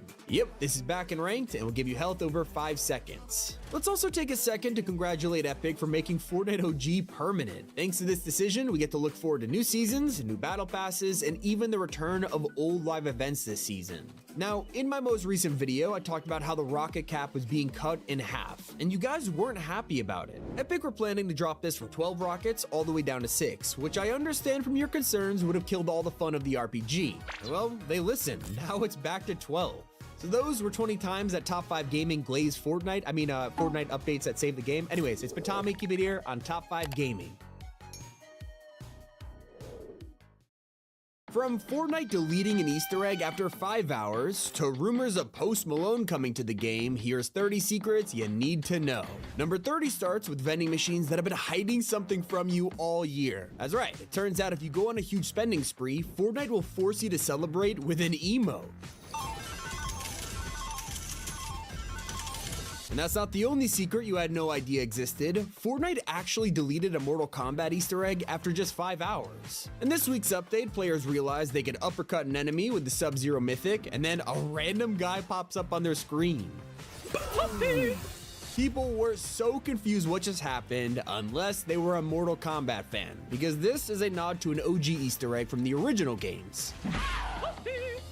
The whole thing got really strange when 5 hours later, it stopped happening. The toasty guy was removed from Fortnite, and many people are saying it could be copyright or just the guy didn't want it to happen. Speaking of collab Easter eggs, Invincible recently got its second wave, bringing Alan the Alien to the item shop. In the show, he goes to various planets across the galaxy using his teleport device, and at one point, he accidentally goes to Earth instead of Urath because of a typo. So, when you look at his back bling in Fortnite and realize he typed Fortnite by accident, it's a hilarious reference to the show. One of the coolest parts of this season is the pump and dump. I mean, who doesn't love dual-wielding shotguns and SMGs? But this is amazing for more than just shooting. It turns out the pump and dump has 2 wraps at the same time. Yeah, you can display your favorite designs on the shoddy and the SMG. It's the only skin of Fortnite that does this. Let's take it back to Invincible quickly, because it wasn't just Alan the Alien who surprised everyone. Duplicate is about to be released as a free outfit, and her entire set will be unlockable in the spring quests. The irony here is that it actually makes total sense. Let me explain. If you think about it, her superpower is being able to multiply herself in the show, and now that she's free, it means entire lobbies will be filled with duplicate skins, basically bringing her superpower to life by total accident. As for Sub-Zero, it's not just the toasty guy's secret that players love. His mythic is filled with tons of secrets, like how getting eliminations triggers voiceover effects. Players also found out that if you stand still while holding it, the game puts you in a fighting stance from Mortal Kombat. Round 1, fight. That's not all. When you smash the floor, you can see him swinging a frozen skull and spine in the attack for a split second. Now, you gotta go loot the train after the most recent update, because the vault includes a rare chest that guarantees you a mythic enhanced sentinel. This used to cost a dill bit at the black market, but now you can just get it for free with a 100% spawn rate every single game. That's not all though. You might be wondering, what's at the black market instead? Well, if you head to the boom hole, the mythic on sale here is now the new pump and dump. There is a ton of weapons changing hands because of the new black market backrooms, but did you know you have to behave in here? I'm not kidding. You will get banned from the area if you attack the NPCs. Nope. Maybe you're focused on what comes next. And well, Season 2 may have added a ridiculous amount of weapons, but they're not done yet. Soon, we'll be getting a rift gun that can send enemies miles away from your location. It is going to be such a troll item, especially if you dance on them afterwards with the upcoming Kendrick Lamar emote. Not only are Fortnite bringing Humble to the game as a jam track, it'll be accompanied by a dance called Sit Down, Be Humble. Speaking of emotes, we've had Deal With It all season, but this has an insane detail that no one's talking about. Okay, for regular skins, it looks like this. But what about if you're already wearing a pair of glasses? Surely it doesn't give you 2 pairs, right? Well, Fortnite thought about that. Did you know that Fortnite is secretly adding new POIs? That's right, Daigo's basement from last season has been updated. He is in the spirit realm right now, so somebody must be messing around with this stuff, but the dark magic machine has been turned on, and the Mask of Power has appeared in the basement again. Judging from the gold bar stash belonging to the Baron, he could be a prime suspect for who's doing all this. In fact, Fletcher Kane is full of secrets about his past. Remember last season when we talked to Goldie as Midas and she mentioned rumors of an old friend? Well, turns out that old friend is Fletcher. Him and Midas know each other. And if you talk to Midas's NPC, he admits they are old acquaintances and that he's always been one step ahead of the Baron, something he's taken personally over the years. It sure seems like Midas is wanting to sabotage Fletcher Kane as much as possible, and so do we. That is why we love to rob his armored trucks. Well, here's a secret. If you simply throw a thermite on the back and just leave the area, you don't need to fight anyone. Now you return, and the van has spit out all of your mythic loot. Speaking of trucks, I know the community likes to joke about the Cybertruck and how ugly it is, but things just got worse for it. Now it's pay to lose, because enemies could just jump on the back of your vehicle with a drill and destroy you in seconds.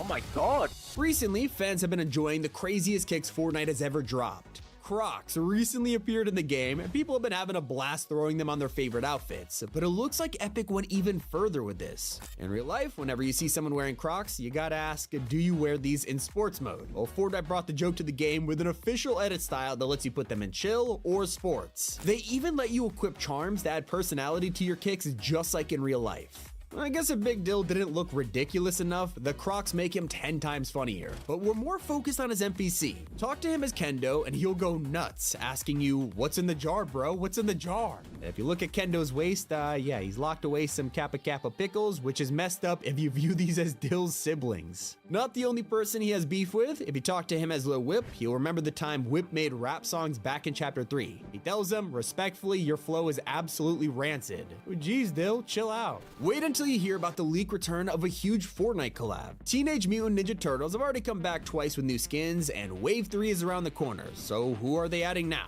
Well, leakers think it'll be the iconic villain Krang. Turns out the skin already existed and was previously scrapped, but with Wave 3 coming, he is now the front runner to release. So TMNT keeps returning because it's technically one of the big permanent collabs in Fortnite. With creative maps you can play all themed around the turtles, and well, another huge franchise is about to join this category with their own permanent creative collab. Of course, it's Transformers. Now I'm not sure what'll be special about these maps. Maybe they'll have their own mythics or even vehicles that can transform, so one can only dream. As for Battle Royale, I am begging you not to forget about Gold Rush. Sure, it has its benefits, but a huge part of it includes your pickaxe. Most players know it increases your swing speed, but did you know that it gives you 5 extra damage to players? I mean, sure, maybe it's not enough to actually choose a pickaxe over a gun, but if you put on Hulk Fist, it might be the most hilarious way to ever replace walls. So as the time I'm making this video, we are in the middle of March, which means the next festival artist is quickly approaching, and it looks like we might have our first rumor of who's replacing Hatsune Miku.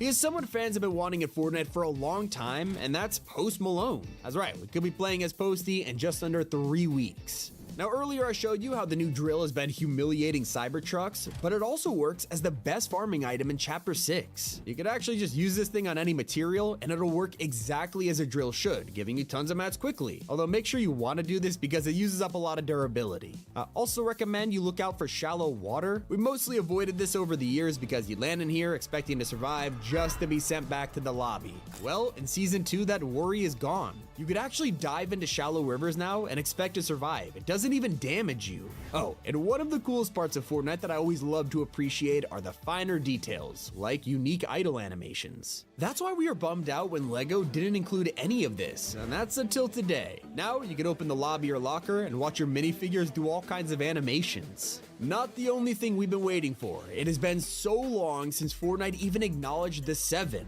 I mean, this has been one of the biggest frustrations in recent chapters. It's like the 7 never even existed. Well, now we finally got our first mention by Fortnite, and it's not what you would think. On Twitter, they replied to someone quoting the scientists in the end event and said, "True OGs get this rep, so even Epic thinks the 7 are old news." But keep an eye out on the shop for the future of Fortnite's characters with a leaked bundle called the Golden Tactical Pack.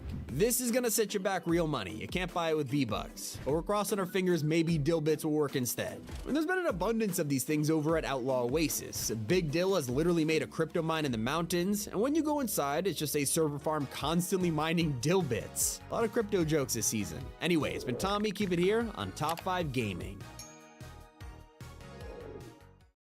The first update of Fortnite Season 2 is here, and with it comes golden llamas, new exotics in the black market, the getaway LTM, the pump and dump, and so much more. Here is everything you need to know. So the #1 complaint recently has been mobility, and today Fortnite's answered with the rocket drill.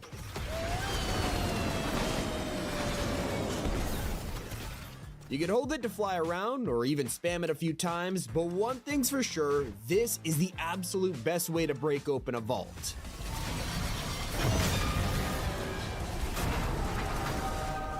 Nice. It's not the only item you can experiment with this update, because Fortnite just dropped a new shotgun into the mix. Here is the Outlaw, and it comes in every rarity. The coolest part is this thing is double-barreled, letting you straight up blast enemies into pieces. Now the spread is extremely wide because of these barrels, ensuring that even the worst players will hit their shots. Just make sure you barrel stuff. It is especially helpful in the return of one of Fortnite's most loved LTMs. That's right, the getaway is back after 5 years, and honestly, this is the season theme where it makes the most sense. Now we can enjoy it with rocket drills, kneecappers, and the Chapter 6 map, but this time around, Epic has released a zero-build version to enjoy, along with an entire ranked feature for getaway. Yeah, this is the first ranked LTM in Fortnite history, which is pretty interesting considering it'll be gone by the end of the season. Now, because it's a limited time mode, any progress you make in Rank Getaway won't count towards your existing rank styles. But today's update gets crazy with our newest collab, Crocs. Yeah, I know kicks have been around for a while, but I don't think anyone expected this to happen. They have the classic white and pink Crocs along with more stylized pairs too. Now wait until you learn that we didn't just get one shotgun, but we got two. This is the Pump and Dump, a dual wield item that lets you, pump and dump, obviously.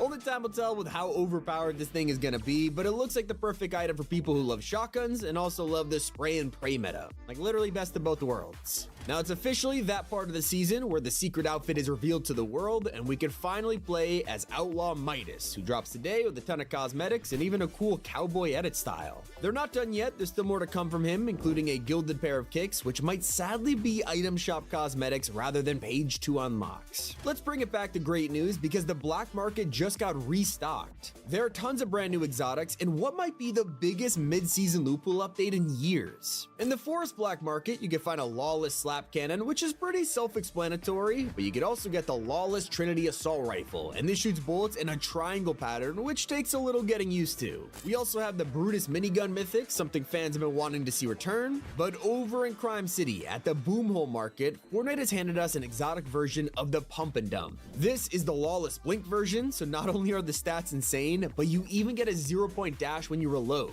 I'm telling you, this thing is busted. In the same place, you can buy yourself a Lawless Shockwave rocket launcher. From the name alone, this sounds insane, but it's gonna be amazing for blasting enemies into the storm from a distance. As for the mythic in here, we have the Enhanced Outlaw Shotgun. Alright, here's where things get weird. Over at the Rogue Repairs black market, they're selling an exotic stink rifle. It looks like your average hunting rifle at first, but the thing straight up shoots stink bullets. Not to mention, this market even sells a Lawless heavy impact tracking rifle, which is a sniper that also doubles as a pulse scanner. And for the cherry on top, this place's mythic is the Gilded Midas drum gun. It is back and I cannot wait to see how players react to this. Now you're probably thinking that's a lot of items to introduce in one go, so surely they're not all available right now. Well, here's the catch. When you check out your quest section after the update, you'll notice something new. There's a section called Outlaw Keycard. These are global quests that the community has to work together to complete. Once each task is done, a keycard will unlock, giving us access to these exclusive rooms full of exotics.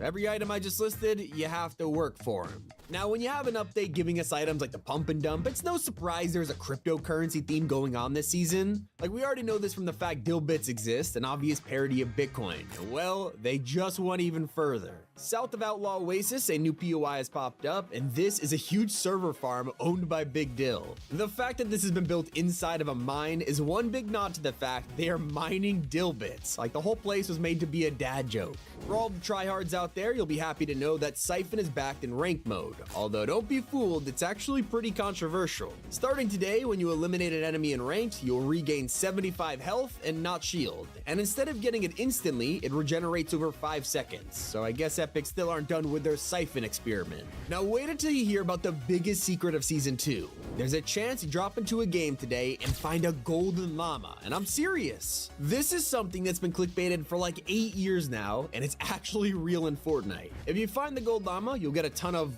gold, but there's even a chance to earn a Dilbit, so it might be the best llama we've ever had.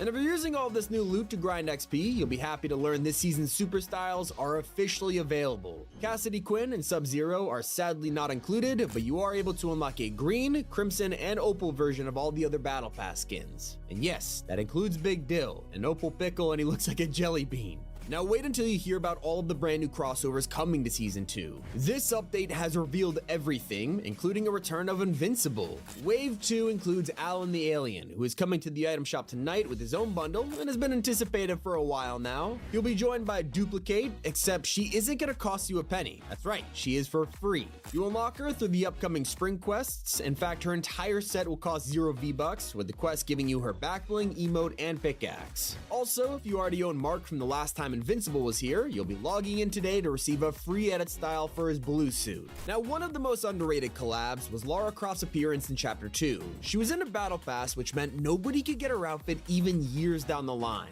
Well, that's all about to change. Fortnite is cooking up a new Lara Croft skin, and it'll be dropping later this season. She's even bringing us a brand new SUV collab. It's not often we get a car crossover and it turns out to be an SUV, but we'll be getting the Jeep Wrangler Rubicon in the coming weeks. This is a car that Lara Croft has driven in the films, and they had even made a tie-in game in 2006 that was literally just to advertise her Jeep. And it's been a while since we last got an Icon series reveal. Rubius was the last creator to make it into the game, and now it looks like Clix will be joining. We know this from an emote that's been spotted in the files called the Clix Groove, but fans are hoping it's just one part of an entire set. And I will say we know for sure there is another celebrity, and they're getting a whole bundle. The MLB is finally coming to Fortnite with Shohei Ohtani, one of the most famous MLB players in the world right now. He's number 17 on his jersey, and that's why he's dropping in the shop on March 17th. He'll have two outfits, the regular Shohei skin, and then a samurai variant that's reactive to eliminations. Honestly, I don't know how we never saw this coming, considering there's a kneecap or baseball bat. It's the perfect time.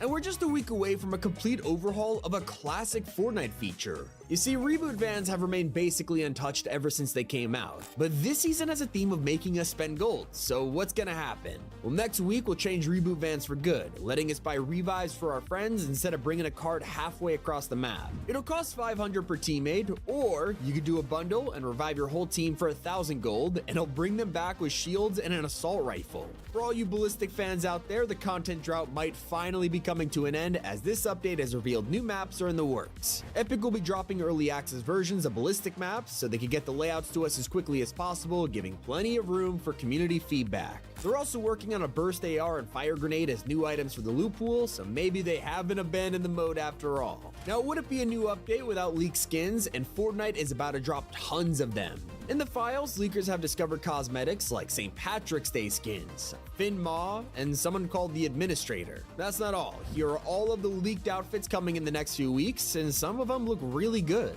If you want even more gold, check out the brand new LEGO Pass featuring Rebel Oro. I gotta say, he looks insane, and for the first time, he's not the only outfit in the pass. Complete the whole thing and you'll unlock Carmine Rosso at the final tier 2. Of course, there's also a bunch of LEGO sets in there as well, but don't expect much from your Odyssey world just yet. Sadly, the gameplay side of this update won't arrive until next time, but we will get the Recycler, new attacks, and more improvements. You'll also log in and get a new car for free if you've been playing Rocket League. The Tigress is now in Fortnite, and there's even going to be invincible decals for this. If you want to get your hands on it, you'll be able to pick them up in the shop soon. The same can't be said for the Dodge Charger Daytona.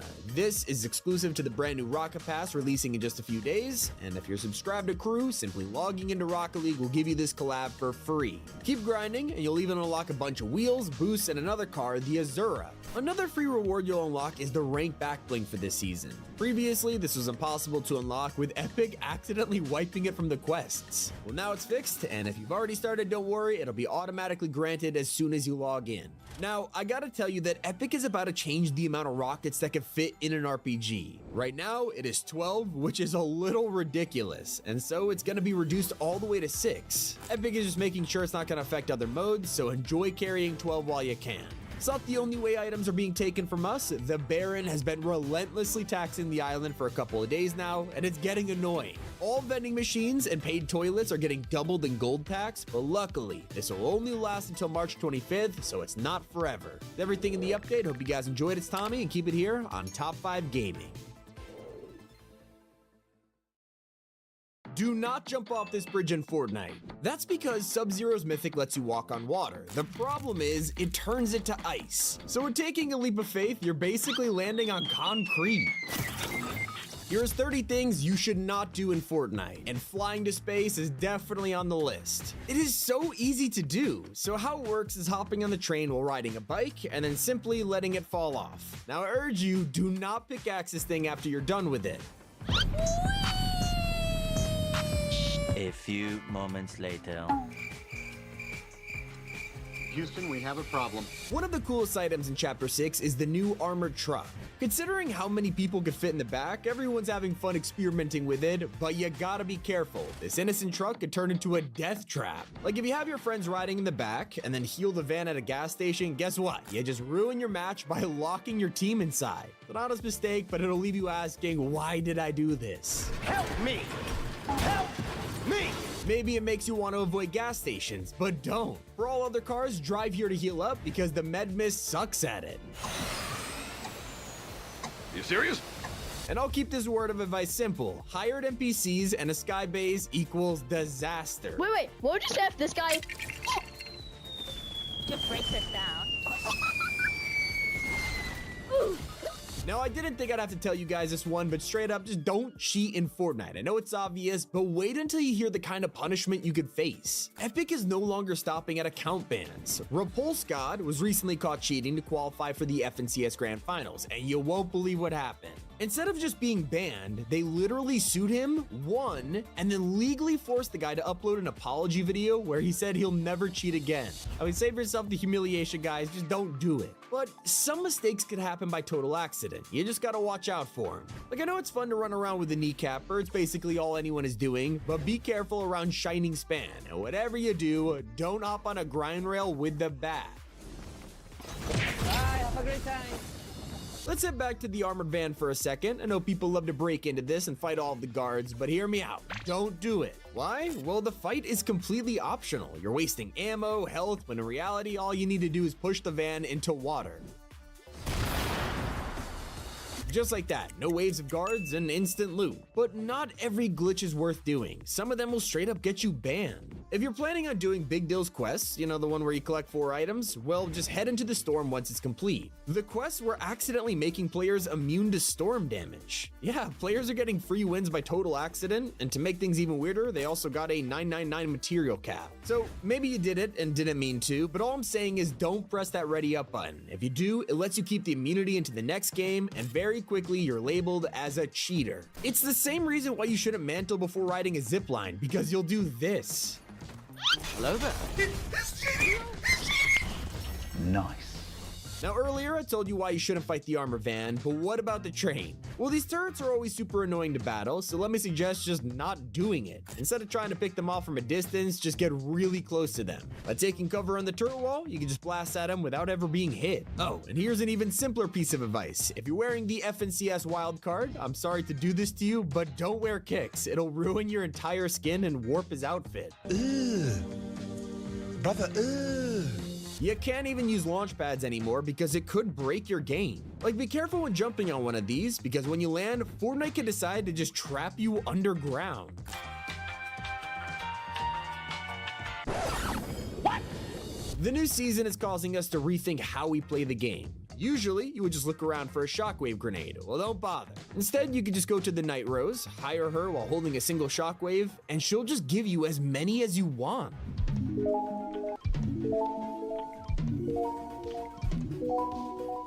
Yeah, boy. What if you're trying to grab a Sprite, but need to use a gold splash first? It's a classic mistake. Let's just say you made your chase 100 times harder. Why are you running? Why are you running? Someone said this is like when you ask a dog what's in their mouth, and pretty much, good luck catching the dude. Maybe you prefer a more difficult challenge like fighting Shogun X. Well, in Season 2, don't battle him normally. It's a complete waste of time, especially when you can just grab a bat instead. You simply land on this tree, it'll force Shogun X to only attack with fireballs. Then, using the kneecapper, you can literally just jump right over him, and within half a minute, you have cheesed the fight. It is that simple. Now, in the last couple days, players have been loving the train glitch. You know, the one where you can wedge yourself through the wall and into the vault? It's pretty fun, but public service announcement here, don't do this without thermite. That's because you'll be stuck in the empty vault for the whole game, and 9 times out of 10, your fate is pretty much sealed. Now, I gotta hand it to Fortnite. They designed a boss that you simply cannot camp. If your favorite strategy is to wait while someone else takes out a boss for you, you don't want to do it with Fletcher Kane. His howl literally works as a pulse scanner, revealing everyone in the area, including you. So yeah, you hiding in the bush, stop that. Maybe you're the type of guy who third-party streamers instead, and I'm gonna put it out there, that is a horrible idea in 2025. Stream sniping may feel like an age-old tradition, but it's becoming a speed run to getting banned. Let's look at the Cayenne speed stream. Epic Games have prioritized any reports they make. So this means if streamers report you for sniping, within seconds, you'll be banned from Fortnite. And you won't just get punished for trolling celebrities, even messing with your own team can ruin your account. Like, it's pretty obvious the kneecapper is a straight up troll weapon. You can literally blast your team across the map with it. This also means you could home run them into the storm, and if you do it too many times, it's against Fortnite's rules. Take a look, griefing is a bannable offense, and it's been like this for years. Instead, you want to use the bat to take out enemies, although don't use it on foot. I'm serious, try riding on a motorcycle while swinging your bat. Not even builders can counter you.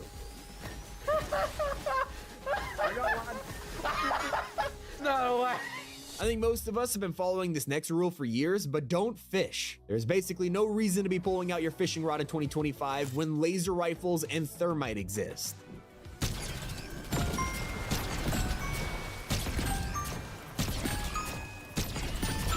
I'll keep this next one simple. If you love using snipers in Fortnite, just avoid Ghost Rider at all costs. That's because he makes it impossible to aim down your scope. This same glitch is happening with tons of outfits, like Skillet, who basically gives you a thumbs up for trying to aim. Way too many people have fallen for this next mistake though. You're riding on the train, trying to lay low when you realize you need healing, and I'm begging you, do not use the med mist, you'll regret it. Bruh. Are you ready for the most poetic justice in Fortnite history? Well, this whole time, Sweats have been wearing superhero skins to get an advantage. If you're one of these people, don't do it in Fortnite OG because they're now pay to lose. That's right, thanks to their glowing eyes, players can literally see you through smoke. I've got you in my sights. Easy. Yeah, we're not safe in smoke, and we are definitely not safe in cars. This one is a rookie mistake, but don't assume you're protected because you're in a vehicle. Enemies can just start swinging their pickaxe, hop in your passenger seat, and they're slicing you up while you're driving. If you've been playing Fortnite for a while, you're probably used to dropping items for your teammates. Well, thanks to the new season, you don't need to drop chug jugs anymore. Simply just throw them to your friends. It saves you time. And I'm sorry to anyone who loves gaming with their family, but don't use Fortnite split screen mode. Players have been complaining about this all season, calling it the buggiest feature. I mean, the second you go into split screen, you'll realize your health bar is missing. Some even said they got so sick of the bugs, they went out and bought a PS5 for their second TV. And of course, I couldn't make this video without stating the obvious. If a sign is here literally telling you the hot tub only holds 3 people, don't invite a 4th friend to the party. Oh, oh, oh, oh, oh. Not gonna kill you, hold on, not gonna kill you. But Tommy, keep it here on Top 5 Gaming. Fortnite will secretly update outfits, but did you know this skin has over 90 different changes? From a lawsuit that almost removed this, to something you probably own, here is 30 skins that were changed. At number 50, you would think it's Jonesy. Most players consider him the face of the game, but it's his counterpart Ramirez that has taken pretty much all of the hits. If you look back all the way to 2014, we have the very first version, the pre-alpha concept. There has been so many adjustments to get to 2025, and now here's her today. So if Fortnite did this to one of their very first skins, it's no surprise they would do it to their most popular. The one outfit that literally everyone wanted in 2018 was Skull Trooper. Owning this meant flexing on all of your friends. But then Fortnite suddenly brought him back and changed the original. If you were an OG, you now had this exclusive eye glow. And while most people know this story, there was one problem that caused players to ask for a refund. All of the people who originally owned this outfit had it changed without their consent, and players were furious. It took 3 entire years for Epic Games to respond, where they finally turned the OG eye glow into an edit style. Now sometimes it's not just the outfits that are changed, but rather your ability to use skins. Did you know, for most of Fortnite's lifespan, you can simply not equip a skin and be given a default at random? Well, all that changed 3 months ago. With the launch of Chapter 6, you can now select any default skin you want, and it took 8 years for this to happen. Another change that'll surprise you is with Peely. At the start of Chapter 5, fans went into their locker and noticed something strange. Peely had a brand new icon showing us he was missing, and this was the first time Epic has ever changed our lockers for the storyline.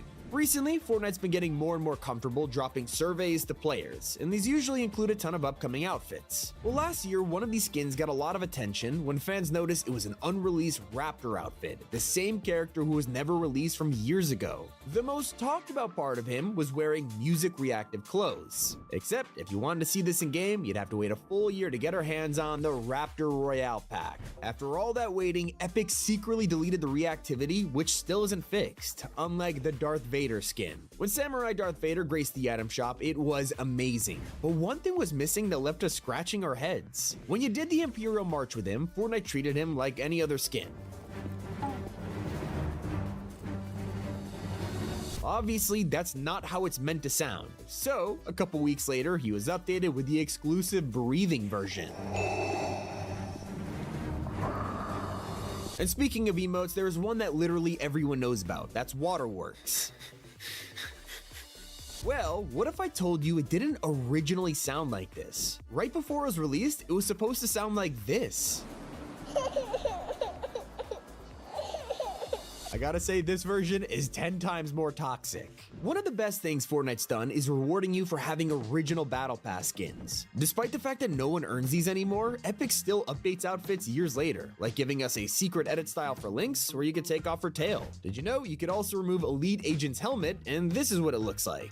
Better yet, the astronaut skins even got a secret version with their visor open, and now we have a face reveal for really old outfits. When Fortnite was still experimenting with bringing anime collabs to the game, they needed a way to make them look as authentic as possible. So what was the solution? It's cell shading. It first appeared with the Pandora POI, and then they had to bring this to outfits. The response to the early skins wasn't great. Something had to be done because they kinda just looked off. So after a couple of years of figuring it out, we're now in 2025 where cell shaded outfits have much thinner lines. Can you spot the difference? A lot of players are torn of whether they like this change or not, so let me know in the comments. You probably had no idea that skins like Oscar used to be completely different. When he dropped in Fortnite, he was a menacing looking tiger with the suit. But let's go back to the concept art, which originally showed Oscar with battle armor, ear piercings, and huge gloves. Then for characters like Aubrey, her concept included a t-shirt with Japanese text on it, and when she came to the game, she was identical to the art. Oh, but except for one thing, now her set was entirely themed around hot dog dynamite. What about the time that Fortnite created a tradition only to destroy it? Well, ever since Chapter 2, we've had the most exclusive pickaxe of all time, the Axe of Champions. This could only be held by one team at a time, the current winner of the FNCS. Then, a year later, they updated it to the Axe of Champions 2.0, which is a design they stuck with for years. This version instantly became iconic as it passed from one winner to the next. Then, after all of this time, this 2.0 version was thrown into the item shop. It removed all of the mysterious nature behind this in an instant. But little did we know that Fortnite was going with yet another secret design, the Blade of Champions. Who knows, we'll probably see this up for sale in a few years. Some changes are so hidden you probably never noticed. Like when Kicks released, everyone was so distracted by the fact you could put Jordans on Goku, they didn't stop to think, hey, some of these skins are wearing 2 pairs of shoes. It was kind of an oversight, so Fortnite came up with the solution. A couple months later, they secretly updated Kicks to work effortlessly with outfits, and to make up for the height differences, they even added socks to your characters. Maybe the avatar should have put on socks so he didn't notice a huge problem with his collab. You see, in the show, he gets struck by lightning, and it leaves a huge scar on his back and foot. Epic is so good about remembering this, because if you look at his spine in game, you'll see the scar. Except when you check, you would notice it was totally absent from his foot. It is such a minor detail, you would never expect Epic to care about it, but a lot of people pointed it out, and they checked back a week later, wouldn't you know it, it was actually added. If you've been playing Fortnite for a long time, you'll know that the icon in your locker never actually shows what the skin will look like once you equip it. A ton of us have decked out our cosmetics with edit styles and custom colors, but the locker icon always remains the same. Actually, that's not true. You have to be Gummy Fishstick for this to change. He's one of the only cosmetics in the entire game that does this, but changing his upper body will also affect his appearance in your locker. I mean, how cool is that? Let's talk about one of the most drastic changes the Battle Pass has ever seen. For Chapter 5 Season 3, Epic introduced us to Ringmaster Scar, a skilled driver who ruled the Wasteland. But did you know she was originally going to look very different? Instead of a mohawk and spiky leather clothes, Scar was going to wear a silver hyena helmet and a totally different outfit. So why did they change this to an edit style? Well, it protects her head while driving, and it actually makes sense. I will say that Fortnite did not want to change this next outfit. The Paradigm was revealed in Chapter 1 as a limited time only release. In fact, she is still one of the only item shop skins to be exclusive aside from tournament items. Despite this, with no warning, the item shop updated in August 2024 with the Paradigm. It was a total accident, and after just 1 hour, she was gone. At first, Fortnite said they would remove it from the accounts of anyone who purchased it, and then they thought, wait, people might have bought V-Bucks just for this, so we'll let them keep it. Instead, their solution was to quickly make an exclusive color just for the original owners, and eventually we got the Reality Warrior style. Now, a ton of these changes to cosmetics over the years has all been because of one problem: Fortnite's age rating. It turns out when they collab with LEGO, they had to lower the game from teen to a much younger audience. So to do this, they had to redesign thousands of outfits to be family friendly, and one of those is Veronica. On the surface, nothing about her seems wrong, but in the LEGO update, they had to rename her shirt from Dead Game to Best Game. With Squarespace, you can do more than just build a website. You can build a business. Personal trainers and private chefs, showcase your signature offerings and experiences. Makeup artists and music teachers, schedule classes and appointments with ease. And then, Send weekly newsletters to keep in touch with your loyal customers. Done. Squarespace makes offering your services simple. Get started with offer code MAKEITREAL for 10% off your website or domain. One change that needs to happen right now includes Joss. She's a fan favorite skin this season, but you literally can't even use her while holding a sniper. Yeah, for whatever reason, her texture just gets completely deleted, so you already know Epic is secretly working to fix it. What about when they change cosmetics in real life? Recently, we got another batch of Adidas shoes, and these ones were all based on Fortnite skins, so like the Ultra Boost Victory Crown, Battle Bus, even Fish Stick. Unlike the previous kicks, these ones don't take the shoes from real life, but the reverse, putting these Fortnite designs on the shelves from the game. But here's the thing, you'll notice they all look identical, except for one. Take Beelies for example. Inside is the sneaker you could find in the item shop, but these have a banana peel that goes on top and turns them into full Fortnite shoes. In game, they don't have that option, so it feels like Fortnite downgraded their own crossover. But hey, at least they upgraded other cosmetics like instruments. If you aren't a festival player, you probably don't pay attention to these things, and Fortnite noticed that. So they decided to up the ante. On a random day, fans logged in and noticed that all of their instruments just became free back blings and pickaxes. Not only that, they even made it work the other way around, so if you didn't buy any instruments, your pickaxes just turn into them for free. I mean, what other game does that? Now, it didn't used to be this way. Fortnite sometimes makes controversial decisions with their pickaxes, like when Stormbreaker released. For some reason, they wanted this to feel truly authentic to the MCU, so they banned us from using it with certain skins. In order to equip it, you had to be wearing the Thor outfits, which I will say is confusing because people like Fishstick were literally holding it in the trailer. It became a massive topic in the community, and fans were rightfully complaining about it, mostly the fact it didn't even follow the MCU's own rules. So, Fortnite listened, unlocking Stormbreaker for everybody 1 week later. Now let's quickly head back to the LEGO update because as I mentioned earlier, this age rating problem caused thousands of skins to be secretly changed, but some of them had hilarious censorship. Let's take a look at Splode. I guess for some reason you're not allowed cartoon bombs, so they changed his entire character into an 8-ball. Like literally it's a whole new skin. What about the actual 8-ball outfit? Well, they changed him too, turning his gun into a spatula and his knife into a fork and spoon.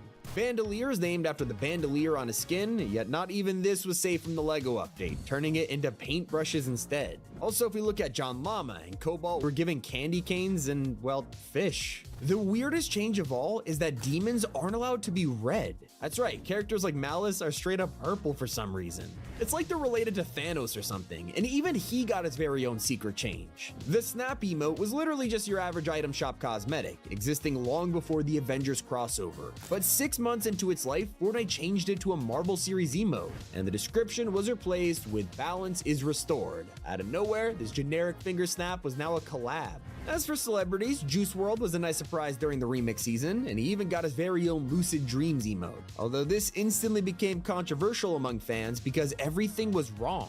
The emote didn't play the chorus of Lucid Dreams, and Juice WRLD's dance was from a different song entirely. While they could have fixed the dance, they did decide to swap out the audio. So, the emote was deleted from the item shop for 2 whole weeks, and when it returned, it finally played the chorus. I still see your shadows in my room. At least it was only gone for 2 weeks, unlike an entire range of cosmetics that Fortnite has completely forgotten about. We've been getting some weird items lately, from kicks to full-on cars, but it has been years since we got to unlock pets. These are fully animated back blings that follow you around, and teammates could even pet them. Yet, after the Child and Shoppy release in Chapter 2, Fortnite abandoned the idea of pets entirely. And that's not all, we also had a different type of emote called toys. These usually appeared in Chapter 1 battle passes, letting us play our favorite sports, whether it was basketball, golf, even doing a bottle flip. At the time, these were easily the most popular emotes in the whole game, but for some reason, Fortnite just doesn't make them anymore. And to further prove they have been abandoned, every new map used to support things like shooting hoops, and now, in Chapter 6, toys no longer work on the island.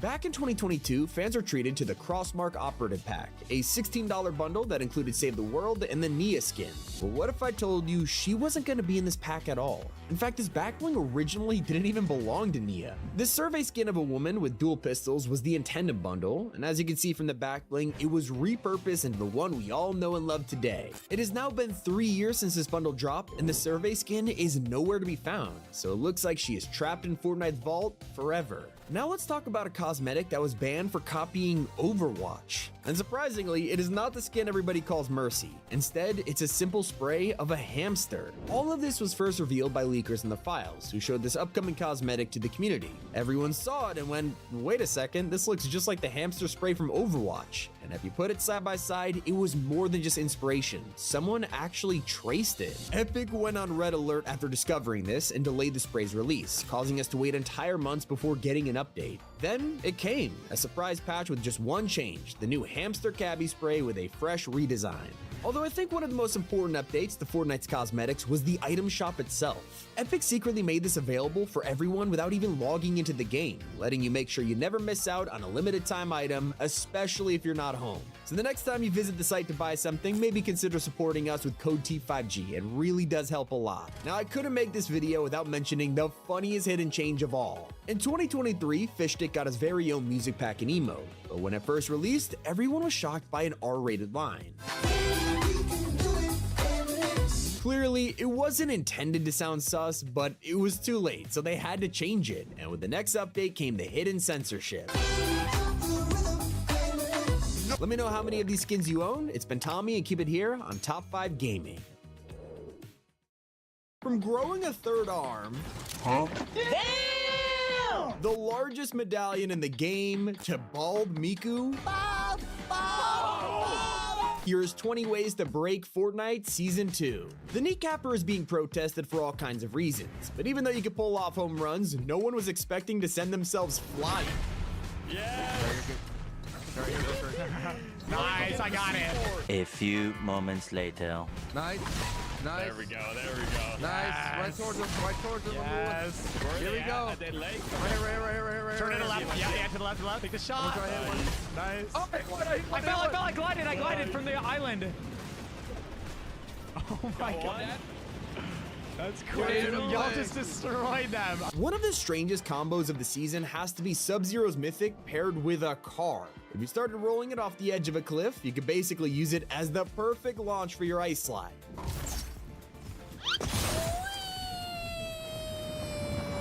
Get over here. Nice. If only you could use it to drop into a party, because Fortnite is in the mood to dance. Some players are jumping into a game only to be surrounded by constant disco lights. Yeah. Anyway, you know the FNAF jump scare memes where Golden Freddy is twitching? Well, I guess this Fortnite glitch wants to recreate that, but instead of freaking out, they straight up turned Hatsune Miku bald.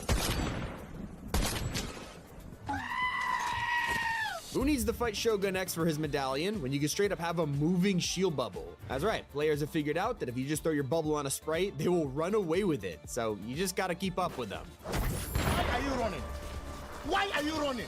So as you can imagine, it's pretty hard to use this while in the middle of a fight, but they try it anyway. Wait a minute. I've got you in my sights. So we talked about the new sniper making you bald, but it's not the only outfit bonus you could get. On Snap, if you start farming an object and then swap to your sniper right as it breaks, Snap develops a third arm. What the hell? Even if you try to get rid of it, good luck. You're basically General Grievous from Star Wars. Now, skybasing has been one of the most popular strategies in Fortnite since day one, but this glitch in Season 2 has made it more powerful than ever. Congratulations, you have just created a floating platform that no one can see. Yes! I am invincible!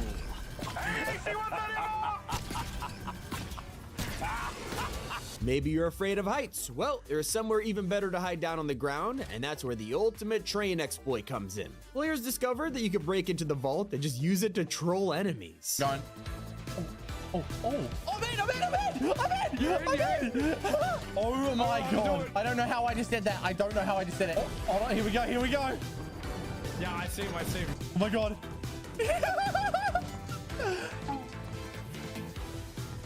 Got him!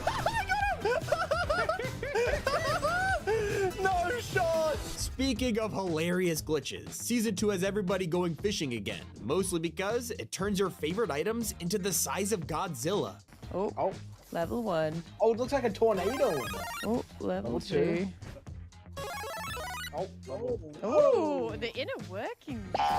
Say what? Now, we all know that Fortnite loves to change the weather lately, especially in places like Crime City. But that's when players started realizing some teammates have their own personal rain cloud. What is that?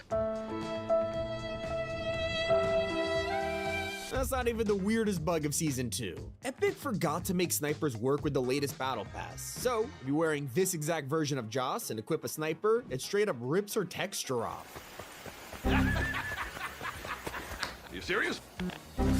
But I'll do Epic a favor and say that maybe this is just a free edit style. Well, it is pretty funny. There's some advice you kind of have to take this season, which is if you love wearing the Ghost Rider skin, it is pay to lose. You gotta stop wearing it. Turns out Fortnite accidentally made it impossible to use this guy with the brand new sniper.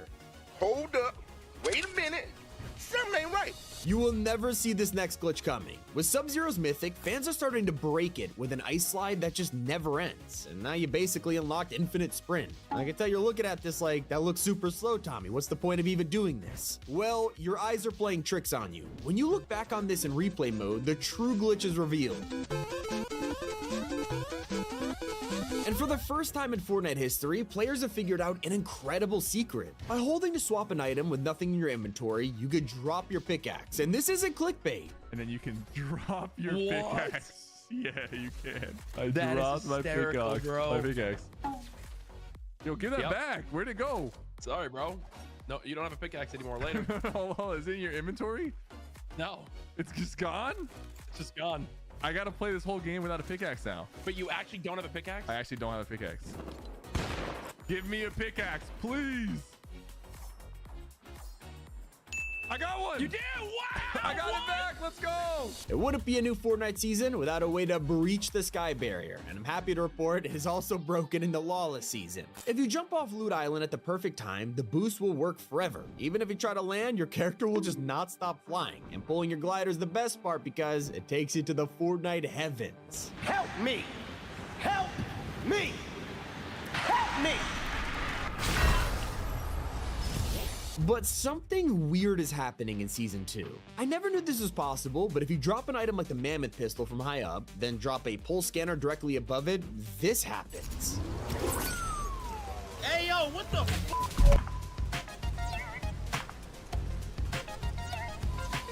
Most of us think sprites are adorable, even if there's just one of them, but what if you'd prefer an entire army? Yeah, you can take this little guy to a shrine, drop him from your inventory while returning him, and boom, pops out a duplicate.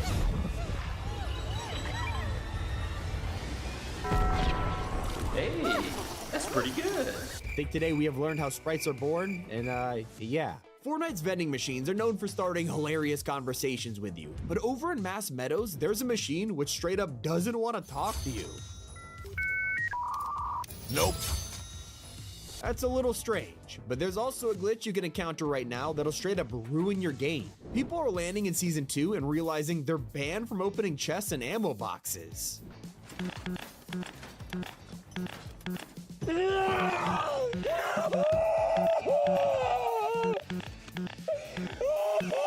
In the strangest glitch of this entire video, you can unlock an unreleased default skin. So if you equip the regular defaults we all know and love, and then switch to a LEGO mode, it would reveal a LEGO exclusive casual selection that you could equip. And while they look completed for LEGO, these are still in the works for Battle Royale. So if you enabled these and went back to BR, Fortnite just freaks out. They literally give you an unreleased edit style that's just completely white. They're fully customizable, working fine with kicks and back blings, but the best part, wearing it will make you the coolest person in your team because it's so exclusive. That's right, we're in 2025 with the default skin that's the craziest outfit of the season. Wouldn't recommend doing these in public matches because you could get banned, but hey, the more you know. It's been Tommy, and keep it here on Top 5 Gaming.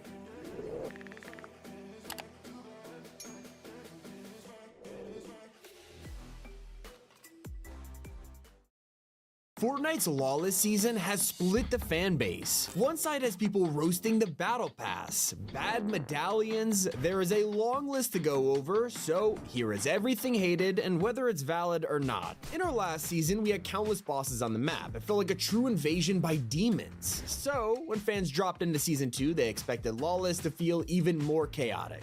pretty valid argument because there's only one single new boss, Fletcher Kane. Now, playing devil's advocate here, you gotta admit he is ruthless, but that's assuming he even appears. You have to check the map and make sure you land at just the right BOI, which could throw you off balance. And if you just want to rob a vault, this guy could be the definition of a third party. I will say it's kind of funny, he's like the only dude in the whole season trying to stop crime. At least he doesn't show up to protect his armored trucks. There's already an entire army guarding these. I'm not gonna lie, it's really fun to steal these things and try and fit as many people in the back as possible. But aside from that, fans are annoyed at just how much effort you need to put in to drive one. You gotta wait half the match, take out waves of enemies, blow open the door, and then you can hop in the driver's seat. What do you get in return? Well, it's slow, hate the lack of guns or ramming ability, and even when you do fit all your friends in the back, they can't really do all that much. Now, Lawless can be incredible, and while I'm just the messenger here, the negatives of this season are sometimes hilarious. Huh?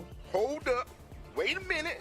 Something ain't right. Yeah, you don't need an eye test. Ghost Rider is straight up unusable with the new sniper. In fact, this same rifle is the weapon that's turning skins like Hatsune Miku bald. One of the more surprising additions has to be the portacover. You can even find this in build mode, which left a ton of people scratching their heads. Basically asking, what's the point of this? We have builds. And even in zero build mode, players think it's too short, especially when the porta bunker is still here. It makes sense why you would never pick the cover. Now, there has been a huge problem that everyone's pointing out though. You guys kept telling me how much Epic needs to fix the kneecapper. And we could all see this coming from day one. This thing is really busted, especially in zero build. I mean, I'd argue that having a baseball bat that launches players is some of the most fun we're having in years, but people have their own solutions. Some want to see it banned from rank mode or adding some kind of damage for using it too much, maybe even a cooldown. I gotta admit, stuff like that might ruin the whole fun of the kneecapper, but hey, we're all here to share our thoughts. Sometimes, even if your thoughts aren't very constructive, like insulting the battle pass. Okay, so on one hand, we have a ton of players who straight up think it's boring or not very special, even though it includes some iconic skins like Big Dill, Fletcher Kane, Midas, Joss, you get the picture.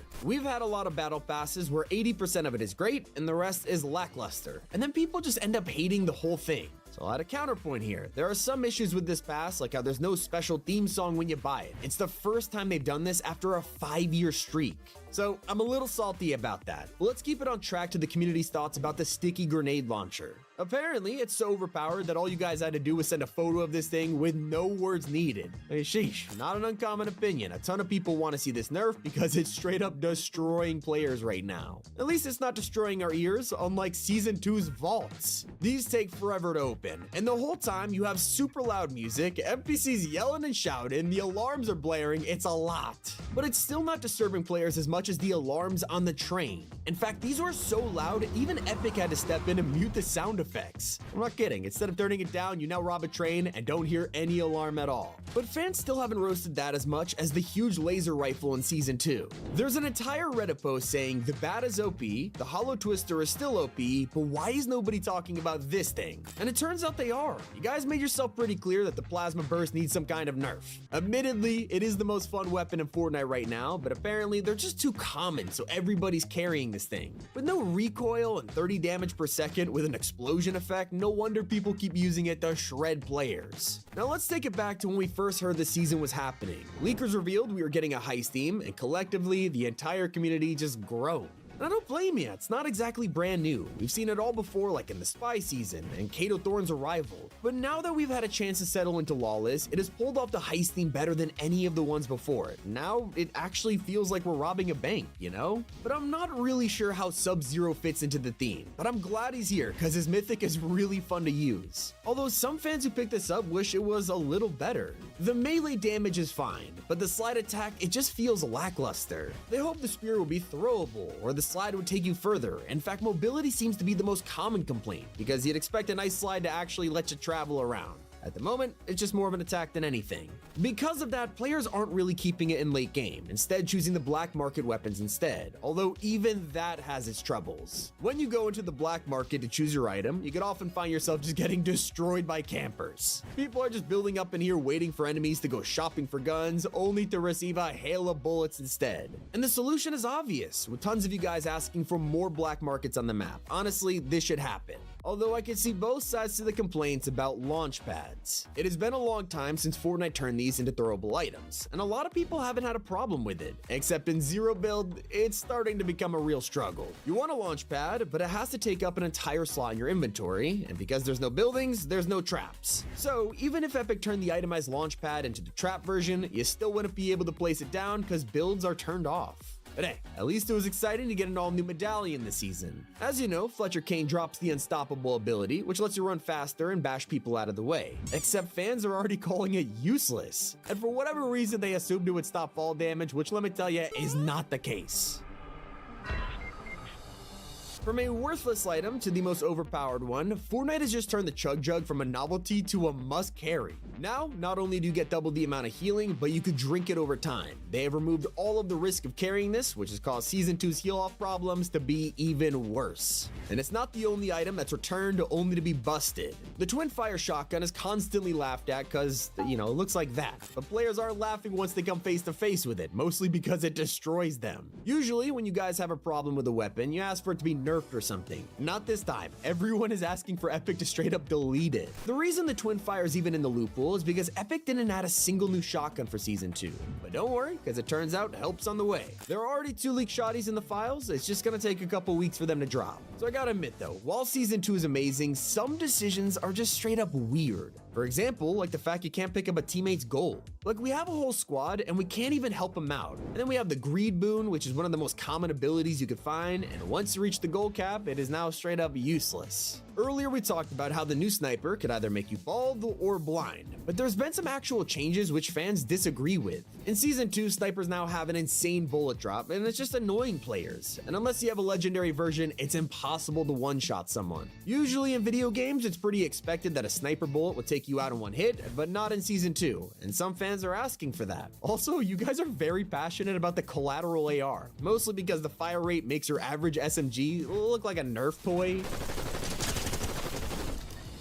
Luckily, some of the Season 2 problems are already getting a fix, like the lack of mobility. As we know, players have struggled with most of the new items being weapons rather than ways to get around. But don't worry, Epic are fixing this soon when they add the drill item. This will act just like a rocket ram, and some of you are thinking, hey, we have shockwave grenades at least, but with so many items in the loot pool, they're harder to find than ever. It's easier to find someone going stealth mode than finding a shockwave, mostly because the silenced pistol is hated in Season 2. You guys made it clear that you find this thing useless, but then there are also tons of players disagreeing with them, saying it's overpowered and slept on. And literally, I feel like that sums up the community's feedback. We are very divisive about this season. Let me know your thoughts in the comments below. It's been Tommy, and keep it here on Top 5 Gaming. Fortnite is cooking its biggest year ever. Over a dozen new mythics, huge collabs, and the all-new 50-person Battle Royale. This is how the entire future of Fortnite got leaked and what to expect. So Epic may have invented rocket riding, but there's been an RPG glitch which took off decades ago, rocket jumping, and now this feature is coming to Battle Royale. It's a new exotic called the Jump Rocket Launcher, and it looks insane. When this is complete, it's gonna create some wild clips, and so is the upcoming Rift Gun. That's right, in a secret commercial for Fortnite Mobile, Epic accidentally revealed a weapon we have never seen before. And imagine getting third-partied and you just send them to space instead. And the best part is, this is 100% confirmed for this season. So is a brand new medallion fans are going crazy over. We all thought Big Deal would be the one to give us a refreshing medallion, only for it to become a cryptocurrency instead. Now, the only way to get one is by eliminating Shogun X, but soon there will be insane abilities like the Luck Medallion. This increases damage by 1.25, which I know doesn't sound like a lot, but it means weapons like the Blue Mammoth Pistol or any sniper will deal 200 with a headshot. But tell you, this thing will be busted. That's not all. We're also getting a Power Diversion Medallion, which works exactly like Siphon. Every time you deal damage, you get health. The last one, it's pretty mysterious. It's simply called the Explosive Medallion. We have no idea what it does, but judging from the name, you can tell it's gonna be destructive. And so is the Outlaw Shotgun. This new shotty is gonna be double-barreled, and you can first spot Midas using it in the trailer. It looks pretty incredible. And despite having short range, it's gonna have a ton of spread, ensuring you don't miss your shots. You better hope you don't miss, considering the reload time is crazy for double barrels. If one of your teammates gets wrecked by these new items, Season 2 is gonna make it easier than ever to bring them back to life. Instead of having to rush into a heated battle to collect your friend's reboot card, vans are getting a complete revamp. Soon, you'll be able to just walk up to a reboot van and spend some gold. Then your friends come back to life, no card necessary. This will be huge for teammates who wander to the other side of the map and just die, although I'm not really sure if they deserve a reboot for doing that. Now, it looks like Fortnite is really leaning into dual-wield items this season because we just got leaks for a new weapon that uses an SMG and dynamite at the same time. By pressing the aim button, you'll throw C4s across the room, and then if you press shoot, you can fire the SMG at will. This might be a little chaotic, but it's still got nothing on the pump and dump. That's right, it's the next dual-wield item that officially drops on March 11th. Now, if you watched our video from yesterday, you'll know this is technically in the game for a few hours, but it was a complete accident. Basically, Team Rumble players got a free trial, and if you missed out, you don't have to wait long. Both the pump and dump and the outlaw shotgun from earlier will both be getting mythic versions, and judging from how overpowered both of these look, these might be the most sought-after mythics in Chapter 6. One of the strangest leaks has to be Fortnite's next cosmetic type. Lately, we've had kicks, moments, all kinds of strange new items, and soon it's gonna be handcuffs. Yeah, this leak concept art shows many types of cuffs, from bands to electric energy, even last reality hieroglyphics. No idea what this will be used for. Clearly, if there's cosmetics for it, it's gonna be quite an important feature, so maybe we're kidnapping players in the future? Going to jail? I don't know. It gets even weirder because Fortnite is also working on a brand new game mode. It's gonna be a mini battle royale mode with just 50 players per match, and I know it sounds basically like Reload, but for anyone who played Reload and doesn't want the actual reviving part, this might be for you. I'll admit, I'm not sure if this mini BR concept will take off, but I'm excited to give it a try. If you prefer Reload, you'll be excited to hear Fortnite are dropping a new map for it very soon. It is already in the files, and it could be any one of these themes. Although one of the coolest decisions has been the crossover with Mortal Kombat. We never thought this would actually happen, and now Sub-Zero is here, and Fortnite isn't done yet. In just a few weeks, we're getting his arch nemesis, Scorpion. Not only is he dropping in the item shop, we'll be getting his mythic chain and letting you recreate this. You can also find teasers for Raiden on Sub-Zero's emote, begging the question, will Raiden be joining the lineup too? It's possible. Sadly, you aren't able to break open a vault with any of these mythics. You still need Thermite for that, but soon we will be getting an alternative way to rob a bank. Fortnite is working on a drill item that works exactly the same as the rocket ram from Chapter 4, although this will also have the added bonus of being able to bust down a door. It won't be the only way you can fly around this season. Epic is also preparing to release an incredibly powerful exotic known as the Hop Rocks SMG, and you can probably guess what it does from the name.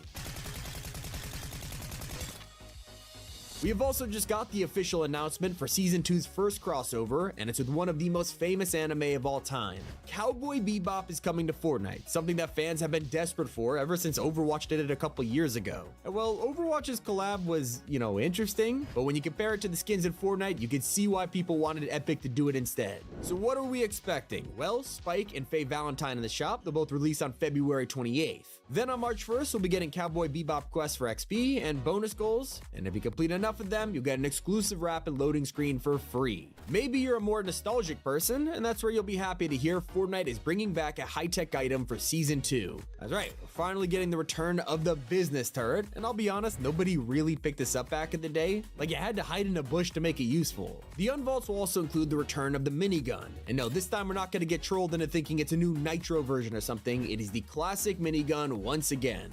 Not everything is the same. Sure, the Chug Jug just got a redesign, but it's also getting an entirely new version. You might have been wondering why they made the Chug Jug the greatest consumable in Chapter 6, and it's because they're cooking up a totally different item, the exotic Slap Chug Jug. Yeah, not only will you get health and shield, they'll throw in the slap effect for free. The leaks keep coming with confirmation of our next Star Wars event for May the 4th. It's only February, we've already got unreleased concept art of some upcoming instruments and backblings, all themed around the Rebel Alliance and the Resistance. Maybe this hints at finally getting some more characters from the light side, like Ezra Bridger, maybe even Cassian Andor. Moving on, we talked about handcuffs and how Fortnite has some weird cosmetic types, but that includes kicks, and guess what? Epic just made them even stranger. Soon, we'll be getting an update to sneakers that makes them reactive to sound, so the music you're playing might create some VFX on your favorite pair of shoes. And in the strangest turn of events so far, the most hidden collab in Fortnite history might be making a comeback. The Kingsman umbrella is long debated within the fanbase. Some of us think it was a small collab to promote the latest Kingsman film, and others think it was a tribute by Epic that got taken down for copyright. Personally, I'm on the side of paid advertisement, and it looks like it could be coming back for round 2, because files relating to the Kingsman have officially been reintroduced in Chapter 6. Not the only classic that's returning, llamas haven't been in the game for a while now, even though they're basically the unofficial mascot of Fortnite, and that is going to change. So not only did we spot a llama in the Season 2 trailer, it's right here. Leakers have found evidence that they'll be returning as golden llamas. And judging from the theme of this season, you know, it makes sense. Now we're quickly approaching the end of February, and that means it is time for a new crew pack.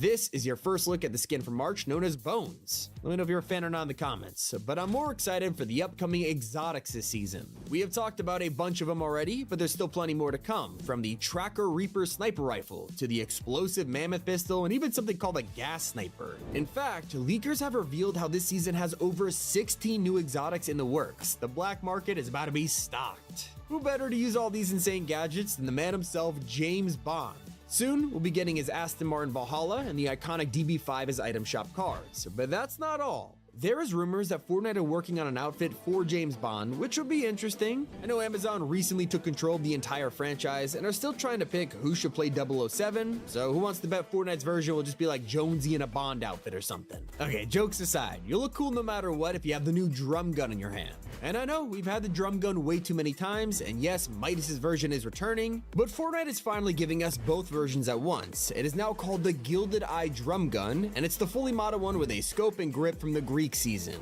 Speaking of upgrades, we don't have hand grenades back in the game yet, but Epic have been secretly working on it behind the scenes, changing the damage of grenades from just 40 to 100. So not only are they going to be useful again, it's going to be scary. Now, I've listed a ton of upcoming collabs, but there's even more planned for us. The Fast and Furious franchise are on their way, with Dom and Han officially dropping in Season 2. We already had cars from the movies, so it was only a matter of time. So is Wave 2 of a fan favorite crossover, Metal Gear Solid. This will be a way to promote the upcoming Snake Eater remake, so maybe we could expect this wave to include a Big Boss skin or Ocelot. Sticking with the theme of bank robberies, the perfect updates are the reveal of the Getaway LTM. This is returning for the first time in half a decade with new adjustments to perfectly fit Lawless. Maybe you care about the next festival artist, and while she might not be coming next season, we will definitely see Sabrina Carpenter with her own music pass by the end of the year. Comment below what you're most excited for. It's been Tommy, and keep it here on Top 5 Gaming.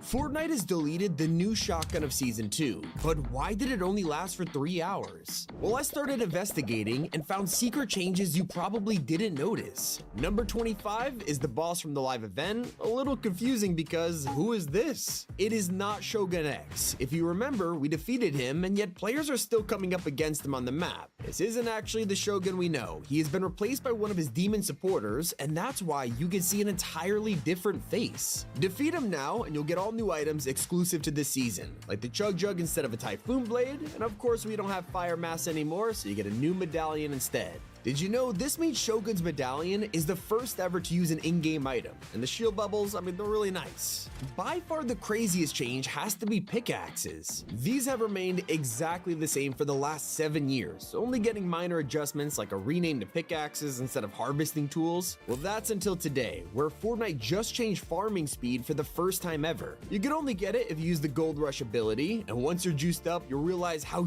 useful this is. Speaking of pickaxes, it's also the first time ever that you could literally drop it on the ground as an item. No idea why you would want to do this, but it only works with a single pickaxe. Here's the bug and how it works. It starts with the Jar Buster, and it turns out if you pick up a weapon while it's equipped, it'll swap your pickaxe with the item. I don't know how Fortnite manages to do this every season, but they released a new item by mistake again. On launch day, a developer accidentally added the Pump and Dump shotgun to Team Rumble.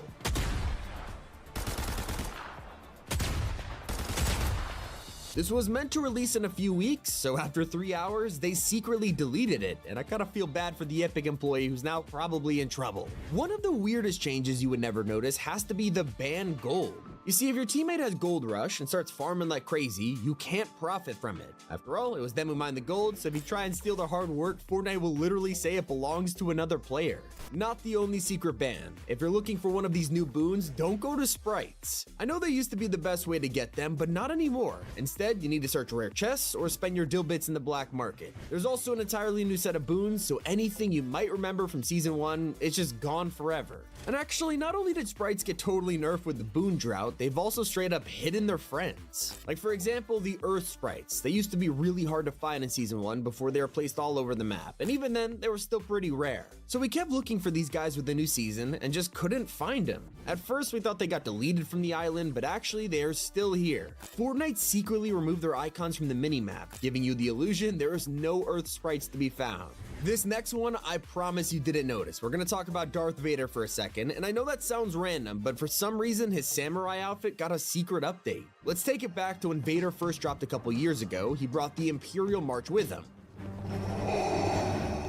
Okay, and years later, the samurai version came out, but something was missing.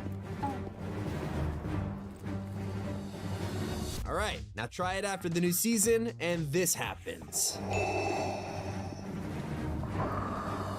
That was pretty cool. Fans are pretty torn over the changes to snipers. Let's talk about it. So we have an entirely new rifle in the loot pool, and it has a pretty cool scope, but its biggest change has to be headshots. Did you know only the legendary and mythic versions are powerful enough to wipe enemies in a single headshot? I guess inflation is hitting the Fortnite island pretty hard lately, because when Fletcher Kane took over part of the map, all the porta potties owned by his gang now have a fee to use. Yeah, in classic tycoon fashion, he wants to make as much money from us as possible, so if you want to use the bathroom, you need to pay him 50 gold. I will say there is still some free ones around the map, but this is ridiculous. One of the best hidden changes is how they made the Chug Jug the greatest healing item again.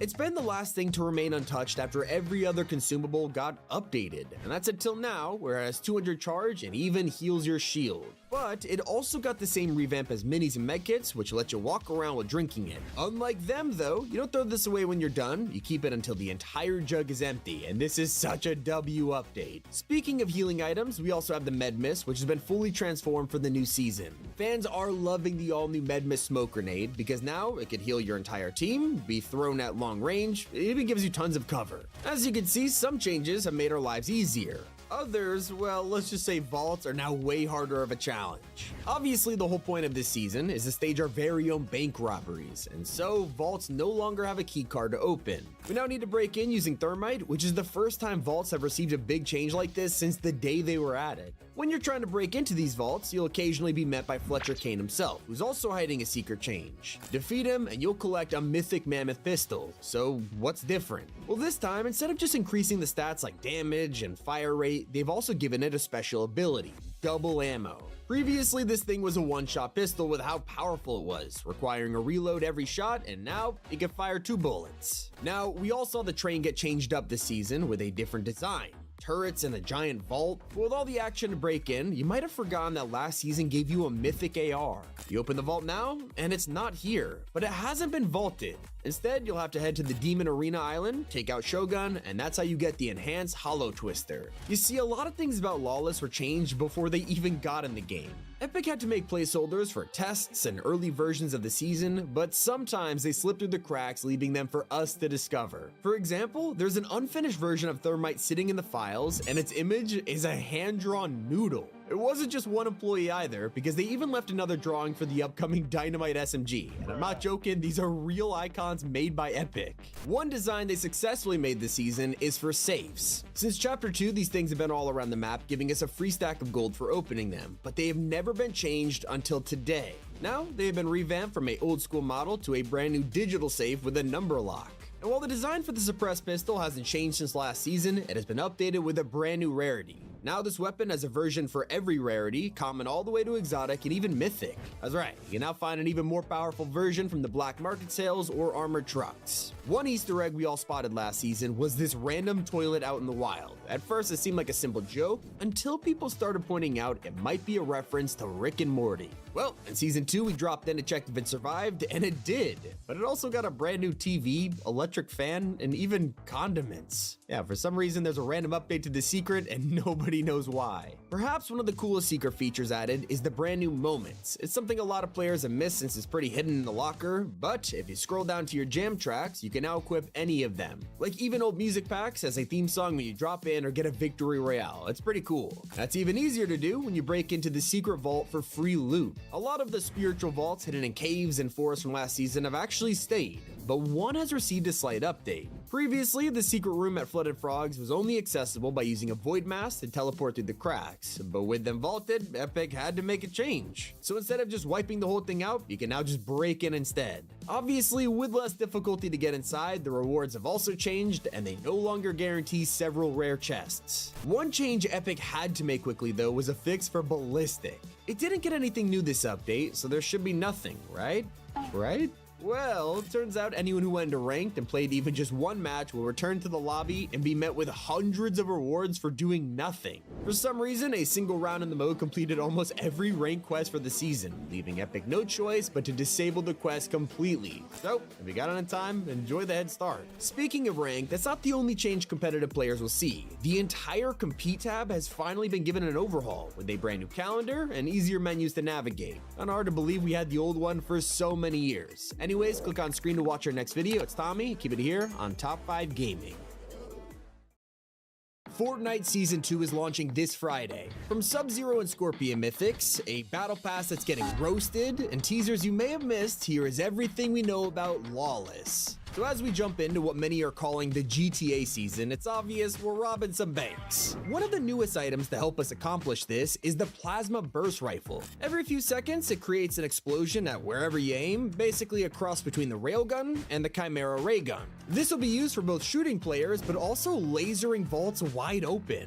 The second item to help us is a gigantic drill. We first spotted this in the official teaser, and now in the trailer, you can see it's way bigger than we thought. If the way they're holding it reminds you of anything, let's just say the Rocket Ram, it has a new big brother. Leakers have revealed that the drill will actually work exactly like the Rocket Ram, but it'll probably be way better at destroying builds. So, while all of the attention has been on the new Crime City, nobody's talking about the POI that made a brief cameo in the trailer. You can see this huge mansion made out of gold, and inside is the main villain of the season, the Baron, aka Fletcher Kane. Of course, with that info, you could probably guess this place is called Baron's Mansion. Very plain and simple, but it is replacing Lost Lake on the map when the season drops. Now, Fortnite didn't just theme everything around breaking into vaults. Some of the new weapons exist just to shred players, like our newest dual-wield item. In the trailer, you could spot someone using a new shotgun, but also an SMG at the same time. I tell you, this thing is gonna be nerfed within the first couple of days. But that's not the only shoddy. Fortnite is giving us an entirely new double barrel that uses break action. You can actually spot Midas using this in the trailer, and I guess we'll have to wait and see how powerful it is. One of the more interesting parts of the new season has to be the secret POI that's underground.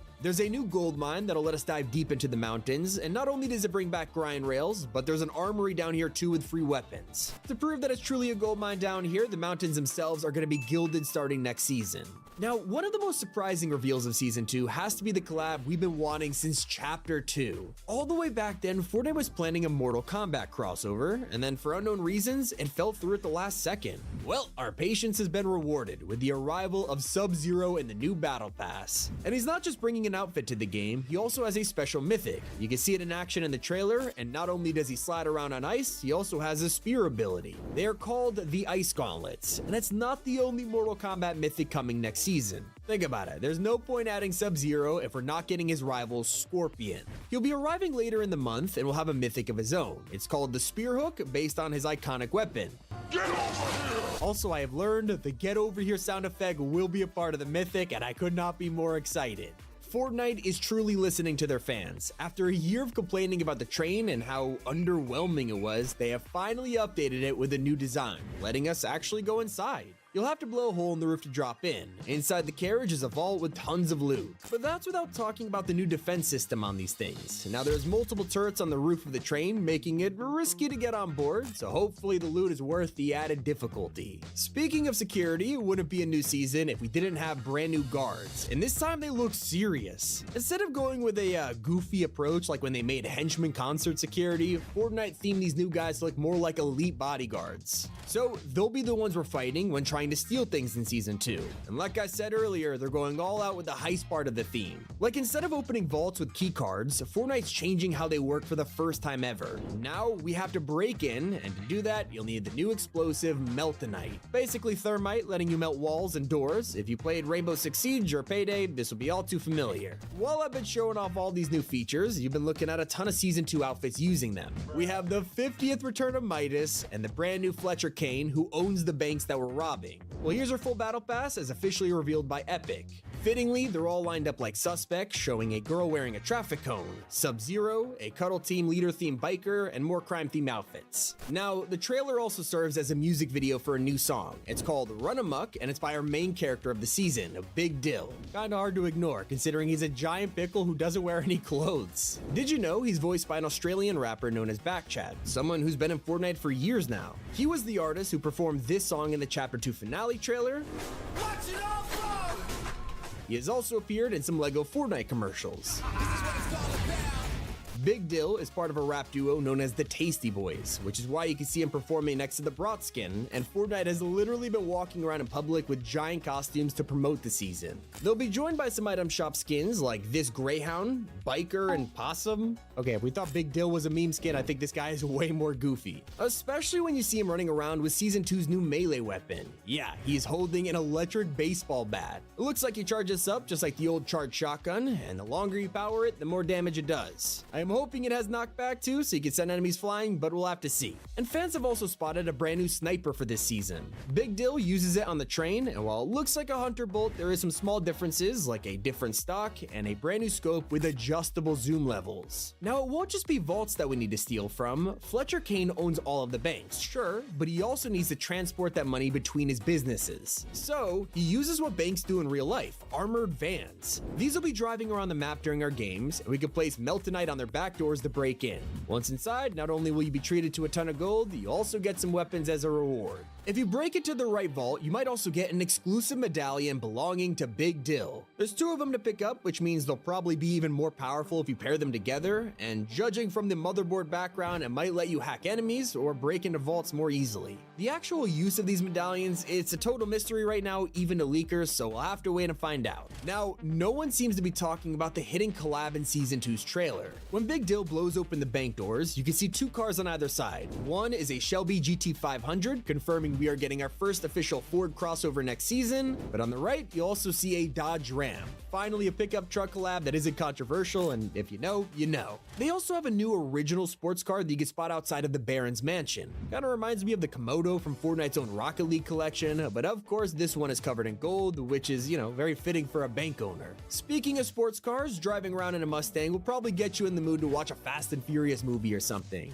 Or you might just be able to play as Dom instead. That's right, Season 2 is officially bringing us an expanded version of the Fast collab. Before, we've just gotten a car or 2, but now we're getting Dom and Han from the films' outfits. Took a while, but Vin Diesel is coming to Fortnite. It fits the theme perfectly, and that seems to be an ongoing thing with this season's crossovers, because Yakuza is also making its way into Lawless. Kiryu and Majima are dropping in the item shop in the coming weeks, and if you're unsure who these guys are, Yakuza is a huge game franchise where you basically play as the Japanese mafia. In a season where you have bank robbers and evil business owners, it's the perfect time to bring these guys to the game. I mean, come on, the main POI in the season is literally called Crime City. It couldn't be more on the nose than that. Although technically, this used to be Crimson City, but the graffiti has totally renamed the place. There's gonna be so many unique buildings here, from an epic arcade to the Pew Pew pawn shop and the Hostel Hotel. There's also a building you could spot called Pig and Pinch, which looks to be a restaurant owned by a brand new character. If his mascot on the roof wasn't creepy enough, his outfit is gonna be even scarier, because this guy has been leaked from the surveys and he is a full-on butcher. But it goes to show just how dedicated Fortnite is to this season's theme. They're going all out with these insane new characters. But we are also getting the return of old classics. Sometimes there are items from the past which fit the theme perfectly, like the sticky grenade launcher. You can see it used to take down an armored bank fan, confirming its return for Season 2. But that's not the only unvaulted weapon weapons you could spot in the trailer, fans have also seen Big Dill using the Combat SMG. That's along with the Mammoth pistol being held by Midas in the key art, something that's causing a divide between fans who loved it and hated it. That's not the only secret you'll find hidden in Season 2's teaser photos. In the first ever picture we got of Crime City, Fortnite showed drain pipes on the road. Well, it's interesting because these have been removed from the whole map ever since the sewer teleport feature was deleted. If this is their return, they would be the perfect escape routes after robbing a bank. If you want to go even further with your heists, Fortnite are giving us the ultimate opportunity with the return of a beloved LTM.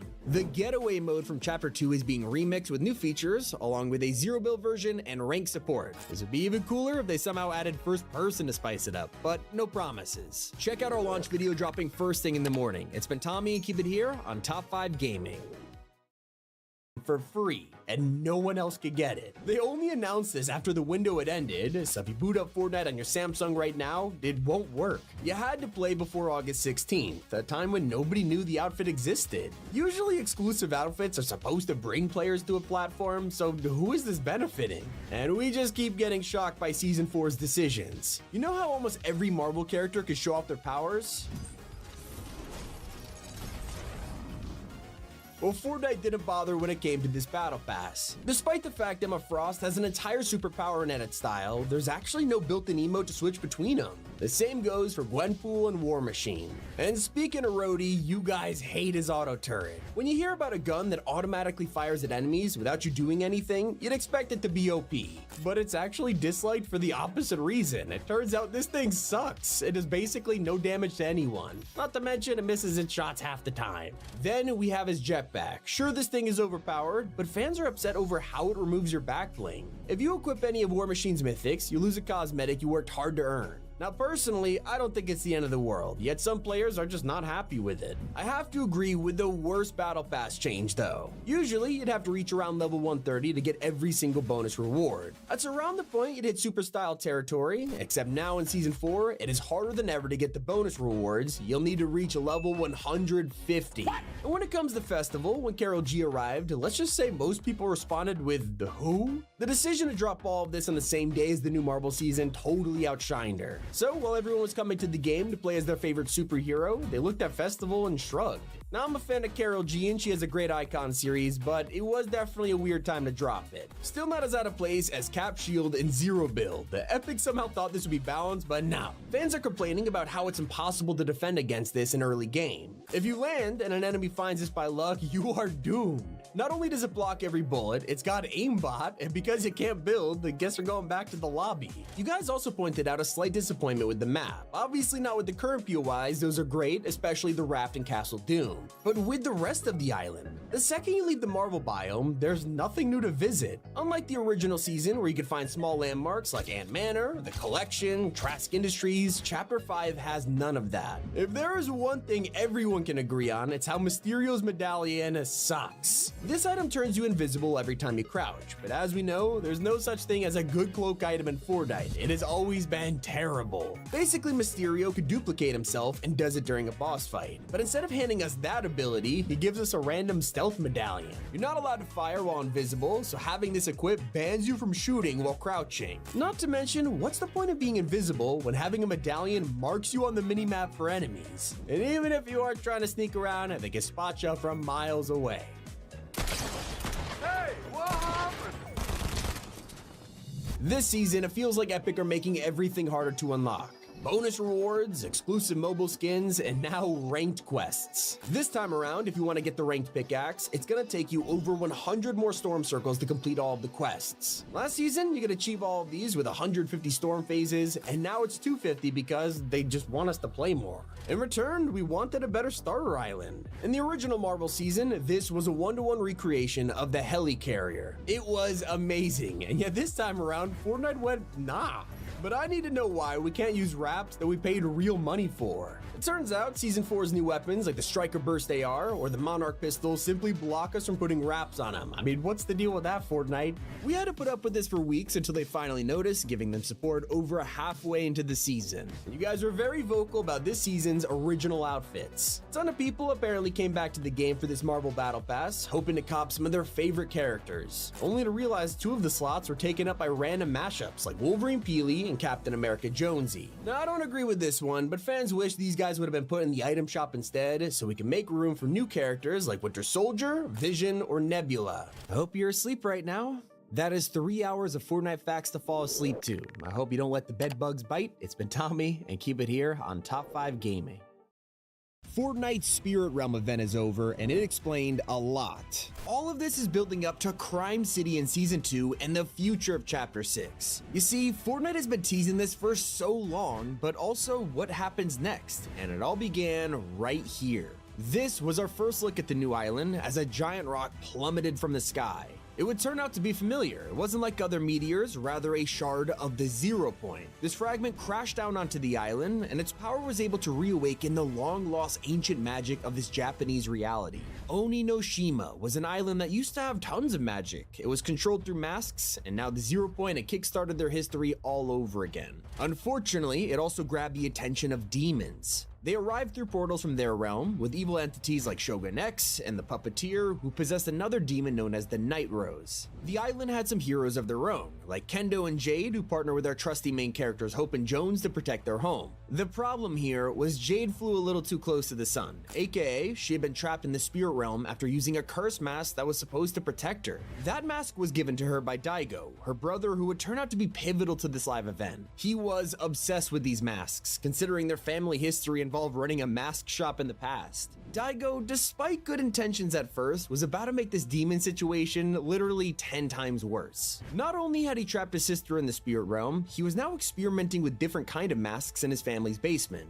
On the other hand, we had Hope and Kendo doing some good work, collecting splinters from the shard's crash site to forge blades. They needed someone who could safely travel to the spirit realm, a demon of their own. And that's when they come across the Night Rose. By giving her the splinter blades, she's able to finally break free of her enslavement to the Puppeteer. So they were hoping she could return the favor by rescuing Jade, but instead, the Night Rose hands the blades over to Daigo instead. It's probably the last thing she should have done, and as expected, Daigo refuses to hand these back to us. He keeps it to himself, incorporating it into his experiments, and slowly but surely he begins to play around with dark magic. A few weeks ago, we noticed some strange changes to this basement, as sprites have been going missing only to be found locked up in Daigo's lair. His work was accelerating, and he was now in possession of the perfect masks needed to perform some kind of ritual. And that leads us to one of the other mysteries that has been here since day one of the chapter, the only portal on the map which has been completely inactive. While demons made their way through all kinds of gateways throughout the island, this one in the mountains had been frozen for months, and it's where Daigo had now focused all of his attention. We always knew it would be an important piece of this season's puzzle. It was way larger than the other portals, so all we had to do was wait until its true significance was revealed, and Daigo,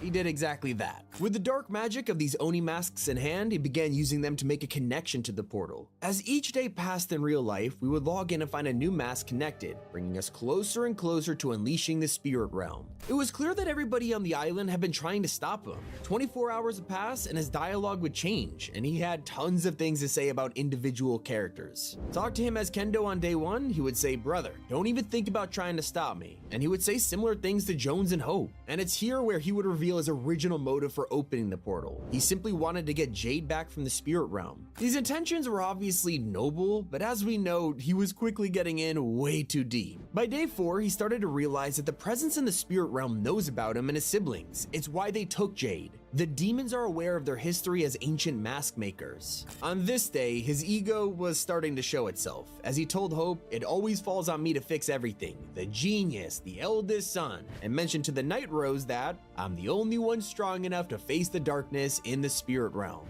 So he's not thinking clearly, whether he was too blinded by the mission to save Jade or his experiments with dark magic were corrupting him. Pretty much all we know is that in the final days before he opened the portal, he was starting to expand his mission. He tells Kendo that saving Jade is just the beginning, and of course it's on me to save us all. He also tricked himself into thinking that he's the one responsible for saving this island. But then on the final day, he was prepared for anything, saying, "Soon I'll be able to breach the spirit realm and save my sister," but that's not enough. To his brother, he would mention he had a plan, while his words to Jones had a very different tone. "I don't know you, I don't trust you, I won't let you touch that shard." All of this has been happening in the background of Fortnite matches, with most players having no idea it was even going on.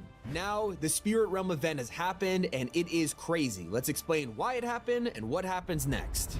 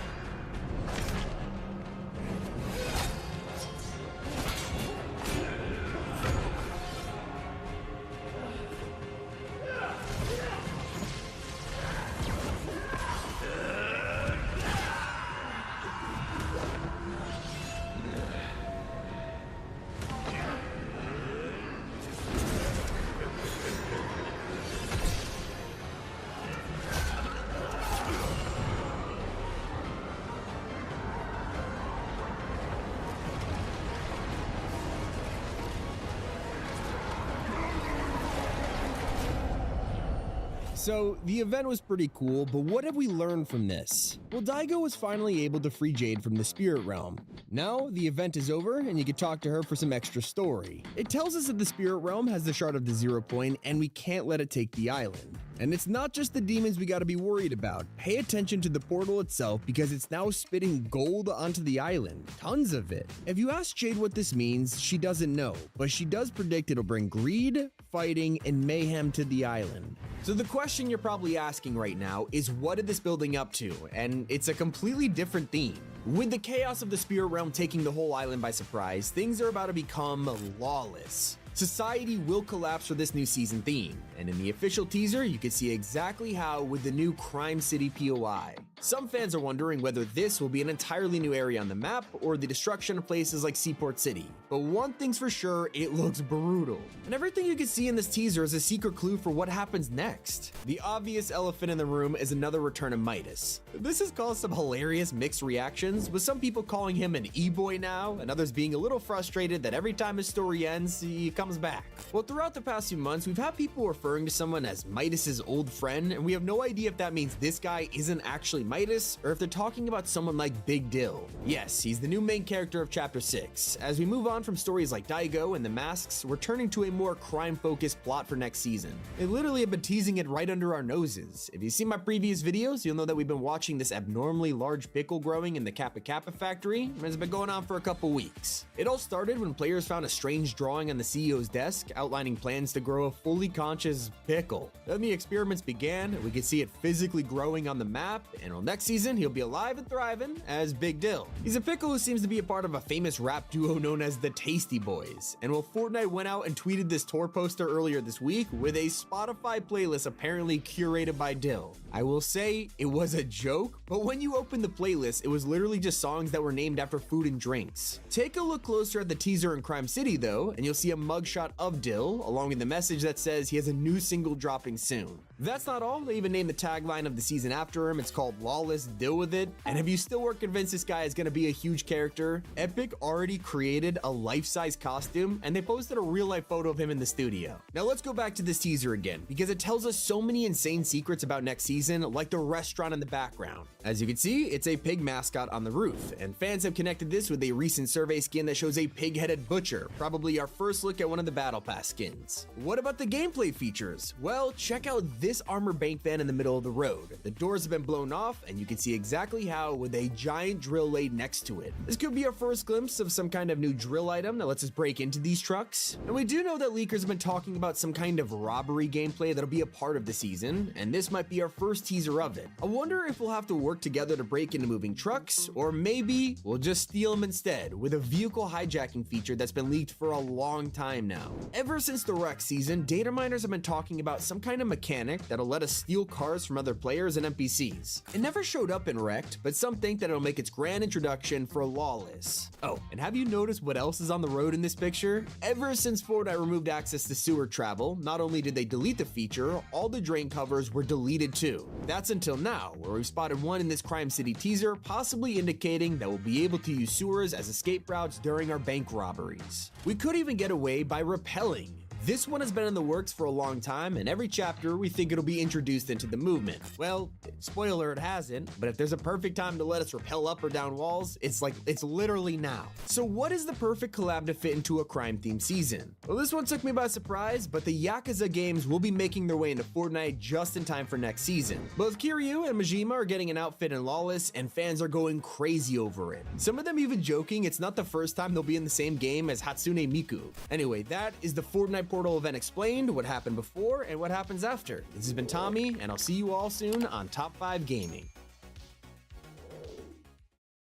Fortnite Lawless is officially dropping on February 21st, and in just a few days, we're getting a huge live event to take us into it. This is everything you need to know. So while we've been speculating about a heist theme, it looks like it's going to be even more widespread than that. It's crime in general. We have our first glimpse at a new POI called Crime City, featuring a rundown hotel and posters where you can see 2 new Battle Pass skins. That's right, you're looking at Midas. I have no idea how to explain why he's here or if this is another version of him, but he is clearly clearly wanted for some kind of crime, and he has a full youthful look to him now. Kinda looks like a teenage Midas. But before we figure that out, we also have another outfit who seems to be the main character of the season, introducing Big Dill. He is so important to the season that Fortnite literally made "Deal with It" the tagline of Lawless, and the poster claims he has a new single dropping soon. They actually tweeted this, so clearly they're not just joking around here, and I actually think they made songs for Big Dill. Wouldn't it be crazy if he was voiced by a secret celebrity artist? Take a look at the roof on one of the buildings in Crime City, and fans have noticed a giant pig mascot. This must be one of the brand new businesses for Season 2, but it goes deeper, as players have connected this mascot to one of the survey skins.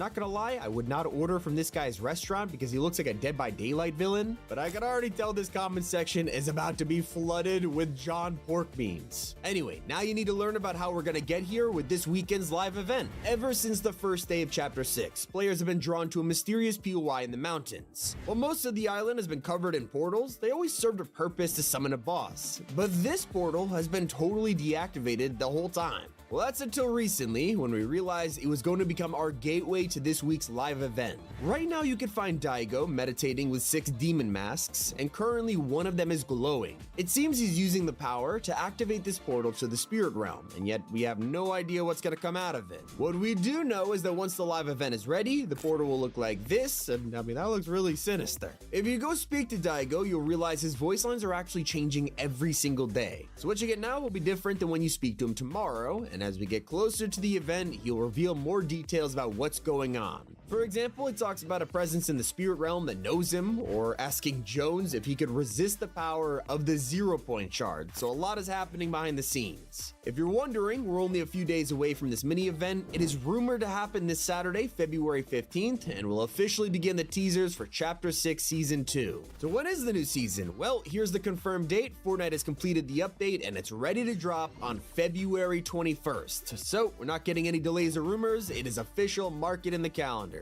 So what is Epic saying about all of this? Well, usually they remain tight-lipped about future seasons, except for one person, which is Mark Rain, the co-founder, and he's given us one word: pickle. Obviously, this is a nod to Big Dill himself, who will even be getting a Deal with It emote that gives him sunglasses. Now, if you're trying to finish your battle pass or get super styles before the season ends, don't go into Fortnite OG. Epic has made a crazy decision and nerfed XP from 600 per minute to 5.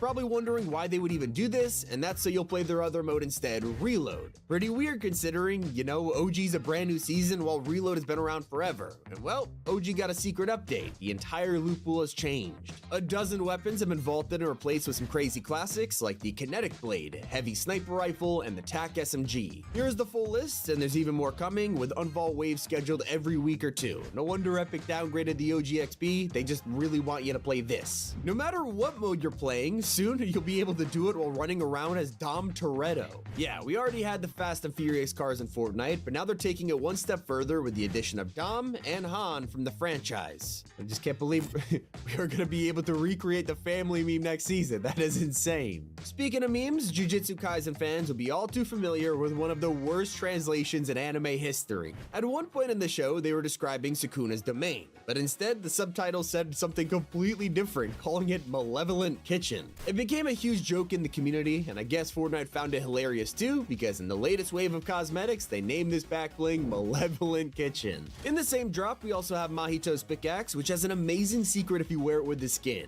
For most outfits, it'll look pretty normal, but with Mahito, it actually is more from his arm, just like the show. It is sweet. One of my favorite secrets only appears when you don't play the game. Most of us would see a water sprite and pick it up and move on, but there's more detail than you might think. Stick around and you can watch them fall asleep. One of the coolest announcements is all about kicks. Now, when these first came out, a lot of people weren't too sure about them. Why would we spend all this money on fake sneakers when, you know, you can just buy real ones? Well, soon you won't have to spend a dime because Fortnite are now turning the shoes that are already on outfits into kicks. That means if you own a skin with some cool boots or something, they might be wearable on other skins and you'll get it for free. Although Fortnite has been finding itself affected by all kinds of events this week, like when the PlayStation Network went down for an entire day. Sadly, when so so many games are online only, if PSN is down, you can't even play them, and this affected Fortnite massively. Like literally to the point they lost almost 1 million players that day. That's gotta hurt. They were also part of another huge event, the Super Bowl. They took this opportunity to roast the Kansas City Chiefs in the middle of the game. During the first half, the Chiefs were getting humiliated, and Fortnite twisted the knife with a simple post saying, "Scoring?" When the Chiefs finally got a point, they yelled "on the board," maybe putting out a little bit of hope there, but that hope was lost when the game ended, leaving Fortnite with one last simple tweet: GG Eagles. Also, take a look closely at their tweets and you'll probably notice something. They've always been known as Fortnite Game, and now it is simply @Fortnite. Now, it's all fun and games laughing with Fortnite, but what about when we're laughing at them? A ton of players got the jump scare of their life when they loaded up the item shop and saw, well, I mean, it's hard to miss, isn't it? No idea how this happened, but it's pretty hilarious, and even though nobody was really complaining about it, Fortnite rushed to fix it anyway. With the perfectionists, except they ended up making it worse. Now, instead of a funny zoom, it's been replaced with a completely different skin. Talk about being awkward. At least the item shop will be updated with some amazing new collabs soon, as leakers have just revealed that a surprise franchise is coming back for Wave 2. When Solid Snake appeared in one of last year's battle passes, fans loved it, and yet it begs the question, what could Metal Gear Solid Part 2 have to offer? Well, the Snake Eater remake drops this year, which makes fans think Big Boss or Raiden could appear. Now, those would be huge additions if it happens. And you'll have a brand new collab on your hands as soon as tonight when Iron Man makes his true comeback to Fortnite. We got the Age of Ultron skin a couple months back, but fans have been waiting for something more akin to the original Tony Stark outfit from Chapter 2.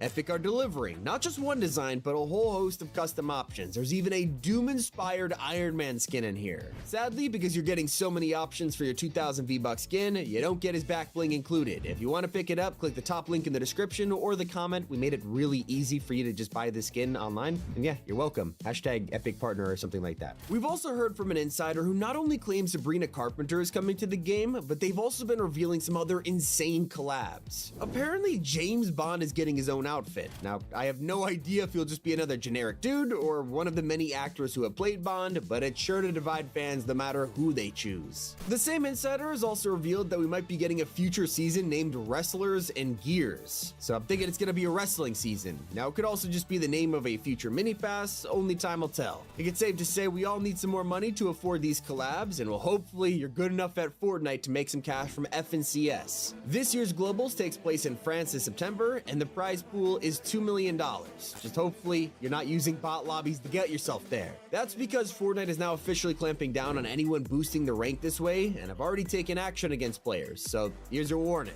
This is only affecting rank so far, which makes sense because it's not like you could avoid bot lobbies in modes like OG. It is full of them. Hopefully that'll change when we make it to OG Season 3. It feels like we've only just entered Season 2, and yet we already have a confirmed date for what's coming next. We'll be seeing areas like Lucky Landing on March 25th. For now, they're still making changes to the current OG though, like how they just dropped a throwable launch pad into the loot pool for zero build players. Although not every change has been going down well. All year, fans have gotten used to the storm and how it truly reflects how it used to be in 2017. Well, now, Epic have changed all the timings to make it more like the current BR storm, and it's divided everyone. Some players hated being stuck in the storm for most of the game, and now it's changed, and a ton of people miss the fact that it felt truly OG. Let me know how you feel about it in the comments. And look, alright?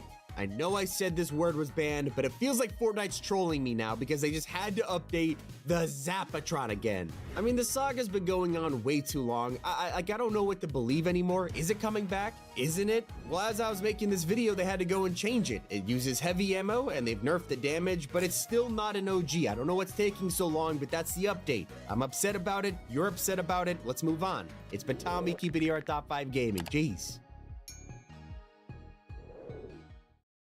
Fortnite has countless Easter eggs to celebrities, from football players to singers. Let's start with Patrick Mahomes. He's known for a lot of things: his talent, humbleness, and of course, ketchup. I'm a big ketchup fan, I've always been, but I put it on my macaroni and cheese, but people seem to think that's a weird thing. Oh, did you guys want some? Yeah, he's so obsessed with ketchup that he even puts it on his turkey during Thanksgiving and wrote about it in his biography. So it's no surprise that when he appeared in Fortnite, players were introduced to the good stuff. It's a gigantic bottle of Tomato Head's ketchup. It's a reference only true fans would understand. And if you've been on social media, like, ever, you've probably seen this guy. I'm so sick of these people. You know? Oh! How do you do that? How hell you do that? I'm here to tell you right now, we don't care. Let me tell you, we don't care. This is Stephen A. Smith, and when asked about his Fortnite drop spot during the show, he picked a total classic. I'm gonna go with Tilted Towers. You know why? It's right in the middle here, and it looks like that's where all the action is. You see how this looks right here? See all this green here? But this looks like where all the action is. Where the party's at? Where the party's at? I'm going with Tilted Towers. Well, this clearly caught the attention of someone at Epic, because when they announced Reload a few weeks later, the announcement said Tilted Towers in the middle of the map because, yep, that's where the party's at. Speaking of parties, Chapter 4 introduces to a pretty regular looking emote during the Wild season. Well, fans couldn't help but think it feels a little too familiar, and of course all they had to do was watch Tom Holland's lip sync battle. Although I'll say, it's a lot easier to guess the inspiration behind Fortnite's remix vehicle, the 1966 Cadillac. These are all over the map, and while they just seem like your average lowrider to most players, it was based on the exact same car Snoop Dogg drives in Gin and Juice. And while Snoop didn't bring Ice Cube into Fortnite with him, they did have a different kind of melting on the island. Just weeks after Remix, this huge block of ice was placed on the map, and quickly it reminded players of a long-running joke about Mariah Carey. For years at this point, people have joked that on December 1st, Mariah begins to defrost, ready to sing All I Want for Christmas Is You. Like the jokes literally start as early as Halloween. Well, eventually Mariah herself picked up on this and put it in a video a couple years ago. So it only made sense that Fortnite had to recreate it.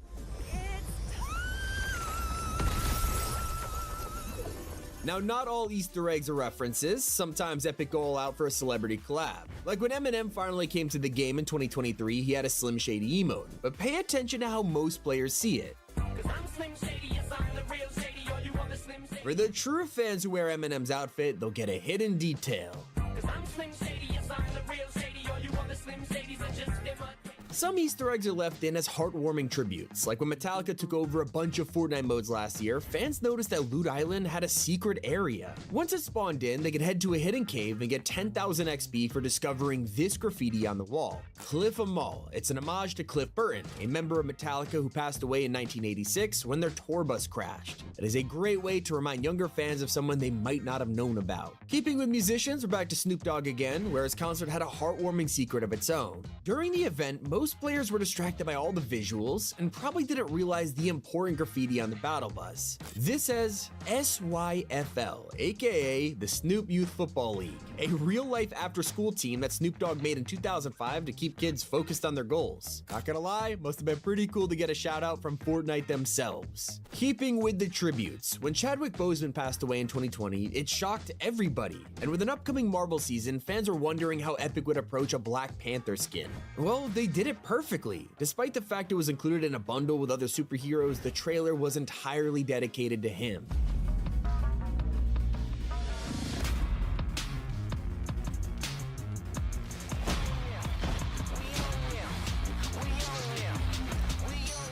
Not only that, but Fortnite would go on to add a tribute POI on the map, and it looked incredible, as well as a Wakanda Forever emote they gave everyone for free. This permanently immortalized Chadwick to millions of players, and I gotta say, that was a W move from Epic. In a more lighthearted fashion, we have emotes that are simply there to make players laugh, and what better way to do it than with the Pure Salt emote. You can tell this was released in 2018 because it references a meme we haven't seen in a long time. Maybe you've seen the video of Lil Yachty doing the craziest stage walkout pretty much of all time. If you haven't, Fortnite definitely has. To the coop, I'ma pull out.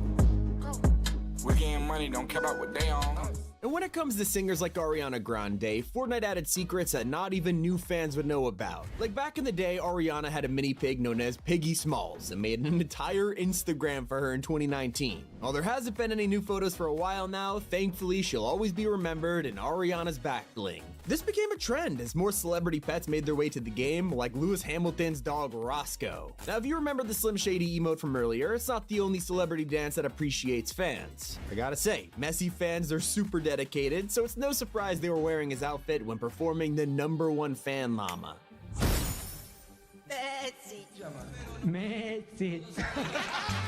By now, you probably already know about The Rock's Fortnite secrets, whether it's his special eyebrow bone or the way he teases tattoos through the foundation suit design. We've talked about it in a lot of videos. What a lot of players don't know about was hiding in the files. Only data miners could see that he was codenamed Turtleneck. It's a nod to this photo of The Rock when he was younger. Not the only secret you probably didn't even know existed. Everyone remembers Marshmello's revolutionary concert, but what goes completely under the radar is how Marshmello secretly appeared in game a day early. What's up, Fortnite? It's Marshmello. Can't wait to see you guys tomorrow. No way. What? One of the funniest celebrity Easter eggs went totally under the radar. Mr. Beast dropping in the item shop was a complete surprise that nobody paid attention to the actual shop. They just rushed to buy him, moved on, but if they looked at the emote right next to Jimmy's bundle, they would have seen an incredible joke. Fortnite put the classic Zanny dance next to Mr. Beast as a reference to the epic rap battles of history intro. Mr. Beast! Honestly, I think the team working on collabs is chronically online because they seem to reference every possible meme a celebrity has caused, like when they brought Shaquille O'Neal to the game. Of course, they wanted to tap into his side gig as a DJ, and what better way to do that than remind everyone of this classic moment. If you missed that, you probably also missed his iconic shimmy dance.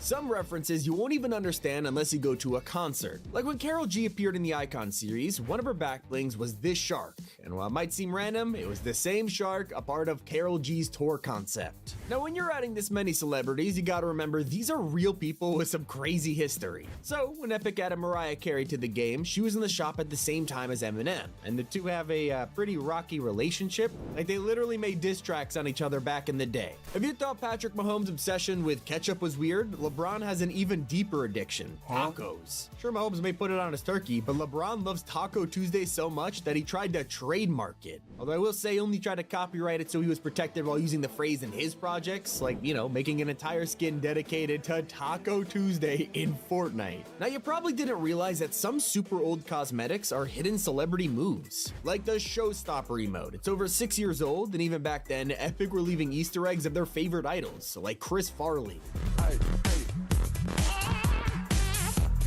Sometimes celebrities want to reference other people, so when Snoop Dogg came to the game, he decided to pay tribute to his hero, Kobe Bryant. That's why on his Skins jersey, you'll see colors that look exactly like an LA Lakers jersey. And when you equip the padded style, the Easter egg goes even deeper. There it is, the number 24 famously worn by Kobe. Some references are a little obvious, like when Epic brought Billie Eilish to Fortnite, they wanted to show off how far she'd come over the years. So they put together a trailer recreating a ton of her music videos.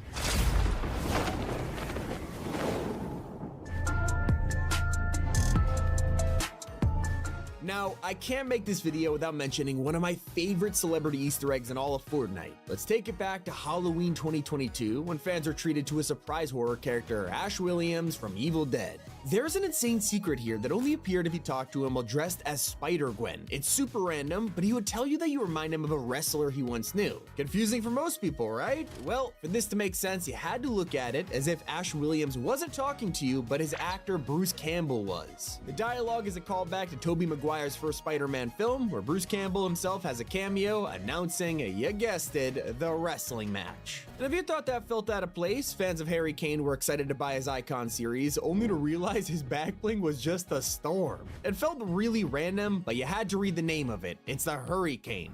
You get it? It's like Harry Kane, Hurricane. It's a nickname fans have been calling him for years, and if you just saw this on someone's back in a match, you probably have no idea. It's stuff like this that reminds you that Icon series may be designed to appeal to everyone on the surface, but when you actually pay attention, there is details even for the most hardcore fans. Eminem, he put on the massive show during the remix finale, and on the surface, he was recreating the final showdown, something, you know, we could all appreciate. For fans of his music, though, they'd be able to nerd out over the comic book section. It's a reference to his music video for Without Me. Guess who's back? Guess who's back? Guess who's back? Eminem is so popular that even players who don't listen to his music can appreciate the theme of his POI. They replaced the grotto with Mom Spaghetti, obviously a line from Lose Yourself that basically like everyone knows about. Except when you landed here, it was more than just a joke. They designed a whole restaurant, and that's because Eminem did the exact same thing. Not joking, there's a real-life Mom Spaghetti in Detroit. It's not the only way to deal with fame. When the Kid Laroi was getting tired of paparazzi invading his privacy, he decided to start wearing a shirt with one simple message: leave me alone. It has since become pretty iconic, back, and Fortnite decided to project this message with his Icon series skin.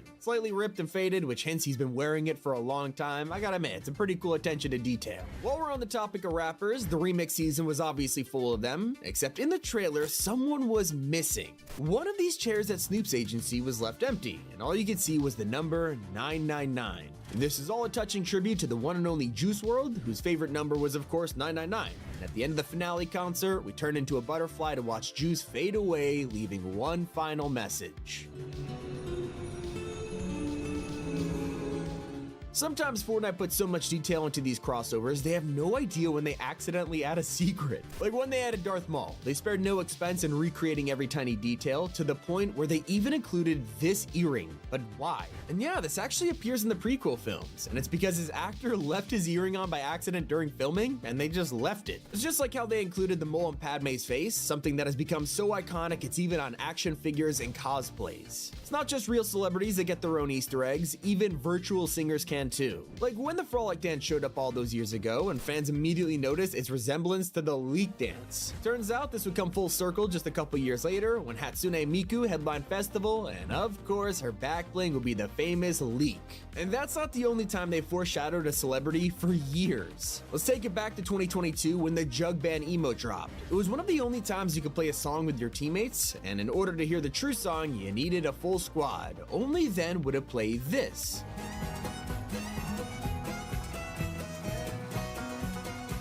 That's right, it was Poker Face by Lady Gaga, and Fortnite never acknowledged it. It was a simple tease that would finally manifest 2 years later. On the other end of the spectrum, Travis Scott's appearance in game was a total surprise, but when he did put on a shadow, his skin included an incredible back bling. This is the Cactus Jack logo. It's a reference to his brand and label, although that doesn't mean Travis never had a surprise appearance. In the Ice Spice concert, he showed up on his classic asteroid only to be a silhouette. And if you didn't realize, this whole stage is themed around New York, along with Ice Spice's POI in the map, Ice Isle. Of course, Ice is from New York City, so she decided to make this place feel like home. As for Bruno Mars and Anderson .Paak, a lot of people have forgotten these guys are part of the Icon series. It's been a while since Silk Sonic showed up, but when they did, one of their styles lets you wear their iconic suits from the 2021 Grammys. Now, you might not consider Optimus Prime a celebrity, and well, he's not, he's a character, but he is played by one Peter Cullen. And did you know when Optimus first appeared on the Fortnite radio, they secretly hired Peter himself? Greetings. My name is Optimus Prime. Taking it back to Snoop Dogg yet again because he has one of the funniest Christmas outfits we have ever had. This is Santa Dog, and it's a reference to a real product that appeared in 2021. Some fan decided to convert their elf on a shelf to a Snoop on a stoop. It blew up, caught his attention, where he said he had no connection to it and was pursuing legal action. Well, fast forward a couple years, and Snoop is back selling this as an official item and bringing it to Fortnite. I love when Icon series have a personal touch, like how Neymar's emote is his iconic goal celebration. The same goes for Harry Kane and Marco Royce, who performs his Three Wise Monkeys celebration. But there is a long-forgotten celebrity Easter egg you can't find anymore. There used to be a third default dance, and Fortnite had to remove it for copyright, and that's because it was based on George Michael. Sucks that it's gone, but you can still appreciate the secrets in Mr. Beast cosmetics. For example, how his glider is a Lamborghini in gift wrap. Not just a reference to his vids, but the most 200 IQ way of avoiding copyright I've ever seen. His tournament was full of references like this, like Jimmy being chased by the military, a crash plane, and a flying house. Let's go back to Miku because her back bling went over a ton of players' heads. Simple backpack, right? Well, for Miku fans, they know it's a classic see-through bag that tons of people wear as merch, including to take it to concerts. You ever been to a concert? You gotta have a clear bag. By far, one of the greatest celebrity Easter eggs in Fortnite history appeared in the Avengers LTM. If you won while playing as the Avengers, you'd be treated to a special tribute to the late Stan Lee. Excelsior! What Easter egg was your favorite? Let me know in the comments. It's been Tommy, and keep it here on Top 5 Gaming. And don't forget to use code T5G. On Fortnite's Island, I found teasers that reveal the future. From our next mini event to upcoming icon skins, let's go back to what inspired this video, the Kai Cenat Fortnite commercial. Yo! What's up, brother? Yeah, this was an unexpected cameo, and to me was the start of Epic's new relationship with Kai. Soon after, IShowSpeed was added to the mix. So both of them have been streaming Fortnite to hundreds of thousands of people, and players have started demanding something more. In the Reload commercial, we also got to see Sketch, and months later, he would get 2 Icon Series emotes. But Kai and Speed are nowhere to be found. This made me think maybe it's a sign that Fortnite is planning something even bigger for the future, and this week changed everything. Now it's 2025, and as the two went live again to celebrate Fortnite's second season of OG, they started to come up with an idea for their own emote. We gotta enter this with our handshake. He's low. Come on! What fans weren't expecting was something a little more official in the very same stream, and that's when Fortnite posted a cryptic tweet. Anyone seen our Dirt Burger sign? Good luck, gentlemen. Of course, Kai and Speed go into their backyard and they discovered a treasure trove of items. We got Fortnite at the crib. Tomato Town, Greasy Grove. Let me see something. I don't know what this one is though. Dusty Depot. What is this building up to? Well, it's probably a collab, but I don't think this is just gonna be them getting icon skins. Hear me out. In recent surveys, Epic has been asking players for their thoughts on future season themes. One of them includes streamers. Well, after the rapper theme season, these teasers in Kai's backyard are starting to feel more than just another commercial. Fortnite might be teasing not just skins, but a full streamer battle pass, or more likely a streamer mini pass. Think like Tim the Tatman, Clicks, Queso, Jinxie, Speed, and Kai. It would be crazy. The timing is perfect for it to happen as soon as next season, and it's not the only way Fortnite is dropping subtle hints about it. There's a strange phenomenon happening on the island, and it's officially set the stage for our next live event. I'll explain some lore right now, but everything will make sense. Daigo's basement has been tangled in mystery, and we're learning about this disturbing backstory with these strange masks. He's been experimenting with demon magic, and these masks have powers that shouldn't be messed with, but Daigo's experiments, apparently they're going even further. Players checked the basement a couple weeks later, and it turned into a prison. The sprites we've been collecting all season are now locked down here, trapped in cages, while we scramble to figure out what's going on. Obviously, it's our first look at what's about to change the island for good. A lot of characters have been showing up randomly, talking about heists and breaking into vaults, and it's starting to paint the picture of what's coming. Well, recently, a hidden live event was found in the files with an 11-day build-up centered around Daigo himself. Basically telling us, pay attention to this guy, it's important, and yet we've already started to connect the dots. The getaway LTM from all those years ago has suspiciously been re-added to the files. At the exact same time, Wildcard, the mascot of that mode, has been chosen as the brand new FNCS skin. Literally, none of this is a coincidence. It's all part of Fortnite's plan as they hide next season's heist theme in plain sight. We've also heard rumors of some kind of boss or NPC that'll flex just like Meowscles, and I'm starting to think Fortnite are already teasing it. Over at the Kappa Kappa Pickle Factory, players have started to notice a strange experiment forming. What was once a regular-sized pickle has been growing day by day, and eventually could be the size of a person. We'll take a look at the CEO's desk, and you'll find an insane drawing. It's pickled Peely. I'm convinced that whatever's growing in the factory could very well be this mysterious Season 2 skin. It also could be for a superhero instead. Let me explain. Fortnite has been planting the seeds of an upcoming crossover for almost a year now, with the reveal that a gigantic villain has been dead this whole time. Let's take it back to the Marvel season, where we discovered Dr. Doom had in fact wiped out Galactus, the Devourer of Worlds. It was pretty mind-blowing, but also just the icing on the cake, as Doom had also taken out a beloved superhero group that fans have been wanting for years. Well, we finally got the Fantastic Four in Fortnite, except they were all dead. So when the new trailer for a Fantastic Four MCU film came out, fans were hyped to see Galactus and his rivals ready to battle it out. But that's when we realized Kevin Feige, the head of Marvel, actually used Fortnite's Galactus from Chapter 2 as a reference to get the right vision for the villain. Kinda shows you the scale of Fortnite's partnership with Marvel to the point where they're literally influencing movies. And it'll be no surprise when they return the favor with Fantastic Four outfits in July. This is almost definitely gonna happen, and when it arrives, we'll know Fortnite has been hinting at this for a very long time.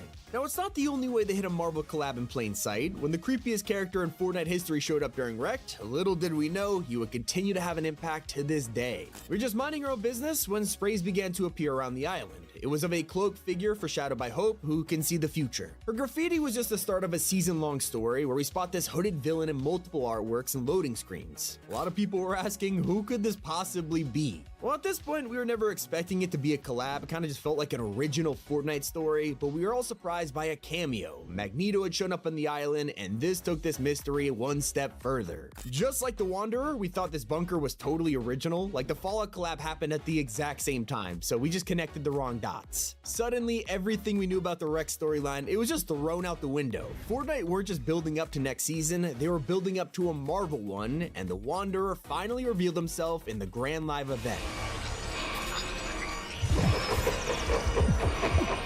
Yeah, it was Dr. Doom. He was influencing everything from the shadows and prepared his takeover of the island. So what about the future here? Well, the timing of his reveal couldn't have been better, because at the moment, Robert Downey Jr. was just announced as the Doom of the MCU, and a lot of fans are freaking out. I'm not sure if it was planned or not, but Fortnite realized they had to capitalize on the hype, and they came up with an idea. So they were already releasing a new Mark 45 Iron Man during the season, but now a brand new Iron Man skin is around the corner, and leakers have revealed it'll be fully customizable with all kinds of styles. One of them is a Doom variant. Talk about some serious planning. Okay, and literally as I was recording this video, the skin was just revealed. Here's our first look, and it looks like Epic has already been teasing the new Captain America collab as well. Players checked the files after the final update of the season, not expecting much, until they noticed Epic made a mistake. They accidentally left 2 new sprays unencrypted, and both show Sam Wilson's Captain America. Basically, it confirms we're getting a new collab. That's not all. Spoiler warning about future content, because insiders have revealed who they would be: Harrison Ford's Red Hulk and the new Falcon.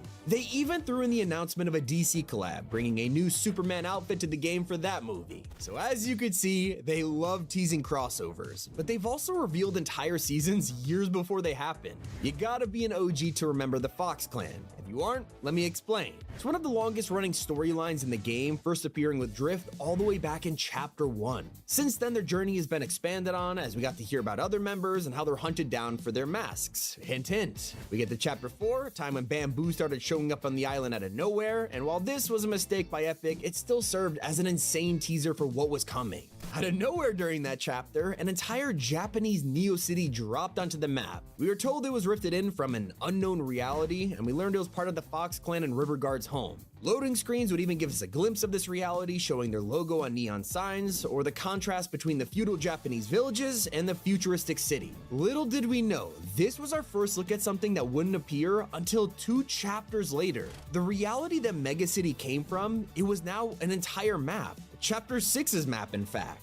The very same groups and companies found in Mega City were now here, and masks played a huge role in the season, letting us use them to fight enemies. It's the same kind of masks the Fox Clan have been using for years. I'm not even joking, this happens all the time, even with live events. Like the Big Bang event may have seemed like one big advertisement for Epic's new collabs at LEGO and Rocket League, but there was way more here that players never picked up on. As we flew around looking at the dozens of tiny realities, you could actually see teasers like a Fortnite's portal. While it looked like general Halloween props on the surface, there was a chainsaw. This obviously revealed the Leatherface collab, and even look at the bike. Come on, it teased Jigsaw. We never picked up on this until it was too late. Here's another one. There's a reality themed around the Chapter 2 spy season, something that wouldn't reveal itself until a year later with the Remix Pass. Here's a sideways chest and a foreshadowed Pandora's box. Lesson learned here, nothing in Fortnite is a coincidence. Always be on the lookout for teasers. They even hide them in the radio, and this one blew my mind. Years ago, players were driving around to their next POI listening to the Icon radio. They had no idea crossover is being teased right in their ears. Over a year before the Big Bang event, we heard Godzilla by Eminem on the radio, and surely this was hinting at an upcoming concert, but the song choice was interesting. Eminem himself would go on to perform Godzilla during the event, but it was never added to Festival. Then we wait to the next concert where Eminem recreated the Final Showdown event in a suspiciously similar way to Godzilla. Are the dots connecting for you yet? Because obviously Fortnite was teasing something big. One season later, their plans were finally revealed as a bridge in Shining Span was destroyed and giant footprints were left in the sand. Festival was updated with a brand new jam track, Godzilla finally, but it wasn't the one we have been waiting for. It was a song by the Blue Oyster Cult just days before the Godzilla collab appeared. Clearly, we just need patience instead of going through this emotional roller coaster, and you're gonna need some more of it as Fortnite continues to tease a future that is still around the corner. Alright, so a couple months ago, they had stopped working on a mode called Arnold. It was a mysterious LTM that's been confusing players for quite a while now. At moments, it's been rumored to be an open world mode, while others have claimed it's a massive extraction shooter. If you ever played Escape from Tarkov, it's kind of like that. Most leakers were in agreement last year, though, when Epic had stopped updating the game in the files. It was basically called Scrapped. Well, that changed a couple of days ago when they dropped their first update to Arnold in months, restarting the hype for the upcoming mode. So maybe they're dropping a Tarkov or a Dark and Darker competitor, but they might also be competing with Multiversus, because that just shut down. Insiders claim Warner Brothers are shifting their priorities towards collabing with games like Fortnite instead. This confirms that this whole time we weren't getting any DC crossovers because of Multiversus. So now it all makes sense. The sudden return of DC all over the shop, a brand new Batman collab, even a Scooby-Doo quote referenced by Sergeant Winter himself. The point I'm making here is that Fortnite is known for copying games. They've been doing it for years, and we even made an entire video breaking down why they're waging war on the industry. So not out of the question that with Multiversus out of the way, Epic could be working on their very own arena fighter game. One thing's for certain, whenever these new modes drop, we're probably seeing teasers in game for them right now that nobody's noticed. One of these was how Epic was teasing the return of OG in plain sight, and I feel so dumb for not seeing this. The first time that we were introduced to the idea of an OG season, it was with this really cool trailer showing off Tilted Towers, but pay attention to the clock itself. What do we gather from this? Well, it's pointed at 12 and 6. Pretty natural way to show off a clock, I guess, but it wasn't until the 6th of December, a whole year later, that this would all make total sense, because on 12/6, OG finally came back for good. On a scale of 1 to 10, how blown is your mind? Let me know in the comments. It's been Tommy, and keep it here on Top 5 Gaming. And don't forget to use code T5G, G.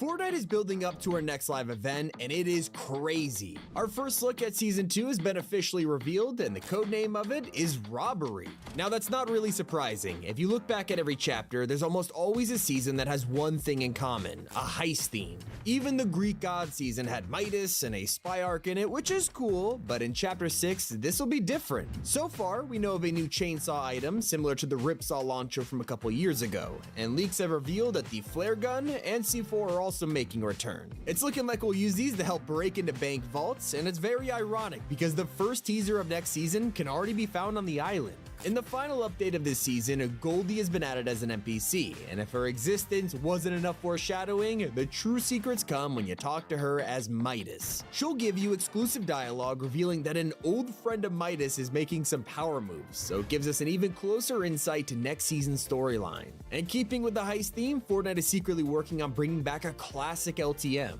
The Getaway has been updated in the files, preparing it for a return after 5 years, and that's not all. They've also added back a briefcase from Operation Infiltration. This was a game mode from the Midas season, and a lot of players totally forgot about it. Now let's be real, it's nothing compared to the fact we're just a couple weeks away from another Fortnite live event, so what should you expect? Well, it's sitting in the files right now, codenamed Grill Moon, whatever that means. It's centered around Daigo on the map, and will have an 11-day build-up. He's gonna start performing some kind of ritual that we have to stop, and whenever that happens, it'll lead us straight into next season. And they're already teasing the event in a secret basement. This place right here belongs to Daigo, and heading underground, you'll see that he started to lock up water sprites in preparation for this ritual. And look at them, they look really sad in here, so I hope we get to break them out or something. With the new season comes all new crossover rumors, and it's starting with the most unexpected of all. Ben 10 might be coming to Fortnite, so what's the evidence? Well, the co-creator of the show was asked if this would ever happen, and his response was simply, Baymax made an appearance, so never say never. When fans asked him what the best alien transformation emote would be, he said Heat Blast will cook things up, and I just hope Epic are taking notes here because this one's looking likely. As for a crossover you can expect very soon, Avatar. It's days away from dropping, and I'm not talking about The Last Airbender. James Cameron's films are coming to Fortnite, and leakers have already revealed that the skins will include Jake and Neytiri. Hopefully I pronounced that right, I just had to Google it. We also know the collab will include Lego variants. You also might want to check out the new OG Pass because there's an insane detail that makes Black Knight better than the one from 2018. insane. Probably thinking there's no way you could beat the original, but they just pulled it off, all thanks to his back bling. You see, in Chapter 1, skins were actually just defaults and costumes, and that was their whole design, so it's no surprise Black Knight just wore a shield with a painted dragon on it. Eventually, as we all know, skins were turned into fully fledged characters, and that's why the brand new version has an actual dragon built into his shield now. It is so much cooler. Even the gold version is way better than the original. This style is a reference to Ultimate Knight from Season X, and once you see him side by side, you can never unsee it. I will say, it doesn't compare to the suit of armor that pretty much every player is trying to wear when Iron Man makes his grand return to Fortnite in literally just a couple weeks. Now sure, that random MCU outfit dropped out of nowhere, but fans have been waiting to get a classic Iron Man skin ever since the first one all the way back in Chapter 2. Now it's time. Not only does this look iconic, but it'll have tons of customization options like multiple color variants and edit styles. I want to say I'm most excited for the leaked Doom style that'll reference Robert Downey Jr. being the MCU Doom. It's gonna be so sick. Not the only celebrity coming to Fortnite, as one of the biggest singers on the planet is apparently joining the festival lineup. This year, we are very likely gonna see Sabrina Carpenter make her way to the stage with her own outfit and battle pass. This leak comes from a reliable insider who's gotten a ton of things right in the past, and apparently Epic has been working on the Sabrina collab for pretty much like a year now. It'd be a great time to drop her, especially considering she just won a Grammy Award, and Fortnite is already celebrating the winners. On the night of the Grammys, they updated the item shop with tons of icon emotes for all the artists who won an award. That includes Chappell Roan and Sabrina. Did the same for their jam tracks too, moving them to the top of the store just for the occasion. But hear me out, this next one is gonna be a little weird. Have you spotted the secret pickle in Chapter 6? There's a whole factory making them, but one of them sticks out among the rest. Take a look at this pickle. He's been slowly growing day by day. It's like the opposite of the shrinking chair, and I'm wondering if Kappa Kappa are making some kind of freakishly large pickles. Is this an experiment on purpose? Maybe I'm just overthinking, I don't know. Anyway, let's talk about the huge Reload update you'll want to know about. Fans have been mostly focused on OG Season 2, but Reload is about to get an entirely new loot pool. I'm not just talking a gun or two, it's gonna be a totally fresh start. Very excited to see what they're gonna bring. It looks like they're keeping things simple, just like the guy who owns this apartment in Seaport City. Sure, this room only has a TV, a lawn chair, and a bed, but you know, that's all you need, right? I guess this whole room is a reference to an ongoing joke on social media where people will post photos of super empty apartments and joke how men love to live like this. I don't see anything wrong here. But if you're not a minimalist gamer and actually love going outside, there's plenty of nature to appreciate on the island, like the brand new turtle who's shown up out of nowhere. Turns out the great turtle had a lost lover who was broken free of a curse, and now they're both reunited in the most unexpected side story of Chapter 6. And who knew this quiet turtle that was basically a meme would have a love plot? We also never imagined how many new weapons would be coming to OG. With the new season, we've already had tons of items in the loot pool, but there are even more around the corner. Boogie bombs, chug jugs, impulses, even crossbows. We are in for plenty of content over the coming weeks. So speaking of chug jugs, if you use one at Tomato Town, you'll get a secret XP reward. And if you know the reference, it makes you a true OG.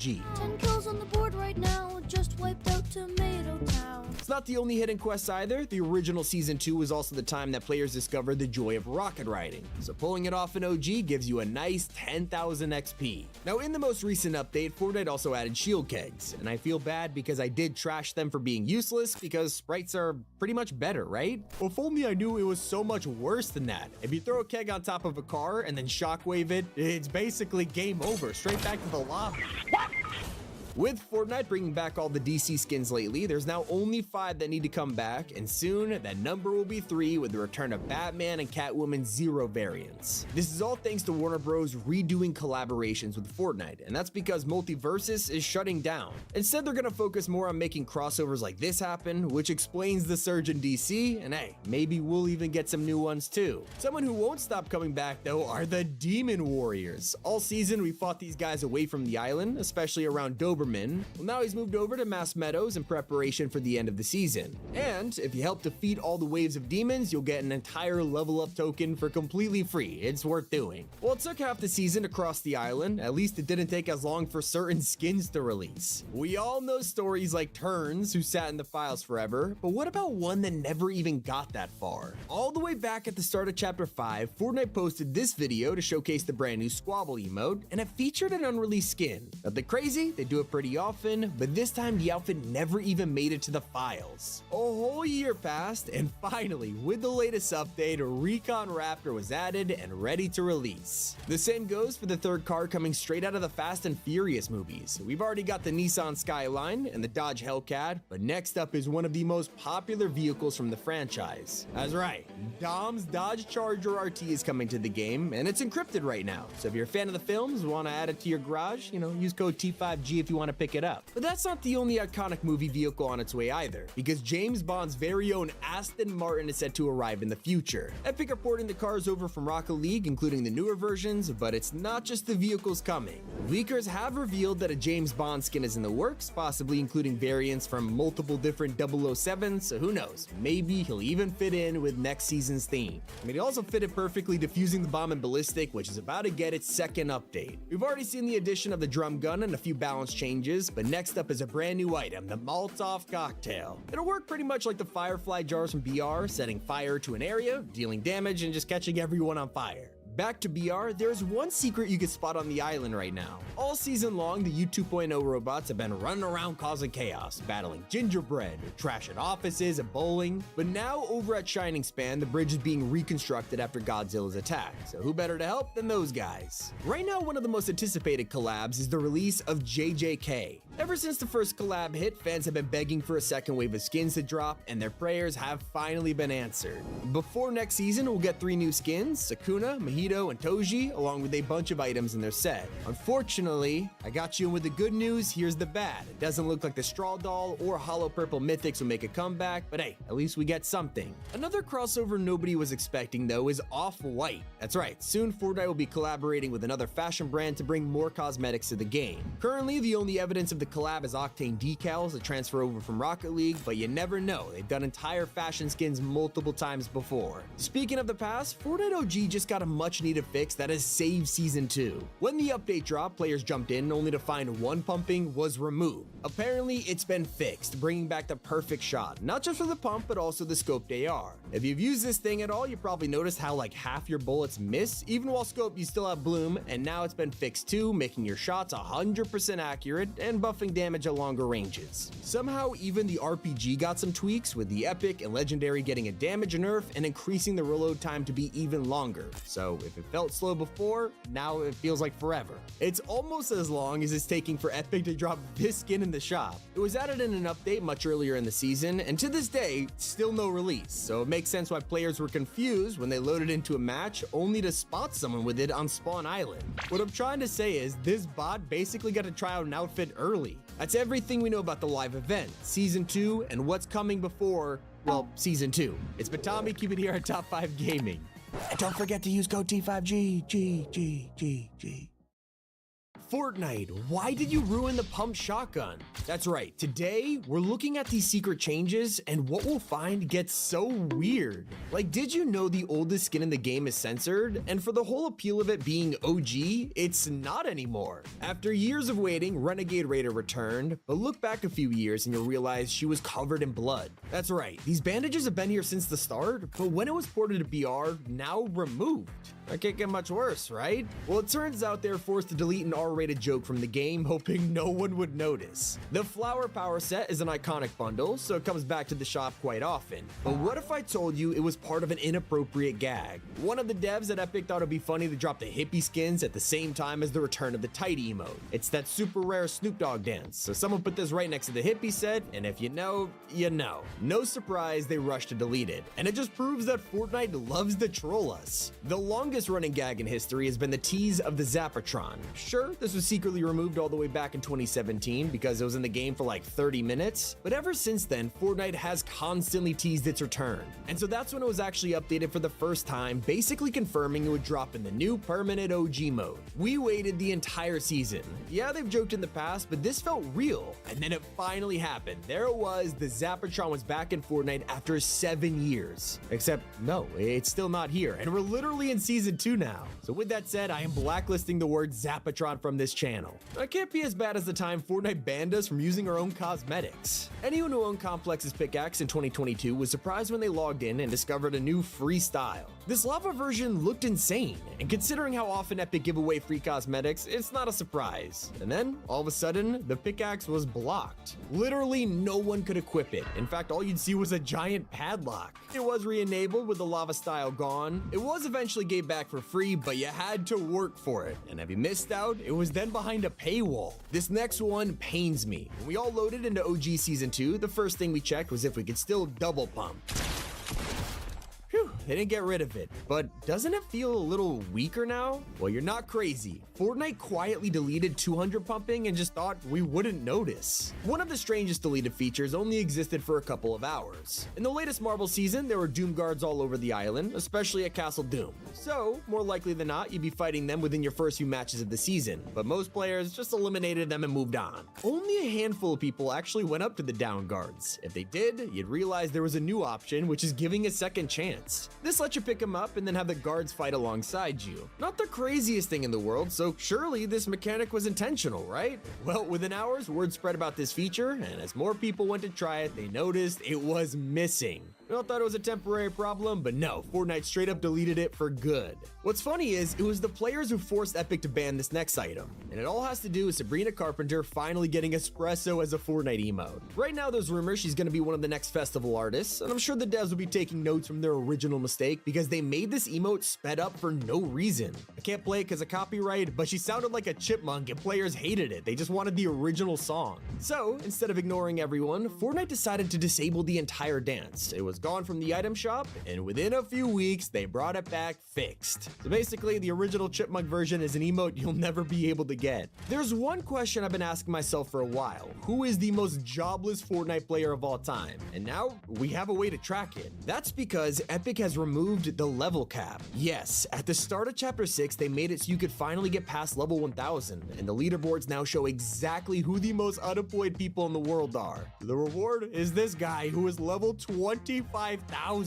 If you think Fortnite should be roasting them instead of me, well, Epic might be a little afraid of poking fun at players. When Bender was in the game, we were supposed to be able to visit him wearing the outfit to unlock a secret voice line. They look at you and say it's like looking into a dirty mirror. I guess Epic thought it was a step too far because they deleted it from the files before it even saw the light of day. And I bet you probably forgot that battle passes used to give you way more value from the second you bought them. Like in some of the older battle passes, like Season 7, Fortnite would straight up hand you not one, but 2 skins in the first tier. It lets you choose which one you wanted to grind levels with, but this hasn't happened in a long time. So whatever's in tier 1 now is what everyone's stuck with for the start of the season. It's not the only feature that used to be way better. Most players know about the coveted Epic Chest, where you'll find this premium blue crate full of loot, except it didn't always look like it. In fact, old rare chests used to have a much cooler design. Not only did they have great loot, the OG design looked like a crown full of jewels and was taken straight from Save the World. So I guess it got a little facelift or downgrade.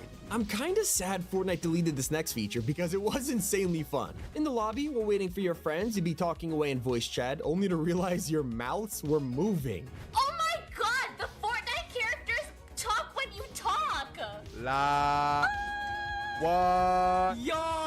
Fortnite went through all this trouble to add voice lip syncing, and then for no reason, they changed their mind in one day. They haven't had this since, so maybe they couldn't keep up with making all 2,000 skins work. Probably why they stopped making so many Battle Pass outfits customizable. They experimented with this idea back in Chapter 1 and 2, first with progressive skins like Ragnarok and Carbide, and then they went with Maya. It was kind of a failed experiment, especially because once the season was over, your custom design was locked in. Instead, they moved to just having skins with tons of edit styles like Chimera and Tuna Fish, but once again, you could only unlock all of his versions during the season, and once it was over, that was it. Makes sense why Fortnite stopped doing it. But I don't get why they secretly deleted a minigame everyone loved. If you were an OG, you were able to get toys in the Battle Pass like basketballs, and then you could use these on every single future map, scoring hoops when passing the time. It was fun. Well, I guess Fortnite is starting to move on from the past, because when the Chapter 6 island dropped, they included basketball hoops, and when you use them, it was underwhelming. I hope they add it back. And while you're at it, please bring back a feature that actually gives us unique matches. Okay, in Chapter 3 we logged in and were taken by surprise when tornadoes and lightning ravaged the island. I mean, tornadoes were annoying to run from, but the fact you could get struck by lightning and suddenly get a speed boost, come on, it's pretty cool. But after only a few weeks, they were both gone. Well, that's half true. Tornadoes did make the return again in the Chrome season. They weren't around for long, and the entire feature was deleted for good by Chapter 4. Speaking of natural disasters, one of the best ways you could take down an enemy was through fire. Players have spent years using gas cans, explosives, and a lot more to set their opponents' builds aflame. It was chaotic and fun. Sadly, at the start of Chapter 5, Epic changed the way fire spread, blocking builds from going up in a blaze of glory. Now sure, you can still get fire damage, but it's just not as satisfying anymore when fire doesn't even spread. A lot of players have been begging for this back, and it's become one of the most popular posts of the month on Reddit. One of the weirdest things they're secretly deleting is us. Yeah, you are getting removed from playing with actual humans. Normal BR and OG have increasingly been swarmed by bot lobbies, to the point where a month ago, the confirmed number was a minimum of 88 bots per OG match, while normal BR can have an average of 70. Anyone know about the dead internet theory? Because I'm starting to get a little creeped out. And yet, I'm also starting to think deforestation is happening in Fortnite because the best trees we've ever had are gone. A lot of modern players are starting to forget these ever existed, but the timber pines were trees that you could literally use as a weapon. When destroying them, they would aim about the nearest player and just crush them. You could even use these as a boat to float down the river. They were so cool, and like all good things, Fortnite went, nah. And while the new OG season will soon be adding the return of campfires, they have been absolutely broken in BR. For weeks, they've been glitched, dealing fire damage to themselves. It basically means that in a weird turn of events, Fortnite isn't secretly deleting a feature, it's deleting itself. Like by the time you light them, they last about 3 seconds and then just break in front of your eyes. I don't understand what's going on. Although we're kind of glad that a bundle from 2 years ago is never coming out. Let's take it back to 2023, where this mysterious set was leaked without a release date, and the community called it trash. The response was so negative that he just sat in the files forever. Now we're in 2025 and the image has finally been wiped from the files and never to be seen again. But on the other hand, some of the greatest removed features were never gonna stick around. Let's talk about the crash pad glitch. Obviously, when something is a bug, you just gotta enjoy it while you can. And here players figured out you can stack tons of crash pads on each other and go flying. It turned vehicles into jet engines and existed for multiple seasons and chapters. It was way longer than I thought, and then one random update, Fortnite removed the ability to stack them.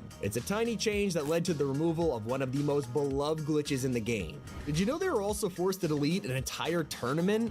This is one of the only times in history Epic have canceled the cup, removing the reload performance evaluation tournament because the map was insanely glitched. A bug kept making the island straight up disappear, and it was so unplayable, they had no choice but to stop it. Now sure, I could sit here and tell you that even features like Godzilla are secretly deleted, but I mean, come on, it's hard to miss. Literally, he was right there at the start of the match. It'd be so boring. But did you know, there is one thing that was secretly hidden? Let's watch Chapter 6's first trailer and tell me if you noticed something different. That's right, the roar was changed. So many people complain about how it's not as iconic roar, and then Epic actually got the rights to it and dropped Godzilla with the sound everybody loves. Now, I'm still kind of salty about this next removal because Fortnite may have added all these cool movement features over the years, but none of them, literally none of them, come close to the fun of bunny hopping. You were around back in the day, you know just how entertaining this was.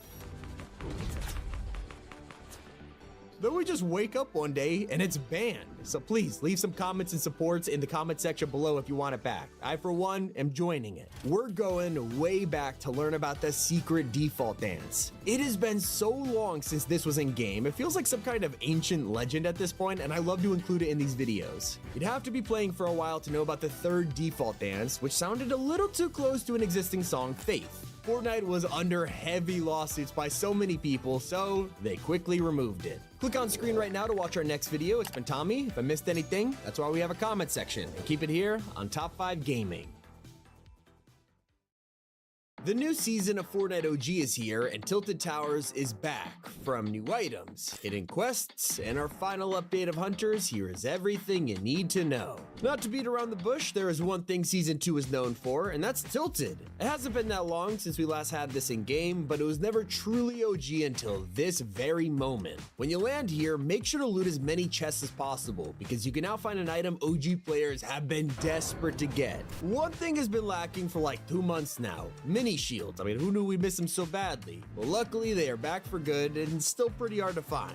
Not to mention, there's a new damage trap that can be thrown down, but you know, it is 2025 and we're not exactly going crazy over traps anymore. Instead, we're happy to see the return of the rarest Battle Pass skins of all time. Now, you're not able to go into the shop and buy Black Knight or Sparkle Specialist, but you will be able to get the all-new versions of them. Introducing Sparkle Diva and Night Conqueror, and yet someone's still missing. You see, the original season had 3 outfits, including Blue Squire, but he's nowhere to be found. Instead, Fortnite replaces Slot with Cuddle Team Leader. There's so many reskins already, and fans are not impressed. Luckily, we can forget about it because we get to experience some classic POIs that haven't been around for a long time.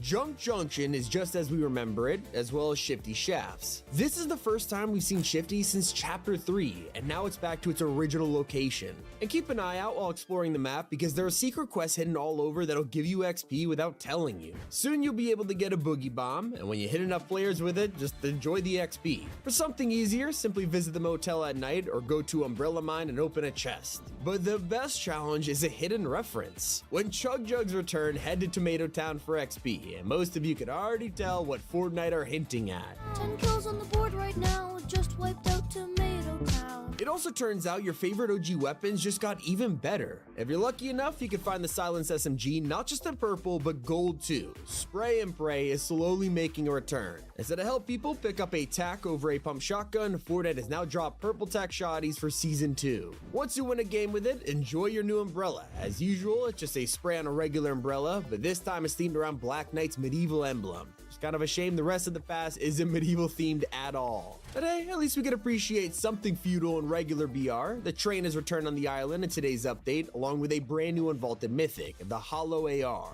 There's also been a secret map change involving the Great Turtle. If you thought one was crazy, now he's found a lover. They've set him up with his lost love, reuniting on the island, so you can visit them right now. It is kind of adorable. We usually get mini stories like this for Rocks or Truckosaurus, so to see it happen to giant animated characters, it's come full circle. What is the one change that fans have been begging for? Well, it's now in your locker. Whenever you see that annoying exclamation mark and can't find what's new, just sort by latest acquired. It'll go straight to the top of your locker, and I don't understand why this took so long. And with today's update, we also had to say goodbye to Godzilla. It was an insanely creative collab, but like all good things, it must come to an end. Not only is he totally missing from the island, but the destruction he brought is starting to be fixed. Take a look at Shining Span. This was totally destroyed by Godzilla, and now the islanders are already working on a rebuild. Speaking of healing, shield kegs are officially back in regular BR, which makes zero sense. There are water sprites like everywhere. You can pick these up for the exact same effect. In fact, they even give you health too, so they're better than the kegs. Something that is useful is the brand new NPC on the map, Goldie. At first you're like, oh great, another character to just buy things from, but that's until I tell you she's actually teasing the next season. Now sure, you can grab a purple and gold hunting rifle, but talk to her and you'll hear about plans for breaking into vaults. Now it fits with her character, sure, but the whole thing is here for one reason, to tease another upcoming spy season. So enjoy the older weapons while you still can, especially now that the explosive repeater rifle is back. Pretty hard to come by, but there's a chance you pick them up and get to blast enemies. Speaking of the past, let's head back to OG Season 2, where Junk Junction and Shifty Shafts aren't the only classic POIs returning. The map is updated with a ton of nostalgic areas, whether it's Snobby Shores, the ruins of starry suburbs, and even Haunted Hills. I really hope you enjoy it because you're going to be playing this season a lot if you want to finish your OG pass. Fortnite has now made it so that you need to go up 3 levels just to advance 1 tier. It kind of defeats the point of having this new level system if they don't equally level up passes, but now you know.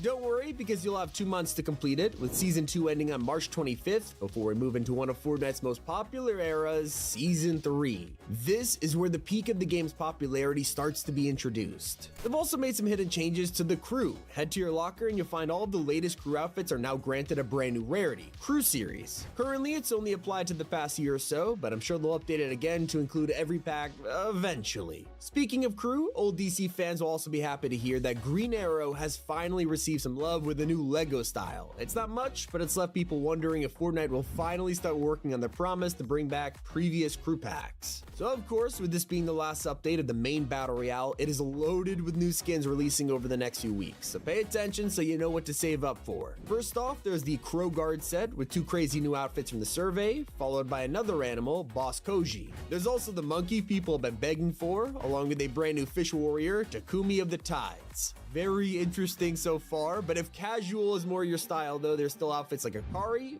Pauline, and Simone. Even Malik from the Chapter 3 pass got a female counterpart, same for Kira, who got a new field agent suit to join Kieran's crew. And then we have Control, a brand new racer, and Shinji, who's set to be the next PlayStation Plus or Season Starter Pack. Even Recon Raptor got added after a whole year of waiting after being teased by Fortnite, so I'm so happy to see all these. And while you're being rewarded for your patience, you can enjoy all the kinds of items OG now has to offer. I talked about how Season 2 is bringing boogie bombs and chug jugs, but it's gonna go way further than that. You'll be able to find items like the silenced pistol, even crossbows. I'm not joking, impulse grenades are also making a return, which could be deadly for anyone who doesn't know about their fall damage. But I'm more excited to play around with the minigun. Sure, we had it during the Wreck season, but to be able to use this on the classic island, like literally you'll be able to cross-map people with it all over again. It would not be OG without campfires. These were absent last season, and you could really feel it when the storm hit, but luckily that obstacle won't be around anymore. We even got a free new style this update, something we haven't seen in a long time, although a lot of players are disappointed to find out it's for Azuki. They already have like 5 other styles. I don't know what we're doing here. Maybe you'll deck yourself out in fashion gear instead, because an Off-White collab is in the works. So far, there's only some Octane decals to look out for, but knowing Fortnite, I wouldn't be surprised if we get whole outfits to go along with it, especially with Epic's history of fashion collabs pretty much always going all out. Imagine Fortnite Off-White clothes. There's even more collabs in the works. Today's update introduced 3 encrypted crossovers that leakers have already revealed. This includes a new wave of Jujutsu Kaisen, which could drop any day now. Fans think it will include Sukuna and are already getting hyped. In fact, even old Battle Pass collabs are already making their way back to the item shop. Billie Eilish, despite not even being a year old, is already preparing for a Festival Pass shop debut. She'll be one of the first Battle Pass skins to ever debut in the shop, and it's because Festival Passes were technically never exclusive. But we're also focused on the brand new collabs, and it looks like we're getting some insane new Marvel skins to celebrate the new Captain America movie. Fortnite already has a Sam Wilson cap skin, and now we've got extra sprays in the files ahead of the film dropping. That means we'll probably see even more skins released as celebrated, and I'm hoping for Red Hulk, please. Not the only large franchise returning, Star Wars is making a comeback as usual. It's just not in the way you think. This time it's going to be one of the first collab items to come to creative. Usually crossovers need their own dedicated mode like Fall Guys or Lego, and well, it turns out Star Wars lightsabers might actually be able to be usable in regular Fortnite maps. Now that's pretty cool. And today's update has given me just a little bit more hope for Ballistic. It's the first change the mode has received since launch, with a brand new first-person drum gun being added for 3,500 credits. You'll also notice some price adjustments in other weapons, as well as some much-needed buffs for the shotguns at close range, and just increasing the mag size for the sniper. The biggest change has to be the leak that weapon mods are soon coming to Ballistic. The loadout strategies are gonna get even crazier. And that's everything you need to know about today's huge Season 2 update. It's been Tommy. Keep it here on Top 5 Gaming. And don't forget to use code T5G. Here are 40 insane details in Fortnite Chapter 6. Godzilla has a lot of quests for you to earn XP, and while most players rush to get them done, stop and read this one. It asks you to travel distance while airborne, and the target is oddly specific, 1,954. After a bit of Googling, I learned Godzilla first released in the year 1954, and this blew my mind.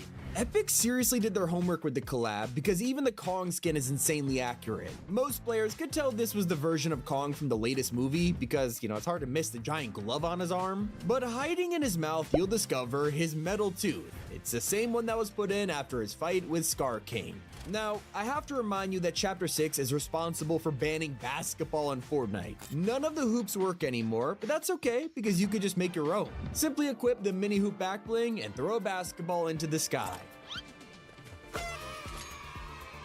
Did you know that by turning Fortnite to the maximum graphics possible, you can head to flooded frogs, and in the water, there are dozens of tiny frogs hopping around? Most players will never see this. In one of the more hidden changes of Fortnite's recent update, campfires no longer work for hiding in the storm. If you try to sit at one of these and wait out the circle, good luck, they now take storm damage.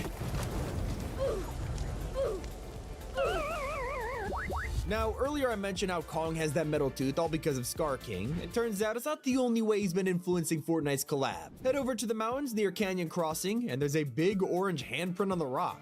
This is obviously a direct reference to his handprint from the film. Maybe it's teasing him getting a skin of his own, but it could just be a simple Easter egg, like the funniest detail players are recreating. Before Godzilla and Kong dropped, everyone was sharing the classic meme, and then they realized Fortnite has a barbershop emote now, and it lets you do the exact same joke in-game. One of the most intentional details is hiding in the basement of Chapter 6. Daigo's secret room is full of mask designs, including ones we have never seen before until walking in. A ton of players looked at these and thought, I wonder who this belongs to. And after 2 months of waiting, we have our answer. On February 1st, the crew pack is going to update with a brand new character, Haruka of the Masks. And if you look on her shoulder, you can see how Fortnite has been teasing this for a very long time. A more subtle detail that took everyone by surprise was when Godzilla was announced for the season. In the trailer, he showed up out of nowhere with a strange roar, to be honest. Yeah, it's just not what Godzilla sounds like, and everybody knew it. We all just assumed Fortnite didn't have the copyright to his roar or something like that, but then they must have pulled it off overnight. Because when the event began, the gameplay trailer offered us the moment we were all waiting for. Now, that's not the only weird mistake the collab included. They also teased his arrival with some giant footprints near Shining Span. I mean, you can put the dots together yourself. Huge monster prints, a destroyed bridge, it was obviously Godzilla. But when we dropped into play as the big guy, you could quickly realize his feet don't actually fit inside the prints. Not sure if Epic messed this up or they're teasing a completely different monster. I'm gonna guess Godzilla was meant to be larger when designing the map, and then they had to shrink him down to actually turn him into a playable character, and the footprints just got left the same. Now, it's not the only time they made a sacrifice. Billy the Puppet was an outfit nobody expected to see in Fortnite. After all, playing as someone from Saw isn't going to be convincing any parents to buy this for their kids, and well, I guess Epic thought of that. Items like his saw blade pickaxe have a little clarification on them, like actually this one's just for cutting pizza. So in the movies, people get their insides cut open, but this one in Fortnite is just for pizza. What I love to see is that Epic is making sure the rivalry between Nike and Adidas remains as heated as ever. In one of the craziest decisions I can't believe got approved, you could literally wear Nike shoes on Adidas skins. If you were convinced this was a metaverse before, this is the eye-opening moment. Now it turns out we're just days away from returning to OG Fortnite Season 2, and Epic have already revealed what to expect with a brand new teaser image, and that follows a secret tradition a lot of players aren't talking about. Let's take it back to 2023 when the original Fortnite OG dropped. They remade the first ever loading screen with a flipped perspective. Pretty smart, but then they did it again in 2024 with the release of permanent Fortnite OG, and this time remaking the Season 1 supply drop battle. Now, as you can see, the new Season 2 poster has an even closer look of them dropping into Tilted, just like back in the day. But while everyone has been distracted by Godzilla and the new OG season, hype for Hatsune Miku has remained at an all-time high. Her set is full of details that only die-hard fans are picking up on, like her clear backpack. It's a reference to a popular tradition in the community where fans will get a clear backpack and put all kinds of Miku merch inside. Meanwhile, her other back bling is a wrapped-up leak. It's a reference to one of Miku's first ever viral videos where someone made a Miku cover of the leaked dance video. Did you know Fortnite themselves referenced this all the way back in 2021 with the Frolic emote? It's come full circle apparently. Not to mention her cosmetics are covered with the number 01. It's based on her original codename, Character Voice 01, showing she was the first ever Vocaloid voice bank created by Krypton Future Media. Also, her codename in the files is Jade Towel. Usually these don't mean anything because Epic comes up with random names, except search up Jade Towels and you can see they're actually the color of Miku's hair. Wrapping it back to Godzilla, his set, it's pretty freaking cool. First of all, his back bling, the Exospine, usually adds the spikes on any outfit. Well, that's unless you put it on Godzilla himself, because this back bling will seamlessly merge with his spikes and instead just add the Monarch tech on the sides. Now try to put a different back bling on Godzilla and the spikes would have been pretty awkward to make it work, so instead Epic just straight up shaves his scales off to make room for any back bling. It looks like it hurts. He even got his own Rocket League car, and the boost is pretty awesome. When you trigger it, he lets out a roar. Speaking of his roar, the little Godzilla attack emote will actually change depending on what you're wearing. When you're dressed as Kong, you'll hear... And if you decide to rock Mecha Godzilla, you'll get... One of the coolest crossovers we've had recently has been Darth Vader finally returning to Fortnite. They made him look so sick with a new samurai design, except you might look at this and think, Vader kind of looks the same as usual here, and there's an incredible reason for that. Darth Vader's costume was originally based on samurai armor. His iconic helmet is just a samurai helmet painted black, which is pretty amazing to see this come full circle in Fortnite like 40 or 50 years later. It's not the only way Epic have shown themselves as die-hard fans of Star Wars. When stormtroopers are roaming the island, you could dress up as one yourself and talk to them. This is where you would unlock exclusive dialogue where they ask, have you seen the new T-17? It's literally one of the longest running gags in Star Wars, with stormtroopers having nothing in common, and all they do is ask each other about the latest blaster models. Rogue One, they had the T-15, all the way to Rise of Skywalker's T-18s. Yeah, the T-15s have been marked obsolete. Fortnite is full of incredible details like this. Chapter 6's island speaks for itself with the insane beauty. If you just stop and appreciate it for a second, you'll notice there are tiny sprite ghosts floating through the air around shrines. I bet you never saw these little guys before. Most players also didn't notice the Bevy metal back bling. Look inside to see canned versions of your favorite Fortnite drinks. There is Slap, Slurp, Flowberry, and more in here. Speaking of local businesses, Kappa Kappa has been evolving like crazy recently, and with their new factory setup, it's affecting the rest of the island. You can see them expanding everywhere, from food trucks to shipping containers, even franchise stores now. Epic is going all out with the environmental storytelling this season, even hiding some details and emotes. While wearing Kong, his Beast Glove emote, it looks pretty normal.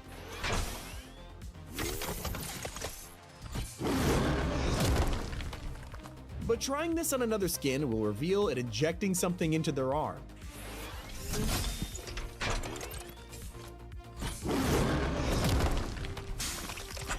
And yes, it's the same stuff Kong was given by Monarch in the movie. Not every detail is intentional. Some players are reporting that when they get eliminated by Godzilla, Fortnite tells them they got destroyed by an apple. Maybe I'm just not getting the reference. Anyone know? One of the weirdest secrets has to be the fact you could turn on performance mode and watch Alistair's entire outfit just change color. Why? Some outfits are pure comedy gold. Deadpool infamously released in a battle pass years ago, and no one's been able to get him since. Luckily, Fortnite helped us out by releasing Fishpool in 2024. While Deadpool's description was, of course, the merc with the mouth, Fishpool dropped with the phrase, the fish with the gills. Not only that, but his backbling is a reference to the popcorn bucket that was going viral for Deadpool vs. Wolverine. You see, finding details, it's all about noticing patterns, like how all of Fortnite's OG styles have been suspiciously the same color. Every time they mess up and need to reward OG players, they give them a black and gold style for free. So I don't know if they're trying to establish a range of exclusive skins that anyone could notice from a distance, but that's what I think.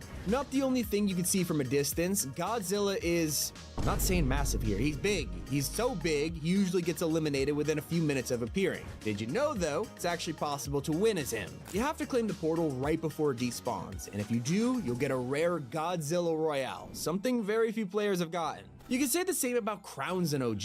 After months of fans begging Epic to add them to the mode, they have finally listened. You can now flex your wins, and who knows, maybe they'll even add them to Ballistic next. What we do know is that they consider every possible scenario when developing new features. For the Godzilla Rift portals, Epic somehow remembered to add a rule for bots, so on the slim chance that a bot would accidentally walk into one of these portals, it actually won't work.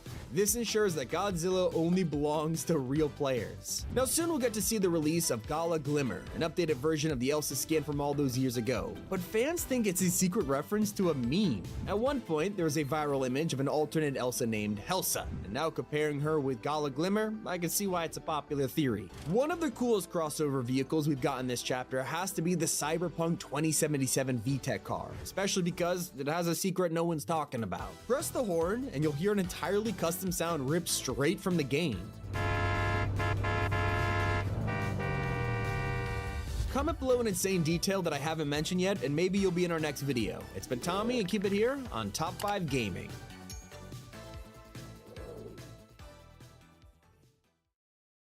Fortnite secretly has brought back countless items, and today, I'm exposing them. Godzilla is the greatest example, because his mythic shard had me feeling like I've seen this before, and well, we have. This is a blatant reskin of the 0 point crystals from Chapter 2, but with a small change. Now you could hold these in your inventory unlike the old version, and I keep on finding this pattern. Here's another one. A feature that took forever to return was Rift Encounters. You're probably thinking, wait, Tommy, I haven't seen any of these in Chapter 6. What do you mean? Well, if you're super lucky, then there's a chance you drop in the game, get Godzilla, and then roll the dice once more to get King Kong. Technically an encounter.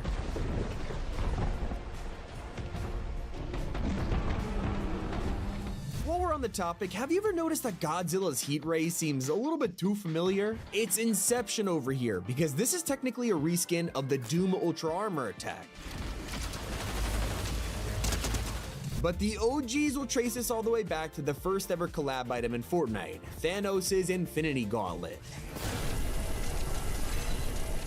Now, one of the most underrated parts of Chapter 6 has definitely been water sprites. A ton of people are walking past these and not realizing they're a reincarnation of a fan-favorite healing item. When you pick them up, most people take them to a shrine, but throw them back down and you have a shield keg from Chapter 3. If we're talking returns that were truly a secret, new players probably have no idea that a storyline legend is on the island right now. In the Remix finale event, you can watch a strange fragment fly towards the map, and the files officially confirm this is a shard of the 0 point. It has been missing ever since Chapter 4, and now all of a sudden it's become entangled in a huge mystery all over again. Some players have even found the impact site south of Tanuki Twinkle, but the fragment is nowhere to be found. When I bring up another feature, boons, you're probably thinking, I thought these were pretty original. Well, they're definitely unique, but at the same time, they're heavily inspired by a feature that was deleted last chapter. Reality augments may have been a failed experiment, but it didn't stop Fortnite from turning them into boons. And instead of having random perks every match, they tweaked it so now you can get the same ones every game. And I bet you had no idea that Gwenpool's dual SMGs were in the works for almost 5 years. This goes all the way back to the original Marvel season, when Epic were trying to come up with a way to give Mystique a mythic item. They're trying to make it work for a while, and then they just abandoned it altogether.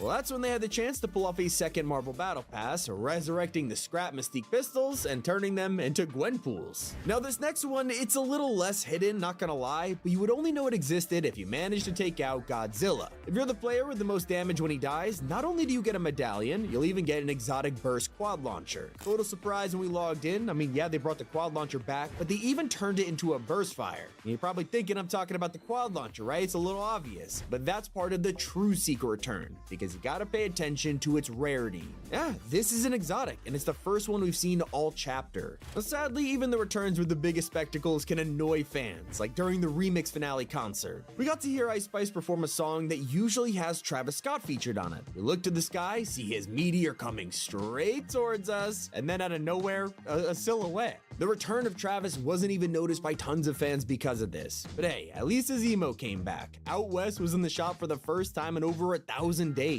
So there's an vaulting that might be the most anticipated return we have ever seen in Fortnite. If I asked you one thing, what is the rarest gun in history? Most would answer the Zapatron, but not for long. After 7 entire years, it is finally coming back. Now I understand how I sound considering I've said this over and over again every season, but Fortnite has officially updated it for OG Season 2. So you could be using the Zapatron as early as next week. For this next item, you'll be surprised to learn that the Typhoon Blade is a little more familiar than you realize. From the fast sprint to air jumps and slashing, I'll let this one speak for itself.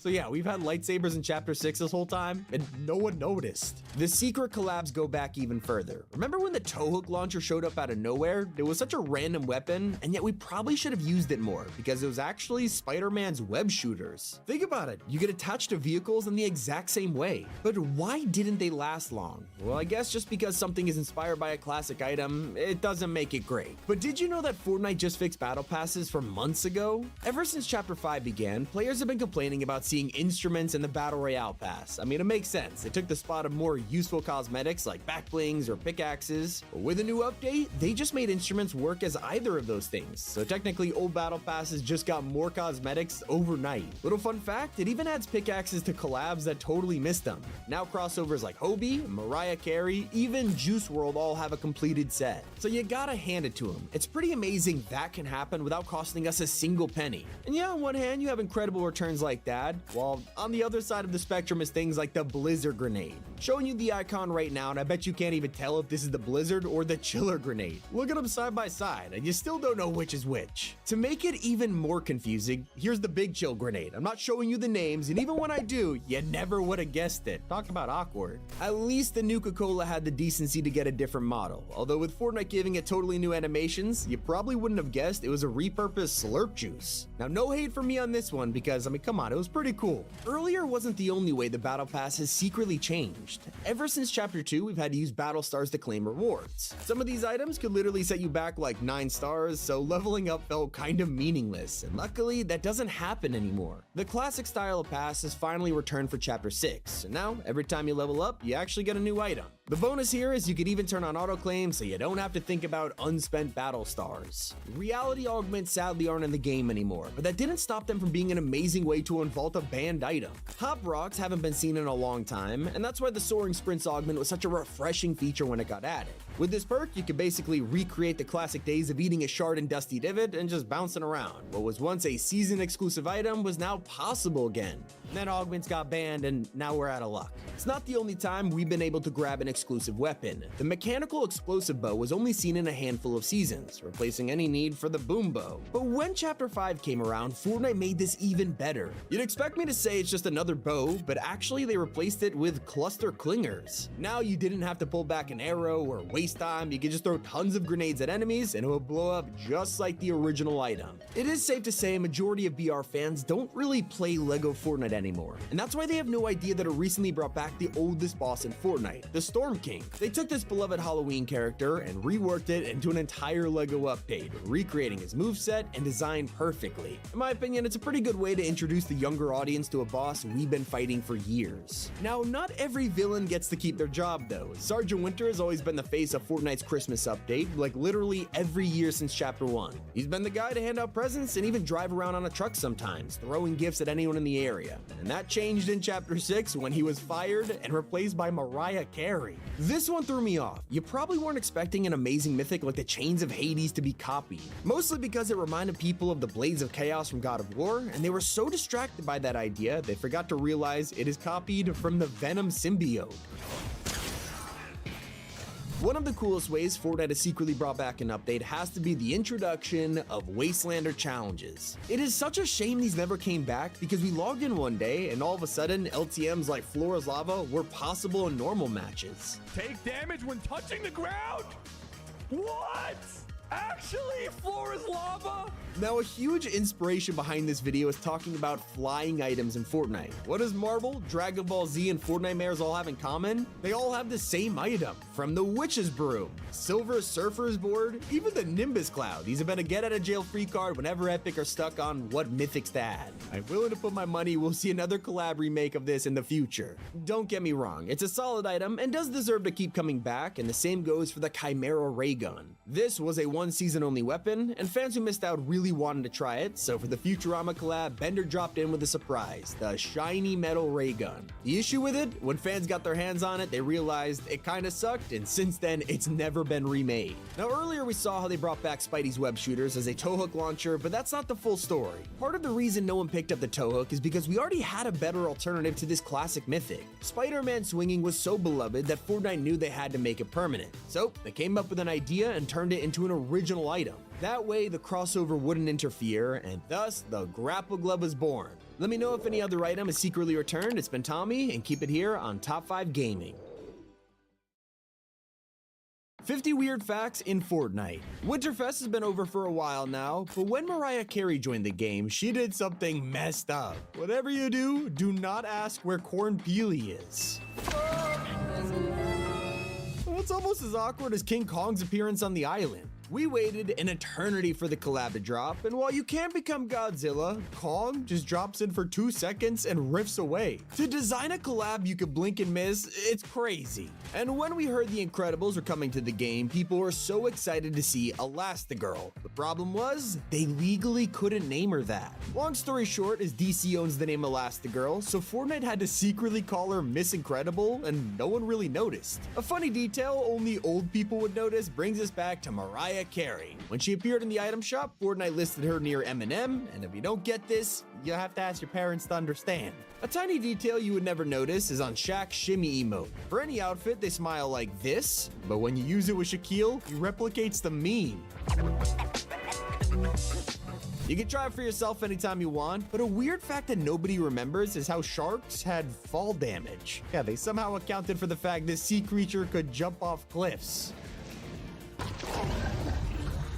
Epic are way more in touch than you think. Just look at the item shop. They troll us all the time, like when they dropped the season shop. They knew people would be mad about their OG Renegade Raider coming back, so they added the Rage Quit emote. Now that is next level trolling. Now, some roasts are a little too far, at least for Epic standards. Did you know they once had a Bender voice line that would only appear if you were dressed as him? He would call you a dirty mirror. Obviously, they canceled this idea because, well, calling players dirty might be too mean, but let me know what you think. Let's go way back in time to 2013. I bet you didn't realize Fortnite was even around then. It's if you were lucky enough to play it, but if you did, Fortnite technically has its own lost media. That's right. Back then, there were super early versions of the game that were being tested behind closed doors at events. You needed things like a golden ticket, which would let you try the closed beta, and the NDAs were tight. So tight that almost no one has videos of it. But what's even crazier is Fortnite actually used to be spelled Fortnite with GH. And so over 12 years later, if you go to Fortnite with the GH, it'll redirect you to the modern website. This is crazy. Bringing it back to present day, there are insane facts that you don't know about, like how Jack Sparrow's glider is one of the only items with a secret ability. Press the trigger when you're gliding to shoot the cannons.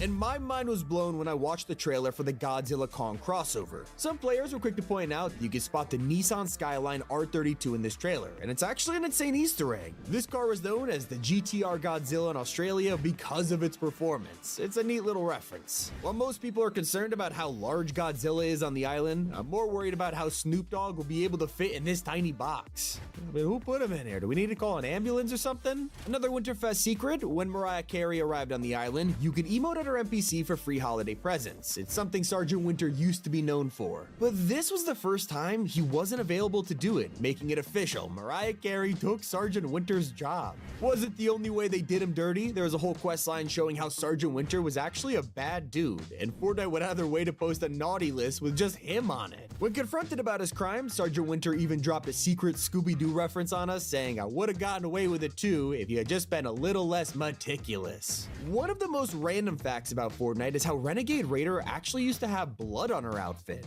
Just before she was brought to Battle Royale, you could originally see her covered in bandages that were stained with blood, something you would never see in modern Fortnite. I will say you kinda expect it on serial killers like Leatherface, but they totally converted him to be family friendly. In the trailer, his apron is obviously covered in blood, but when he dropped into Fortnite, they completely gave him a deep clean. I'll be honest, he looks more like a McDonald's employee than a horror character. Things get even more violent when you realize how Fortnite is now a middle sponsor for the WWE. We tuned in this month to find the logo in the center of the mat, which took everyone by surprise. Now you get to watch wrestlers beat the life out of each other on the Fortnite logo, although it's probably because a huge collab is around the corner. Speaking of crossovers, one of the weirdest facts is how Kylo Ren got some ribs taken out in Chapter 5. Before, it looks pretty normal, right? Until a glitch happened, and I'm gonna say it snatched his waist. Moving on before you clip that, Canyon Crossing is currently the center of a brand new food war. In the past, we've had the iconic Durr Burger and Pizza Pit rivalry, but now they've come with a new war: Cuddle Buns versus the Mad Buns. They're on the opposite sides of the bridge, which kind of reminds me of the Left Twix, Right Twix factories. Speaking of map secrets, there's another war going on right now between the Gingerbread Men and the YouTube bots. Whether it's them burying a robot alive, dueling them with candy canes, or even recreating the trolley problem to hit one with a train, these Gingerbread Men are brutal. Sometimes the Easter eggs are left behind just for fans. In the Bratty emote, Epic secretly codenamed this Macintosh because the song it uses is called Apple, and well, Apple made the Mac. Now, obviously the Macintosh is a type of apple, but I will say, if it's referencing the other thing, that'd be pretty weird. There's also a random OG item that literally makes no sense. Slurp juices are the only heals in OG that you can't use while moving, so you think, hey, maybe they're just keeping things nostalgic. Well, that's until you realize it's also the only OG item to not use its original stats. Yeah, they updated it for Chapter 6, but kept it as a stationary heal. It's just a weird decision. It's also hilarious when players notice that the Skibidi Toilet crossover was wrong.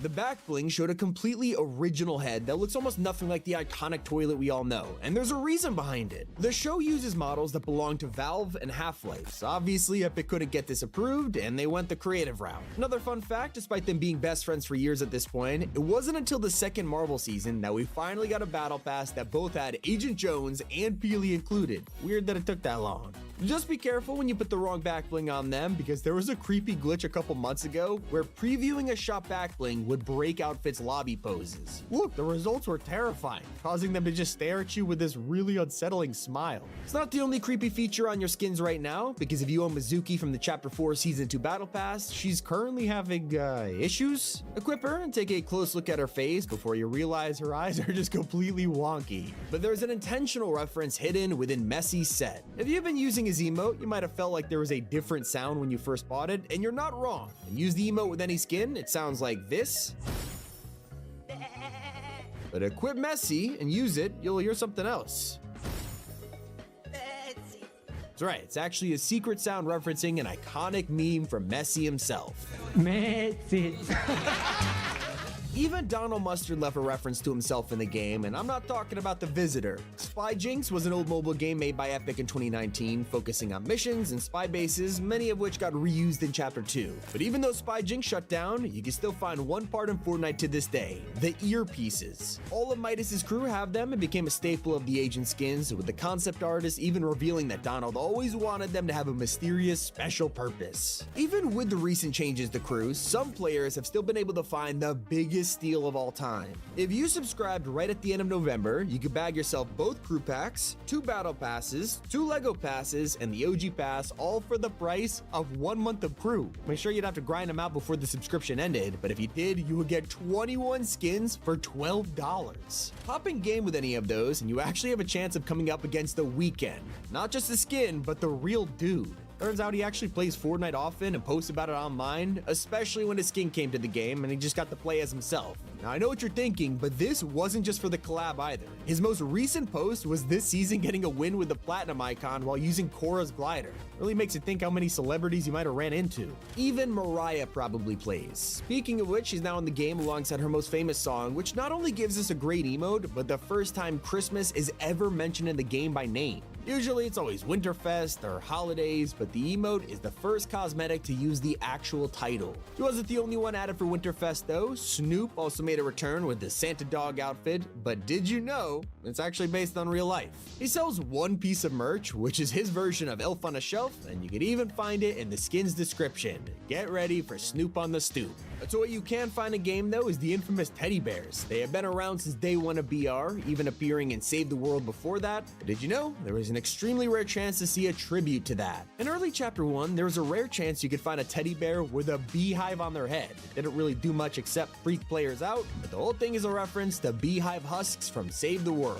Now, nothing is weirder than seeing Fortnite make mistakes in their own game. With thousands of cosmetics, items, and more, it's bound to happen, we'd all do it, but it doesn't make it any less funny when Haven showed up in Chapter 3 with the wrong pickaxe. Take a look at the trailer, and even today she's holding Kalia's Tropic Axe instead of her own. Look at them side by side, and it's easy to see why they're mistaken. But one mistake right now is completely intentional. OG Fortnite feels truly OG this time around. Weapon models, sounds, even the map is exactly how players remember it from day one. What is the one thing that Epic changed? Cop cars. Ever since the controversy, Fortnite wiped these from the game, and even today in OG, every single police car is now replaced with a normal vehicle. Like I said, literally the only difference on the whole map. Not the only confusing thing, because players entered the cabin during Winterfest to see Snoop playing video games on the TV. It's pretty normal until you listen closely and realize he's playing Fortnite inside of Fortnite.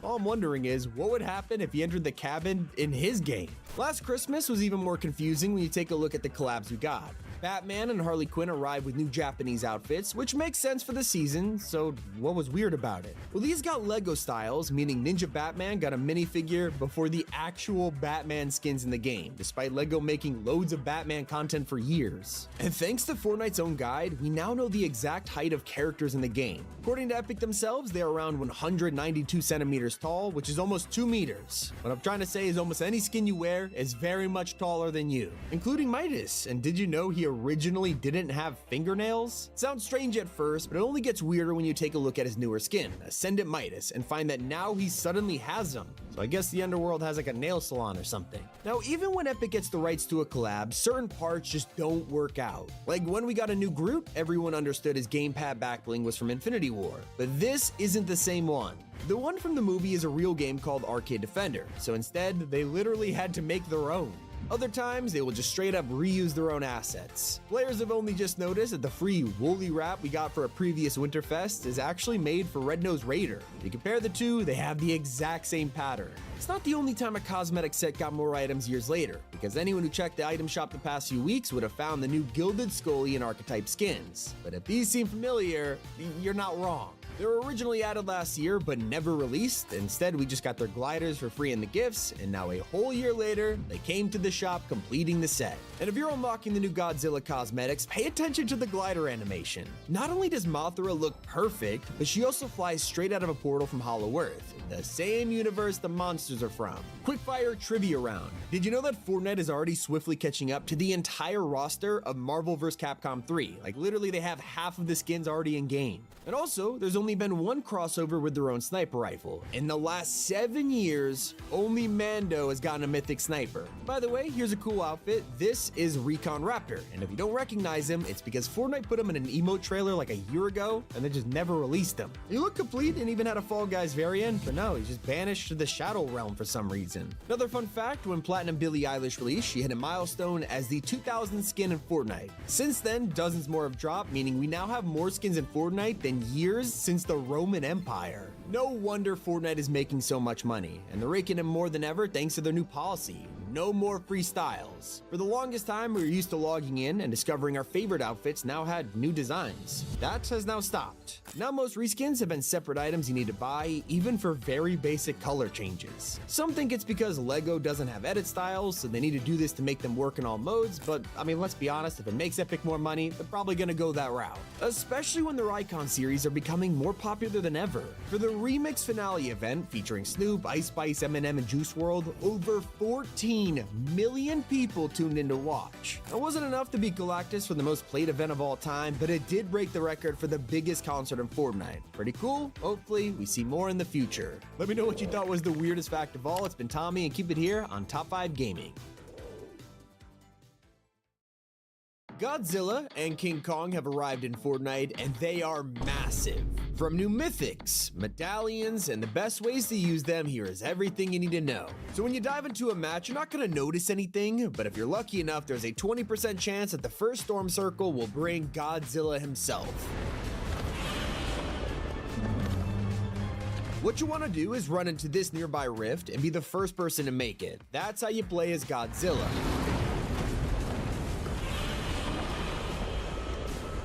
Now you have a whole host of abilities to choose from. Decide to roar, and it'll ping all the nearby enemies for you to hunt down. If you're looking around, you kind of need it since they are very small. Maybe you'll choose to impulse them away with a mighty stomp. This will help when they're attacking you, but if you are in a more aggressive mood, the heat ray ability is what you're looking for. This is what blasts players and builds, although the damage really isn't that great, and you gotta keep looking at your health bar. The scales on Godzilla are the weak points that can be shot off for an insane damage multiplier, and not only can players chunk away your health pretty quickly, it naturally goes down as a time limit. That means it is very difficult to get a victory royale with this guy, but hey, at least the death animation is cool. If you're one of the players who didn't get to the rift in time, you better be prepared to put up a fight. The whole lobby can shoot at Godzilla, and whoever deals the most damage to him when he dies will get an exclusive reward. That's right, this is how you get the Exotic Burst quad launcher. It's very cool, but that's not all. You'll also get Godzilla's medallion. Now you have a recharging dash ability for the rest of the game, giving you an insane advantage. It's pretty cool you can get this so early in the match. Now, this gets crazier, because there's a chance you load into the game and not just find Godzilla, but Kong as well. Yep, after his skin dropped a few days ago, people were wondering wondering how he would fit into BR, and turns out it's extremely rare. You gotta be super lucky to get Kong and Godzilla, but once he spawns in, he is actually kinda useless. Instead of being another Titan you could play as, Kong is basically just a rift encounter you can see from the battle bus. So that's it. He just gave you some supply drops and went back through a portal. So let's go check these out. They are called Monarch supply drops, sent to us by the company who gave Kong that metal arm in the first place. If you rush here to pop them open, you'll be rewarded pretty nicely with a legendary railgun, an epic quad launcher, 2 airstrike grenades, along with rockets and heavy ammo. Genuinely not bad, although it's not for you to use these against other players. The reason these guns are long range and super destructive is because this supply drop is specifically meant for you to fight Godzilla. Kinda why Kong gave us these in the first place. If you don't have the energy to keep logging in every single match just to play as Godzilla for 2 minutes, do not worry, you can play as these guys whenever you want. Simply go to the item shop and you'll find 2 new skins, Kong himself looking exactly like he does in game, and a surprise edition of Mecha Godzilla. A lot of fans can't believe Fortnite actually did it. He's one of the most popular characters in the Monsterverse, so if you want to buy him, click the top link in the description or in the comment section. I made it easy for you. But heading back to Kong, did you know that he has his own emote in the shop too, and it lets you show off your glove power? So everyone has been focusing on this season's secret outfit, the main character of the event Godzilla. He's technically named Godzilla Evolved and also has reactivity. Now sure, you might like the purple shards on his back, but maybe you're looking for more classic blue, and don't worry, the battle pass includes exactly what you're looking for. A lot of fans grinding the challenges just to get this edit style, so the more you know. Now my personal favorite part of the secret cosmetics has got to be Godzilla's attack emote. Anyone could use this and it looks hilarious. However, if you equip it while playing as Mechagodzilla or Kong, the roar has a secret change. Not the only hidden feature with today's update, let's talk about the Night Rose, one of the more iconic bosses on the map right now. Well, once you defeat her, you think you'll just get your mask and SMG and just move on, but not anymore. Now, eliminating the boss will actually free the Night Rose from the puppeteer. She becomes an NPC, and you can ask her all kinds of questions. Here's your talk about her curse getting lifted and how she's plotting vengeance against the puppeteer. W story. As you're exploring the island, or maybe even just running from Godzilla, you can actually find Monarch bases around the map. At places like Brutal Boxcars or Foxy Floodgate, you can spot computers set up with Monarch's logo all over the screen, and they're basically scanning the island for Godzilla and other monsters. Some of them you can even interact with to help complete your quests for extra XP to unlock Godzilla faster. But you'll also have a chance to unlock the next FNCS skin by competing in the Cup, but who will it be this time? Well, the files have revealed it's based on Dynamic Hush this time, so expect a complete reskin with this season's FNCS colors coming soon. This part is hilarious. You could also drop at Seaport City right now and discover hilarious posters from Kong. No idea why he's sponsoring Taco Sushi, Vacations to Hollow Earth, and even Peely's Nana business. Thankfully, he hasn't eaten him yet. A little concerned for Peely right now. Players are also excited to see a brand new anime collab arriving very soon. The latest update left everything encrypted, but data miners managed to find one piece of evidence for a brand new crossover. This pickaxe is basically all we had, which people soon tied to Kaiju number 8, which could be arriving in the shop as soon as next week.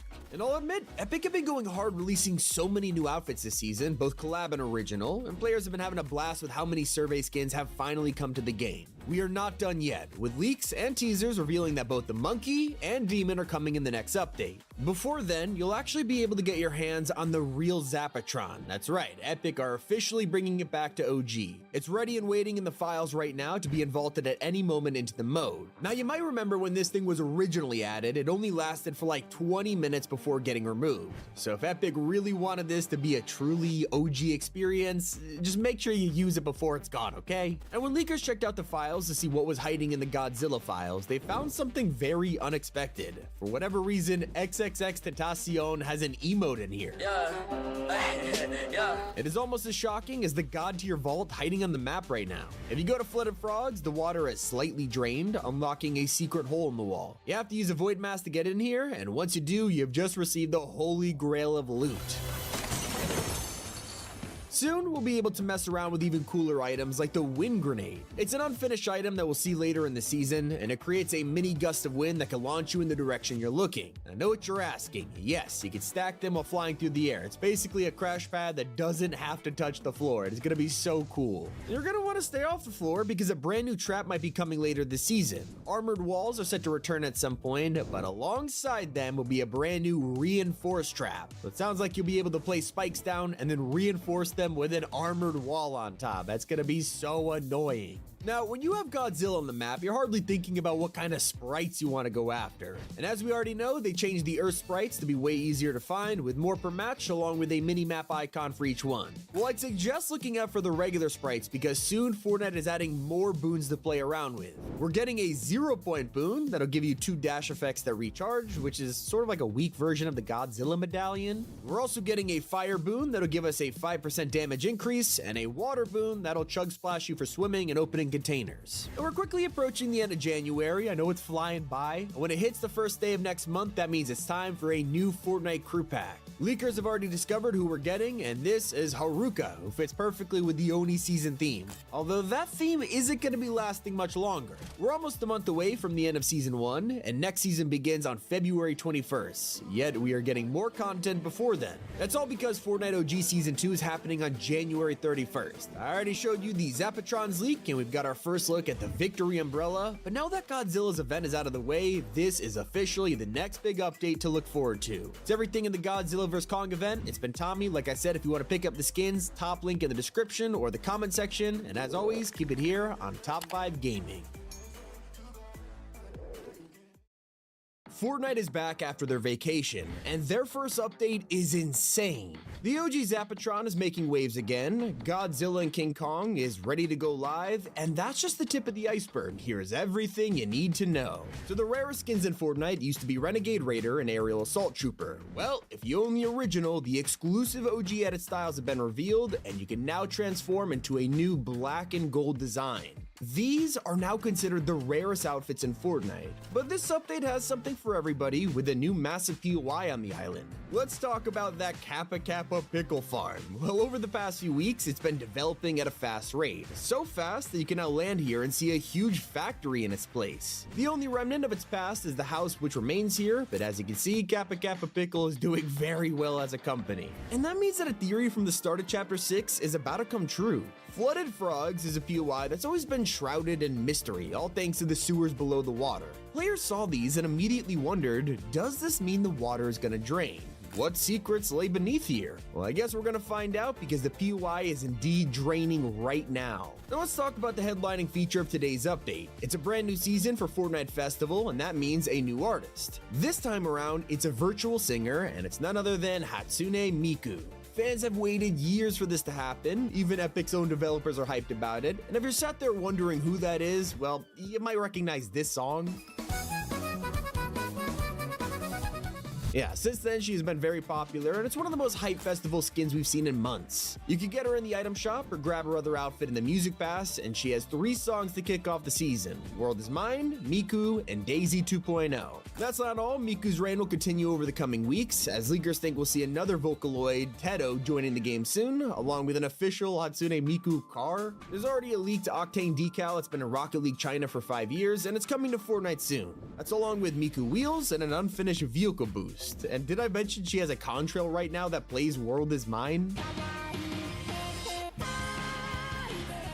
Now, if you've been collecting a ton of instruments over the past year, you might log into Fortnite and discover you have like 100 new backblings and pickaxes. That's because Epic released an update where instruments can now be used in other ways, and it works the opposite way around too. Your favorite pickaxes have now been transformed into instruments, although they are upside down for some reason, I don't know why. Oh, and if you've been spending the past few months trying to figure out how to track down an Earth sprite, Fortnite just made these insanely rare creatures easier to find. They are now shown on the minimap when they appear in game, and instead of 3, 5 of them now spawn per match. That's not all. Water and air sprites have been added to creative, which means you won't have to say goodbye to them at the end of the season. But you will have to say goodbye to the snow-filled Chapter 6 island that players have been loving. Winterfest ended last week, and with it, the snow has totally melted. I don't know why they didn't leave it like it was. I mean, it's been snowing constantly this month in real life. Like literally, we're in the peak of winter Fortnite, so just let it snow a little longer. I can't believe I'm about to say this, but Fortnite is finally, after 7 entire years, bringing back the Zapatron. Not a cope, not a rumor, they've officially updated the gun and the files for the first time ever, so they're clearly preparing it for a release in Fortnite OG. I thought this day would never come, and it's all part of preparation preparations for OG Season 2, which is literally right around the corner. A few of the upcoming features have already been revealed in this early update, as Epic put the victory umbrella for next season in the files. This is your first look at yet another tagged umbrella, so I guess Fortnite are sticking to this theme, at least for now, and has the classic medieval dragon sprayed on it, officially teasing Black Knight and Blue Squire. What we should be paying attention to is the gigantic kaiju that's about to destroy the island. In fact, he's already doing it. Godzilla will drop on January 17, and in preparation, Shining Span has been completely obliterated. While Fortnite hasn't told us it's Godzilla who did this, I mean, come on, destroying a bridge is literally the most Godzilla thing I could think of. A very cool fun fact is, you don't even need to own the battle pass to get his cosmetics. While his skin is locked behind a paywall, anyone who simply earns 22 levels can get his loading screen, back bling, emoji, and pickaxe. When he releases, it won't just be an outfit, there's an entire event happening. Street signs are about to appear on the map, pointing us directly to where Godzilla will be a massive boss on the map. Probably not going to be hard to miss anyway, but we'll be able to fight him with weak spots, and because he's so large, the person who defeats him is whoever did the most damage in the lobby. This is where things get crazy. Once you defeat him, not only will you get a medallion, you're able to become Godzilla. That's right, it's all thanks to an upcoming transformation mythic, which will let you stomp, roar, and even use his famous heat ray. The event will be supported by brand new Monarch supply drops, which contain a ton of insane items to help you fight Godzilla. I'm talking absolutely classic weapons like the quad launcher, airstrike grenades, and even the return of the railgun. It'll be slightly nerfed, but still have plenty of firepower to take down Godzilla. Or, if you prefer to use it on players, they are also bringing back the recon scanner so we can relive those Chapter 2 days of the insane wall hack combo. If you do prefer to just use him as an outfit though, make sure you grab his emote in the battle pass because it's one of the coolest collab emotes I've ever seen. Yeah, this works on anyone, even Miku. That's not all. Once you make it through the pass, you can earn a classic blue lightning style for Godzilla Evolved, which looks way more accurate to the modern version of him. A lot of players saw this and thought, why is there no Mecha Godzilla style? Don't worry, Mecha Godzilla is officially coming to the item shop later this season. Leakers have already found text for an upcoming Beast Glove emote, which will have different sounds for both Godzilla and Mecha Godzilla. Can't believe I'm saying this, but we still have more content around the corner. When you think of his arch nemesis, who is the first person that comes to mind, I think King Kong. Well, that is exactly who we'll be seeing on the island right alongside Godzilla. Did I mention his skin is already in the files? So here's your first official look at the Kong outfit. Take a look at the yellow glove on his arm. Not only is that the reason his skin is called Metal Arm Kong, but it's also part of his built-in emote.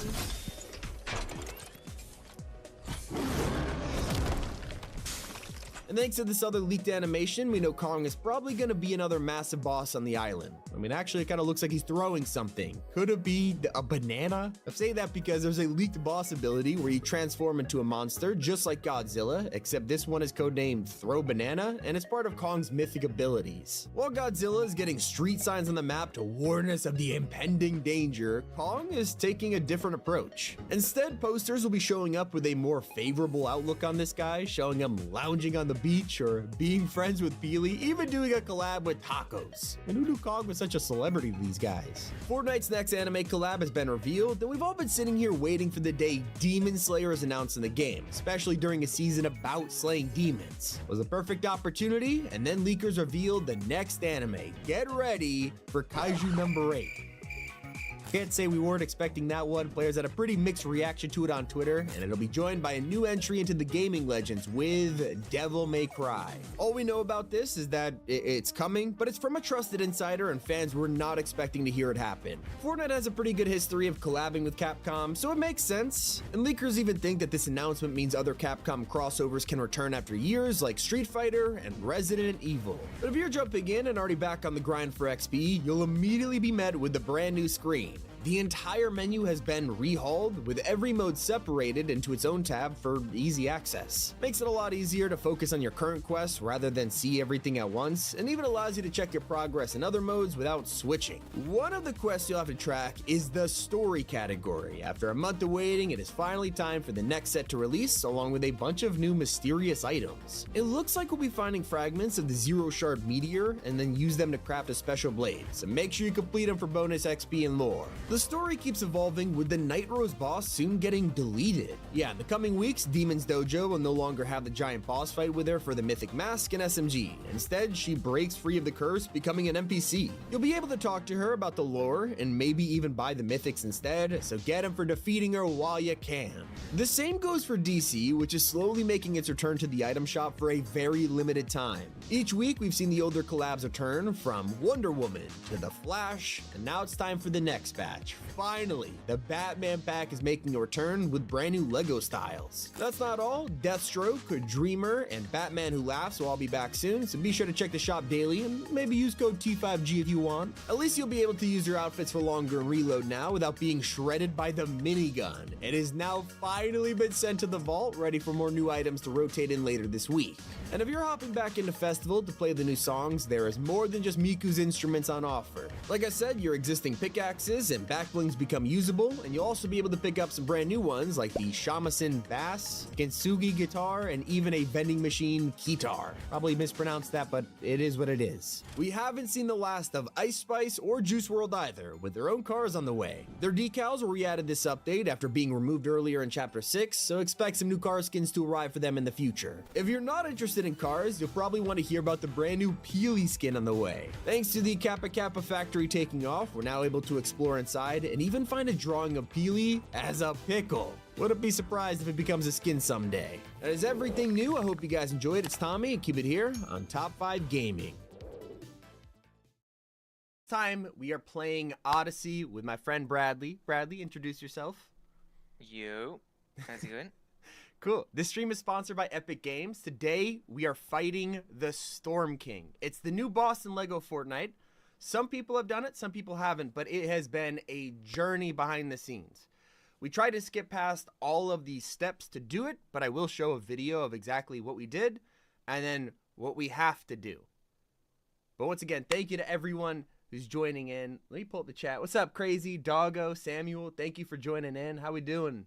The Gamer, Mighty Spidey, Me Monkey 682. For some reason, Storm King was broken for me. Unlucky, bro. All right, so we have to go kill the Raven. That's the next step of what we have to do, right? Yeah, Raven or Dungeon, either one. All right, how about you decide? We're prep. We'll do Raven first. All right, let's do Raven first. All right, so I have what I'm taking into the boss fight chat is lightsaber, blaster, crossbow, and then just food. And then we already have all of the charms that we need. We got regeneration, storm, and then obviously the illuminator as well. All right, I totally messed up that launch pad. What's up? Hey Godzilla, how's it going? Lily VR, welcome to the stream. Like I said, we're accomplishing the Storm King boss battle. Where do you want to fight? Fast travel to? Station 6? Okay, all right, I'll join. Press join. Yeah, I got you. Dude, look at the whip. Should we show everyone our village? We'll do that after. We will when it comes back. Let's go. What's up, Ash? How am I? I'm great, dude. I'm actually a little bit nervous for this boss battle because I watched a YouTube video on the Storm King, and he didn't look insanely hard, like, but we got to be careful with this. And we have the Storm Charm anyways. Where is it? Storm Charm right there? Do you drop yet? Do you have him on the map? Like, is he... Yeah, Raven's just over there. Alright, I'm gonna bull glider. Nice. Alright, we got a little bit of a walk to do. Creepy forest. Nice try. Yo, chat, no Diddy memes. That's just weird. That's weird behavior.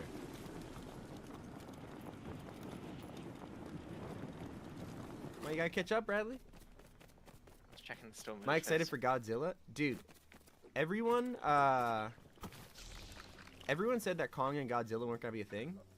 Well, not Godzilla, but the Kong thing. And I'm telling you, that's gonna come true. At least I'm hoping.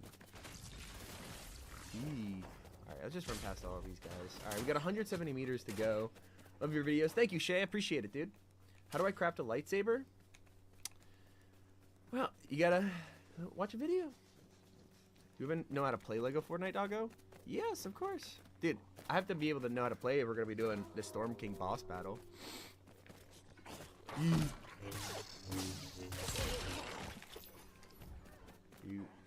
I I really don't want to aggro those people, but all right, we have arrived at Raven's Tower. I'll be honest, I did kind of cheese a YouTube video on how to watch this, so it really didn't look that difficult, but we need this to get what are the things called? The Eye of the Storms? Yeah, and Rift Crystals. So I'm here. I'll just wait for you, but all right, we got the Rift. We're at the entrance of the dungeon. Dualfish Gaming, I did not go to a Diddy party last night. Why are you being so weird?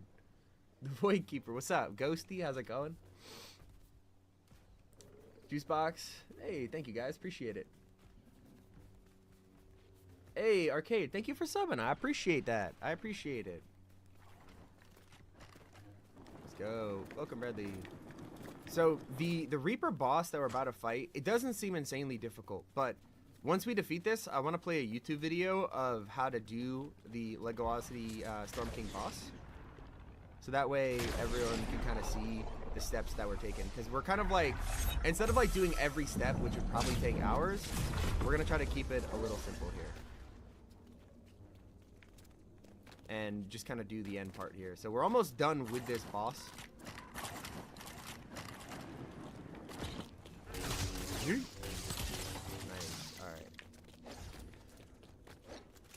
I'm telling you, the blaster is gonna come in so clutch for the. Oh, I just took fall damage. Awkward. Go, nice. You win it? Yeah, we're gonna try to. We have 24 hours to complete it, so even if we fail, we can still try again. Oh my gosh, I'm botting.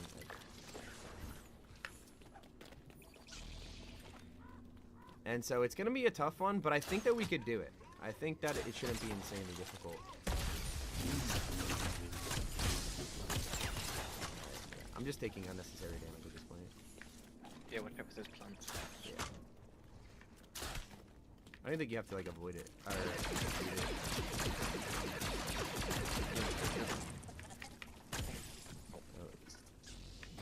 Did you just roll into the thing? You went roll into the void. Yeah. That's what I was trying to get it to do. Dude, rollers are actually so clutch. Alright, so I think this is where you should be. This blaster, by the way, the E11, kinda trash. I was thinking about staring at me through the window. Alright, ready? Oh, here we go. Here he is. You see what I mean? Like, he's already like half HP. If you just kite and do range, he's really easy. Oh, I'm whiffing. I'm whiffing. There we go. Nice. Let's go loot. What do we got? What do we got? Alright. So, there's the Greater Stormcore. Nice. We got 3 Eye of the Storms there. I think we have like, what, 15 now, you said? We had 12 before we started? Can't buy that much. So we already have enough. 10 to open the rift. Alright, bet. What's in here? Is this just random We're looking for storage? some more storm crystals. Ideally. Yeah. Alright. The enemies can drop them, and the chests can have them. Yeah. See, you can break tough here, and they regenerate. Yeah. Right. When did you get there? I just got Storm Shell. I haven't got any Rift Crystals yet. Alright. I don't think. I got 1 Storm Core though. How many do you probably want? Like, what's a good number? The crystals? Maybe like 6 or 7. 6? Alright. I think it just... you don't have them. What drops them? Just the enemies randomly. Random chance. Alright, then let's go find some. Alright, let's go this way. Let's back out at this dungeon.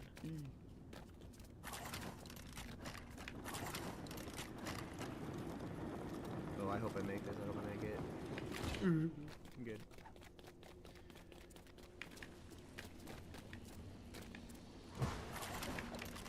Oh no! I fell! Yeah, I hit space, hoping it would pull my glider. It didn't. What? Okay, let's try that again and not fail, please. Deploy glider. Alright, I don't know why my glider didn't deploy there. That was weird. Where do I go from here? Where are you going, Brad? You gotta come back? Oh. Are there other enemies? We could go down like here. No, there was nothing down there. No? Chat, anyone have any idea where we could get more storm crystals? How'd you get up there? Oh, do you build? I just use the stairs here. We'll have to go to one of the storm dungeons. Alright, I'm down. Should be the exit, right? Yeah.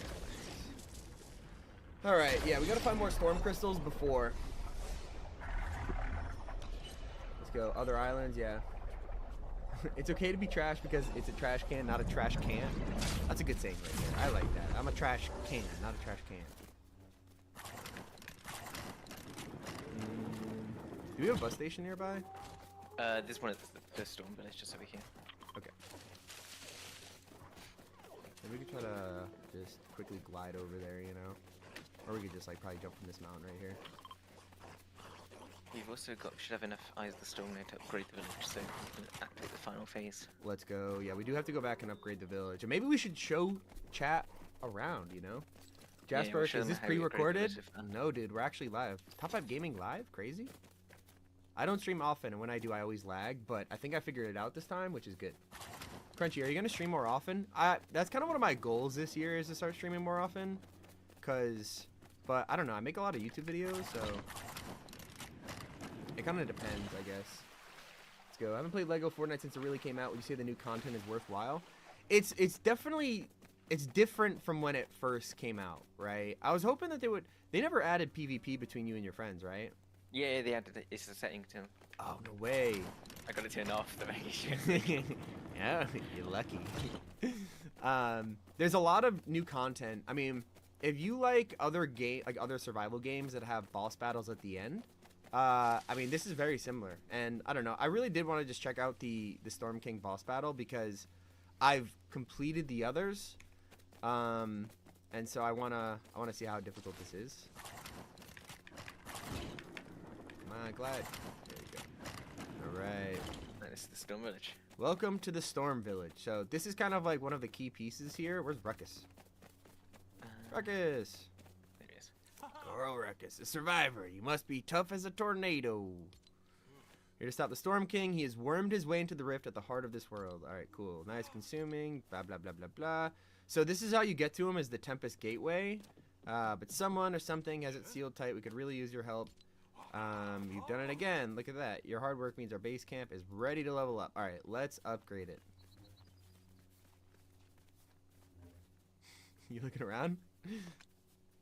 So we just got to upgrade the village, and then we need the eyes of the storm to open it. You can just upgrade it. Let's go. What's new? We get a mansion? No mansion? Now we've got the next task, which is power the gateway and defeat the Storm King. Start the boss. All right, cool. Do you think right now would be a good time to show everyone how to do this? Yeah. King Mew, a question out of everyone. Why do you only post about Fortnite? Just because, I don't know. I like it, I guess. All right, let me show you guys the video on how to defeat the Storm King. And let me make sure that I don't absolutely blow up the stream. Okay, so here's the display capture, right? Oh my god, he knows how to pull up a YouTube video. That's crazy. All right, Bradley, try not to aggro anything while I watch this video real quick. Shout out Postbox rewards. Let's jump into this. Post. First off, the first thing you're going to need to do is complete all your Storm Survivor camps. So this is basically how you have to do it if you're interested. We've already done most of this, so we're just about to hit the boss battle, basically. We're on, like, what, step 9, I think? Step 10? Yeah, step 10 is like literally just the boss battle. Doing basic things, building a few things and crafting, and eventually, once you've done that, Caden will appear, and he will tell you where to go and find the next Storm base. Now, once you come over to the Storm Chaser base camp, you will head over to here and you'll meet Ruckus. This guy's going to give you a lot of good loot and a lot of tasks, so make sure you follow them and keep up to date with what he's doing. The first main task you've got to do is build yourself a cannon, so find yourself some blast gold from the desert biomes and eliminate these. So basically you got to build a cannon right here. The cannon. The next thing, once you've upgraded your storm base, is to actually build a crossbow. He's going to get you to build this really cool rare crossbow. And this village basically takes you through every single step. Yeah, like this village is basically like the center of it all. So as you guys saw, we just finished upgrading it. Really easy to do. You just need to find some bones from some of the wolves and some metal from the cave. The wolves do spawn at night, so do keep an eye out for them. They're easy to take out, and obviously metal's super easy to find in the cave. Just simply head into a cave, mine it, and you'll be set to go. Now you've done that, your village will get triggered for an attack. This will be the first attack you get. This is really easy. Most of these guys are like take them on. They're pretty easy to take down. You can use your crossbow. To upgrade your square next, he'll want you to build this car. It's fairly easy. Just follow the tutorial. And now this car is actually really cool. A complicated one is enter the storm for these next tasks, where you got to get the storm storm buds and the storm fruits. So you'll find the storm on the map just by looking up at the sky. Dead easy to notice. So this is one of the new biomes that's in Odyssey. It's a huge big cloud. Go to it, and inside of here you'll get these kind of buds where we got a pop and the storm fruit as well. Now eat the storm fruit, by the way, guys. Do you see this like little bar here at the top, the 16 seconds? That's basically like a timer. Like think battle royale, right? You have to be, or if you're in the storm, you take damage.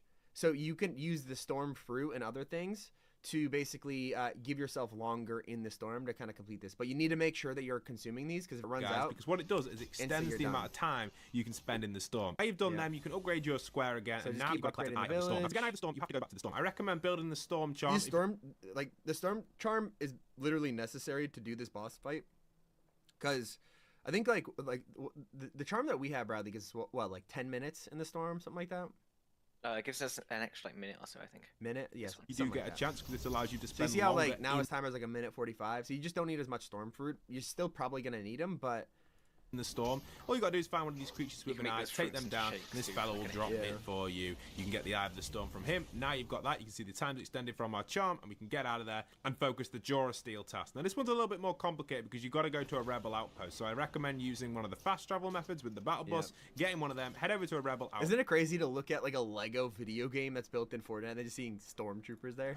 And you will find the Jaw of Steel around here. You can also find it really easily as well from mining these rebel ships, which will give you a bunch of scrap. So that's Durasteel. where you this need is the the best Durasteel way of from. doing it quickly, and you can get that, put it in a metal smelter, and this will turn it into actual Durasteel. So make sure you do that. Once you've done that, you can go back to your village, upgrade it, and now you're on your next stage. One thing you need to know is you don't actually need to go to the Raven yet. Just keep that for later, because you use that later. You're going to go to the cave now to collect the storm cores. So let's enter a storm cave, look around the storm, head towards that on your map, and then go into the storm cave. This is a dungeon style system, and it's really effective. I'll give you guys some tips in here as we go in. So it'll ask you to destroy the storm crystals. This is the first task you've got to do. It's fairly easy. Just shoot them with a crossbow. There's 3 of them in the first room. Obviously, keep an eye out as well for them greater storm cores, which you'll find around here as well. If you've done the first set, I've already got 2 cores, and I recommend going through further to get more cores. It's just easy to do, and there's no point in leaving the cave just yet, because you're going to get some really good loot for later as well. So descend further into the cave if you've got good enough loot and you don't want to go back out and do like a weaker cave. This is quite easy. It's just a wave form, so just be a little bit careful on the second time or the first time you descend further than the first wave, like the second time you see the crystals, because it's more wave, so you can take them out, you get some more greater storm.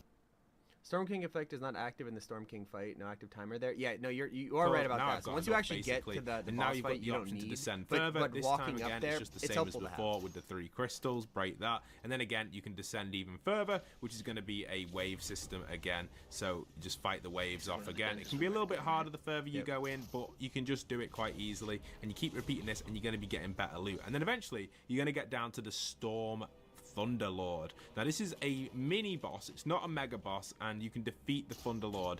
Now the Thunderlord is a easy boss to defeat if you stay away from him. Just stay away and keep shooting at him. Make sure you've got a lot of arrows and ammo, or use a ranged weapon, whatever you want to use to shoot at him at range. When he sends this purple orb in, make sure you shoot it twice with your crossbow to destroy it, and stay away from him in melee. Just keep running away. Literally just run away, dodge the purple orbs, and if he does the big one, shoot it twice. Because if he gets close into you, he does a lot of damage. Everything else can be dodged dead easily. Just keep the distance. You can take him out and get some really good loot from him. This is why I recommend fighting the boss, because you get Eye of the Storms, which you need 10 of at the end of this quest to get to the Storm King. They're like the final thing you need, like Ender Pearls from Minecraft, but you need 10 of them inside here, Eye of the Storm. So make sure you keep them and be ready for it. Okay, now we've got to go to the Greater Storm. You'll find it on your map up here where the big bull sign is. And this is where the Storm King is, but we're not actually going to go and get the Storm King just yet. We've got to go over there and investigate it. So let's go over and head in there and head up this giant staircase. Hopefully you built that charm / power I recommended to extend your storm time. If not, eat the fruit. Then once you're up here, you can activate this, and it's basically going to say task complete. You can't go through it yet. Now you've got to go back and upgrade your base and defeat 5 rollers. You'll find these rollers on the way back to your base easily, so make sure you defeat them, and then obviously you're back. You can upgrade your base. Have we investigated the portal yet? Not yet. Okay, Just that like we'll that. do that when we Speak to Carl. Now activate it. Let's go do that right now then. All right, you ready? All right, I mean, so that's pretty much where we are right now. So why isn't your mouth moving? I was watching a video. I got to make sure we do this right. Which bus station you want to travel to? Or you want to just choose? I'll join. Yes. Yeah.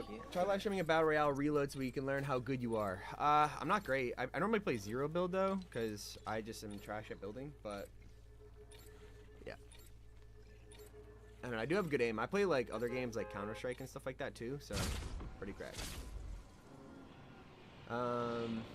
Let's go. Hey, Savage Ninja, thank you, bro.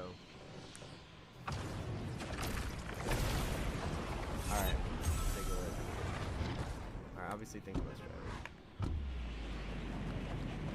Let's go straight into the storm. Can we just like literally? I think we were meant to just skydive straight through. Yeah, we could just glide right in there. That'd be kind of like. Just swap twice storm charm. I got 2 minutes and 30 on. Have you put on 2 storm charms? You can, yeah. No, man. No. Are you there? Oh, I got it. Nice. Yeah, I'm pretty. The time is running out. We're good. All right. I had seconds to spare then. Oh, did you? Yeah. Alright. Okay. So let's go kill the mini boss, right? That's what we're doing? Yeah, so this floor is already dead. Yeah. Alright, chat. We're going in. Let's see. Keep sending. Alright, remember, we have to keep a distance here. Like, name of the game is genuinely just to kite. Keep distance. I think we just fire like crossbow or E11 blaster the whole time. And then just make sure that we shoot that huge purple orb twice. If we could do that perfectly, then I think we'll be fine, you know? First we gotta do storm crystals. This thing has 4 damage. Can't believe it's that low. How much does the crossbow do? Is it still 16? Yeah, it doesn't do much to plants and stuff.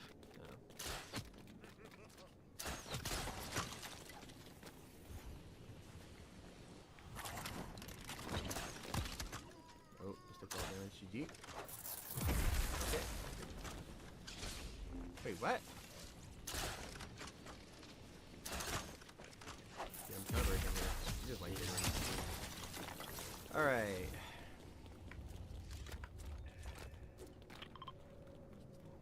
There's one. Alright, 2 more? Or, yeah, 2 more. Yeah, the crossbow does like literally nothing to them. So, let's just save for that. Alright, where's the next storm crystal? Oh, let's try not to fall to our doom. And I literally killed the That's embarrassing. Alright, so piece of advice, don't spam spacebar when trying to control these things, because that's what I do.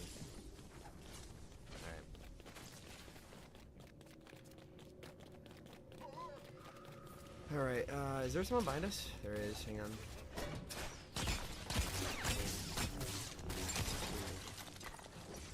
Hang on, let me just clear these guys behind us, yeah. Use the new slip to heal you. Big? That's so nice that they added the the slurp launcher. Alright. 3, 2, 2. Oh, I found the second crystal. Nice. Alright. Nice. Oh, and the other one's just for there. You see it? Oh. Yeah, I'll cross it. 3. Alright. Let's go. Where's the... Is it up there? It's right here. We just jump. Or are you going over there? Wait, why'd you go over there? Oh. Is it... Can I get... Okay. Oh, unlucky.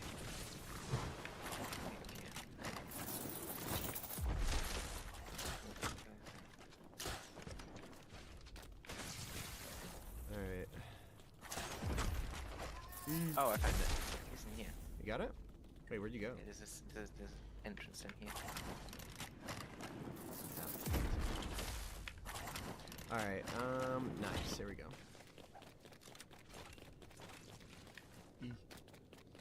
Alright, so where do you want to go? Find the exit now. That's a roller too, right?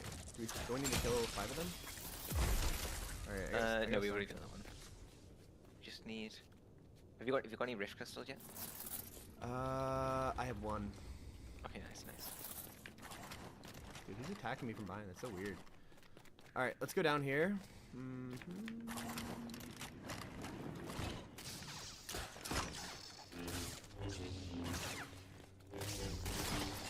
There's another one. Yeah. Wait, there's a storm core. I got another Eye of the Storm too, which would be good. Okay, yeah, that's good. Alright, let's keep going lower. Nice. Alright. Let's go. What type of crossbow is that? It's an amber one. Loot! What do we get from there? Oh, we got black and blue sushi. I don't know if I want to eat that. I still only have one rift crystal, by the way. That's alright. But we got another Eye of the Storm. I'm at 5 Eye of the Storms right now, by the way. So we should be good for that. Oh, wow.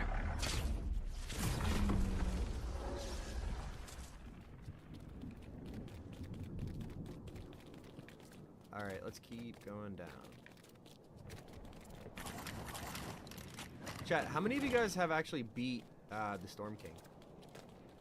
Can we just jump down there? Oh. Yeah, I was gonna say. Just go right down to the bottom. I feel bad for the guys who tried to parkour all the way down there. Oh, it's a much smaller guy than here than I was expecting. Yeah, alright, but you remember the attack patterns, right? Yeah. Alright, just kite. Alright, hang on, let me just... Alright, you ready? Dude, the E11 low-key cooks. Alright, avoid that. Ooh! Remember, keep distance. Distance is key right now. Get away from me! Alright, hang on, avoid the purple balls.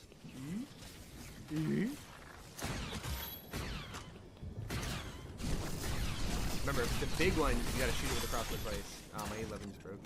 Where's my blaster here? He's almost dead. I mean, this is easy. Alright, that's the one you gotta shoot twice. Shoot it twice, shoot it twice. That void on me. Yeah. He's low.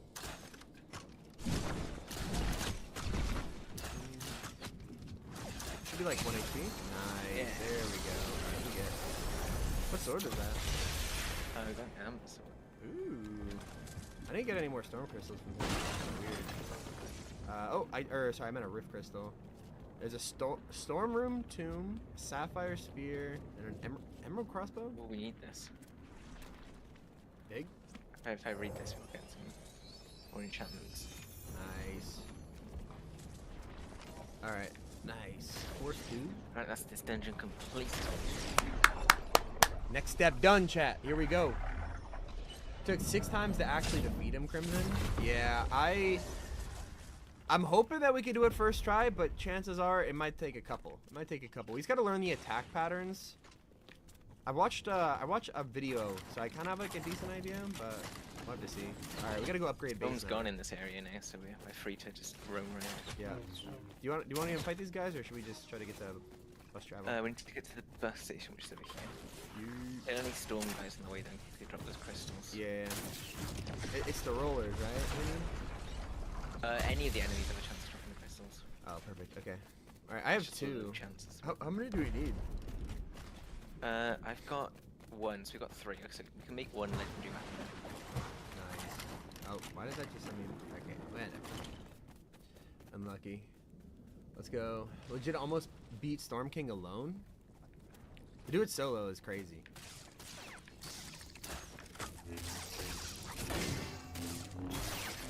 There we go. I got Storm Shell, no crystal, brick crystal. Let's see. Let me know if you find any.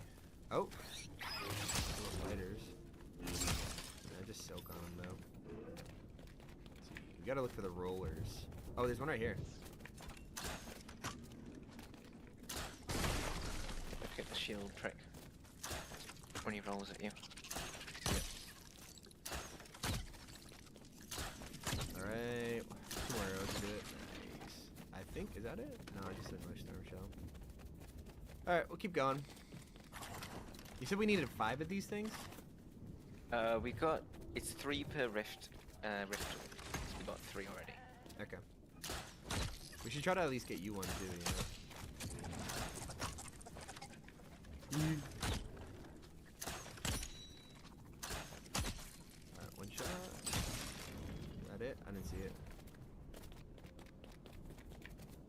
there's another one over here. He's rolling. Back up, he rolling. Oh, I forgot you could just block in the shield. Nope. Unlucky, bro. There's more over here. If we could get 3 more, that'd be clutch. If not, just unlucky, you know? I mean, I don't mind. Do you have a legendary weapon already?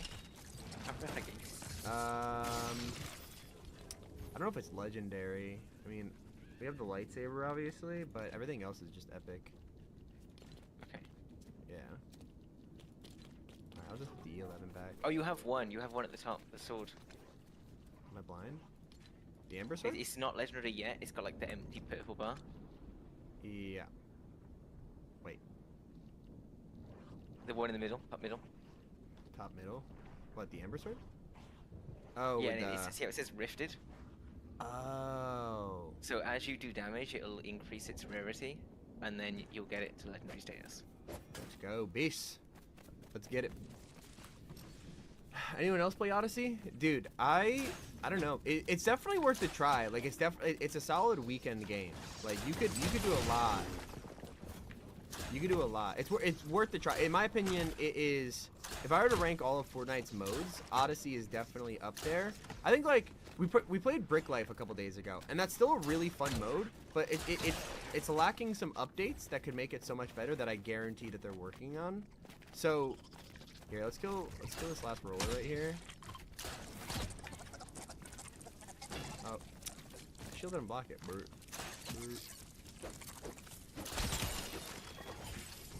Alright, we're just not gonna get any more Rift Crystals, I feel like.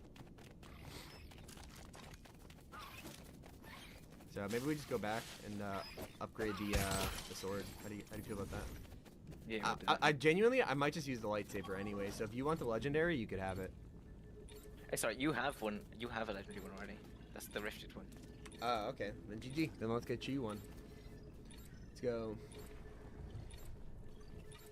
Let's see. Arcade Cal, I can't really add anyone right now. My friends list is full. I'm sorry.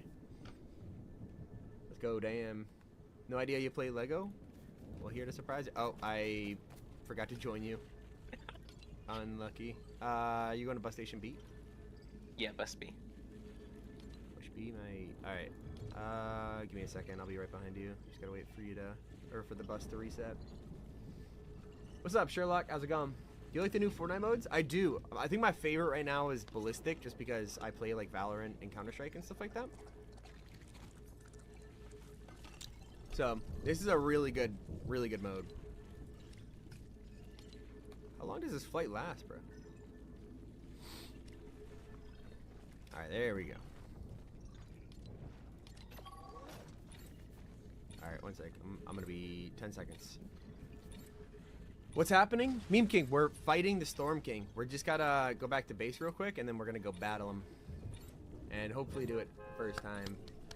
Hopefully do it first time. Probably not gonna happen though, but we'll see. I don't know. We've been preparing for it, so I think it should go okay. Let's go, level 64 too. I love when you take a break from Fortnite, dude, and you just get a ridiculous amount of XP when you come back. Alright,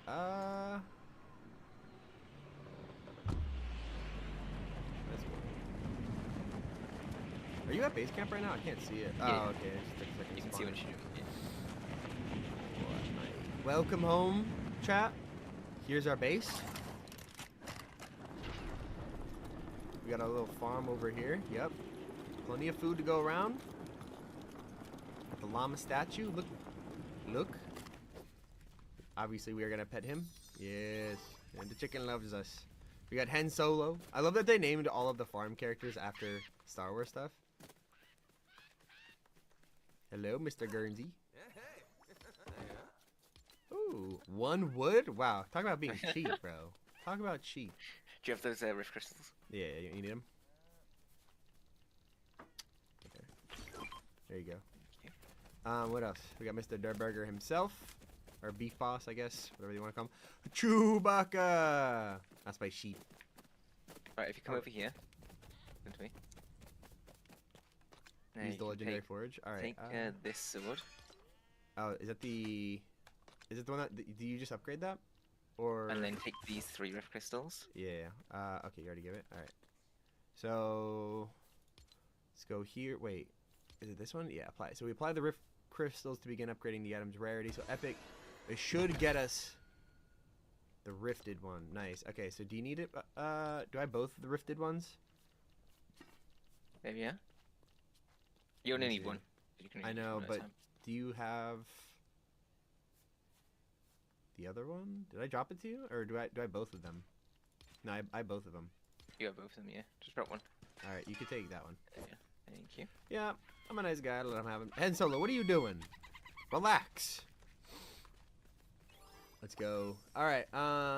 Ranked ballistic. The normal one. I made it to diamond on ranked ballistic. I think it's a really good mode. It just has some issues. Like all of Fortnite's new modes, they're making so much progress on. I think like what you see today is not what you're gonna see in a year. Like look at Lego Fortnite for example. Like Odyssey is a huge upgrade compared to the Lego mode that everyone tried a year ago. So that's kind of my thoughts on that. Is like I would highly recommend you go play Odyssey because it's just a different experience. If you played Lego Fortnite when it came out a year ago, it's a completely different game, in my opinion. It's significantly upgraded. And that's what you're going to see with Ballistic. That's what you're going to see with Brick Life, right? Is that they will upgrade over time. And yeah. And my speech is over, Bradley. No need to kick back now. Like, I think you have one of the rifts. The rift. I did not get it. I dropped it over here. You did not get it? I think you might have picked it back up. I did. Embarrassing. That's it. Oh, yeah, got it. You got it? Yeah. All right, you want to go back to the... Yeah, let's go to the bus station, and we are ready to activate the portal.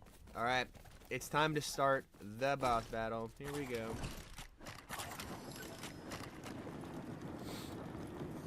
It's time to get busy. Chat. All right, I want predictions right now. What attempt do you think that we'll be able to... What attempt?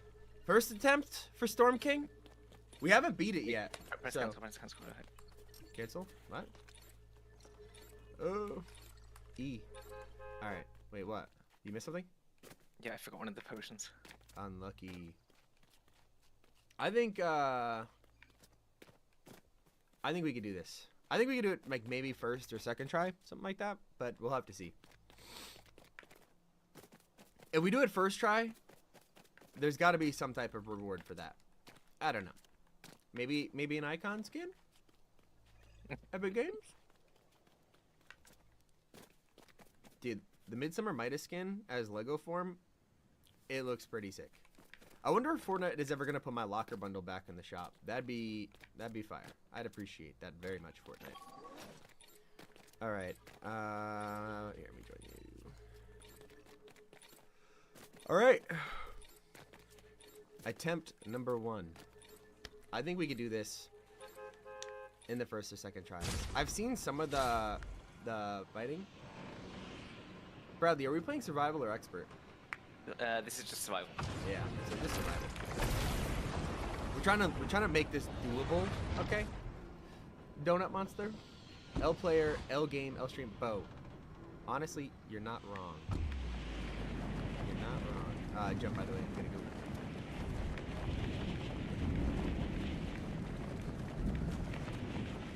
You're gonna go all the way up. Yeah, my glider is cooked. Have you got any storm negative potions? That's a great question. I think I actually got those. If not, I can drop you some. Yeah. Alright, I'm at the very bottom of this, by the way. Oh, you got some. I can see 10 here. What? Am I tripping? Oh, there they are. If you're out of time, just drink one of this. Alright. I don't know how to get up top here. You see me? It's this purple flag. I marked it.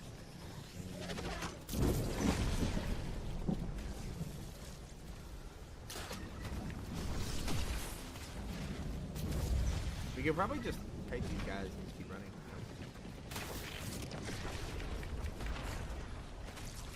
Seconds. Should be around here. Here we are. Nice. Oh, they keep rotating on us. Alright, hang on. I'm just gonna... equip this storm. Yeah, that's 60 seconds. We have 10 of them, so we'll have plenty of time to get to the top here. Alright, here we go. Yeah, the Shadow actually just dropped huge comms. He said, put our beds outside of the gate, which is genius. Yeah, we will do that. Because that way, at least we don't have to bus travel all the way back and stuff, you know? Got some extra wood just in case.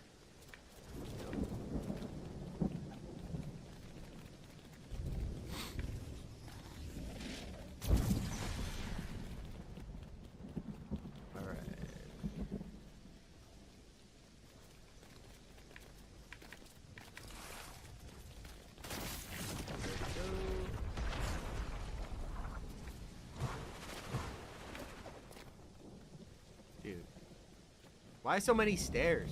Are we there yet? Yay! Alright. Gotta put down Let's the check beds out now. beds down here. Check them down.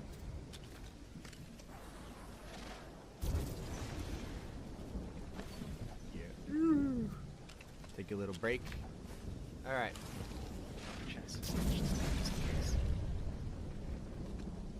You wanna put anything in it or? Alright. Drink that potion. How many eyes of stone do you have? 7. Here, I'll drop them for you. You need. Maybe drop them for me. I want to see what it looks like. Yeah. Now we got 10. The gateway needs powers. Power it up, baby. Yes, sir. I'm not gonna lie, chat. I'm a little nervous.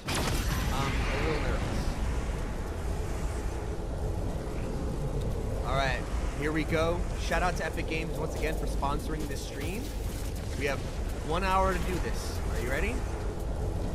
Are you ready? Yeah, let's go. Let's go. Ooh, I'm nervous. I'm nervous. Okay. Oh, Declan just messaged me, said your game volume might be louder than you. Is it? Okay. Should I turn it down? Chat, is my volume too loud? Alright, let's try not to float off the side. Alright, I'll just turn it down. Alright, I'm gonna turn it down a little bit. Let me know if that's too much. Alright, you ready? I'm gonna go right next to you. Alright. Alright, it's okay if we don't do it first try, but we're gonna do it first try. It's all about the confidence.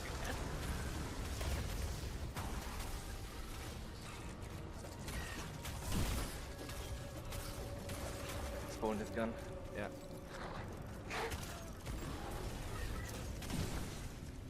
I'm just gonna try to keep distance. I'd rather just get this spawner. Eee!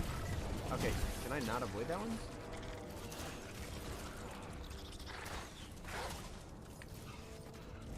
Okay, watch the rollers. Oh, he just rolled off the edge. Unlucky. Huh? Swap my food back instead of the stone things. Yeah, I was about to do the same. Alright, how long does this take? This guy. Yeah, that should be fine. I'll just do pumpkin pie. Alright, one more roller, and it's time to get active. It's time to get active. Alright, wait. You can see him in the storm. Come on, please, please, please. Alright, that's fine. I just I made him destroy the, Okay, alright, why am I just taking all that? No, let's go. Shout out to Corner Macab.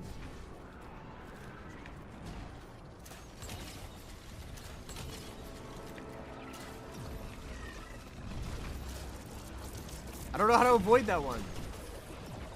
You just gotta go behind something. Yeah, but it's like I never have enough time to. God, these guys are out. I know, they hurt. Ooh. The spawner's almost gone.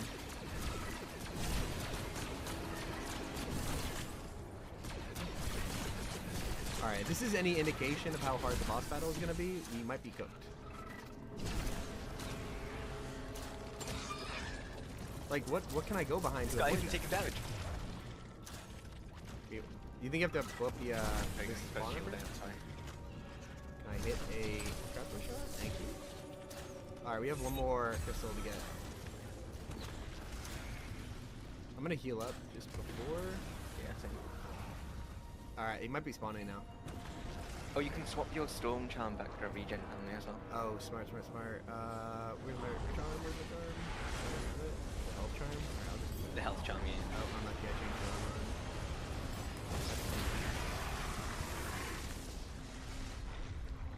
Okay, he looks a little scary, Bradley. I'm not gonna lie. And my sword is also about to break, which is not good, so I'm gonna switch it back to it. No, that's it charging. Don't worry. Hey. Alright. Okay. No. That's supposed to happen, right? We're good. Yeah. Alright, so remember, look for the yellow parts on it. Can't do damage right now. Alright. Alright, at least we have objects to block behind. Oh, he's pissed. He's really upset right now. Dodge, easy. Great. Can you see his, is it on his back? No, it's not yet. I'm gonna wait. We just gotta dodge him for a minute. Oh, he's mad. He's mad. Alright. Come on, let us fight back at least. There we go. Nice. Alright. Okay, hang on. I need a kite for a second. Got it.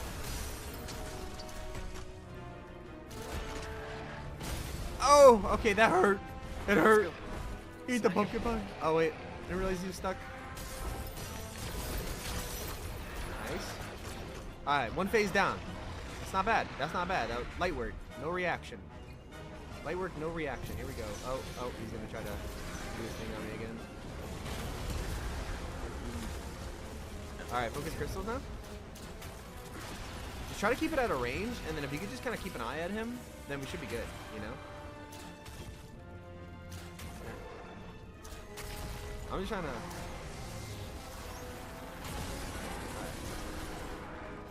Are you good? Yeah. Alright, I got the crystals done. Laser me. Alright, I'm assuming... his next phase should start any second. Hang on, watch out, he's throwing rock. We're good. Alright, weak points on the arm.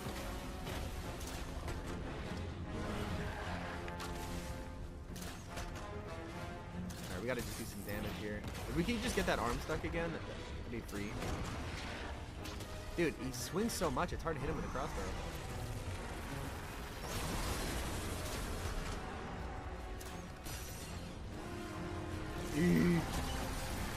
Oh, alright, hang on. I gotta make sure I don't do that again. Stepping into like the little fruits.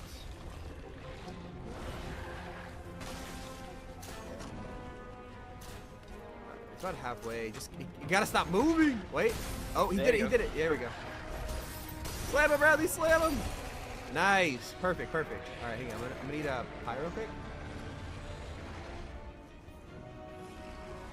All right, next phase.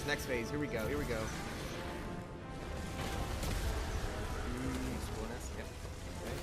Focus crystals. Honestly, like literally kite mobs, dude. And then once the spawners are dead, then kill them, you know? Spawned in a fridge. Wait, what? It's a fridge just appeared next to him. Just because he's a Storm King doesn't mean he doesn't get hungry too, okay?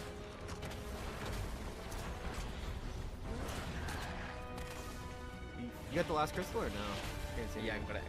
Alright, we should be entering next phase then, right? Yeah, I just went from throwing rocks. Alright, I think this is it. Yeah. Nice. Bitch. Alright, next arm. If you kite long enough, he'll probably just do the, he'll probably just slam his arm into the ground and then we can just sword him again. Oh, hang on, he's throwing rock. Can you kite this real quick? Alright, good. Hit him. Oh, he's angry. Oh, this is free, actually. Oh, hey, a fridge! What do you mean, man?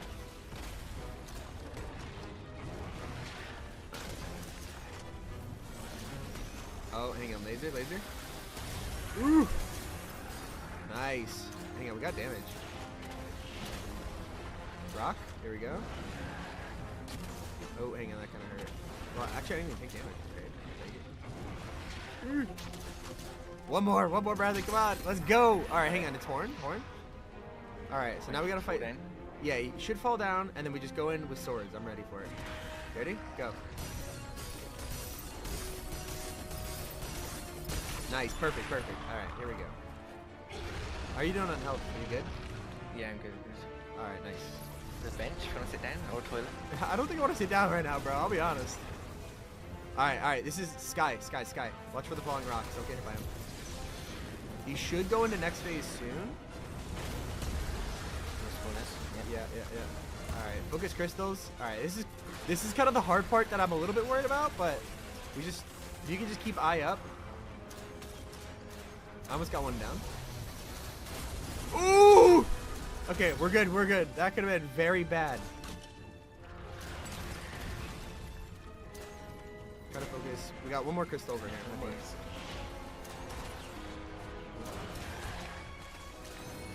Maybe not. Oh no, I fell! Sorry, you'll come back. You're not dead. Oh, dude, if I just... That would have been so cooked. Does that happen on Expert too? Like, if you fall, are you just cooked? No, it's only if you die. Falling just forever cheaper. Oh, ooh! Alright. Get him in the ribs! Get him in the ribs! Nice. Yeah. Oh, okay, alright, hang on. I gotta eat 1 second. Yeah, I'm getting destroyed by the Rockmo bow. Alright, I'm good. Oh, here we go. Dodge that. It's so hard to see the weak point. Like, I'm getting it a little bit. He should slam any second, though. Come back down.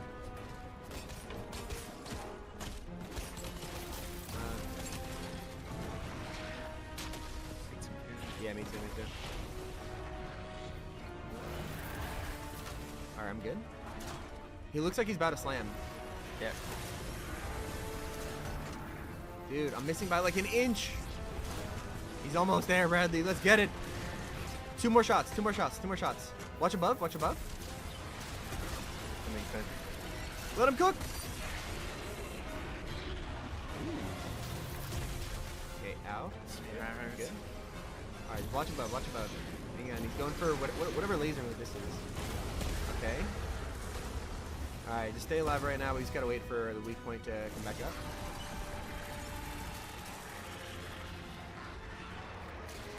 Alright, we just gotta focus crystals right now. Honestly, I'm just gonna try to line of sight him. I could just line of sight like that. There's one. There we go. Dude, honestly, for first try, we're not doing bad. I thought that we would be failing very hard. But maybe I should just not say that and jinx myself. Alright, above, we got rock spawn. Yeah. Rock spawn. Yeah. Oh, weak points out. Alright, we're good. Alright, I'm full HP. Are you looking? Yeah, I'm good. Alright.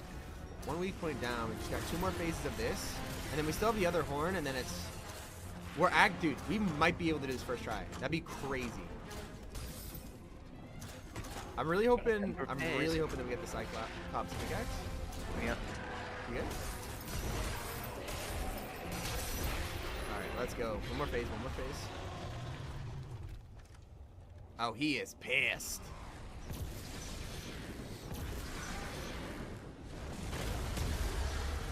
Alright, spawners.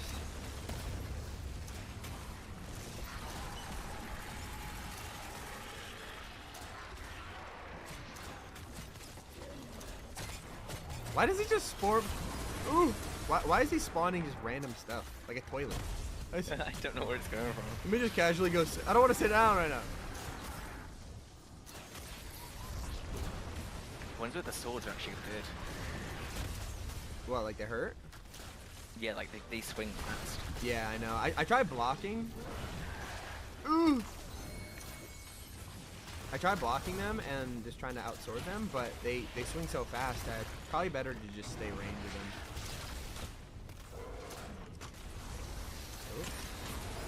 Oh! Okay, that was too close for comfort. That was way too close for comfort.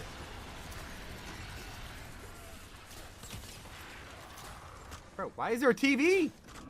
I don't understand.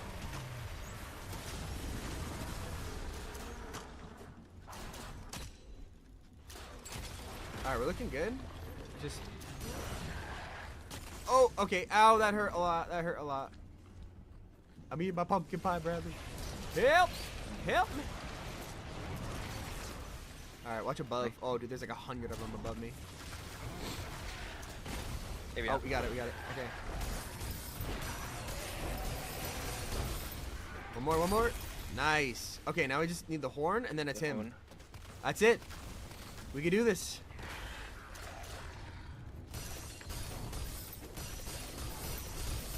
No way. No way. All right. Here we go. Here we go.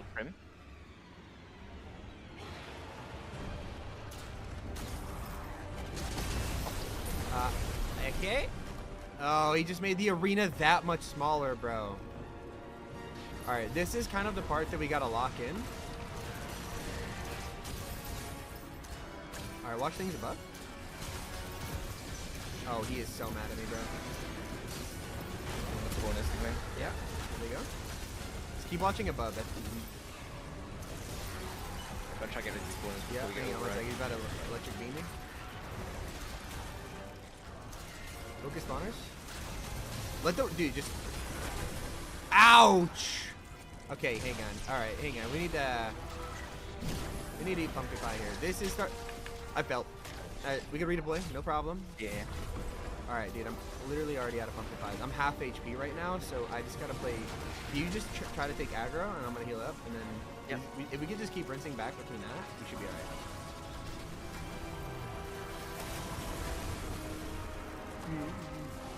Mr. Roller, leave me alone. We got one more spawner. Alright, it's done.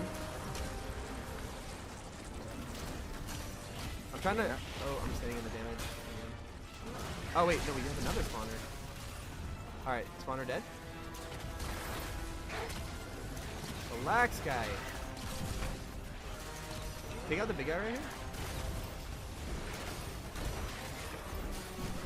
Alright, he's done. Alright, he's almost at half HP. Just keep looking above. Don't look. Those rocks, if they land on you, they hurt, bro. Spam corn? Spam corn? Alright, dude, you're actually cooking him.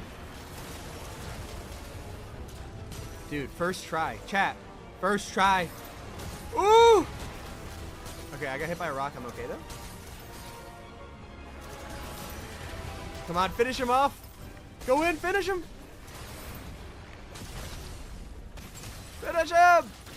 Yes! Wait, dude, no shot. I'm assuming this would be so much harder on expert, but I'm still proud of myself. Let's go. Dude, that's a fun boss fight. That's a good boss fight. Come on, side. Pickaxe, pickaxe, pickaxe, pickaxe. Please, please, please, please, please, pickaxe. Yeah! Yeah! Let's go, chat. There we go. All right. Can everyone spam pickaxe in the chat? We want, what is it? The Cyclops pickaxe, is it called? The Cyclops pickaxe, yeah. We need the, if we get the sword, honestly, we're going to have to do this again. Either way. I mean, it's good either way, but I want the pickaxe because you could literally throw it, mine resources, and then it boomerangs back to you. So a lot of people just say they keep it in their inventory, but I would use that. I would use that. Come on, pickaxe in the chat, please. All right, you ready? Yeah, go ahead, do the honors. I'm not looking. I'm not looking. Oh, I got it. You got it? Wait, no, wait. Got it. Wait, drop it, drop it. Yes! Dude, no way. Where'd it go? Oh, it's in my inventory already. Nice. Let's go, chat. Let's go. It looks so sick. Let's go. How do I throw it? I did it, like, hold it down. Oh. Yo. Yo, that's so sick.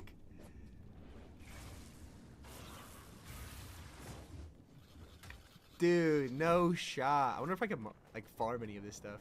What about this rock? Probably not, but we'll try. Yeah, again. Use it on some stuff on the surface. That wasn't bad. Storm King. We defeated the Storm King. I'm hype. All right, what else do we have? Let's go back. So I feel like we could only do, I feel like we could only do this once a day, right? Yeah, so he still gathers his strength. 24 hours, he'll regen. So every 24 hours, we could come back tomorrow. Dude, we didn't even need the beds here, bro. We could just do it first try. I want to know how difficult that is on expert. What do you think? Yeah, it's gotta be hard. Like, You probably... gotta do everything up to it too, without dying. I'm kind of glad that we did this on survival. Maybe now that we've done it on survival, we could try expert in like another day, you know? Yeah. Let's go, dude. We need to use take out this pickaxe. Let's sleep so it becomes day. Oh, smart. Yeah.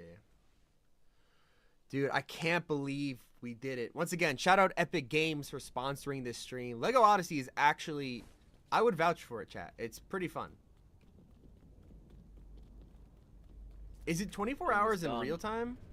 Yeah, 24 hours in real time. So like genuinely we couldn't do the Storm King again until tomorrow, right? Yeah. All of like the storm dungeons and stuff reset every 24 hours, so you can always come back and do it the next day. I wonder is it 24 hours from the moment that we kill him, or is it like tonight at midnight, you know? Oh, I'm not sure. That's... I think it's probably from when you kill him, because I killed Raven one day and he didn't come back until like the next night. Yeah. Yeah, and Shadow brings up a good point. We still need another 10 Eyes of the Storm, so we'd have to farm that. Yeah. Yeah, you'd have to farm it from the dungeons and stuff. Let's go. Zabalba says, can you press Alt F4? Do not do that, by the way. That closes your application. But he's trolling. That's crazy. Alt F4 in 2025 is crazy. Yeah, Shadow says 24 hours and you have to rejoin the server. Let's go. Ellis, thank you. Good job. Jack of most rates. Shout out. I guess that counts as one. Owen, what's your idea? Hey, Snacks. Dude, Snacks is back. If you're in the Brick live stream, dude, Snacks was clutch for that. Yeah, Fortnite, we need to talk, dude. Why did everyone say Cypher PK title? I don't get it. Let's go. All right, you want to go take a spin with this pickaxe? I want to see actually how decent it is. It does take a little bit of time to kind of charge up. Okay, it does 0. Nice.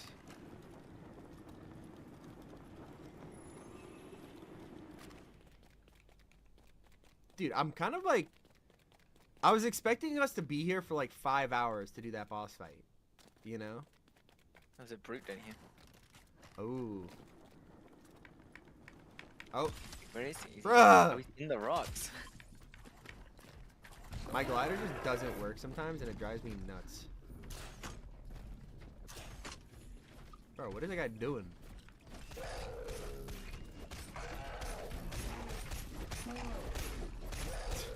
The freest brute of our lives?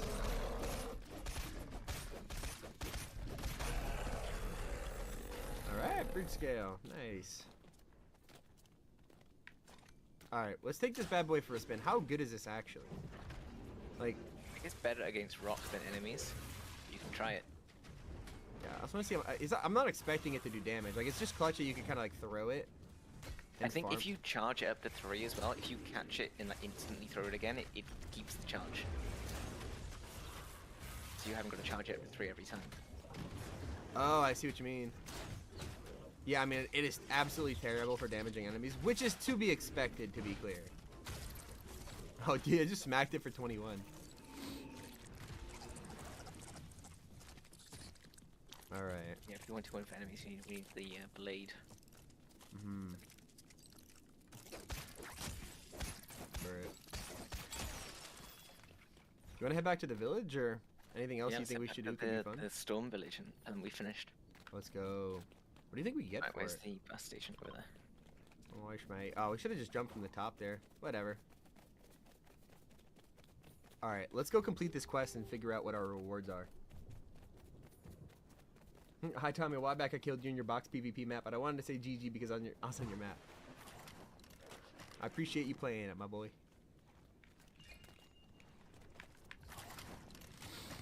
Alright, we gotta just quickly run back to the bus station real quick. You do a jump attack for double damage. Wait, what? What jump attack? Yeah, like jump then pull.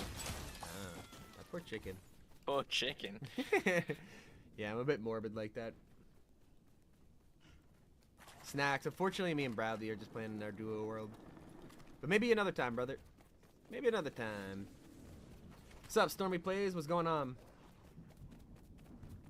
I think there's like a little mountain we could jump from right here. I just climb up this rock. Unlucky. Alright, hang on. I just want to see, like... Alright, let's charge it up. Ready? Alright. Let's get back to non-Stormland. Because that's really where we could mine. Alright, here's wood, right?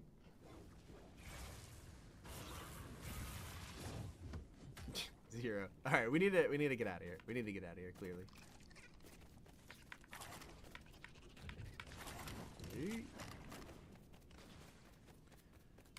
What bus station is it again? B. E. Ow. I think I just canceled it. Rip. Bro, who threw that? Who threw it? For being overrun.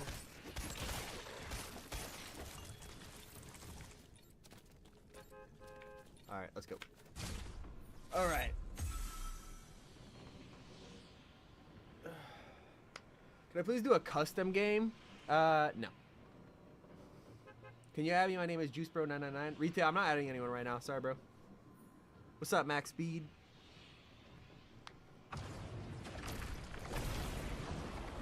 Alright.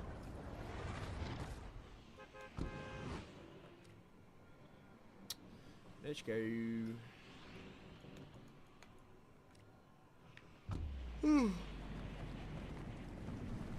Alright. Where's the storm base?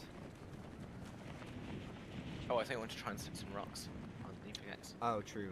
I can get that. Someone's over in the desert over here. Try. Let's go. Let's check it out. Try hardcore. Con says we should try hardcore, but then we have to restart from the very, very beginning, and I don't know if I want to do all that. That's a lot. Alright, ready? So we toss it.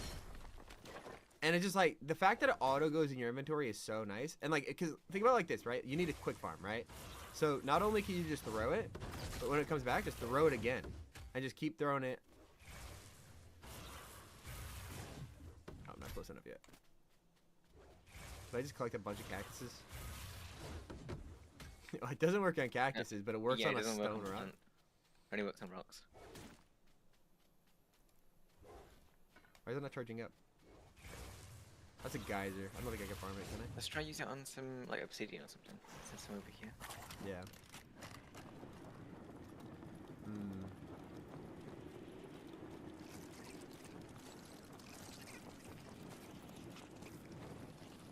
Oh, yeah. Is it good for when like ores are up on some cliffs and you can't reach as well?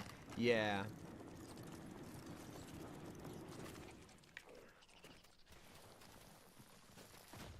Bro.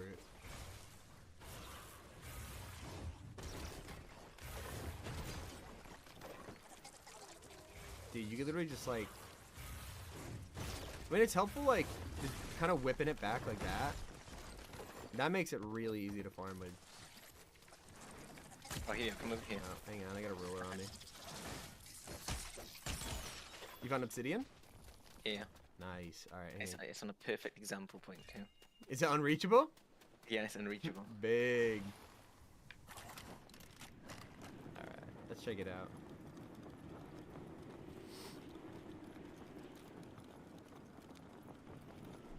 Alright, yeah, so look at this. You find obsidian. Oh, I want to mine it. Oh, you can't get it, right? And then with the Cyclops pickaxe, all you got to do is yoink. Boom. And it even comes right back. Yeah, that's fine. Yeah, I got more. I freaking love this thing.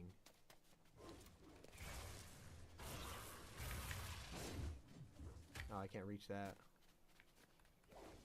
Is it already farmed, or can I get more? No, there's one left over there. Come on. Yes! There you go. Like, dude, that is so clutch. Let's just go find some more obsidian. I see some right here. There's some up here, yeah. You got some over. Alright, I'll go to you. I'll go to you. That's actually so close. We're about to get rich. How close you need to be. Hmm. Let's test the distance. That might be a little bit too far. Oh, I just lagged. This is 30 meters from where I'm stood. I don't think it's gonna go 30. No, I need to be a little bit closer. Maybe I could try to see if I go directly under, like right here, maybe 25. Dude, it's so close. I can smell it. Nope. All right. Yeah, I'll Even just from by here, it's like good. I'm gonna build it up now.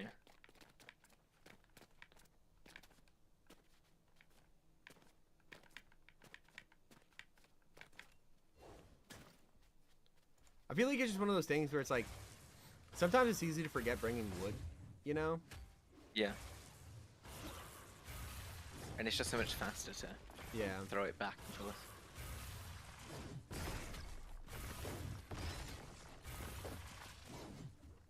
Oh.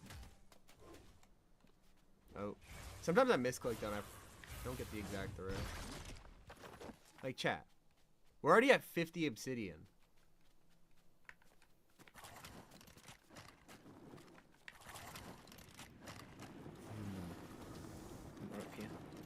Should we go back and try to upgrade our base?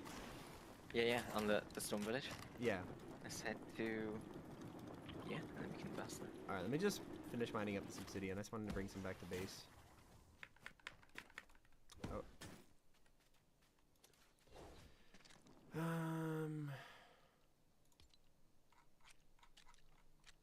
whatever, it doesn't matter. I could just... Yeah, I'm gonna be getting the ball.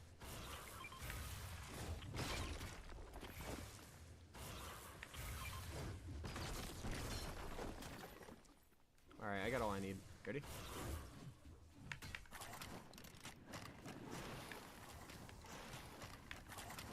Let's go. Dude, honestly, getting the pickaxe was such a dub.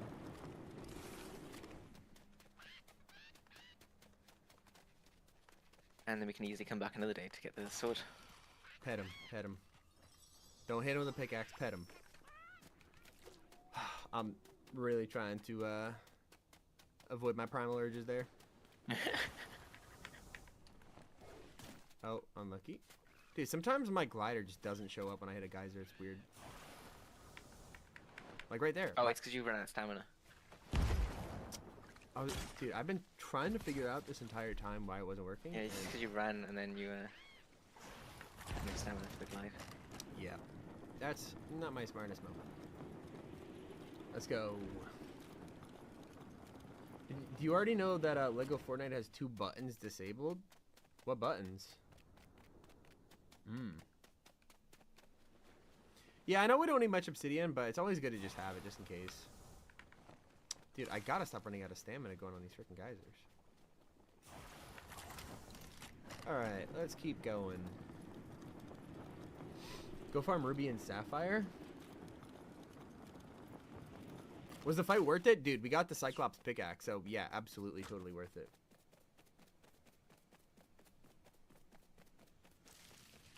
Alright, we need to finish the quest, though, because we killed the boss, and we still haven't even upgraded the Storm Chaser base camp. How far away is it from our base? It's about 900 meters away, so I'll take the bus. Ooh, yeah, we're bussing. We're bussing, for sure. Alright, I'll join you. Let's go.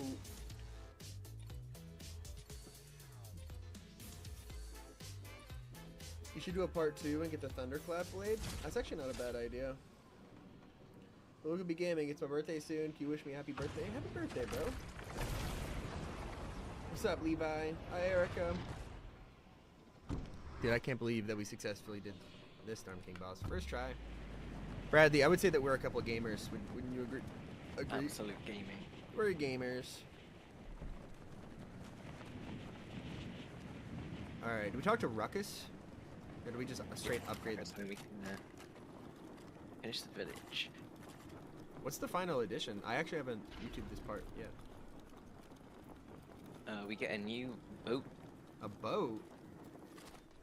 You can see the rewards tab. Why is my screen all black? This is for level 10. We get an additional animal. Oh, that's weird. On my screen it says we get a boat. What? You get a boat? Maybe it'll give it to me and then you'll just get it. I hope so, dude. If I get one more cow and you get a boat, I'm gonna be so upset. You're a hero. You're a legend. Ready for its final level up. Let's get it. All right. Wait, I gotta can't add some more buildings. Yeah, I think we need to. Yeah. You at it? Alright, we can build something. What do you want to build? Let's add. Let's let Bradley cook. Let him cook. Ooh. Let's add a log cabin in here. It's a recipe of a boat. That makes sense. You should build a floating village. I'd find water for that. I don't know. Alright, what are you cooking on? I'm building a cabin. Put it right here. Nice. Do you have any wood? I can give you some if you want. I have a little bit.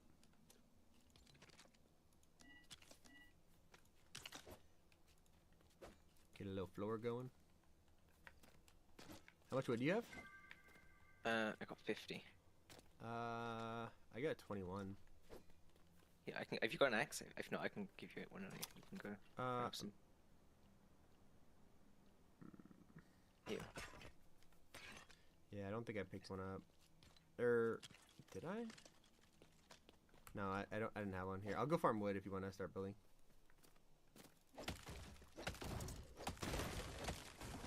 Big.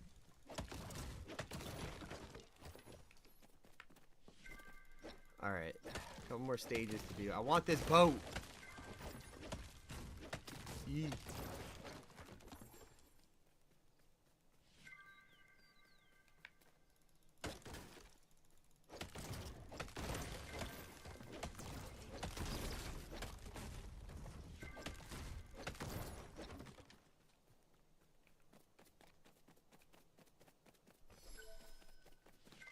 Here,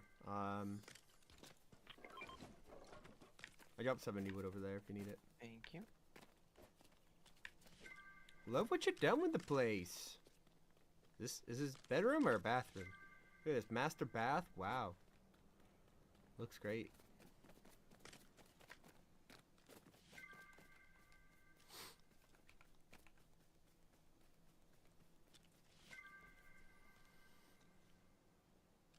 Hey, thank you, Atticus. I appreciate it, dude. Max speed. I use code T5G in the item shop. Him and Shay, dude. Kind of clutch for that. Goats? My B-Day is on the 25th. And I was wondering if we could play with you and Snacks. I don't know if we're going to play soon, Owen. But if I do, I'll hit you up. But happy early birthday, dude. Alright, you ready to upgrade it? Or do we need one more? Decorations. Ooh, what are you thinking?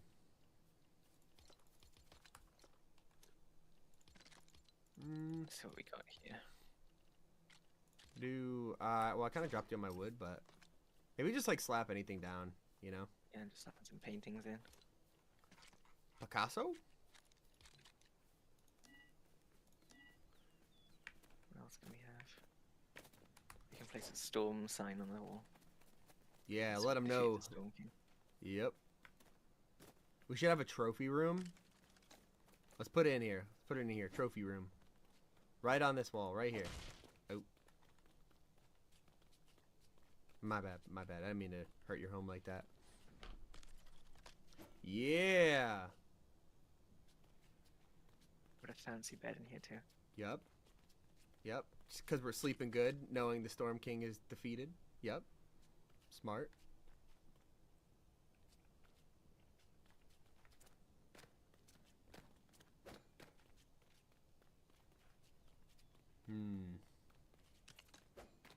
Yep, night table, so we could drink our water, knowing Storm King's defeated with a lamp. Ooh.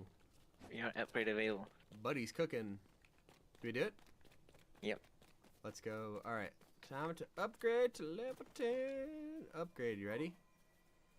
Go ahead. Come a long way. Let's go. We got the little barge. We got the little barge. Where is it?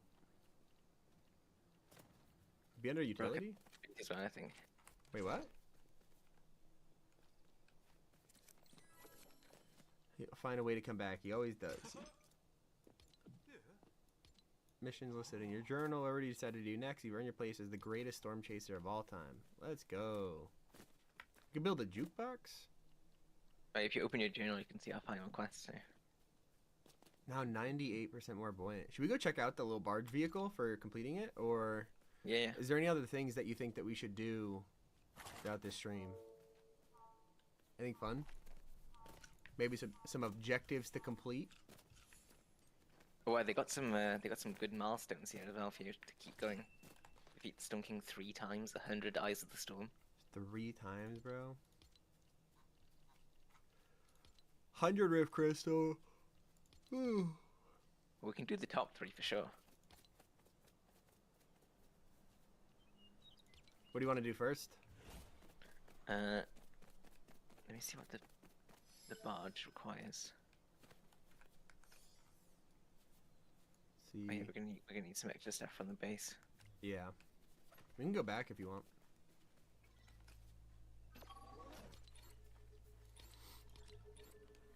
Alright, chat. I'll be right back. I'm just gonna quickly go to the bathroom.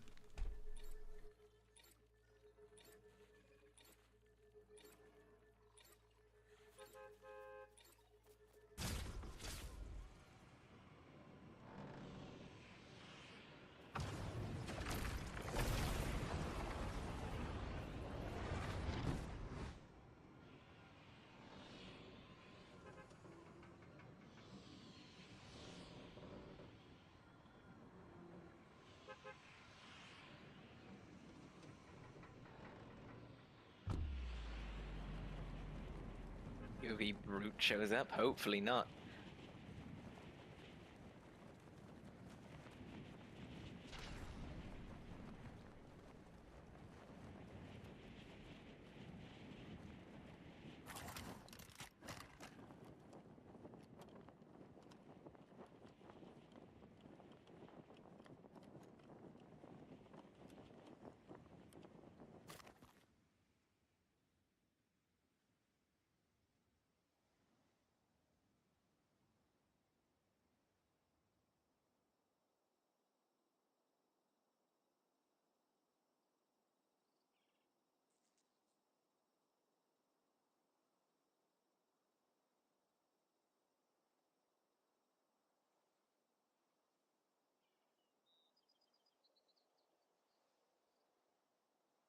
Oh, my mic is muted. Everyone doesn't know, but I have a green screen behind me, and I swear it is crazy.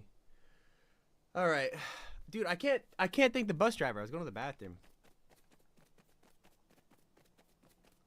All right, complete the quest with 100 crystals or eyes by just keep dropping and picking up. Wait, actually, how many crystals do we have? I have 1. All right, wait, maybe pass this. Wait, hang on. Open the journal. Where's the 100 Rift Crystals? So, collect more Rift Crystals from Storm Caves. Wait, that didn't count, though. Did it? Maybe they fixed that, because I'm not getting any. Wait, drop me your Rift Crystal. I want to check it out. Alright. Mine's in the chest. Let me grab it. What about, like, 100 Eyes of the Storm? Do you have any Eyes of the Storm? I think we used all of them, no? I think I have a couple left. Do we need more? Here's a Rift Crystal. Alright, hang on. Let me see if that actually works, because that could be a strat. Maybe you have to drop it? Like, it's not me? Let me know what you... Yeah, I'm still at 0, so I think that was cat. Oh, it does work. What? It just worked for the Eyes of the Storm. Wait, bro. Wait, what? Wait, so how come it's not working? Wait, you try the Rift Crystal one then. Oh, it's because we only got 2, that's why it took a lot longer. Oh, is it from storage in? Yeah, I was just switching it in and out. Wait, let me try it. Here you go. Yeah. It only took 10 times because of the on ice, because obviously it's 10 on.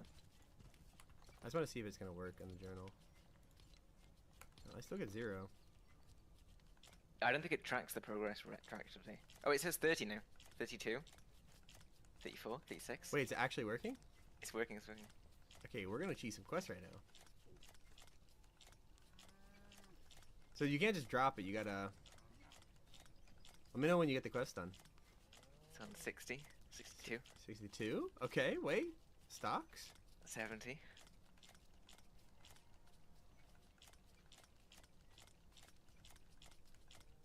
$82. Almost there. Come on. 1995. There you go, done. No way! Dude. That's actually clutch. Alright, whoever said that in chat, I appreciate you for saying Like, that. just close your eyes. You didn't see anything, right? Yeah. Fortnite, you did not just see that. Hopefully you're not watching the stream. Alright, what else we got? Is there any more like drops? Defeat Raven 5 times. Can't do that. Defeat the Storm King 3 times. Can't do that. We could try to go get a legendary flopper, but that seems kind of boring. You built the fort. I don't know why I didn't get that quest done. Build a jukebox. It's just replay. Let's go build the little barge. That's the vehicle you get for doing it. I want to see our reward. You know? That'd be fun. Okay, let me hang on. I'm just gonna pull up this video real quick. Okay, I just want to see what it looks like. Where is it?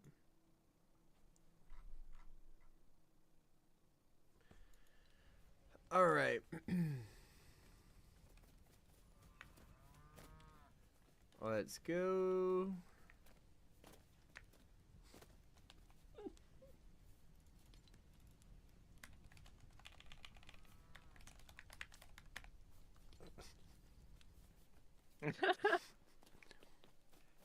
The new text chat features is actually like kind of cool. Like the fact, all right, look at this. Ready? You can message anybody. So you have your party, your game. Here's even Snacks. Snacks is trying to join, but I told him I couldn't. But you can literally just message anybody. So just hit enter in game. Bradley, you're cool. Text chat, like, I mean, they had this, what, like last month, 2 months ago? Yeah, it's like chapter 6, I think. Text chat is probably one of the most useful things ever. Just because if you don't have a mic, it's pretty, yeah, it's pretty cheese.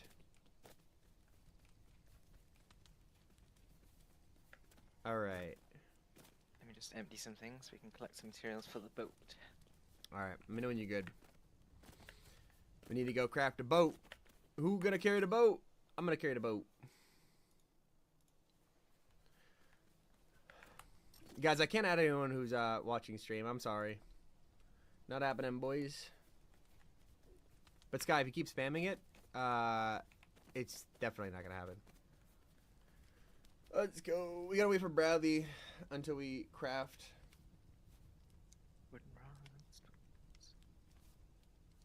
Toka, why are you spamming, bro? Arcade Cal, I've like shouted you out like 3 times, bruh. Bruh. Yeah, I don't think I'm really gonna be adding anybody, so I don't think it's gonna help if you just keep spamming it.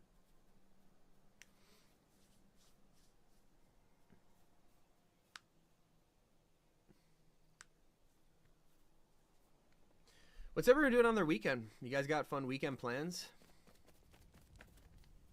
Possibly checking out Lego Odyssey and defeating the Storm King?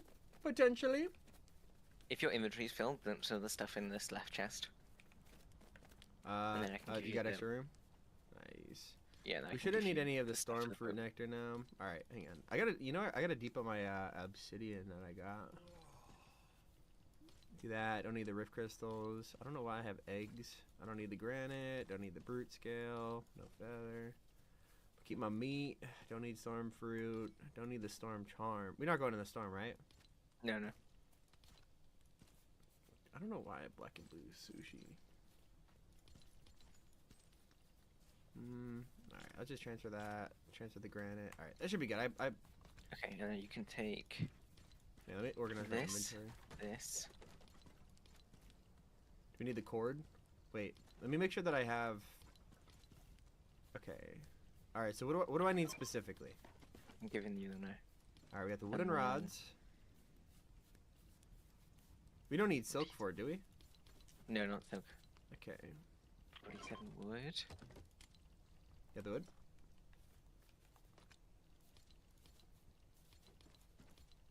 Alright, we got the wood, sand shell, the vines, the wooden rod, the cord. We got the glass. 74 granite, 2 planks, giving you those now. Oh, hang on. I have the granite in here. How much granite do you have? 80. Oh, okay, good then. Yeah. You get the planks. Nice. And then I'm going to give you 4 blast powder. Blast powder? Here you go. Big. Alright, is that it? Yeah, and now we've got to find somewhere to place a boat.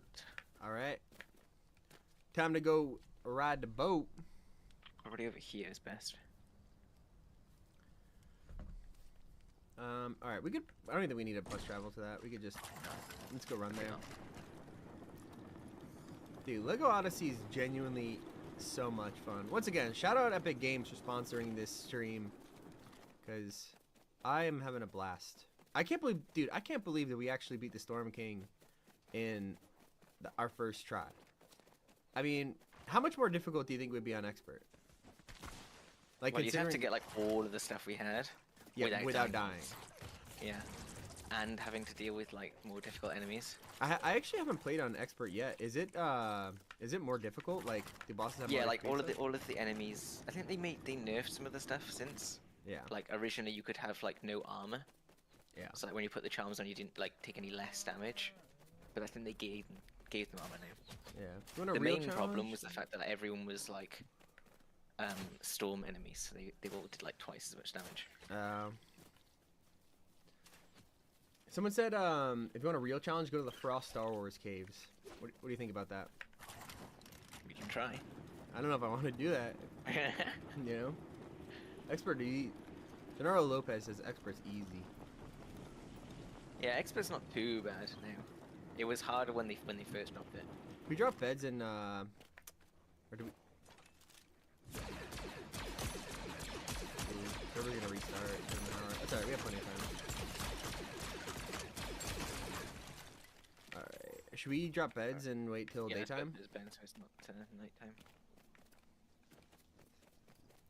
Alright. Hang on, I don't have much wood. You need some? Do you have my axe still? I think I can find some wood pretty quickly. Here. That's some for the boat too, so just give me what you have left. Yeah, I'll just give you some back.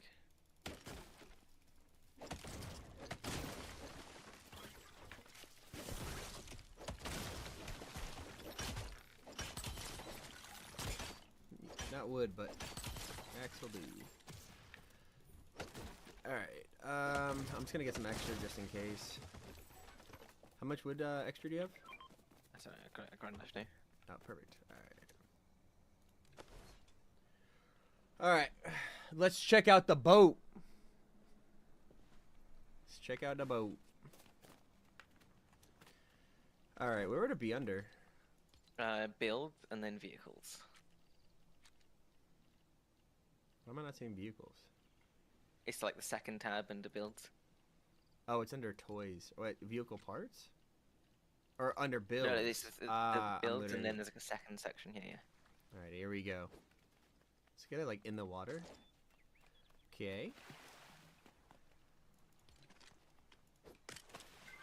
Nice.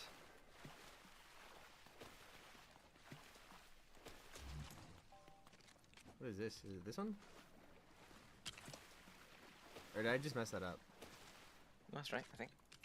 Good little platforms.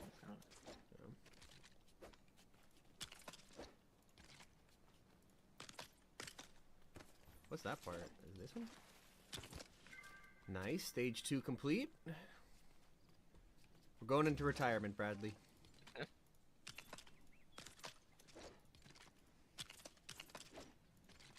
don't know why we need wheels. Oh, to float, maybe? Duh. Alright. Tire. Tire, boom. And then, obviously, we need the driver.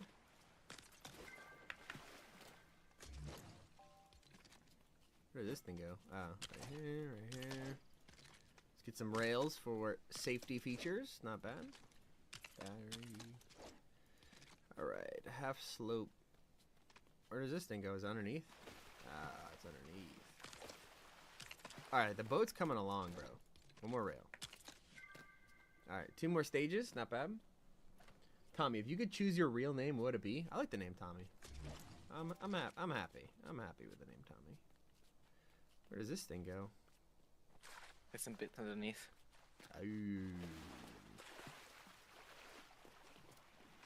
Ah, got it. Is there another one? Oh, am I doing this one? Yeah. Alright, 1 and 2. 1 and 2.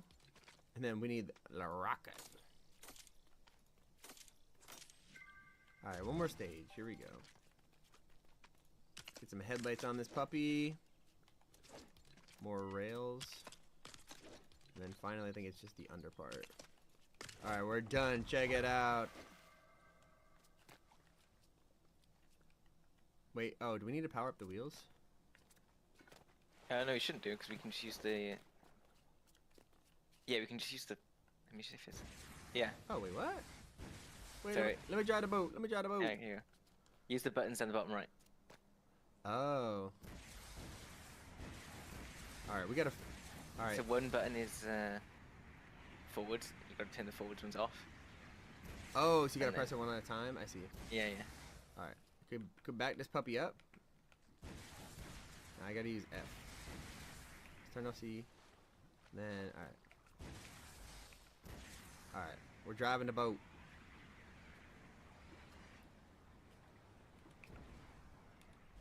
Nope. Forward. Oh. Okay, so F and C. C is turn right. Forward, I think. R is forward, yeah. Yeah. Yeah. This is exciting.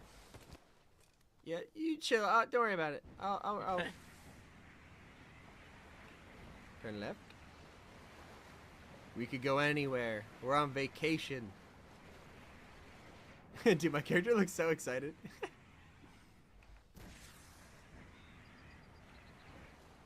Still gotta get used to controlling this.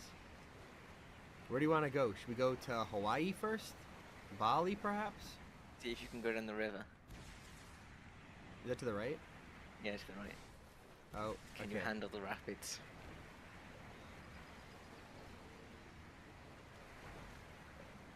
Alright, let's check it out. Dude, I can't believe... Looking at Lego Odyssey right now... Oh, I beached it. I beached it. Okay, wait. I need to turn off the forward one. Alright. Hop in, buddy. It's alright. We're learning. How well does it handle the rapids? We're gonna see. Let's go. Okay, well, this doesn't look very boat-friendly, Bradley. It's alright. We'll just go right past it, dude.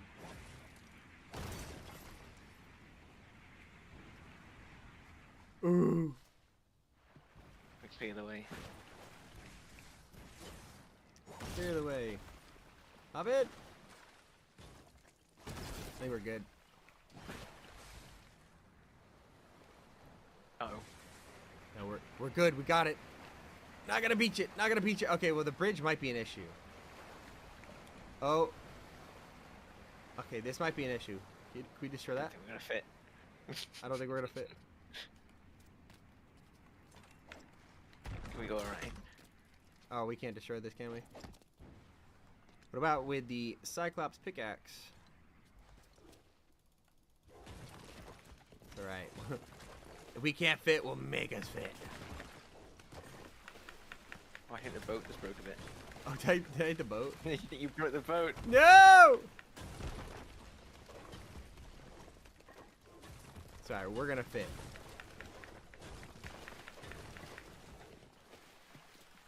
All right, you repair the boat, and I'm gonna make sure this bridge is not affecting us.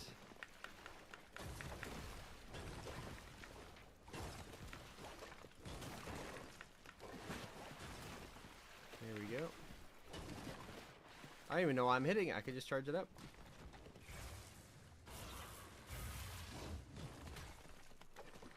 Okay, maybe the other way was faster.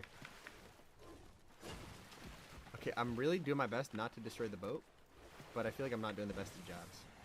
We got it? Does it look like it's in great condition? I'll be honest. And then we immediately get another rock? I don't know if I can... I don't know what it was. I don't know if I have the resources. Let me see. Oh, yeah, I need a Cyclops pickaxe. No, I don't have that piece. You might have the wood for it, do you? I still have 34. So yeah, maybe I can repair it. How do I repair? Oh, we've hit another bridge. It's alright, we're good. I could get us out of this one, pal. Don't worry. F? Wait, no, C. Oh. Back it up, Terry. Put a reverse. Put a reverse, Terry. I am a little concerned because okay. Let's just let the water carry us for a second. I'm slightly concerned at the fact that there could be a waterfall that is coming up. Nah, it's fine. Look at the great view. What a view. Nothing wrong. Dude, we need to launch us off the waterfall. Oh, it's because we lost one of the thrusters in the back. Oh, wait, pass me your wood. Pass me your wood. Maybe I can replace it. Yeah. Come over here. And if I put it in the water, it's going to flow down. Let's see. Is it wood or is it... I found it. It's this piece. It's the one that... Oh. Alright, you might want to do it fast. Rathy? I can't place it. Rathy! Full throttle! Oh, no. Okay, everything is fine. Everything is fine. We're doing okay. Sorry, I'll flip us around. Not an issue. Not an issue. Not even slightly sinking. We're not even slightly we sinking. lost the light. It's okay. We can still operate. I am terrible at driving boats. Today we've learned. You know what it is the back thruster now just spins us in circles. So without the other back thruster, it just we're going. Try to grab this piece of it. Yeah. Can you get it? Yeah, I got it. Try bring it over to this bit of sand here, and we'll rebuild it. It is insanely difficult to pilot this, just so you're aware, but I'll do my best. If I could use the right, and then is it F? Yeah, I kinda. Alrighty, so we overextend, and then we hit F, and that kind of bounces back. And then, here we go. We got it where we wanted to be. Easy. Yeah, guys, okay. It's a little, oh, no problem. No problem. Boat still looks good, right? Everything's fine. Everything's totally fine. That boat is totally drivable. I picked up some stuff for it, by the way, here. Yeah. Plank, here's some granite, here's some wood, the blast powder, the wooden rods, here's the cord. I don't think you need that sand shell, but you should just have it, you know? It's yours now. I don't know if I missed anything. I feel like you got it all. I think I got most of it, yeah. You got most of it? Nice. Ooh.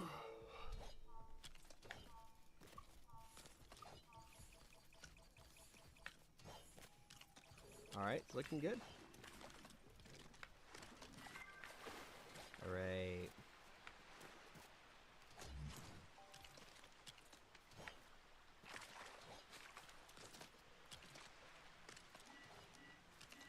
Oh, you have all the wood. I'll let you cook. I'll let you cook.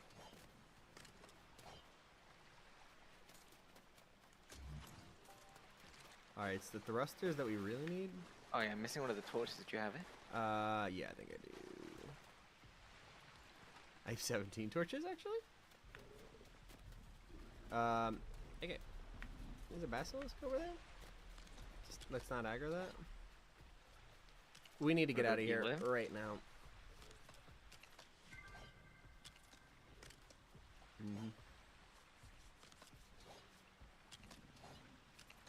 Atticus, I watch all your videos. Thank you, dude.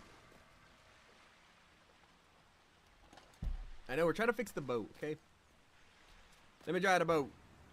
Alright, steer us to that waypoint. Wait, I gotta push this. Oh, can you turn off that? Let's push it. Wait. Okay, make sure one of us is on it. Alright. Ready? Alright, go. Alright, where are we trying to go? See that waypoint over there? On your, behind you? Yeah. F left, C right. F, wait, no. C left. Okay, we're figuring out how to drive the boat. C left. F right.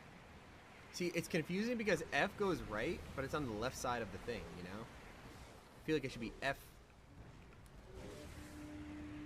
Alright, F right, C left.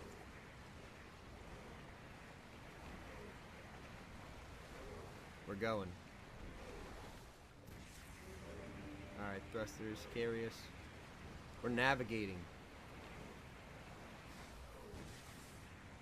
I think we actually figured out how to drive the boat. What emote are you doing right now?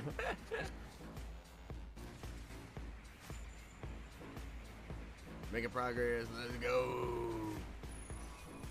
What's that to the left of us right there? Do you see that? One of the rift butterflies. Yeah. Oh. No, not that. That little, like, is it a floating car? Oh, I think it's one of my cars that fell before. Oh my gosh. Wait, no, it's C left. C left. Here we go. If you have a wrench, you should be able to reassign buttons. Yeah, I definitely... Yeah, we can reassign that. I feel like I'm too lazy and I'll just learn the terrible way. Let's just keep going. I feel like a pirate. Don't you feel like a pirate? Oh, I watch too much TikTok, I'll be honest. If we go up here... Oh, it's... Can we go up this cliff? We have to go over here. Is it? Okay. Alright, F right, C left. C left. There we go. Is it like a waterfall?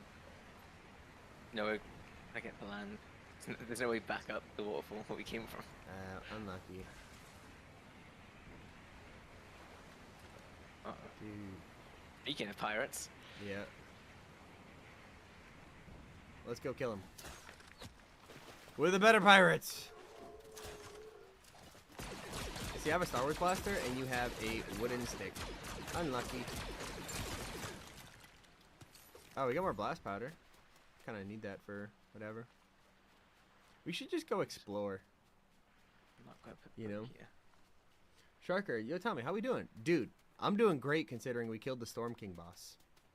I mean, granted, it's in survival, it's not expert. It's not the hardest thing in the world, but we take those all day. Our legendary sword is slowly charging up too. Yep.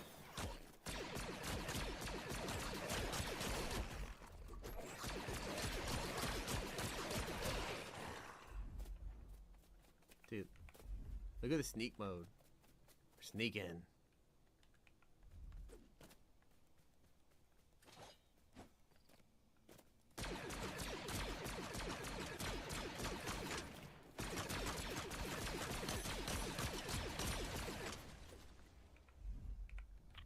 If we head this way, we can head back to the village. Okay. Let's go. I see the potential in this game. Just need more stuff and buildings in the overworld. Tommy, what would you love to see in this mode? I think I'd love to see more bosses. So it's like we just did the Storm King, right? And the reward was great. The boss battle was super fun. I'd love to see like different bosses that we could, I guess, do over time, because only one boss isn't enough. So when they come out with the next update, that's gonna make this so much better. So it's worth like playing right now just to get your world going, get the best stuff, so that when the next update drops, whenever it does, there's more bosses, and I think it's just gonna be fun kind of farming it over and over, you know? Yeah, it would have taken a lot longer to start from scratch and kill this Storm King. Exactly. Alright, we're at the Storm Base. Let's go. Can you work in my chat? Like, we'll try to add me. He give 100 people. I don't know. Mom's account. I have no idea what you're saying, bro. No idea. Do a ballistic live stream, Snacks? I would. I'm like Diamond 1 in ballistic, but I don't know. I just wanted to play Lego today. Hey, if we go here, we can show off the Maria Lost Elizabeth, Isles. hello. What's up? We can do what? Just show off the Lost Isles. If you join Oh, this one. true. Alright, let's go check out the Lost Isles. Vanisher, the Storm King is pretty hard for me. If it's hard for you, get someone like Bradley, who's good at the game. I'm not great, but Bradley made it easy.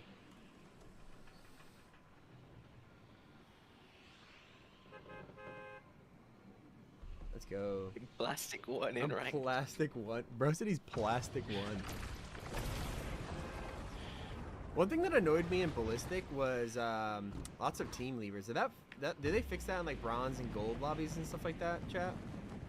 Is anyone still like in gold lobbies?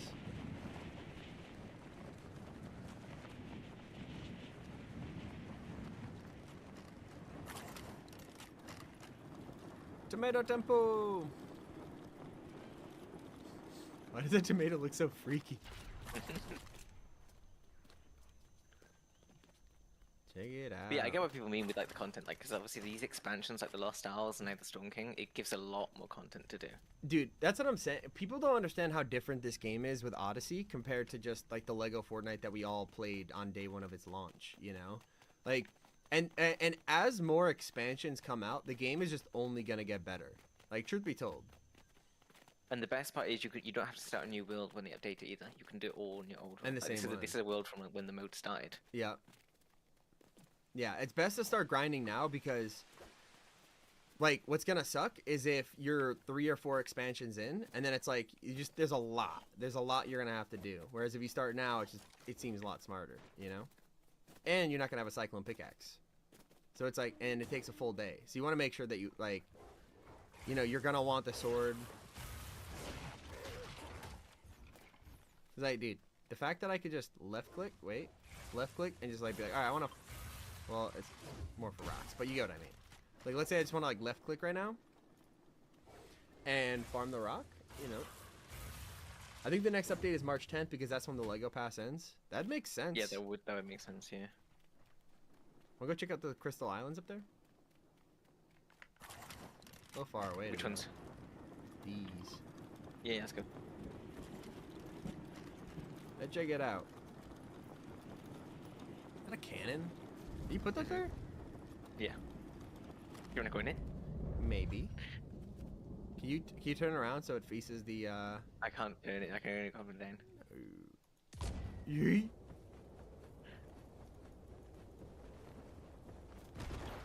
Yeah, we'd love to see cannons. Alright. Oh, what was that? You can see our favorite Fortnite creature over here too. Ooh.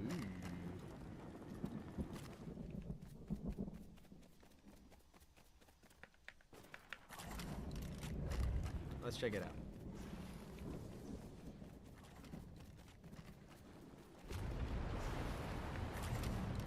Columbo! He's not even like Lego-fied. No, this is the mother one. You'll find Lego ones around the island. Oh. Look at that! They brought Columbo back. Chat. Doing something. Do you have a Clomberry? I'm just gonna give him a wood. Yeah, I can't believe they brought Columbo back.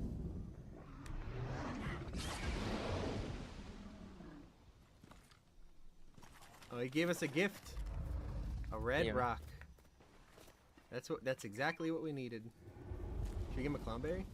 Hey, go on. What happens if we give him a Clomberry? Does he do something? Alright, Columbo, here you go. The more items you give him, the more stuff he'll spit out. He's like a free recycler. Oh, what happens if I give him my corn?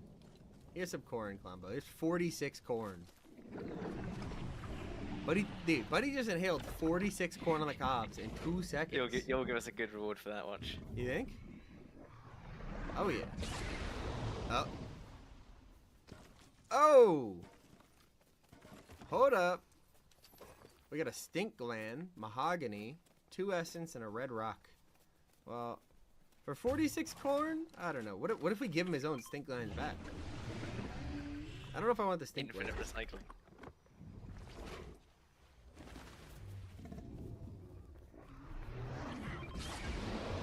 You just gave out. Wait, we actually got some stuff. Feed him everything. Feed him everything. Everything in the inventory goes. It all goes. Here's pumpkins. 59 grilled meat combo. It's all yours. Dude, the animation for him is actually so good. Let me see if I can find a Lego one you can ride. Did you know Klombo might be added next season because Klombo will be 7 years old and it's season 7? Wait, what? Like, see, what do you mean it's season 7? Hit a dance.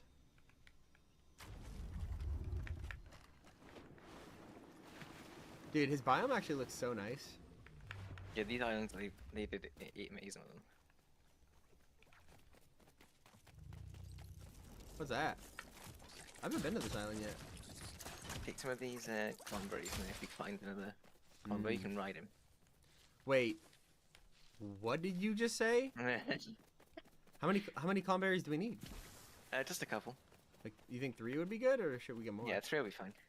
All right, let's figure out how to ride Klombo. Dude, I can't believe I didn't know you could ride Klombo. What? Hang on, I'm gonna bring more than that. We're gonna hook Klombo up. All right. Now we just gotta find one. What? A Klombo. Oh, the Lego Klombo? Yeah, the Lego ones. Oh, I thought you meant like the actual big Klombo over here.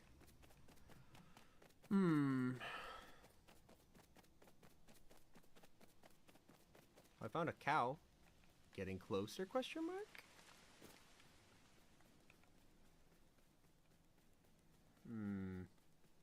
How big are they? They're not. Are they big as the mother Klombo? They're like yeah, they're pretty big. A bit smaller, but you know you'd see them. I'm gonna go to height and see if we can find one there. Yeah, we'll grab a tomato. You know what? Yeah, we'll grab a tomato just in case.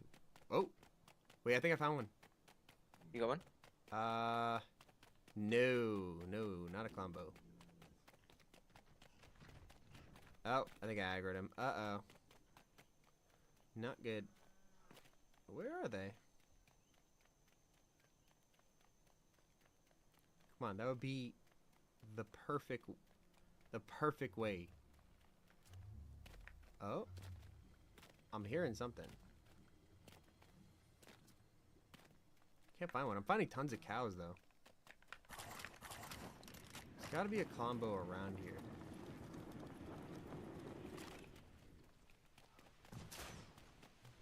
Oh. Oh. It's angry. Well, we need to find a Klombo to save us.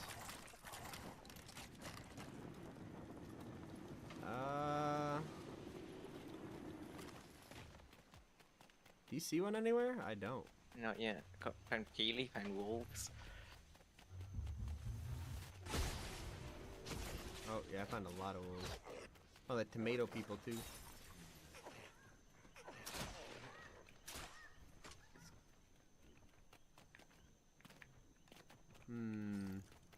Chat, anyone know?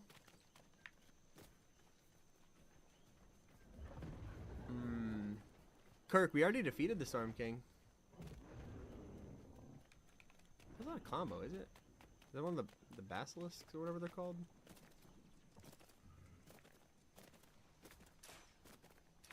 They're only hiding. Yeah, why are they hiding? Ick. Hang on, I got a geyser here. Oh. I did it with 0 stamina again.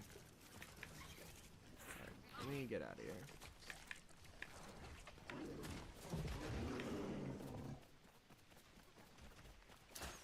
Alright. There's gotta be one around here, bro. Yeah, I gotta go look in the other village. You want to be here?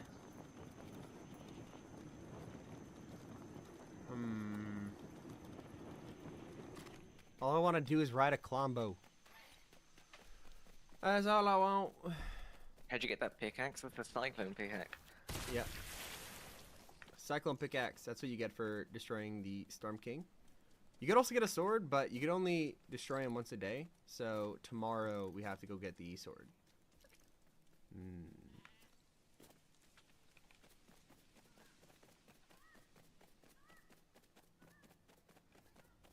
It's gotta be.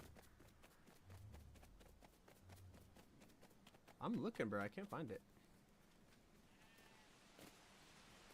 Chat, if you see a Klombo, call it out. I got another Klomberry. That one? No, that's big flower. These big purple flowers keep tripping me up. All I want for Christmas is a Klombo. I see one. Cruiser, are you trolling me, bro? Because my eyes are peeled. You should be able to see them on the visual indicators, but I'm not spotting you anywhere. Yeah, I'm not spotting them either. They're scared, they're hiding.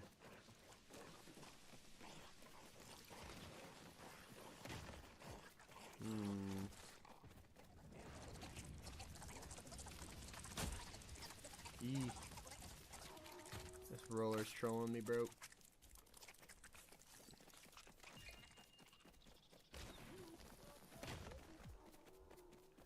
Alright, new stream title. Not ending stream till we find Klombo challenge. They're around here. A wild Klombo is lurking around here. In the depths of the jungle. And we're gonna find it. You still haven't found one? Nope. And you're 100% they spawn in Lost Isles? Yeah. I was riding one around the other day. Bruh.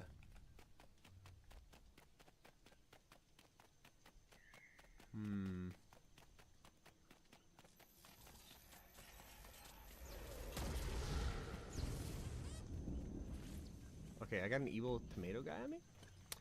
GG. Are you going to another bus station? Yeah, I'm just gonna fly over and see if I can see him on the way. It's gotta be chat. Thought I saw a Klombo. They do spawn. Okay, that's what Ben said. Ben says that they do spawn in the Lost Isle.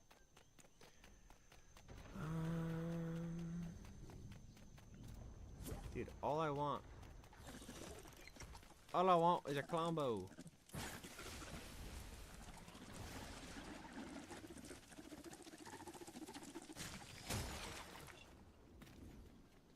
Let's go. All right. Epic Games, if you're watching this, first of all, thank you for sponsoring the stream. Second of all, give me a Klombo. Give me a Klombo. Epic Game, please. Tim Sweeney, Donald Mustard. Plead. That is all I want. Bradley, I think they're in hiding. I think the hibernation of the wing. They're in hibernation. There's no more Klombos. There is, we just can't find them. There's gotta be one around here somewhere, bro.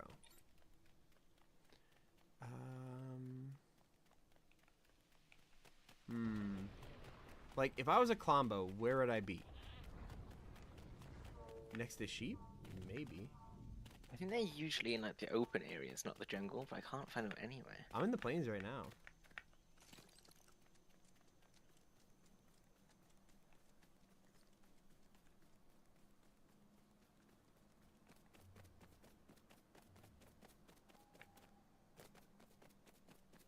Dude, this is crazy. Like, how long? Klombo!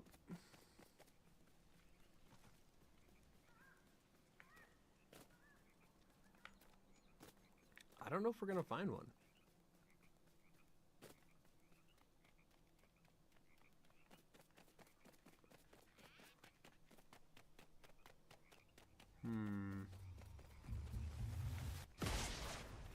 Now it's night. Yeah, now they're hibernating too. Unlucky, maybe we just don't find Klombo.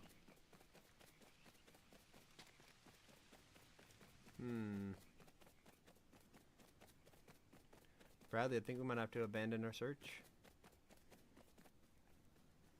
Maybe we can meet you.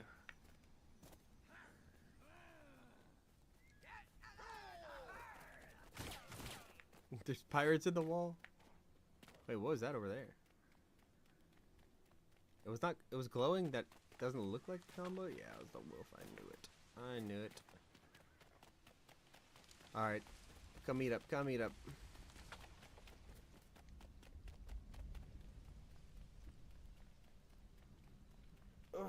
I'm not gonna put my next video comes out tomorrow, by the way. I recorded it yesterday.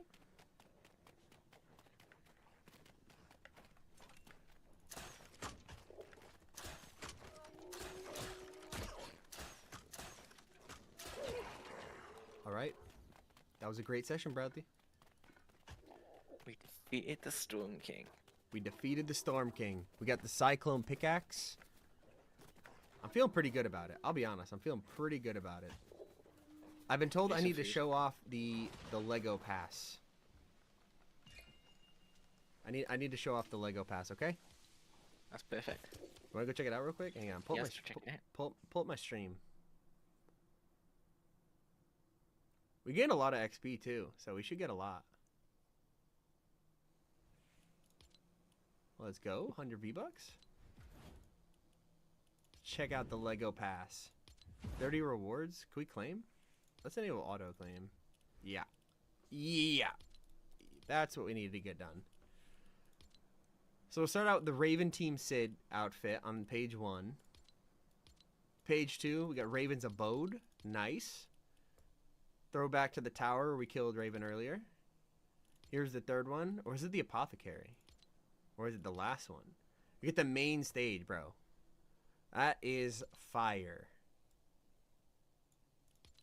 Make sure you have enable autoclaim chat if you're doing that. Because all of this stuff, like, dude, it is crazy the amount of decorations that you could get. Like, you could build, like, this whole village. And look at us. That's me right there. With the Storm King behind me. Defeated. Actually crazy. Actually crazy. What a stream. And that, chat, is where we're going to end it. Thank you all for tuning in. I appreciate it. I don't live stream often, so you guys tune in to watch. You're good friends. That's a good friend thing to do. Once again, thank you to Epic Games for sponsoring it. They're the homies. I love posting Fortnite videos, and to be able to actually work with Fortnite, like, that's pretty cool, Bradley. It's pretty cool. Like, not many get this opportunity, so I'm very grateful for it. And that was fun. I definitely recommend you guys go check out Lego Odyssey. It's a grind to get to the Storm King. I would not do it solo. Bring your friends to join you in Lego Odyssey, because that's, I mean, it's almost necessary, I would say. It's almost necessary, especially if you're doing an expert. Survival, you can get away with it. It's going to take some time. But I had a good experience. Once again, go check out Lego Odyssey, guys. Thank you for tuning in. We appreciate it. Shout out to everyone. Arcade Cow, thank you for playing. Shay, Rachel, Kirk, DJ. 1 Minute Videos official. All right, Ariel, peace out. Bye, Owen. Bye, Santos. Snacks, good to see you, bro. Sky, thank you all. Catch you in the next stream. Peace out. This is everything in Fortnite that makes no sense. Here's why Darth Vader defies logic. It is one of our newest skins, Samurai Darth Vader, and finally he brought us a lightsaber pickaxe after all these years of asking. But it doesn't glow. Isn't the whole point of a lightsaber to have light? And that is just one of the collabs that makes zero sense, because a lot of fans were shocked to see Cyberpunk appear in Fortnite. The whole appeal of this game is that you could turn your character into anyone. Cyberpunk, after all, be any appearance you want. Well, unless you're in Fortnite. In that case, they completely left out the other V and gave fans only one version of them instead. Things get even weirder when you realize high heels are coming to Fortnite. I can't lie, I think this is a hilarious idea, but I do have one question. How is this gonna make any sense on outfits like Godzilla? He is absolutely huge and probably weighs more than an entire building, so those high heels are made of vibranium or something? What about when Fortnite keeps giving players the same skin over and over again? Well, in the OG Marvel season, we were introduced to Dr. Doom. Then, a couple years later, it was time for simply Doom. At this point, we were now hearing rumors of a Marvel Rivals crossover, and fans noticed Galactic-themed items coming to the game. Sure looked like we were finally getting some kind of Galacta outfit, everyone wanted it. And then, out of nowhere, the collab dropped with a third Doom skin. Give the people what they want, Epic, I'm just saying. Instead, they're handing us items like the Cliffside Soar. For new players, they'll take this glider any day of the week and be pretty happy with it, not realizing it's a complete troll. In reality, this Battle Pass item is basically an edit style of an old glider called Eon. They even copied the animation. What?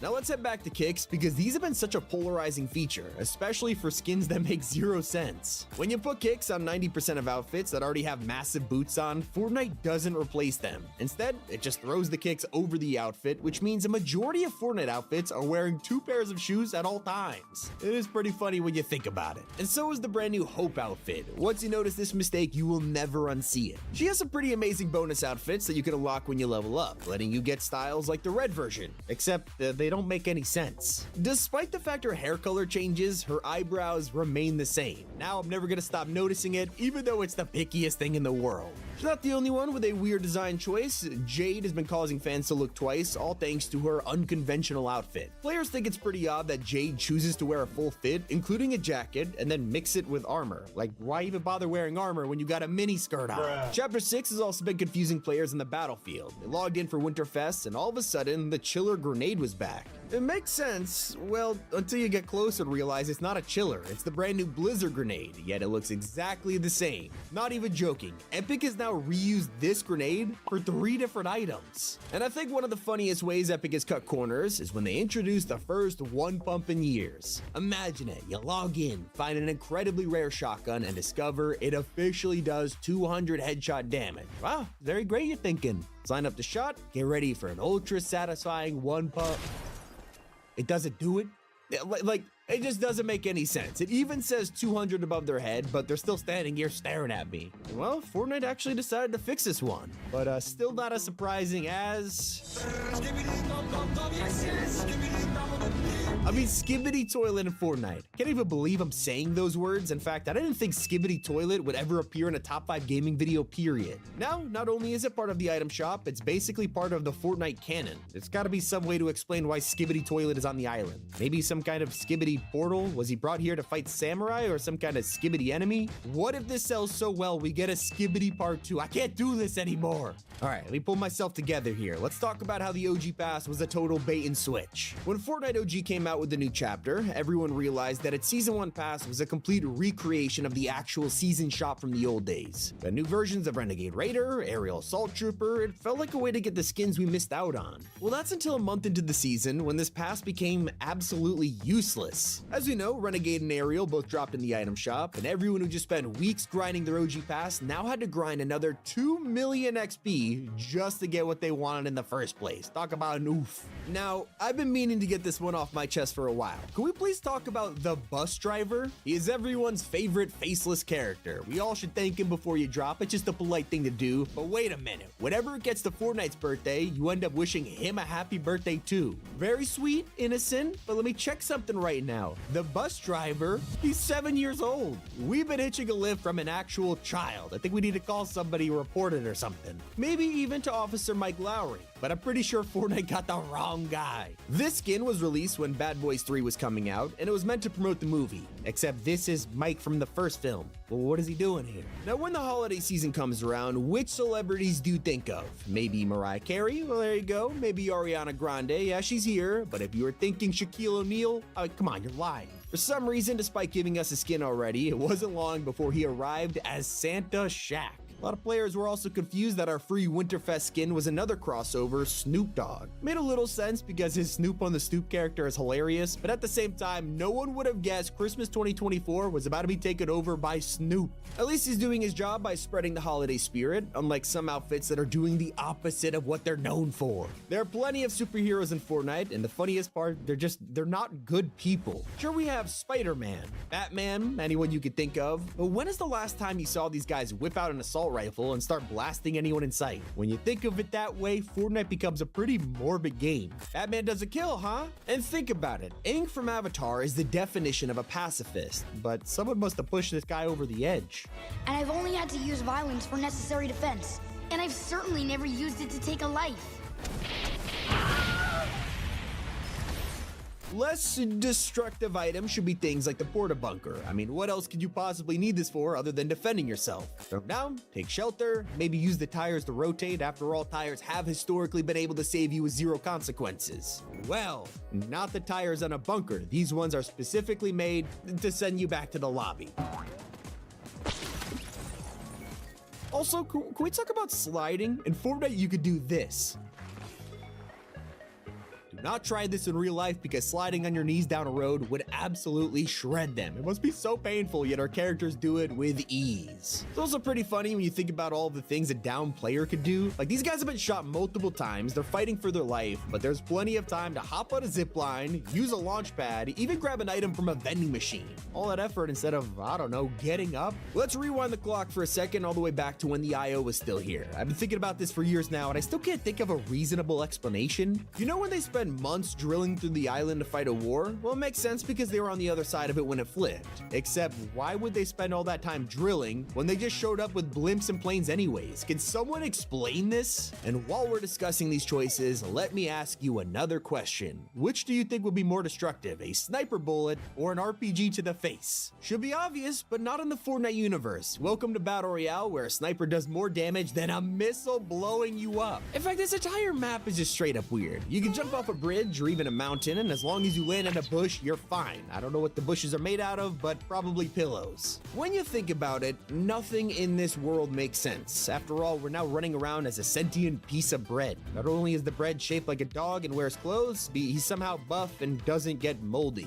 What happens if it rains? Does he change shape? I'm starting to feel like I need answers here, Fortnite. Also, what is going on with rivers? Why is it that every single body of water in this game somehow has an arsenal of weapons inside? Just try to fish like any other person, and suddenly I'm pulling grade A guns from the water. No wonder these people are always fighting each other. They have arms dealers dumping all their items into the sea. Fortnite, you can contact me at Tommy@top5gaming.com to email me these responses. Thank you so much. It's been a love letter. Tommy, keep it here. Top 5 Gaming.